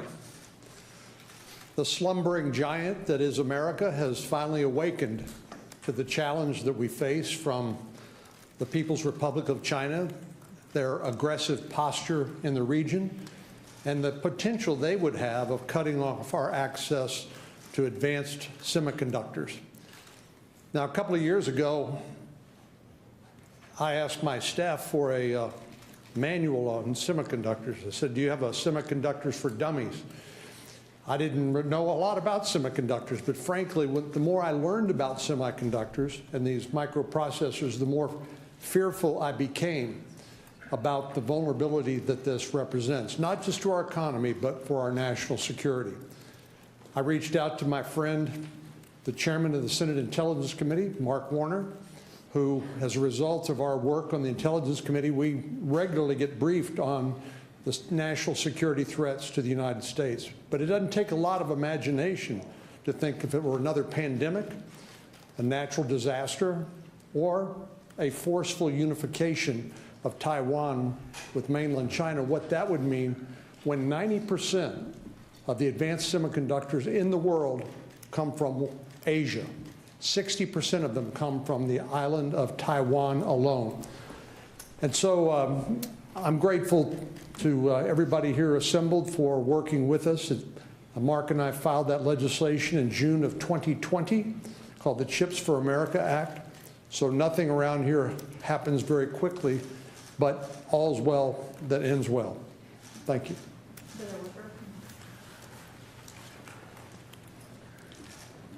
I, too, needed a tutorial on semiconductors. Every Javelin weapon that we've heard about contains hundreds of semiconductor chips. Every Stinger has hundreds of chips.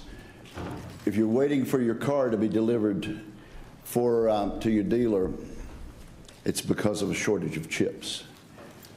There is no way we will ever be able to persuade the Chinese to keep from subsidizing their manufacture of semiconductors. There's no way to keep our competitors internationally from doing so. And so unless we want to be stuck at 12% of the manufacture of chips around the world, we need to do what the Senate has indeed done over the last year and a half, and what we did today in moving this bill over to the House of Representatives. I have every hope that it will pass. We certainly need it to pass. So a big step in regaining America's edge in semiconductors.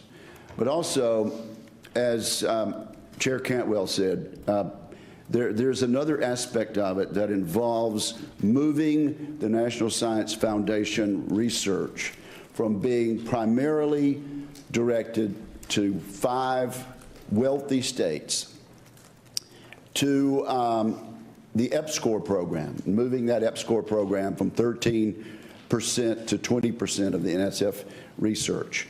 That is going to enable 25 states, like my state of Mississippi, like many of the states represented at this press conference. It's going to enable us to be part of the new wave of research to keep us competitive in quantum computing, in artificial intelligence, and in things of that nature. Now, let me say something about bipartisanship. There was a moment yesterday. We're going to take a quick 2-minute break here for some of you. Stay right here with us. More to come on Live Now from Fox. The Republican leader and the Democratic leader were seen shaking hands on the floor and chatting with each other, as if that were somehow something that was highly unusual. We move this Senate on bipartisanship, and certainly that's been the case with Senator Cantwell and me. I can tell you the President of the United States, Joe Biden, is celebrating at this moment with this victory. Gina Raimondo, my good friend and the Secretary of Commerce, is celebrating. The White House is happy about this. But there are officials from the Trump administration that are also ecstatic about what we have done. And I'm just going to take the opportunity to quote 3 of them. Ambassador Robert Lighthizer, the chief trade advisor to President Donald Trump, said this about the bill that we've just passed in the U.S. Senate. We are in this existential competition with China. The battleground of that competition is technology and chips, and that's where we're going to win it or lose it. It's in this bill. That's Robert Lighthizer. Mike Pompeo, CIA director under Trump, knows a little something about the threat that we face. Also then Secretary of State under President Donald Trump. He said this about this bill in urging a yes vote. Congress must pass the CHIPS Act for both our national and economic security. We have to become less dependent on China for critical technologies. And this is how we do it, says Mike Pompeo of the Trump administration. And Robert O'Brien, President Trump's national security advisor, says America needs this legislation today. We do need it today, and we're going to get it in a week or so, send it to the president's desk. And so it is a victory for this administration, and my hat is off to the secretary and to the Democratic leader for the part that they played, and I know they're smiling today. But this is a huge victory for these Republicans and for this Republican and for national security. And so I would end my comments today by saluting the bipartisan effort that was necessary to bring us to this point. Well, thank you as well. Let me first of all thank Senator Wicker and Senator Cantwell for their relentless leadership on the commerce title. I think the basic R&D is so critically important. I want to thank Todd Young and Chuck Schumer for coming up with some of the initial ideas around tech hubs. Critically important, the training component. You know, this piece of legislation, it has been a long and winding road. I've never seen a bill that's changed its names more times than this. And if it takes one more name change before it gets to the president's desk, so be it. I want to build on a couple comments, and I'll be brief. One, Senator Schumer said this is a Sputnik moment. It really is. John Cornyn and I sit in the Intelligence Committee week after week, month after month, looking at China's incredible advancements across the whole series of domains. One of the things nobody's mentioned yet is the first kind of shocking moment in terms of China threat was a few years ago on Huawei. I was an old telecom guy. The notion that China had a national security threat in Huawei and was setting the rules in then wireless cutting-edge technology 5G, that was an alarm. And one of the things that is in this legislation, $1.5 billion for us to work in America and with our allies to create an alternative to Huawei and ZTE, more based on software-based systems that are called Open Radio Access Network, ORAN. Incredibly important. On the CHIPS legislation, if we had not done this, there would not be another American semiconductor manufacturing plant ever built in this country. Think about that for a minute. We had close to 40% of the market in the 90s. We invented semiconductors. As Maria and others have said, we're down to 12%. And as others have said, most all of the cutting edge chips, we don't make any of them here. Disproportionately in East Asia, mostly in Taiwan, and as we've seen the aggressive nature of President Xi's leadership in terms of threatening Taiwan, you talk about something that would not create a recession, but a worldwide depression if that supply of chips disappeared. This law will create 10 to 15 new cutting-edge semiconductor manufacturing plants across our nation. We will maintain the research leadership on the tools and equipment that go into those fabrication facilities. It will relieve, over time, the inflationary pressures on autos and other industries. Because the demand for chips, we've heard things like Internet of Things, artificial intelligence, quantum computing, all other domains we're competing with China. Each one of those are built upon an almost inexhaustible demand for semiconductors. I want to echo what John Cornyn said. This is a bad day for the CCP and President Xi's ambitions in that part of the world and across the world. So this is an enormous step forward. It is around science. It is around taking on the issue that was first kind of raised people's attention with Huawei and next generation wireless. It will make sure that we regain the technology leadership around semiconductors, build those supply chains here in America. Candidly, I think we're going to have to revisit issues like artificial intelligence and quantum computing, synthetic biology, because this is a worldwide competition. I'll end with this that's about the urgency of now. The fact that we passed this a year ago and it took us a year to get it to the president's desk, it woke up our European competitors. Germany has got one of our great American chip manufacturing facilities, Intel, in building a huge facility, potentially even bigger than the one in Ohio, because they woke up and got in this race. Global Foundry, the French have taken another great American company because they're making those investments. I think what we're doing here, we're going to have to stay competitive across a host of technologies, but this, echoing what Senator Schumer said, I think this will be one of the most historic pieces of legislation that will be the kind of turning of the page the same way the Sputnik moment reawoken American innovation. So congratulations to all involved. Let's get it to the president. Well, thank you so much to my colleagues who worked so hard on this initiative and shared my vision and the majority leader's vision to outgrow, out-innovate, and out-compete the Chinese Communist Party. We've seen the emergence of a strategic rival over the recent decades that has adopted a state capitalist model.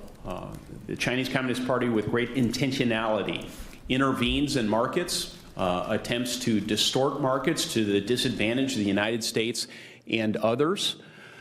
And we need to respond in kind, and the traditional toolkit does not suffice. Meanwhile, we've had such dramatic changes in how our modern economy works that in recent decades we've seen a number of Americans feel overlooked and underappreciated, and frankly, they feel as though they can play a more meaningful part in our growing economy, and we need to invest in those people and in the places that they call home.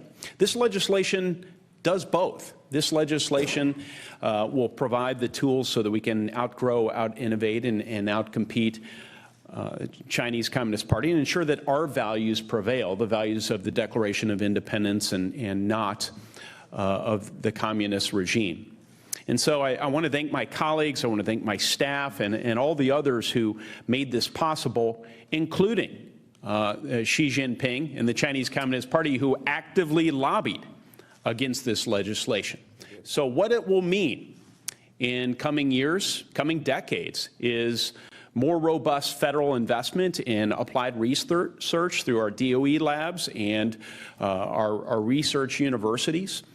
That research, in turn, as Senator Cantwell has emphasized, will then be used through intellectual property being used by our private markets, our innovators, our entrepreneurs, our private investors starting businesses in places like Indiana, across the American heartland. That, in turn, will bolster our economic security and national security. We make some critical investments in near-term supply chain resiliency and semiconductors in particular. But what we can expect in years ahead in the areas of hypersonics, advanced manufacturing, quantum computing, autonomous systems, and so many other areas is every bit as exciting to me. So, you know, I've been struck not just by the substance of this legislation, but during this time of tribalistic politics and a lot of cynicism, frankly, about our federal government, I think we should underscore the importance of this moment for the institution of the United States Senate, more broadly of the Congress and our federal government.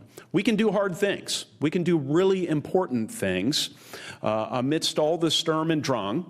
It just takes, you know, a handful of committed legislators to demonstrate the leadership, to make hard arguments, and to persist with those arguments over a period of time. And so we have been able to do something that has been much discussed for a lot of years around here, reinvesting in our national innovation ecosystem. And it won't just be this generation, it will be future generations that will handsomely benefit from this important success. And I'm just grateful to play a part in the entire effort. So with that, can we take any questions? Questions on this subject only?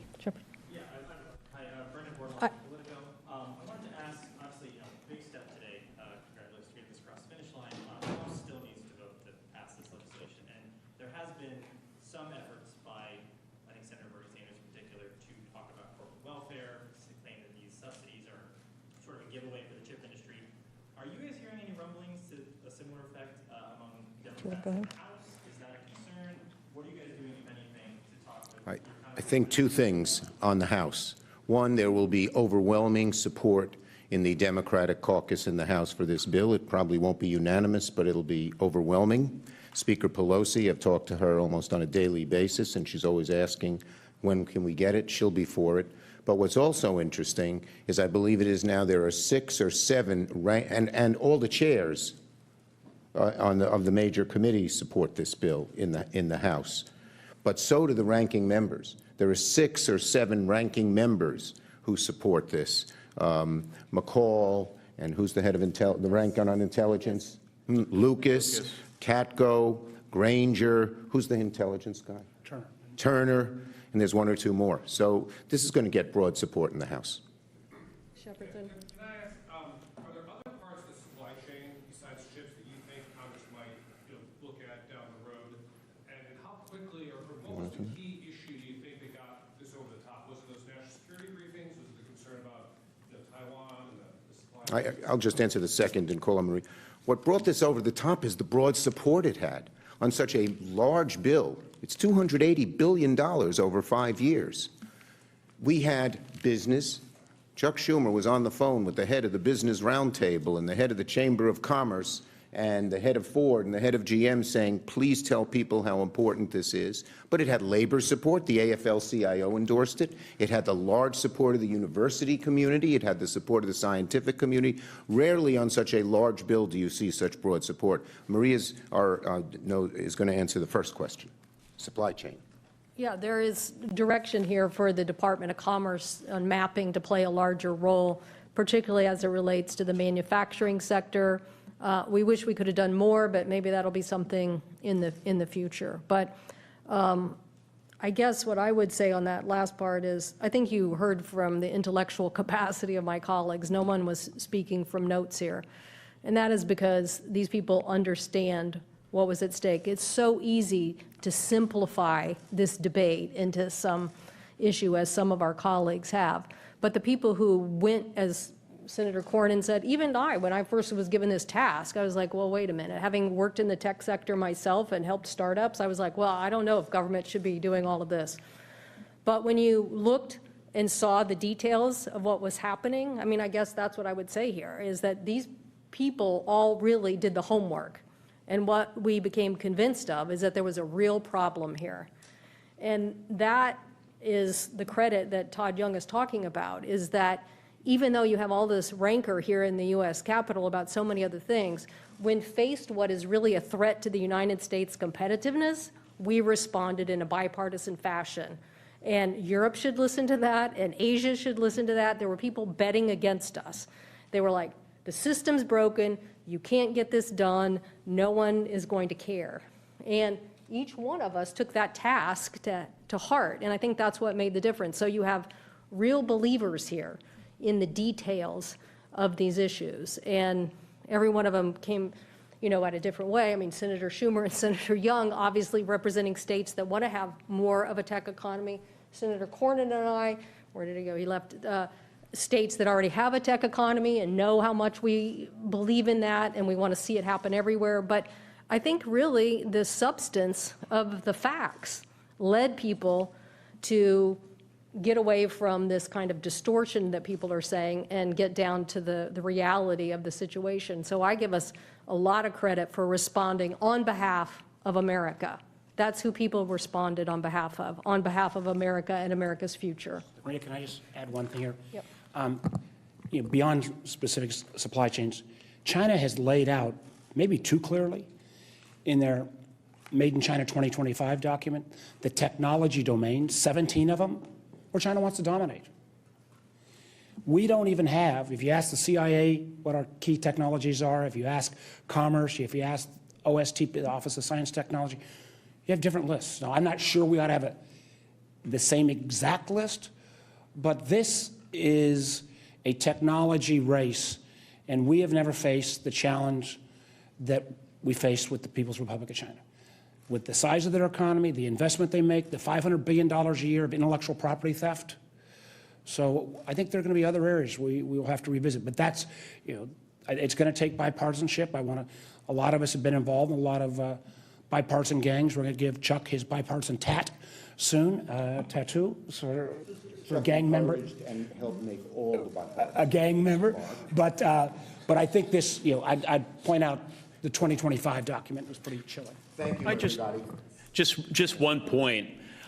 This is an economic play. This is a national security play, but this is also a diplomatic play. And let me explain that real briefly, Leader, because I know we're all busy. We have the opportunity through mechanisms laid out in this legislation to crowd in allied country investment in some of this tech development, to crowd in the involvement and collaboration of some of the most talented scientists in the world. This is a strategic advantage for the United States, where we're leveraging our values, which lead to our alliance system. China, they have vassal states. They do not have allies. So if we think about this intergenerational competition with the Chinese Communist Party, if it's the United States versus China, some get apprehensive about that. If instead we play our cards right and regard this as a challenge against what we call the West versus China, we win every time. So thank you. Thanks, everybody. Thank you.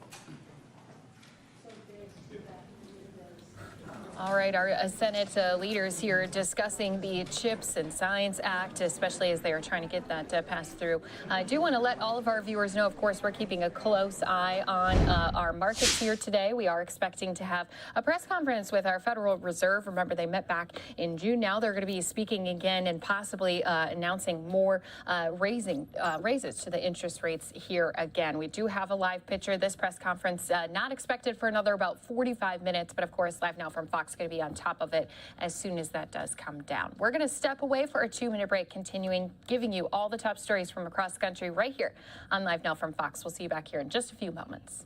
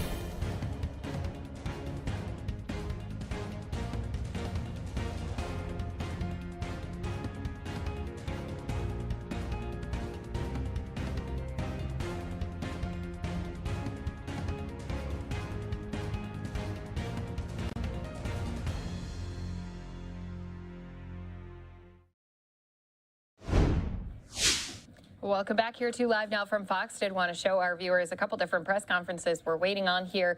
We do have a State Department briefing that's going to be taking place with spokesperson Ned Price. Plus, as I mentioned, ahead of the break, we do have Jerome Powell. He's going to be holding a press conference following the federal meeting. So we'll be bringing you those remarks and expecting to hear more discussion surrounding the raise of interest rates here again for everyone. We do know that it's been something we've been fighting here ever since inflation has been raging at a 4-decade high. Job market strong, consumer spending strong, but the Fed under pressure to raise those interest rates aggressively. So we'll be bringing this press conference as soon as it does begin. Again, that one not scheduled until 2:30 p.m. Eastern time, so 11:30 for everyone who's going to be joining us on the West Coast. So we'll be bringing that to you here. Until then, though, we did have earlier today, we had one of our very own senators from the Republican side, that's Mitch McConnell.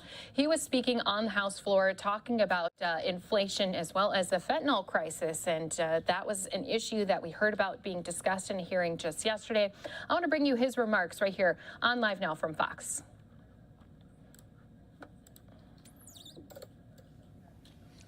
Mr. President. The Republican leader. I ask consent that further proceedings on the quorum call be dispensed with. Without objection.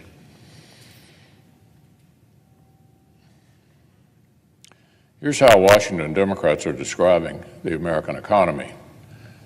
From the White House last month, quote, robust economic progress under President Biden's leadership. According to President Biden himself, our economy has, quote, unique strengths that we can build on, that it was, quote, providing important breathing room for American families, and that it was, quote, strong as can be, but for inflation, but for gas and food. The economy is as strong as it can be, except that pesky thing, the worst inflation in more than 40 years. You almost have to laugh at that analysis. Contrast the Democrats' spin with how working Americans are describing our economy. From a grocery store manager in Tennessee, it's just not a good situation. From a grandmother in Georgia, the food, the gas, the bills, the mortgage, everything, it's a lot on a family. Overall, the majority of Americans are concerned their paycheck can't cover the essentials amidst inflation. And a majority disapprove of what President Biden's doing about it. Clearly, something isn't adding up, but that it isn't a new feature of Washington Democrats' one-party control of government. In fact, missing the mark on economic policy has actually been a hallmark of the Biden administration. Last spring, they misread what it needed after a once-in-a-century pandemic and flooded the engine with trillions of liberal spending. Then they missed the warning signs on the runaway inflation that mistake brought on.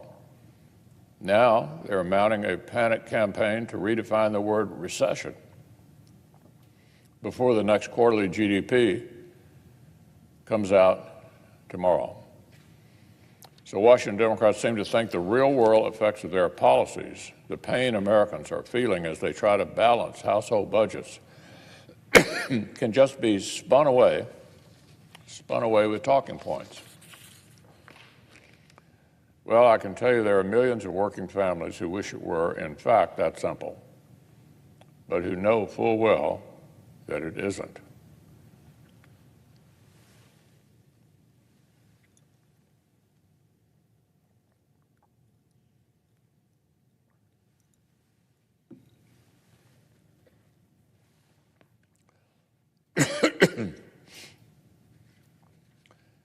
Now, on a different matter, yesterday I met with members of the Kentucky Narcotics Officers Association to discuss the ongoing substance abuse crisis in my home state. These frontline professionals have watched Kentucky pass some grim milestones in recent years. This is one of the most horrifying consequences of the ongoing breakdown of law and order in our country. In 2020, overdose deaths in the Commonwealth increased nearly 50% from the year prior, reaching an all-time high of 1,964. Then last year, we broke that record again, recording 2,250 overdose deaths, 14.5% higher than in 2020. Remember, as of this past January, 2 years into the pandemic, fentanyl alone had killed more Americans aged 18 to 45 than the coronavirus. That's not even all overdoses, that's just fentanyl alone. The Kentucky law enforcement officers with whom I got to visit work every day to try to reverse these heart-wrenching trends. They've had some success. Earlier this month in Louisville, law enforcement seized a full kilogram of fentanyl in Louisville. The experts say that's enough to kill 500,000 people in Louisville alone. But they're struggling to stem the cascade of narcotics pouring into our streets. The reason for this, they told me, is pretty clear: our unsecured borders. Already this year, our overwhelmed Customs and Border Patrol agents encountered more than 1.6 million illegal crosses down at the border. That's close to the total number of encounters for the entirety of last year. Some of these individuals were promptly detained and deported. Many of them were booked briefly and then released into the American heartland. Presumably, we'll never hear from most of them ever again. These are just the known encounters, to say nothing of the 900,000 gotaways that DHS officials think have taken place since the beginning of the last fiscal year. Put another way, a group of people larger than the entire population of my hometown broke into our country without interacting with border agents at all. Alongside this human tide is an ever-increasing flood of illicit drugs, most notably fentanyl. That drug played a role in 72% of the overdoses in Kentucky last year. CBP officials have just the opposite. Secretary Mayorkas jetted to a summit in Aspen earlier this month and pronounced, quote, "The border is secure." That's our Secretary of Homeland Security. Maybe that kind of talk plays well at a ritzy ski resort packed with liberals. It doesn't play very well with law enforcement and first responders in states like Kentucky who have to deal with crime and fatal drug overdoses every single day. The far left throws our borders open for ideological reasons, and it's the most vulnerable communities that end up paying the deadly price. The president of the National Border Patrol Council has directly contradicted the Biden administration's insistence that our southern border is in great shape. Here's what he had to say. This is the president of the National Border Control Council. The cartels use illegal border crossing to facilitate their higher value contraband, including fentanyl. In other words, more illegal immigration means more of this illegal poison. But President Biden and Washington Democrats simply won't admit it. Their response to the border crisis has been to issue new internal guidance encouraging border personnel to use more politically correct language when referring to criminal aliens. They'd rather police language than police the border. Remember, the Biden administration spent taxpayer dollars going to court arguing they have a right to end the Remain in Mexico policy and throw our borders open even wider. President Biden tried to cut funding for ICE in his most recent budget. Washington liberals say it's the compassionate policy is to lure desperate people into inhumane conditions, let the drug cartels have open season, and let Americans die as a result. Mr. President, that's not compassion, that's cruelty, an abdication of duty with deadly consequences for the American people.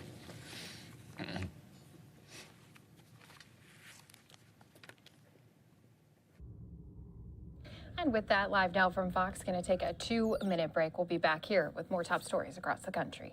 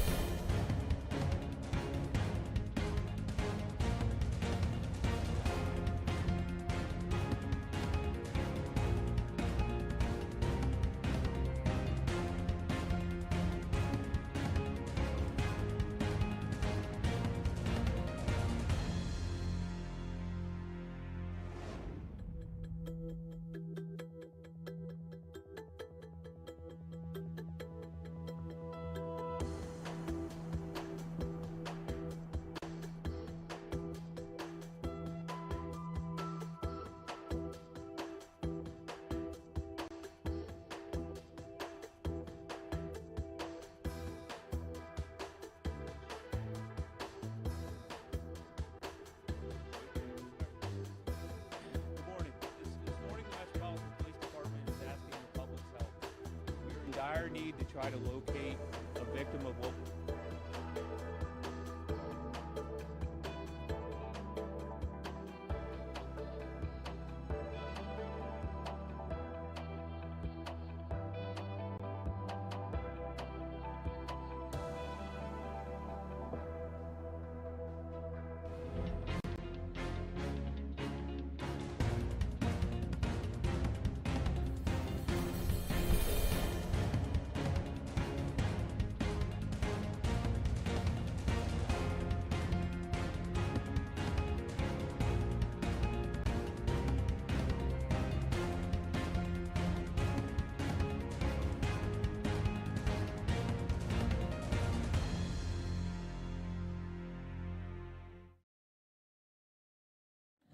Thanks again for being here with us on Live Now from Fox. This is some video from the scene of an abduction where police do say they're still searching for a woman who they believe was abducted at gunpoint by her boyfriend. This happening just earlier here this morning. They did give some more details during a press conference earlier here today. Let's go ahead and listen into what they had to say about this investigation. This morning, the Metropolitan Police Department is asking the public's help. We are in dire need to try to locate a victim of what we believe is an armed kidnapping that occurred this morning at about 3:40 in the morning at 2950 Van Ness Street Northwest.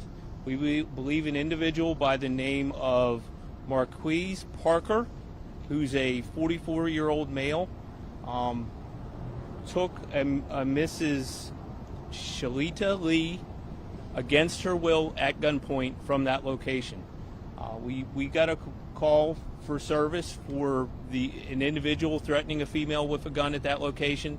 Units initially responded, had a little bit of difficulty finding where the location was. They eventually did locate the building, and we were able to find a witness that did see our suspect, I should call it our person of interest, Mr. Parker, forcing Miss Lee into a vehicle against her will. He initially did try to put her in the trunk of the vehicle and then eventually put her in the back seat and fled that location. We have since located that vehicle in the 3500 block of Ames Street Northeast over in the 6th District. That vehicle was unoccupied and there is no traces at this time of either of the persons. We have put out images of both our person of interest and our missing person, the person that we believe is in danger. We're begging the public's help for anything they can do to try to help us locate them. If Miss Lee, if you're out there and you're safe, please contact us immediately so that we know that you're okay. We want to make sure that. And Mr. Parker, please reach out to us too. We just want to talk to you. Just if this is a misunderstanding, we can work through it and make sure that this comes to a good resolution for everybody. Did they have a romantic relationship? Yes, it is our understanding that they are intimate partners. Did she have a stay-away order against them? Not that we're aware of. Did they have any history of violence between them? No, not that we're aware of. Do you have any idea of why this happened? No. Was this her apartment? Was this another building? Yeah, she lived at both he and her resided at this location. They lived together? Yes, that's our understanding at this point. Kidnapping streamed somewhere on social media? There's parts of the investigation we can't reveal right now, but I'm sure will come out at a later date. You said he lived in Northeast, or he's from Northeast, but you said that he lives with her in Northwest too? But our understanding is they had just recently started to reside together, very recently. And can you tell us if they're voucher recipients? That I have no idea. So that video, the stream is out there, it's being shared by people. We can't hear any audio though. We appear to see potential victim distress in that video. Do you know anything said? We are aware of the video. We do have it, and we do have the audio, and that's part of the investigation. And that's part of also why we're very, very concerned about the safety of Mrs. Lee. Do you think at this point that they've left the district? We don't know. So we're appealing to anyone inside or outside the District of Columbia. If you see either of them or you think you see, please call us call 911. Call 911 first, or you can send an anonymous tip. You can call 202-727-9099 or send it to our tip line at 50411. Is there any significant about the age? I'm sorry? Do you have any idea why he would have wanted to take her in the first place? No. Is there anything significant about the Ames Street location where the car was found? That's still part of the investigation. Is that where he's from originally, or? He had resided, no. Yeah, he had a previous addresses in the District of Columbia. That was not near one of them. So that's just a random spot as far as you guys? As far as we know. We don't know what the connection is at this point. When was the car found? This morning, I don't remember what time, but maybe 2 hours ago, maybe a little more. And then was that vehicle was there any blood or anything found in the vehicle? Any other items left behind? So we're in the process of obtaining search warrants to process it, and then we'll process it forensically. At this point, do you believe that she is still alive? Absolutely. Can we confirm it was at the Ava apartment? Yes. And the weapon, what kind of weapon was it? You said it was a handgun, but was it like an extended clip? Do you have any information about the weapon? If you have a copy of the video, I think you can get it from there. You said the audio. He was lawfully permitted to have a firearm? He knowing his status, he would not be someone who could lawfully obtain a firearms license. We don't discuss criminal records, but So is he known to you guys? he's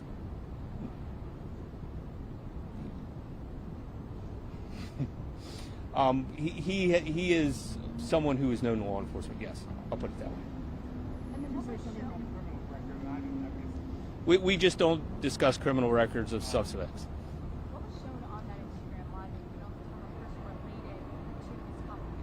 I'm sorry? I was shown on that Instagram Live, and then do we know if they're related to this couple? To the company? To the couple. We believe she was filming that video. Yes. The victim was filming her abduction? I believe somebody in that, it was one of those two. Either the victim or the perpetrator? Correct. Was filming this abduction on Instagram? The Instagram video that we're in possession of, one of the two of them was filming, and I believe it was probably the suspect. As it was going on? Person of interest, sorry. As it was going on? There was, that initiated the 911 call, yes. Why is he being called a person of interest and not a suspect? We don't have an arrest warrant for him yet, so at this point he's a person of interest. But you are seeking? We're seeking to get an arrest warrant for him right now. How did it come that they were outside of the building, that he was putting her in the car? Was there anybody witnessed them coming outside? Were they already outside? Do you know? Yes, we do have a witness that did witness that happen. So they were inside of the apartment and came outside? Yeah, we have a witness who forcibly saw him putting her in a vehicle, and he was armed with what they believe to be a handgun. And then you said the audio was concerning and has you really worried for the victim. Can you sort of characterize what you were able to hear on that web stream? What made it so concerning to you? It was clear that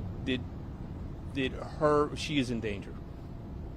And then the car was parallel parked when it was left at the straight. It doesn't appear that they were in any rush to get rid of it. Do you know why? Why do you think like that? No, I don't. I don't have any more information on Is that. there any other questions? You could email us. Sir, just your any last review? Now, again, anyone, please, with any information, no matter how small or how insignificant, please call us, let us know, give us the information, call 911. Miss Lee, if you're out there and you're safe, please call us. We just want to make sure you're okay. That is the absolute most important thing right now. And Mr. Parker, same thing. If it's just a misunderstanding, and we call us and we'll help figure this situation out. We appreciate it. Do you think she's in harm's way? Yes. Her life may be at stake? Yes. Do they have any children together? Thank you. If you have any other questions, you can send them to the PIO box. If you have any other questions, you can send them to the PIO box. Thank you. Thank you. All right, so DC Police giving us this update earlier here today. Let's go ahead, step away for a 2-minute break. More to come here in just a few moments.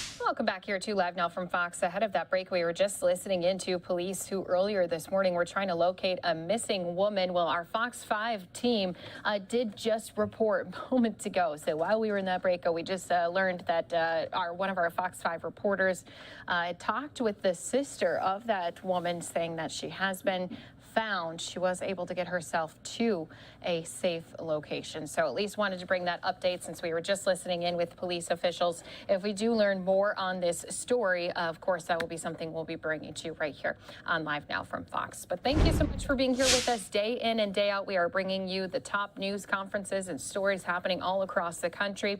We do have a press conference coming up here with our Fed Reserve as they are talking about how they are ordering yet another interest rate hike as inflation continues to soar. So these remarks expected to take place here in about 15 more minutes with our Chair Powell.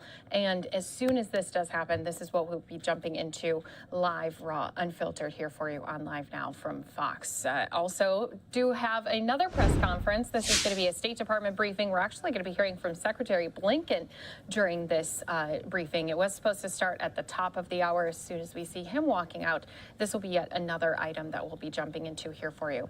Let's go ahead and take a look, though, as the Fed has ordered another interest rate hike. We're seeing that it has not yet affected the market. It still seems like we're up in the green, up more than 100 points here. We'll have to see once those official remarks do come down if there is any movement here when it comes to our stocks as well. But do want to continue bringing you more press conferences that have been happening here all across the country. Going to step away from Capitol Hill here for a moment, taking you out to a press conference that happened in Chicago where there's a lawsuit against Amazon talking about some discrimination happening where more than 20 employees have now left the company and they are part of this big lawsuit. Let's go ahead and bring that to you right here from Chicago on Live Now from Fox. Over $172 billion in 5 years. Amazon has a vested interest in protecting its employees if it doesn't just see that it should do the right thing. Thank you.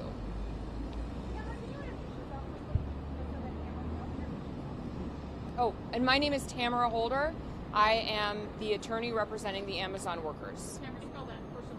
TAMARAHOLDER. And my client, Tori Davis, will be speaking. Hello, my name is Tori. I'm a former Amazon employee at MDW2 in Joliet, Illinois. I'm here to bring light to a situation that happened at Amazon where there was a racist remark written on the wall in the bathroom. We asked for Amazon to provide safety after the situation, which they did not. We were told that we could go home and with no pay. We could take our own time, we could leave, or we could stay there and keep working. We were put in a predicament where we still were in fear every day following the situation. We're asking for a change in policy when it comes to the safety. We're asking for fairness. We're asking to stop being mishandled at Amazon. That's it. That's all I got. My name is Tori Davis. TORIDAVIS. I'm 34 years old. I've been working there. I had worked there from November 22nd to July 13th. November 22nd, 2021 to July 13th, 2022. And what was the reason why you left? Yeah, they let me go. Well, I'm doing an appeal today, so I'm not sure. I don't want to speak on that right now until I... Was it retaliation? It could be, so that's why I don't want to speak on it yet. So are you trying to get your job back? Yeah, I'm doing an appeal today, so we'll see. I'm sorry, Tori, Well, I'm good. That was it. When you talk about this, there was you say something racist written on the wall. Yeah. Where was it, and what did it say? It was written in the bathroom inside the stall. One of the messages said, "All N-words will die," and the other one said, I don't remember. What was it? Do you remember? I don't remember what the other one said. But there was something that was Yeah. racist and threatening. Yeah, it was in the same handwriting. And was that on this May 25th? Yes. So you noticed someone about that? I wasn't the one that found it. I was told about it. We were told by other coworkers, not management or senior ops. So someone went to management. Yeah, somebody took a picture of it, went to HR. And is that the situation where management said either keep working or we go? Yeah. Do you guys have a picture of that writing? Yeah. Get a picture of that? Yes. Yes. Are you the one who threatened legal action and was let go? Am I the one that what? Who said you would take legal action and then you weren't let go? Yeah, I told them that I was gonna do this, and then I was let go. They said it was for other reasons, a different reason. So Amazon said that they would conduct an investigation. Have you heard back anything about who that person was who wrote that on the wall? Or no? So I've had about 3 meetings with a senior ops manager after the situation happened, and he kept me updated, and there no perpetrator was found so far. They said they would implement security measures. I haven't seen it, since the situation happened. So. Tori, what was your title? What did you do with Amazon? I was a learning ambassador and an associate. Okay, so what is that? I'm not Train. what is a learning ambassador? That sounds really cool. I trained people who came in new, and I retrained associates. So that's pretty. I mean, you may not be necessarily considered management. I mean, but that's a supervisory role. I mean, they're trusting you to get people ready. For sure. To work, and then obviously to kind of retool folks as they need to learn. Talk about just how hurtful this has been to you. It's more scary than hurtful, because when you don't know who targeted you and you still have to be in the same environment with no further security measures, it makes you nervous. So have you received, outside of the racist threat in the bathroom stall,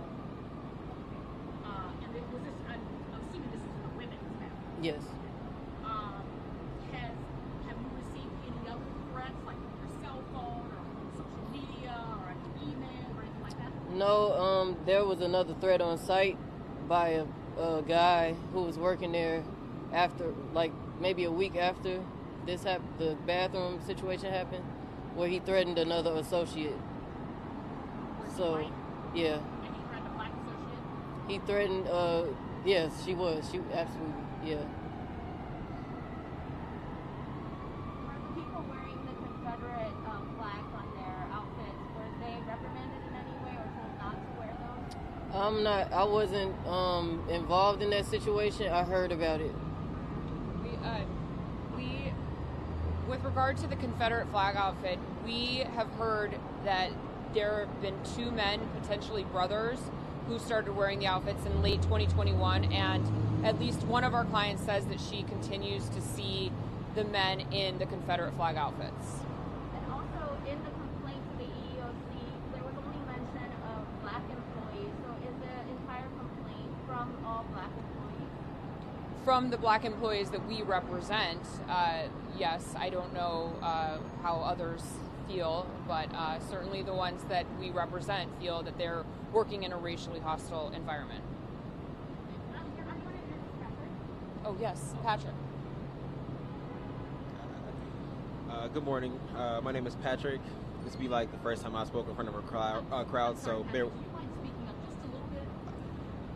This will be the first time I spoke in front of a crowd, so bear with me. We're friendly. We're friendly. What's your last name, Patrick? Last name is French. Spell it for me. F-R-E-N-C-H.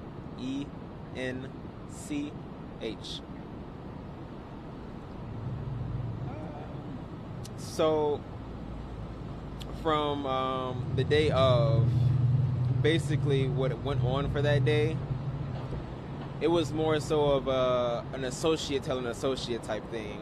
You had your AMs, but it took them fairly too long to come and tell the associates. So I want to say it went about maybe 5 hours, maybe 6 hours until they decided to actually start rounding the associates up to do a big open group talk. Is that about the bathroom? Yes. So by the time they actually got around to doing that, almost every associate in the building knew about this. It was recommended by multiple associates to call the police, but they didn't want to be put on the news like right then and there. So as most associates recommended for it, it may have took them, I want to say, at the least 2 hours, at the most maybe 4 or 5 hours, until they actually decided to call the police.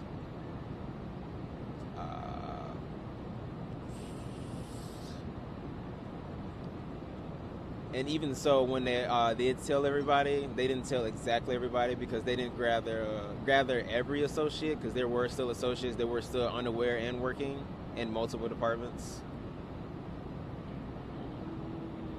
How did you feel when you heard about it? Well, when I heard about it, my main concern was for my girlfriend at the time. So I wanted to make sure I'll be able to have her in my my site, just in case if somebody were to come inside the building or anything like that. Just considering that it was already inside the building. Just considering that the fact that it was already inside of the building, I just wanted to make sure that I was protected for myself and she was protected for herself, and the family members that I did have inside the building with me. Your girlfriend works there and your family? I have one family associate now that works there. So you currently still work there? Yes. What's your other position? Right now, what I do is just UIS. I walk around with a U-boat all day picking up boxes. What is that? Sorry, we don't know the term. Oh, sorry. It's universal induct sort. I'm gathering that this situation, that was scary for everyone. Can you talk about why, you said you had a girlfriend work there and a family member? Why was this scary for you guys? You guys felt the need to go? Well, I suggested that they call the police, and I talked to another AM about it, and he was trying to figure out if that's what they did or not. But from him, he was telling me that no, they didn't call yet. They're trying to, I guess they didn't have a protocol for it. Or if they did have a protocol, obviously they haven't went over it in so long. Well, what was the feeling when you heard about something like this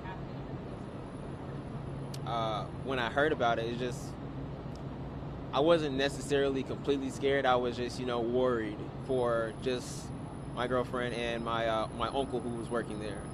So as long as I knew that they were okay, then I was gonna be fine. How old are you? I'm 20 years old. Okay, and how long have you worked there? I've been working at Amazon for a year and 9 months. And are you still employed there? Yes. Are you concerned that speaking out today will mean something for you when you get back? No, because if they do try something, then obviously it's retaliation. So. And your girlfriend and your uncle, are they also violent? My uncle did, but not my girlfriend.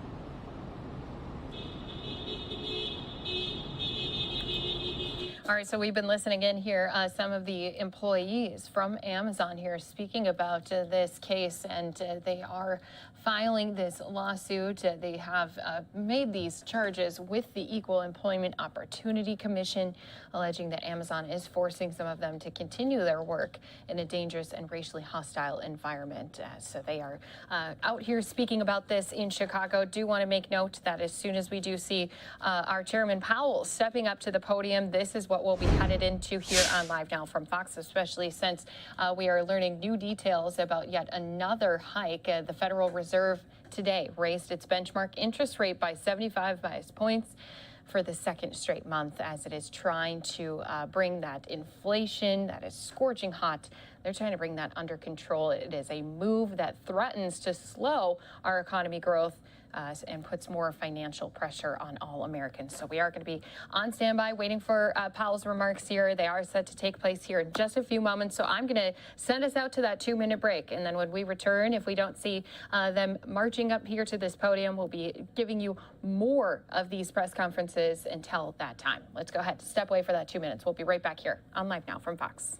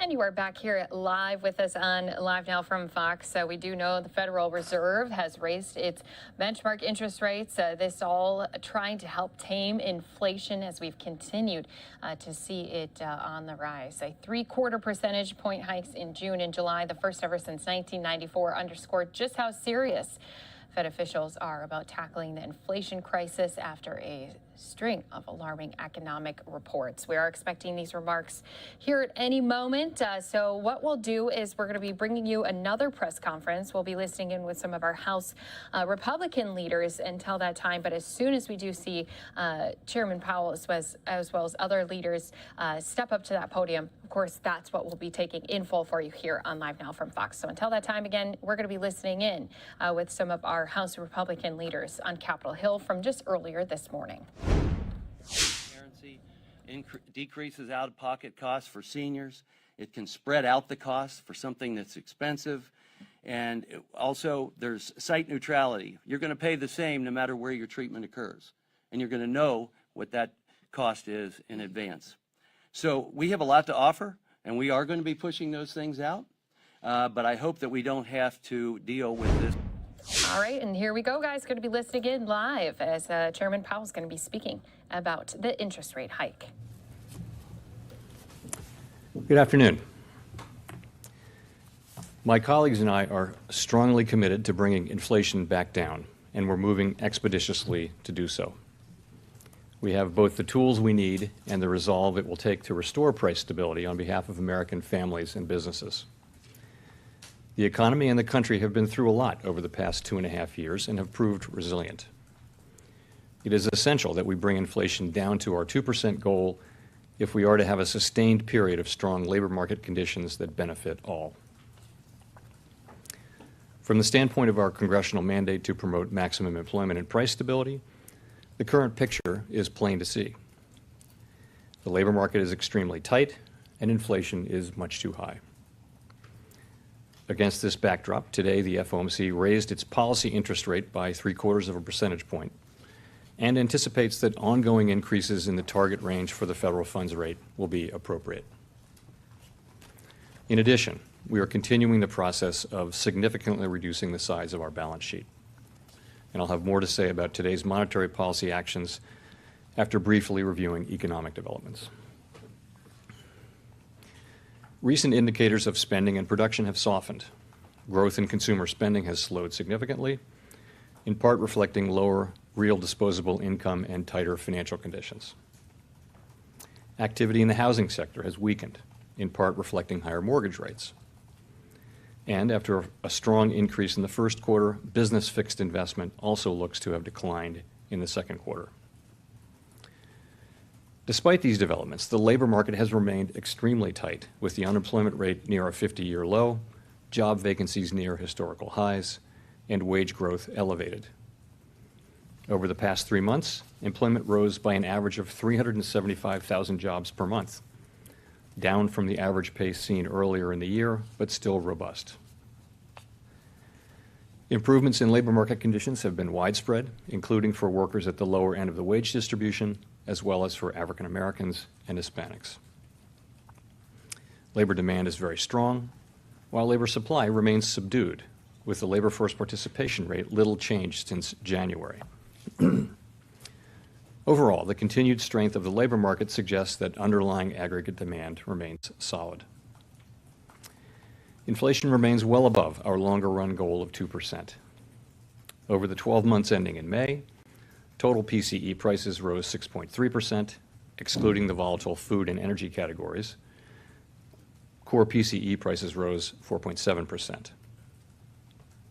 In June, the 12-month change in the Consumer Price Index came in above expectations at 9.1%, and the change in the core CPI was 5.9%. Notwithstanding the recent slowdown in overall economic activity, aggregate demand appears to remain strong. Supply constraints have been larger and longer lasting than anticipated, and price pressures are evident across a broad range of goods and services. Although prices for some commodities have turned down recently, the earlier surge in prices of crude oil and other commodities that resulted from Russia's war on Ukraine has boosted prices for gasoline and food, creating additional upward pressure on inflation. The Fed's monetary policy actions are guided by our mandate to promote maximum employment and stable prices for the American people. My colleagues and I are acutely aware that high inflation imposes significant hardship, especially on those least able to meet the higher costs of essentials like food, housing, and transportation. We are highly attentive to the risks high inflation poses to both sides of our mandate, and we're strongly committed to returning inflation to our 2% objective. At today's meeting, the committee raised the target range for the federal funds rate by 0.75 of a percentage point, bringing the target range to 2.25% to 2.5%. And we're continuing the process of significantly reducing the size of our balance sheet, which plays an important role in firming the stance of monetary policy. Over coming months, we will be looking for compelling evidence that inflation is moving down, consistent with inflation returning to 2%. We anticipate that ongoing increases in the target range for the federal funds rate will be appropriate. The pace of those increases will continue to depend on the incoming data and evolving outlook for the economy. Today's increase in the target range is the second 75 basis point increase in as many meetings. While another unusually large increase could be appropriate at our next meeting, that is a decision that will depend on the data we get between now and then. We will continue to make our decisions meeting by meeting and communicate our thinking as clearly as possible. As the stance of monetary policy tightens further, it likely will become appropriate to slow the pace of increases while we assess how our cumulative policy adjustments are affecting the economy and inflation. Our overarching focus is using our tools to bring demand into better balance with supply in order to bring inflation back down to our 2% goal and to keep longer-term inflation expectations well anchored. Making appropriate monetary policy in this uncertain environment requires a recognition that the economy often evolves in unexpected ways.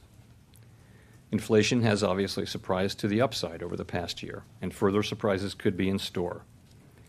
We therefore will need to be nimble in responding to incoming data and the evolving outlook. And we will strive to avoid adding uncertainty in what is already an extraordinarily challenging and uncertain time. We are highly attentive to inflation risks and determined to take the measures necessary to return inflation to our 2% longer-run goal. This process is likely to involve a period of below-trend economic growth and some softening in labor market conditions. But such outcomes are likely necessary to restore price stability and to set the stage for achieving maximum employment and stable prices over the longer run. To conclude, we understand that our actions affect communities, families, and businesses across the country. Everything we do is in service to our public mission. We at the Fed will do everything we can to achieve our maximum employment and price stability goals. Thank you. I look forward to your questions.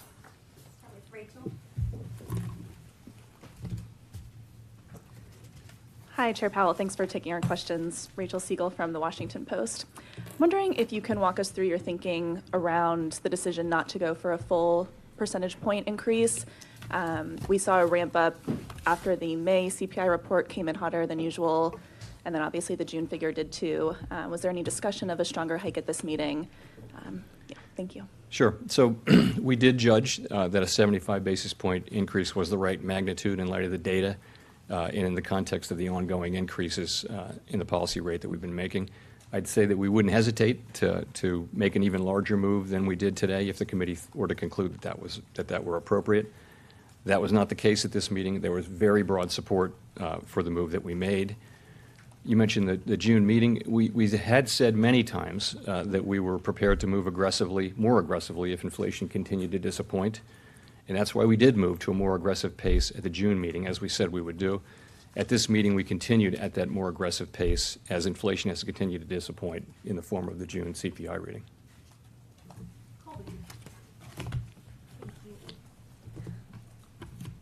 Thank you so much for taking our questions. Colby Smith with the Financial Times. As the committee considers the policy path forward, how will it weigh the expected decline in headline inflation, which might come as a result of the drop in commodity prices, against the fact that we are likely to see some persistence in core readings in particular? And given that potential tension and signs of any kind of activity weakening here, how has the committee's thinking changed on how far into restrictive territory rates might need to go? So I guess I'd start by saying we've been saying we would move expeditiously to get to the range of neutral, and I think we've done that now. We're at 225 to 2.5, and that's right in the range of what we think is neutral. So the question is, how are we thinking about the path forward? So one thing that hasn't changed is that it won't change is that our focus is going to continue to be on using our tools to bring demand back into better balance with supply in order to bring inflation back down. That'll continue to be our overarching focus. We also said that we expect ongoing rate hikes will be appropriate and that we'll make decisions meeting by meeting. So what are we going to be looking at? We'll be looking at the incoming data, as I mentioned, and that'll start with economic activity. Are we seeing the slowdown in economic activity that we think we need? And there's some evidence that we are at this time. Of course, we'll be looking at labor market conditions, and we'll be asking whether we see the alignment between supply and demand getting better, getting closer. Of course, we'll be looking closely at inflation. You mentioned headline and core. Our mandate is for headline. Of course, it's not for core, but we look at core because core is actually a better indicator of headline and of all inflation going forward. So we'll be looking at both, and we'll be looking at them for what they're saying about the outlook rather than just simply for what they say.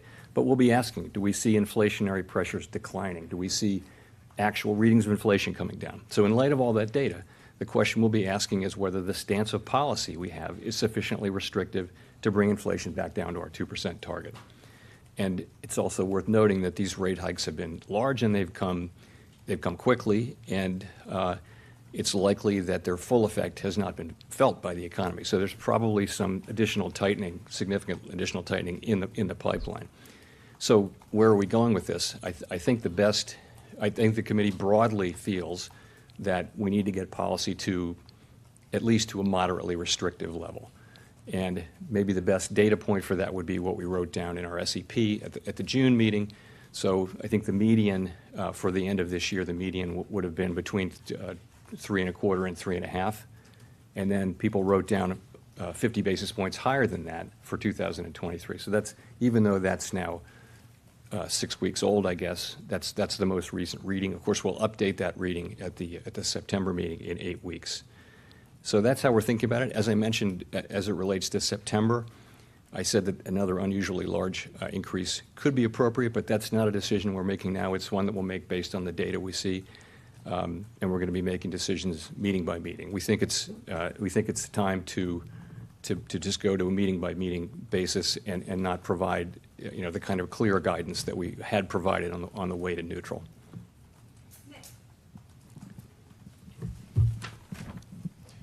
Nick Timmeros of the Wall Street Journal. Chair Powell, you've said that your policy works through influencing expectations and that policy needs to be at least moderately restrictive, which means you need financial conditions to stay tight. Futures market pricing currently implies you will raise rates this year along the lines of your June SEP, but then lower them a few months later next year. Are these expectations consistent with the need to keep financial conditions tight in order to moderate purchasing power and bring inflation back to 2%? So I'm going to start by pointing out that it's very hard to say with any confidence in normal times what the economy is going to be doing in 6 or 12 months. And so to try to predict what the appropriate monetary policy response would be, I mean, of course, we do that in the SEP, but nonetheless, you've got to take any estimates of what rates will be next year with a grain of salt, because there's so much uncertainty. These are not normal times. There's significantly more uncertainty now about the path ahead than I think there ordinarily is, and ordinarily it's quite high. So again, the best data, the only data point I have for you really is the June SEP, which I think is just the most recent thing that the committee's done. Since then, inflation has come in higher, economic activity has come in weaker than expected. But at the same time, I would say that's probably the best estimate of where the committee's thinking is still, which is that we would get to a moderately restrictive level by the end of this year, by which I mean somewhere between 3 and 3.5%, and that the committee sees further rate increases in 2023. As I mentioned, we'll update that, of course, at the September meeting, but that's really the best I can do on that. You said inflation had been a little bit hotter. And as we listen into Powell taking questions, do you want to remind our viewers we are always on here bringing you the top latest news stories. We'll continue listening in live when you return from your 2-minute break. This one was even worse than expected, I would say. I don't talk about my own personal estimate of what the terminal rate would be. I will write down that in. It's going to evolve. It's obviously it has evolved over the course. I think for all participants, it has evolved over the course of the year as we learn how persistent inflation is going to be. And by the time of the September meeting, we will have seen 2 more CPI readings and 2 more labor market readings, and significant amount of readings about economic activity and perhaps geopolitical developments. Who knows? It'll be a lot. It's an 8-week intermeeting period, so I think we'll see quite a lot of data, and we'll make our decision at that meeting based on that data. Gina. Hi, Jarrell. Thanks for taking our questions. Gina Smilik, New York Times. You kind of alluded to this earlier, but I wonder, in the event that you see several months of very weak headline inflation numbers because oil prices are coming down so much, but core inflation continues to be strong or even picks up, I wonder how you would think about that. So it's hard to deal with hypotheticals, but I just would say this: we would look at both, and we'd be asking ourselves, are we confident that inflation is on a path down to 2%? That's really the question, and we'll be making, our policy stance will be set at a level ultimately at which we are confident that inflation is going to be moving down to 2%. So it would depend on a lot of things. Of course, as I mentioned, core inflation is a better predictor of inflation going forward. Headline inflation tends to be volatile. So in ordinary times, you look through volatile moves in commodities. The problem with the current situation is that if you have a sustained period of supply shocks, those can actually start to undermine or to work on de-anchoring inflation expectations. The public doesn't distinguish between core and headline inflation in their thinking. So it's something we have to take into consideration in our policymaking, even though our tools don't really work on some aspects of this, which are the supply side issues. Steve Leisman, CNBC. Thanks for taking my question, Mr. Chairman. Earlier this week, the president said we are not going to be in a recession. So I have two questions off of that. Do you share the president's confidence in not being in a recession? And second, how would or would not a recession change policy? Is it a bright line, sir, where contraction of the economy would be a turning point in policy, or is there some amount of contraction of the economy the committee would be willing to abide in its effort to reduce inflation? So as I mentioned, we think it's necessary to have growth slow down, and growth is going to be slowing down this year for a couple of reasons. One of which is that you're coming off of the very high growth of the reopening year of 2021. You're also seeing tighter monetary policy, and you should see some slowing. We actually think we need a period of growth below potential in order to create some slack so that the supply side can catch up. We also think that there will be, in all likelihood, some softening in labor market conditions, and those are things that we expect and we think that they're probably necessary if we were to have to get inflation, if we were to be able to get inflation back down on a path to 2%, and ultimately get there. The question was whether you see a recession coming and how that might or might not change policy. Thanks. So we're going to be focused on getting inflation back down, and we, as I've said on other occasions, price stability is really the bedrock of the economy, and nothing works in the economy without price stability. We can't have a strong labor market without price stability for an extended period of time. We all want to get back to the kind of labor market we had before the pandemic, where differences between racial and gender differences and that kind of thing were at historic minimums, where participation was high, where inflation was low. We want to get back to that, but that's not happening. That's not going to happen without restoring price stability. So that's something we see as something that we simply must do, and we think that we don't see it as a trade-off with the employment mandate. We see it as a way to facilitate the sustained achievement of the employment mandate in the longer term. Howard Schneider with Reuters.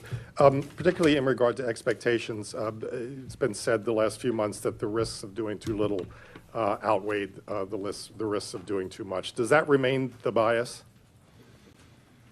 So we're trying to do just the right amount, right? We're not trying to have a recession, and we don't think we have to. We think that there's a path for us to be able to bring inflation down while sustaining a strong labor market. As I mentioned, along with, in all likelihood, some softening in labor market conditions. So that's what we're trying to achieve, and we continue to think that there's a path to that. We know that the path has clearly narrowed, really based on events that are outside of our control, and it may narrow further. I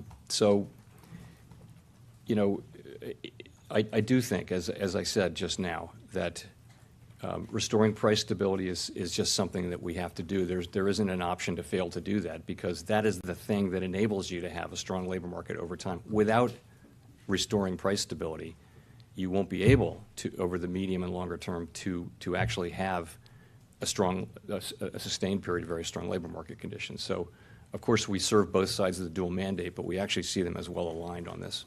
But as a follow-on to that, given the uncertainty and the sort of paradoxical flow of data you've been getting, if you're going to make a mistake, would you rather make the mistake on doing too much, raising too much, than raising too little?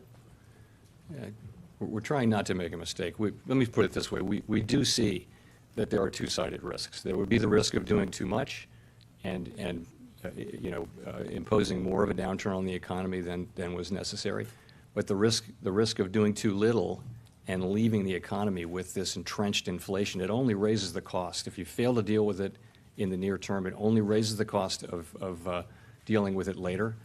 To the extent people start to see it as just part of their economic lives, they start to factor high inflation into their decisions, when that, on a sustained basis, when that starts to really happen, and we don't think that's happened yet, but when that starts to happen, it just gets that much harder and the pain will be that much greater. So I really do think that it's important that we address this now and get it done. Thanks, Chair Powell. Neil Irwin from Axios. To build a little bit on what Steve was asking, do you believe the United States is currently in a recession? Will the GDP reading tomorrow affect that judgment one way or the other? And has your assessment of the risk of recession changed any in recent weeks? So I do not think the U.S. is currently in a recession. And the reason is there are just too many areas of the economy that are performing too well. And of course, I would point to the labor market in particular. As I mentioned, it's true that growth is slowing, and for reasons that we understand. Really, the growth was extraordinarily high last year, 5.5%. We would have expected growth to slow. There's also more slowing going on now. But if you look at the labor market, you've got growth. I think payroll jobs averaging 450,000 per month. That's a remarkably strong level for this state of affairs. The unemployment rate at near a 50-year low at 3.6%. All of the wage measures that we track are running very strong. So this is a very strong labor market, and it's just not consistent with 2.7 million people hired in the first half of the year. It doesn't make sense that the economy would be in recession with this kind of thing happening. So I don't think the U.S. economy is in recession right now. All right, so we've been listening in as Powell's been talking about this historic move to raise interest rates. Of course, this has been something we were all anticipating to happen again here today, now discussing exactly the details of how it's going to be impacting Americans. Do want to let our viewers know we're going to step away for a 2-minute break, but don't go anywhere because we have some breaking news coming to us from our LiveNOW from Fox desk. We are hearing the Biden administration has offered a convicted Russian arms dealer in exchange for Brittany Griner and Paul Whelan. We do have right now Secretary Blinken speaking, so we're going to be bringing you that press conference right here to you after this 2-minute break.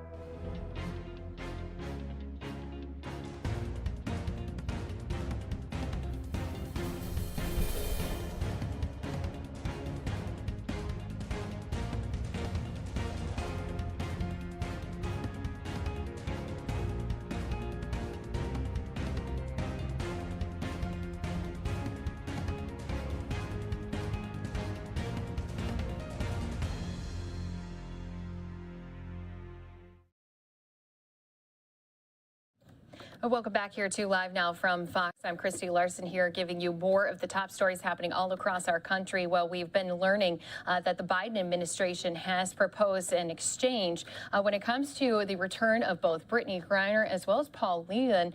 They are trying to offer up an exchange from that convicted Russian arms trafficking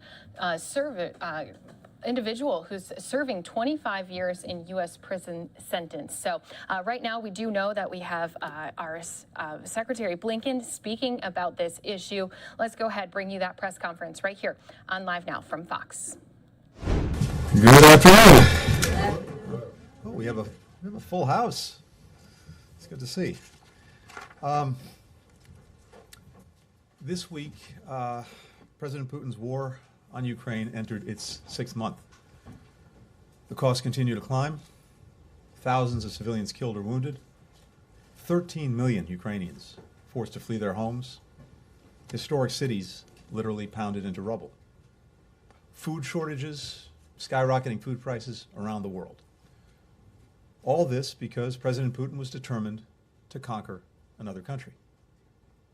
He's failed in that goal. Ukraine has not and will not be conquered. It will remain sovereign and independent. As this war stretches on, the courage and strength of Ukraine's military and its people become even more evident and even more extraordinary. They will do whatever it takes to protect their homes, their families, their fellow citizens, their country. The United States and our allies and partners will continue to stand with them and help provide precisely what they need to defend their freedom. In the coming days, I expect to speak with Russian Foreign Minister Lavrov for the first time since the war began. I plan to raise an issue that's a top priority for us: the release of Americans Paul Whelan and Brittany Griner, who've been wrongfully detained and must be allowed to come home.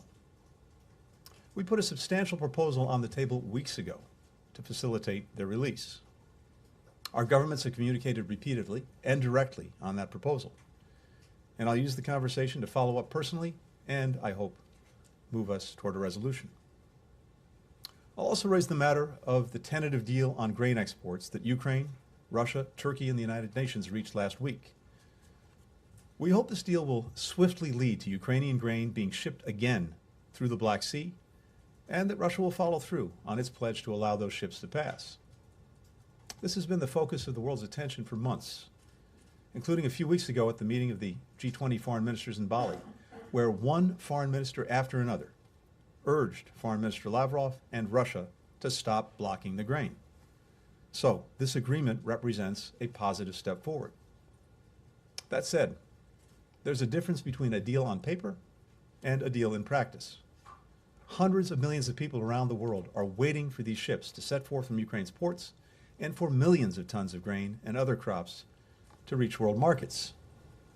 If the Kremlin signed this deal to look reasonable to the world, without any intention of following through, we'll know that soon enough. My call with Foreign Minister Lavrov will not be a negotiation about Ukraine. Any negotiation regarding Ukraine is for its government and people to determine. As we said from the beginning, nothing about Ukraine without Ukraine. Beyond these developments, now that we've reached the half-year mark, let's take a step back and consider the state of the war and what we expect to come next.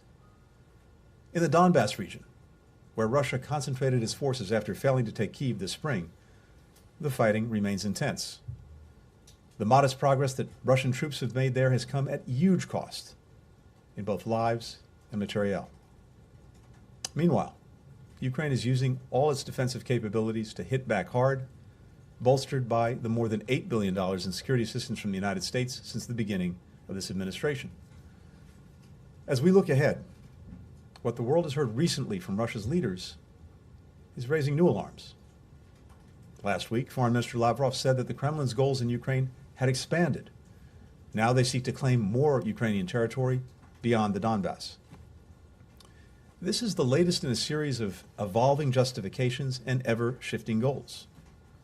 In the beginning, the Russians said that the purpose of the war was to denazify Ukraine, a false charge aimed at delegitimizing Ukraine's democracy.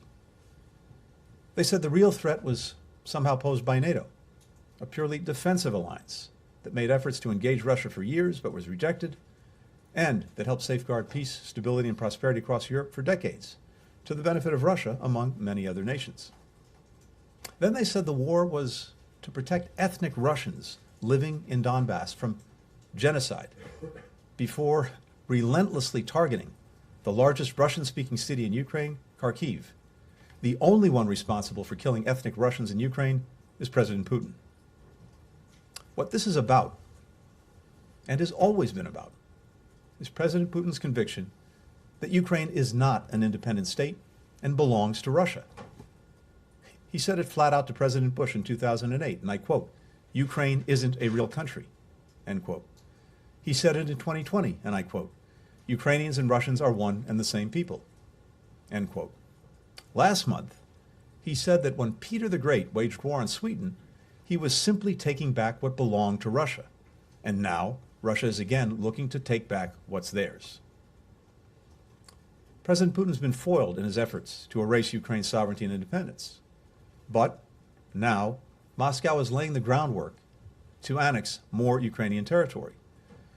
From downgraded U.S. intelligence, as well as information available in the public domain, we can see that they're following the same playbook that they used back in 2014. They're installing illegitimate proxy officials. They're working to establish branches of Russian banks in areas they control, set the ruble as the local currency, take over broadcasting towers, force residents to apply for Russian citizenship, sabotage internet access for local residents as well. All of this to consolidate their power over these regions. Our intelligence also shows that Russia is using filtration centers in eastern Ukraine and western Russia to detain, to interrogate, and in some cases abuse thousands of Ukrainians. Some are allowed to remain in Russian-occupied Ukraine. Some are forcefully deported to Russia. Some are sent to prisons. Some simply vanish. Here's what we expect to see next. Russia-installed leaders will hold sham referendums to manufacture the fiction that the people in those places want to join Russia. Then, they'll use those false votes to claim that the annexation of these regions is legitimate. We must and we will act quickly to make clear to Russia that these tactics will not work. Annexation by force, the territory of a sovereign and independent country, is a gross violation of the United Nations Charter. Members of the international community that have committed to uphold the Charter and international law have a responsibility to denounce these plans by the Russian government and to make clear they will never recognize these illegal acts. Otherwise, no one can claim to be surprised when Russia follows through on its plans, or if other countries follow suit in the future. A few days ago, Foreign Minister Lavrov said, and I quote, "We are determined to help the people of eastern Ukraine to liberate themselves from the burden of this absolutely unacceptable regime," end quote. By what right can Russia claim this? Ukraine is not their country. The people of Ukraine democratically elect their own leaders. The government of Russia has no say in that whatsoever. The right belongs to the Ukrainian people and the Ukrainian people alone.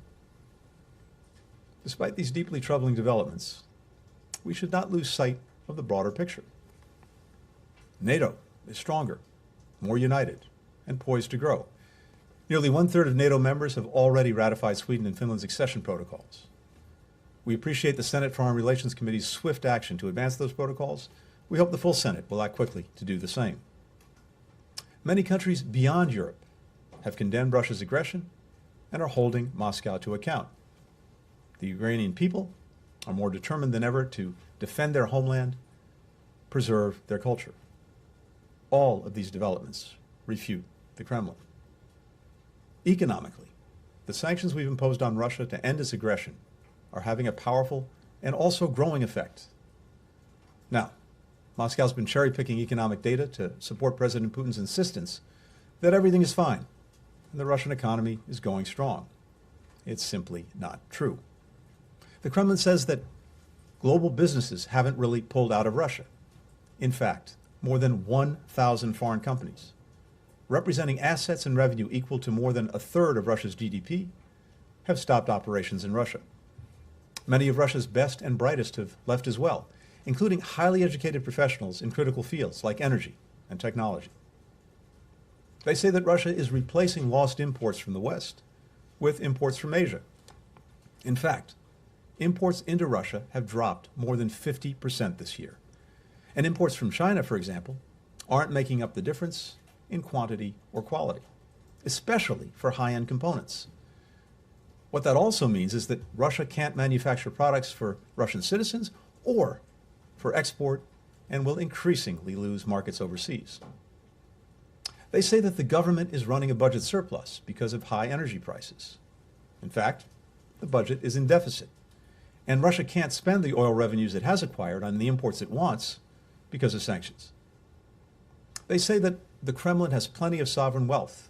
In fact, half of that money is frozen overseas. They say that domestic consumption is still strong in Russia. In fact, consumer spending has plummeted. They say that the ruble is the world's strongest performing currency. In fact, the currency market is controlled by the Kremlin.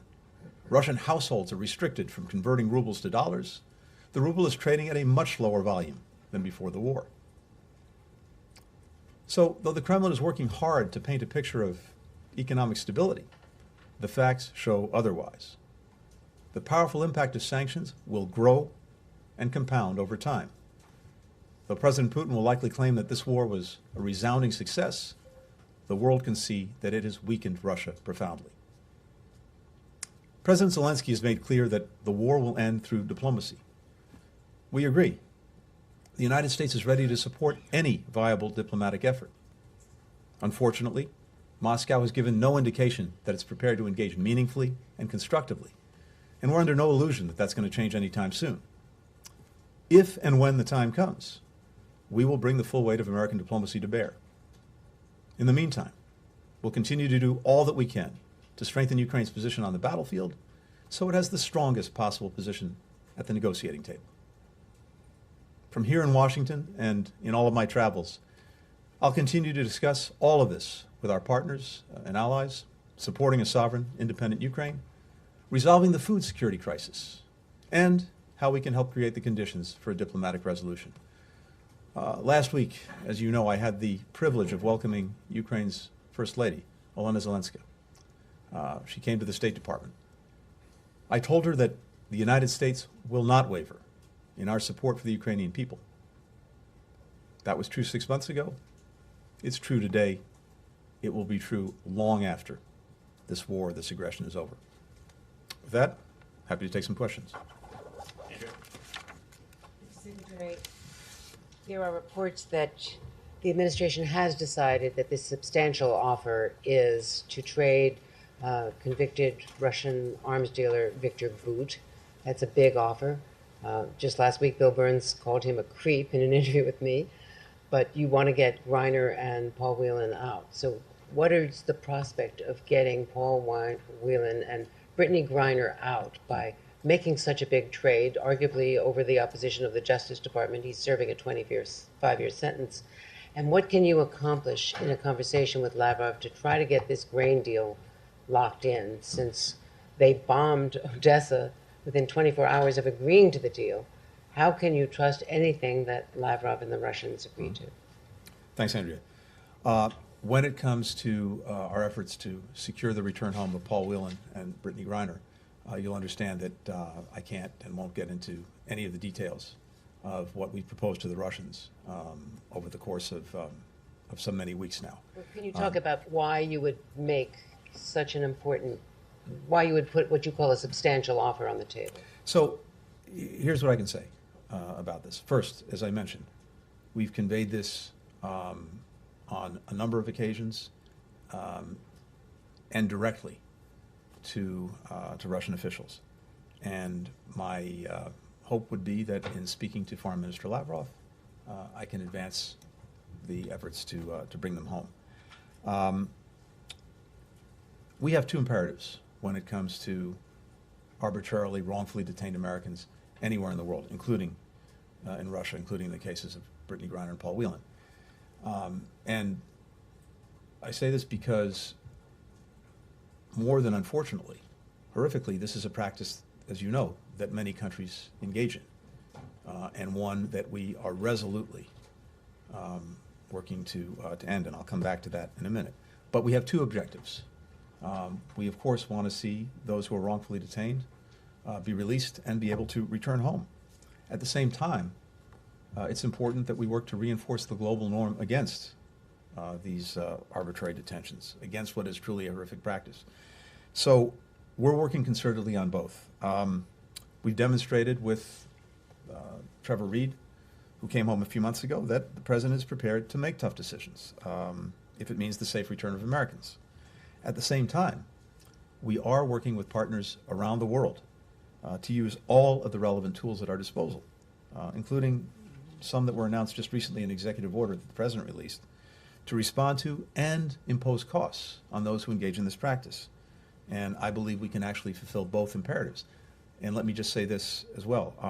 I think you can expect to hear me in the weeks and months ahead speak more to the efforts that we're making to reinforce this global norm against arbitrary detention to deter countries from doing this in the first place. Can you speak to the grain? Oh, I'm sorry, the grain. I apologize. I didn't get to, Andrea, the second part of the question. Look, Andrea, it was incredibly powerful when we were in Bali a few weeks ago at the G20 to see foreign ministers from around the world demand that Russia end its blockade of Odessa and of the grain that has been blocked in Ukraine for 6 months, more than 20 million tons. And minister after minister did this from countries around the world geographically to such an extent that Foreign Minister Lavrov decided not to return for the rest of the session that the G20 foreign ministers were holding. And then I think the steps that we've seen Russia take in at least agreeing on paper to allow grain to leave Ukraine is in response to the pressure that Russia is feeling, not just from us, not just from G7 countries or even G20 countries, but from countries around the world who are saying whatever they think about anything else, end this blockade, allow the grain to leave, allow us to feed our people, allow prices to come down. But the test, of course, now is whether there's actual implementation of the agreement. That's what we're looking at. We'll see in the coming days whether what Russia signed is serious about, whether the grain gets out. That's what we're looking toward. The bombings that you saw the other day, I mean, step back for a second.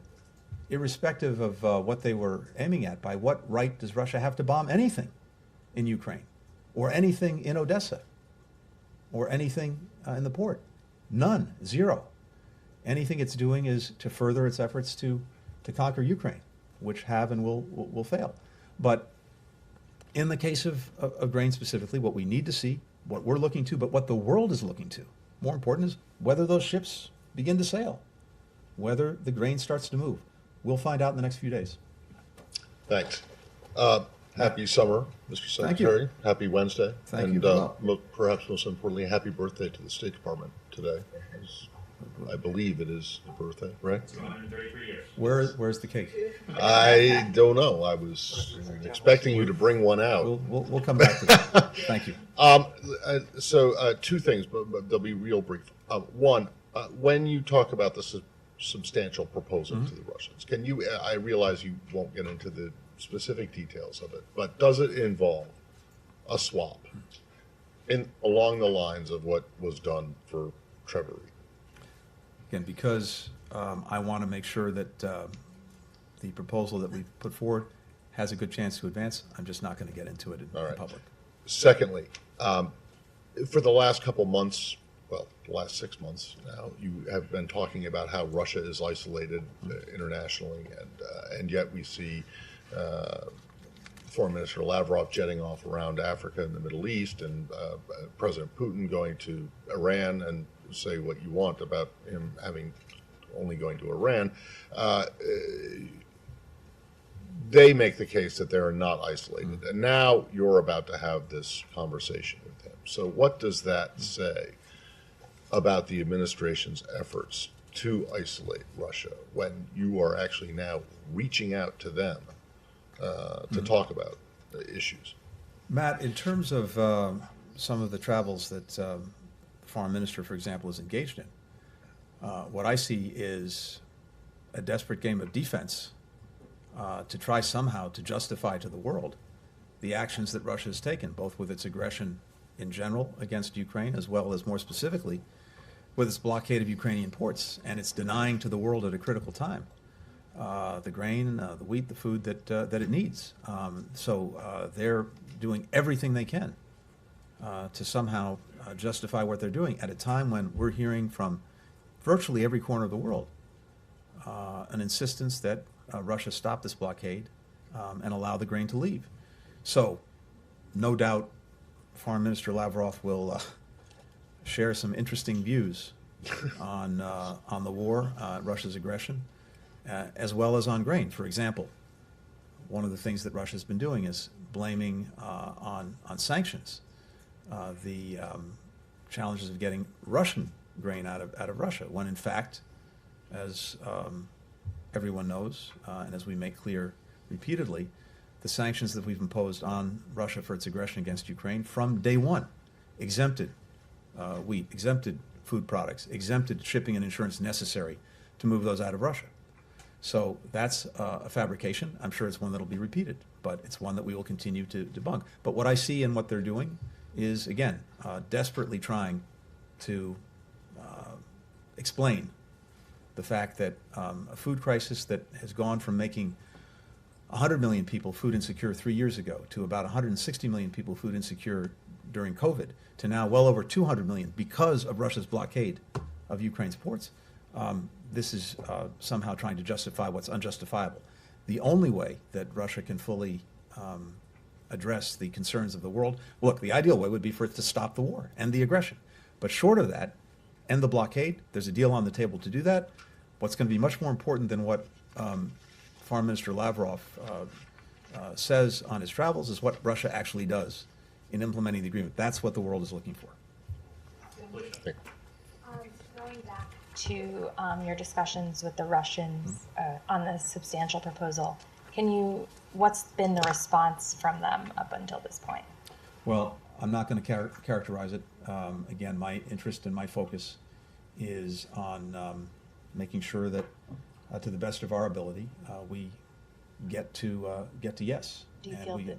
I'm sorry. And I don't want to qualify it. Look, one of the things that happens is this, and I mentioned in response to Andrea a minute ago. We're very focused on getting Brittany and Paul home. At the same time, I'm also focused every single day on arbitrarily detained Americans in more than half a dozen countries around the world. We have a team that works on this 24/7, led by Roger Carstens. This is, for me, an issue of utmost importance. It's something that I see as fundamental to my own responsibilities in this job. Looking out for the men and women of this department, looking out for any American who is arbitrarily detained abroad or otherwise needs our help when they're overseas. And I say this because this is something we are working every single day. And most of the time we're working it quietly behind the scenes for obvious reasons. And I would say just because you don't see us doing something or you don't hear us talking about it doesn't mean it's not happening. On the contrary, this is something that bringing people home, bringing Brittany home, bringing Paul home, this is something that we're focused on 24/7, 7 days a week. Thank you. Mr. Secretary, let me get a comment on increasing calls to the administration to label Russia as a state sponsor of terrorism. If you ask anyone in Ukraine, they will tell you, what Russia is doing every single day, the scope of its brutality.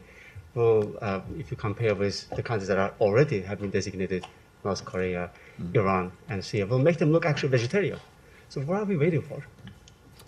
So, on this, a few things. First, I'm obligated, the department is obligated to follow the law. Criteria against which we make this determination are defined by Congress. So that's what we're looking at.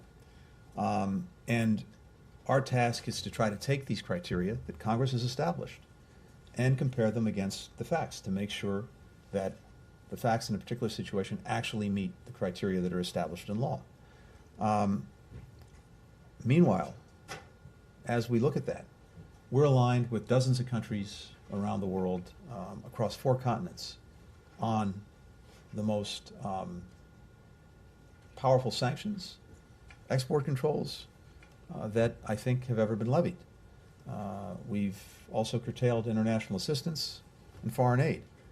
And the costs that have been imposed on Russia by us and by other countries are absolutely in line with the consequences that would follow from a designation as a state sponsor of terrorism. So the practical effects of what we're doing are the same. More broadly, I would just say this. We've methodically ejected Russia from the international economic order. I talked about that a little earlier. Most favored nation status and borrowing privileges from international financial institutions, gone. We've restricted its ability to access its frozen central bank funds, to make debt payments, and what you've seen is a powerful impact and a growing impact on Russia's economy and Russia's economic prospects going forward. So in terms of the impact we're having, it is very much in line with anything that the SST designation would enable us to do. We're basically doing everything that we would need to do and want to do. So again, what we're focused on is making sure that we are meeting the law and the criteria set out in the law, and making sure we're having the strongest possible impact. All right, Secretary Blinken here speaking at the State Department on this big exchange deal that the Biden administration has offered to Russia, all aimed at bringing home WNBA star Brittany Griner, as well as another jailed American, and that is Paul Whelan. We have been discussing this case ever since the WNBA star had been arrested at the Moscow airport in February with Aaron Solomon. He is joining us again here live on Live Now from Fox. And I know, Aaron, some of the things that were just said during this press conference with Secretary Blinken, a lot of times we wouldn't be hearing about these deals until it was officially done. It's something that you and I were talking about as well. Is it's a very tough position to be putting ourselves in when you are saying exact names of who you want to exchange for whom with these deals. Christy, thanks for having me back. I don't feel that this is a basketball trade. I really don't think that we should be hearing these names. From my perspective, this is pure grandstanding from the perspective of the Biden administration. What we need to know is what Secretary Blinken just said, that the administration is working 24/7 on this behind the scenes. When we hear news, confirmation of what many of us suspected today, that there is a trade for Victor Bout, for Brittany Griner and Paul Whelan, we don't need to know that in advance. All we need to know is that the deal is done when it's done. I don't think it serves the very desirable end of everybody's release to learn the names in advance. And especially when, too, you know, in the next few days, we do have Secretary Blinken. He's going to be meeting with his counterpart from the Kremlin. What do you think could happen now that we've been out here already speaking in front of media about this possible deal being reached? I really don't think it's going to benefit the discussions with Sergei Lavrov to have all of this run again and again in the media. Again, to use the sports analogy, when there's a famous basketball player that we know wants to get traded, I don't think it speeds up the trade process or benefits the end result to have people hypothesizing 24/7 on sports media, nor does it help that on all of the news channels, we're all talking about these names right now. We need to have trust that the administration is working behind the scenes, and the administration needs to refrain from grandstanding by throwing out the names of a blockbuster trade, which, again, honestly, if the United States is actually successful in trading Brittany Griner and Paul Whelan for Victor Bout, that would be a wonderful success. But tell us about it when it's a done deal and Brittany Griner and Paul Whelan are back home safe. Do you think it was just a matter of all of the pressure that they felt mounting up on the administration to be talking about what kind of progress they have been making when it comes to getting these Americans back home? That's why they wanted to get out and say, hey, there are steps that are being done. But again, as you're pointing out, it could be a little premature. Well, I'm sure you're right, Christy, but that's the thing with diplomacy. You can't always have that pressure relief valve by saying, well, here's a little update on what we're working on. It doesn't work that way. The administration needs to bear the pressure of the gravity of the current situation and get these prisoner releases done. And we've been hearing, obviously with all of these court appearances that Brittany Griner's been doing, we've been seeing her inside of the Russian courtroom. There's now been some new evidence being presented to us that, there was a lot of pressure on Griner herself to sign documents she didn't fully understand. And it's all because when you are in Russia, it is Russia's way or no way. All of this that we've learned the last 48 hours is evidentiary support for my thesis that Russia has no rule of law. The fact that Brittany Griner was in Moscow's main international airport and was coerced to sign partially translated documents is something that should never, ever be allowed. And I'm sure that the Russians aren't pleased that that kind of news is making the news cycle. It's not going to change the end result of Brittany Griner's case in Russia, which, as we said, is that she's going to be found guilty, like 99.75% of defendants in Russian courtrooms are in the first place, with the remainder of them being found guilty a little bit later on. That's not going to change.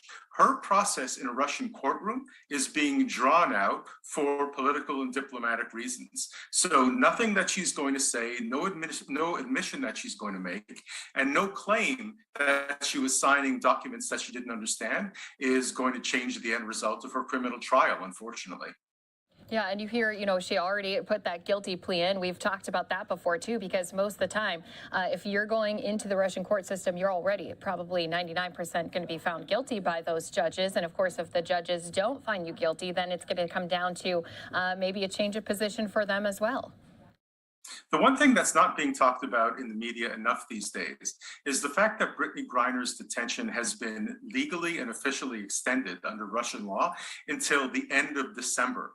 That really is unconscionable. That means that the Russian authorities and the judiciary can drag their feet as long as they want, given the fact that she's essentially legally allowed to be detained in this continued wrongful detention in Russia until the end of December. So this, even though names again are being thrown around today, this should not give close observers a lot of hope that this is going to end soon.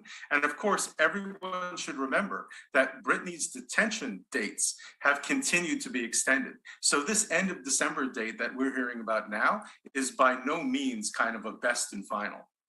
Yeah, I was going to ask, does that mean that that could possibly be extended again? And we know as well that she was facing the 10 years, up to 10 years in prison. They could come to that decision, find her guilty, start having her serve her prison sentence, and still be negotiating a deal with the United States.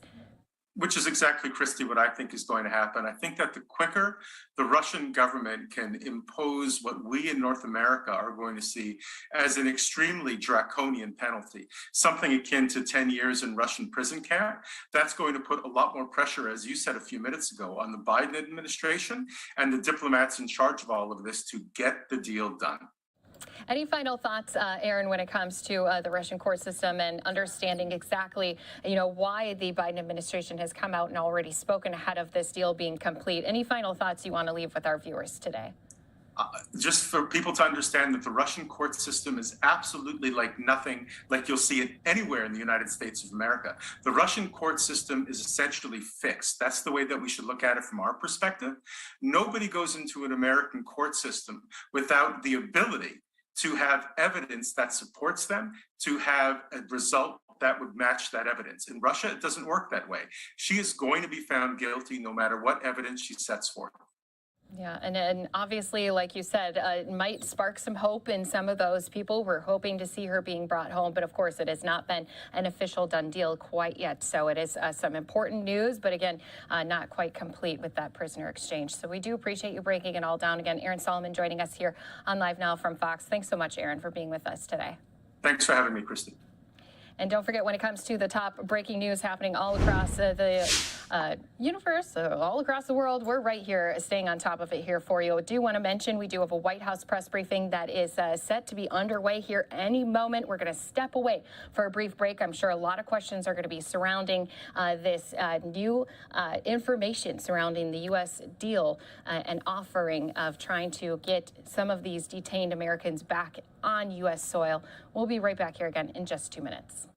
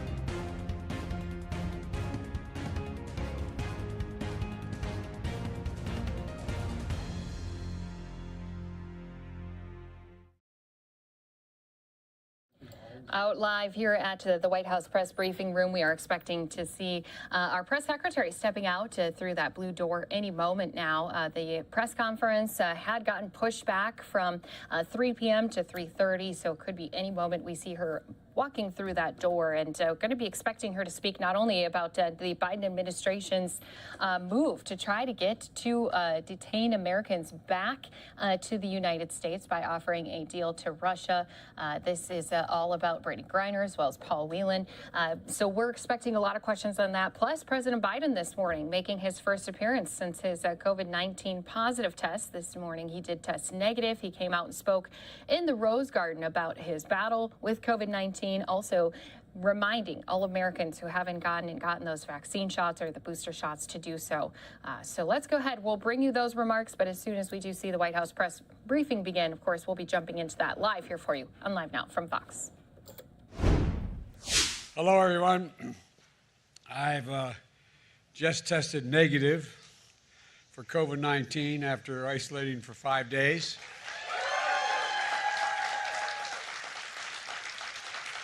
Thankfully, I'll now be able to return to work in person, but I want to thank you all for your well wishes, your prayers over this past week and the calls I've gotten. I also want to thank the medical team here at the White House for the incredible care they gave me. Fortunately, God willing, my symptoms were mild, my recovery was quick, and I'm feeling great.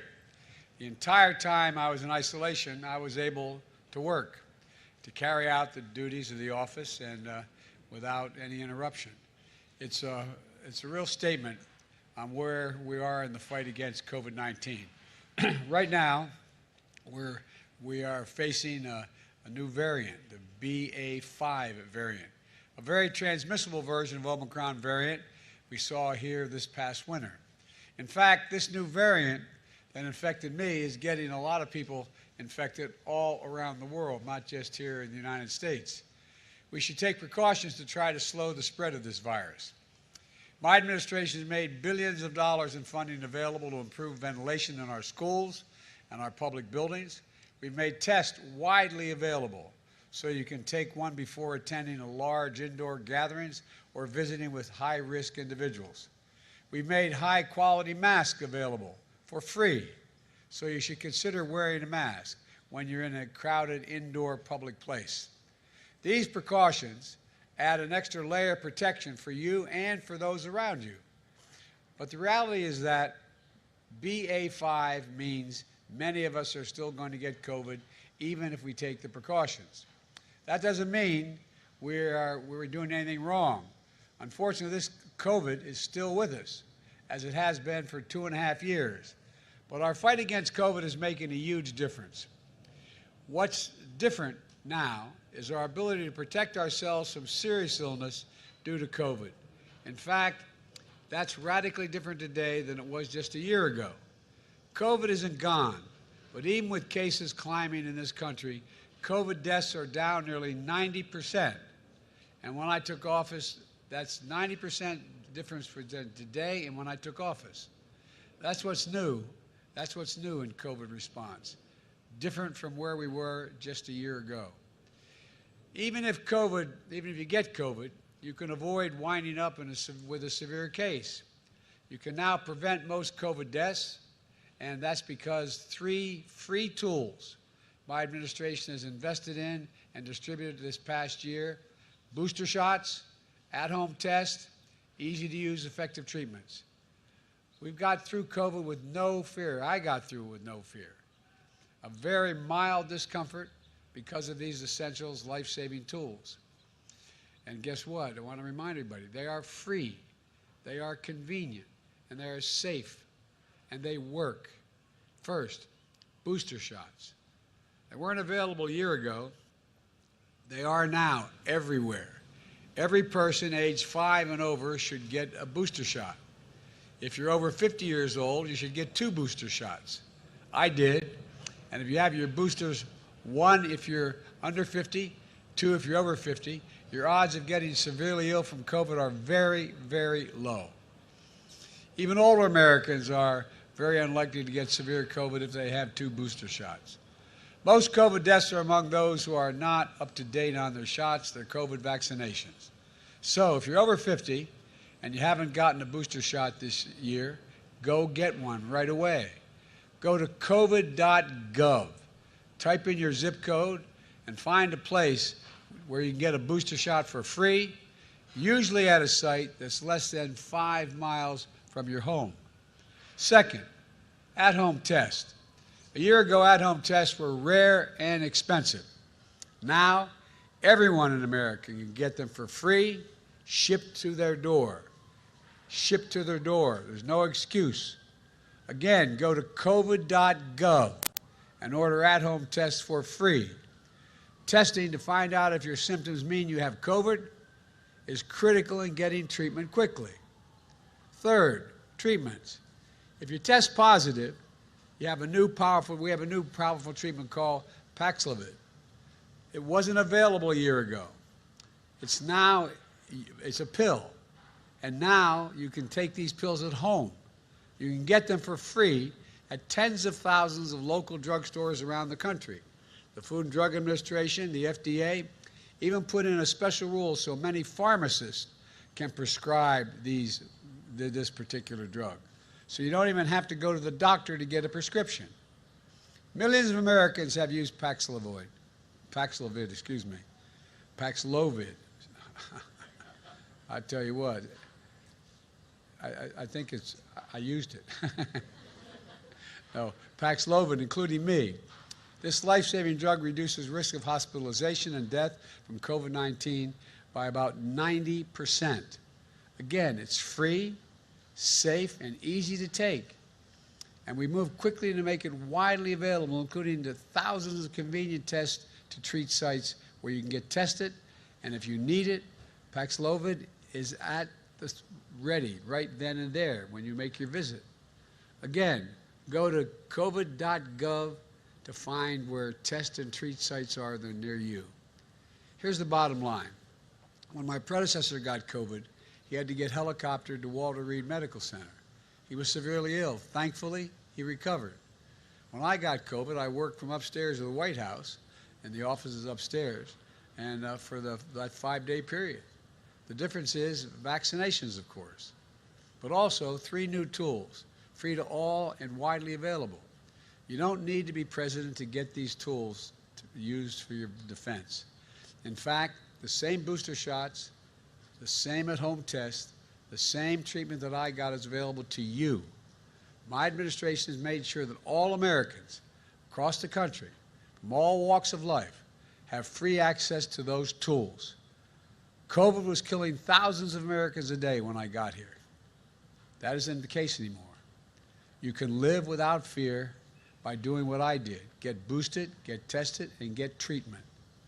At the same time, my administration remains vigilant. Right now, we have the tools to keep you from getting severely ill or dying from COVID. But we're not stopping there.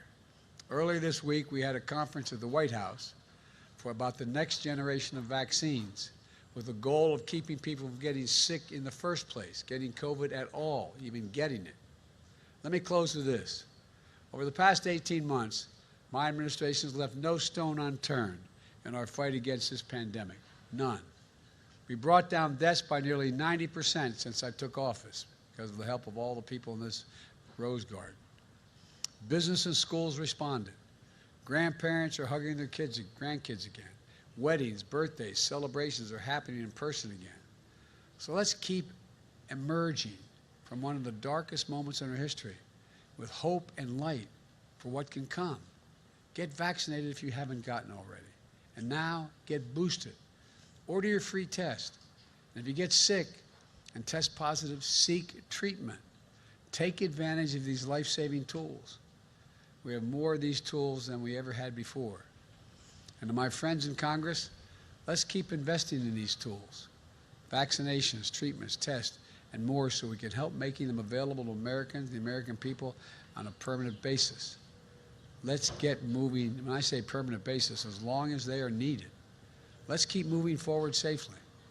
God bless you all.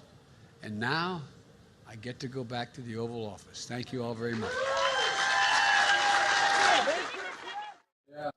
I'm Andy Mack with Live News. Live Now with Fox. Lots of news today coming out. Obviously, the White House, Joe Biden there coming out of isolation after testing positive for COVID. We also had the Fed raising it by 75 basis points. We'll hear from the White House press briefing room in just a little bit at any moment now as a potential substantial proposal. Secretary of State Blinken said for Brittany Griner and Paul Whelan, potentially a deal with Russia to get them back on U.S. soil. And also just now coming down a grand jury from the Highland Park shooting, 117 felony counts, including murder and attempted murder. The grand jury indicts that suspect in the Highland Park shooting. Of course, that shooting just outside of Chicago on July the 4th earlier this month. Of course, that is 117 felony counts indicted on murder and attempted murder. That's just coming down in the last few minutes. Of course, we will keep you updated on that story and all the stories throughout the day right here on Live Now from Fox. But we're going to take a quick break, hopefully come back and hear from the White House press briefing room and more on all the stories that are coming down today.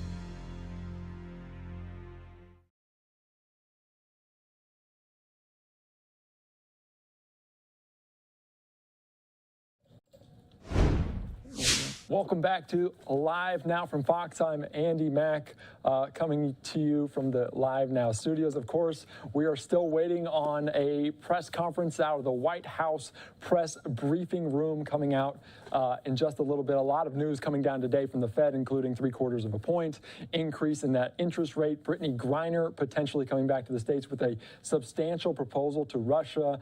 That's what Secretary of State Blinken just said in the last hour or so, potentially with a proposal that they will speak with the Russian officials about that, and also much more on all the things going on in the country. But let's go now to talk a little bit about climate change as we hear from the press conference right here.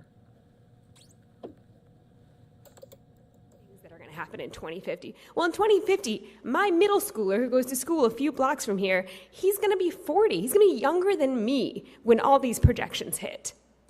So we have a responsibility as ancestors, as parents, as the people who are here right now to do something. We're standing here in the face of a Supreme Court where we've got 6 people, many of whom were appointed by people who did not even win the popular vote, substituting their judgment for the judgment of technical experts at EPA. We have a Senate We have a Senate where there is a senator who's making 4 times as much from his coal company as he does from his Senate salary. And all of this is within the rules. So we need somebody to finally step up for us. We need the President of the United States to step up for us, for our kids, for our communities, and for the world. And I can tell you, I will not be satisfied if what happens here is he stands up and says, we declare a climate emergency. I'm not even going to be satisfied if we actually get money into the Defense Production Act, which we absolutely need to do. We need investments in renewable energy. We need investments in public transportation. We need to dramatically increase these investments, but we also need to take on the bad guys here. They're undermining our democracy.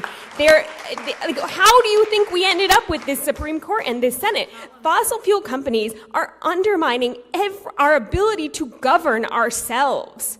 And we need to have somebody finally stand up to them. And that means stopping these leases. We do not need new leases. We don't need new leases because it's not going to do anything for prices right now, and because it's condemning our children to a future that is not survivable here and around the world. And so our ask is really simple. It's just, President Biden, do what you said you would do. You said you were going to be there for us, so be there for us. Thank you. Now, I'm going to pass the microphone to my dear friend, Jean Sue.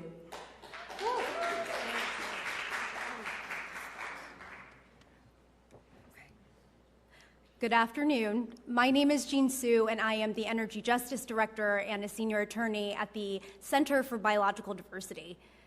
St. Louis is literally underwater, everyone, and there are hundreds of millions of people in this country facing fatal heat waves. There is no question that we are in a climate emergency, and what we need President Biden to do right now is to declare one and unleash all of his executive powers to get this show on the road. If President Biden declares a climate emergency, he will send that clarion call that the world needs right now to confront climate catastrophe with all its force. Legally, declaring a climate emergency actually unlocks significant powers that we can really use to combat the climate catastrophe. That means unlocking military funds to actually go towards reconstruction of our system so that it is renewable and just and distributed. But it also means ending the crude oil export ban that is poisoning communities all the way from the Permian Basin all the way to Texas, where John is, Port Arthur, Texas. And what it also does is stop the hundreds of billions of dollars every year that leave from BlackRock and other financial institutions here towards coal, oil, and gas projects abroad, poisoning people there. Those are things that he all can do with the stroke of his pen with a climate emergency declaration. But he has to go beyond emergency powers. Those are just a subset of the incredible executive suite of powers he has. That means he has to stop new oil and gas leases today, because we do not need to embed decades of more fossil fuels now. What he can also do is set greenhouse gas emission standards that the country has never seen. And he also needs to stop fossil fuel infrastructure projects like the Mountain Valley Pipeline. And finally, he needs to unleash our Department of Justice and the Federal Trade Commission to prosecute the fossil fuel companies and the utilities that are keeping our renewable energy transition hostage. He absolutely needs to do all of these things, President Biden. We know you have the courage to do this. You have used the Defense Production Act already, but guess what? You need to step with the speed and power that the climate emergency demands. Our house is on fire. We need you to use every tool to fight the flames. And you have everyone here, including our incredible members of Congress, our incredible activists, and millions of people around the globe asking you to do this. We're here for you. Declare a climate emergency.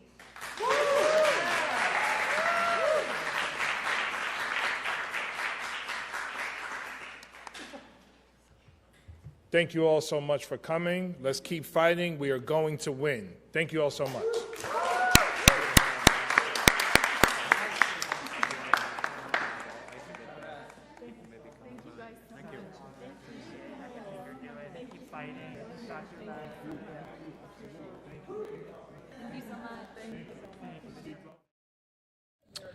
You just heard from California leaders. They're talking about climate change as they call on President Biden to declare a climate emergency out there in California. That's what they were just talking about just a little bit ago. You're looking live at the White House press briefing room as we continue to wait on an update on that, as they will likely discuss both interest rates as well as Brittany Griner and a potential proposal, as well as various other things going on around the country. Of course, we will keep you up to date on all of that, including this, the Dow Jones going up and away, 450 points up today after that rate increase. Obviously some confidence there in the stock market this afternoon. We'll keep you updated on that as they will likely discuss this and much more. We heard about the economic advisor Brian Deese the last couple days. We will also hear about more on this as they will react to that one. Jerome Powell just spoke earlier this afternoon. We'll hear more on this and what it means for the economy in the U.S. as they're facing inflation at a 40-year high. So we'll have more on all of that coming up after the break.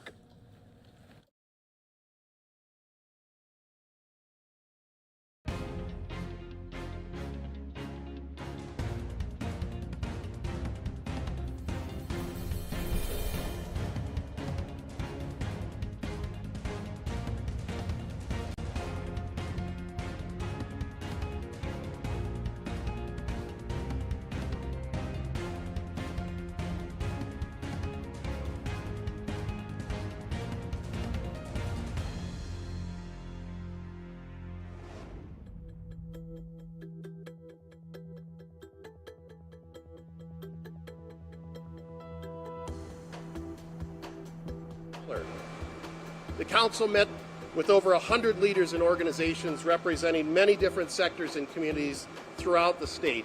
We're proud to present the culmination of that.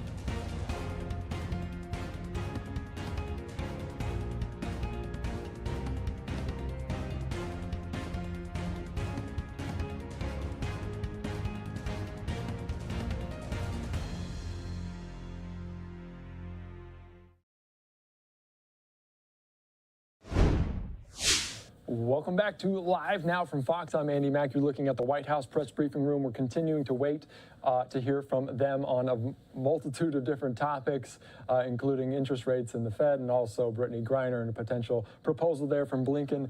We're going to go out to Minnesota now as we're talking about an economic plan that's laid out 10 years, an expansion plan from Governor Tim Walz there in Minnesota's moment, a roadmap for economic expansion. So let's hear from them as they talk about this and the economy on a lot of people's minds today with all of this that's going on with the Fed and whatnot. So let's take you out to Minnesota just a little earlier.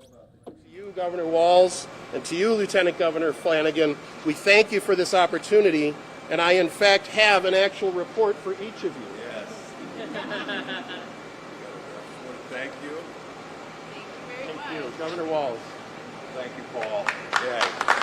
Well, thank you to Paul and Jeff and this entire team and those that are not here.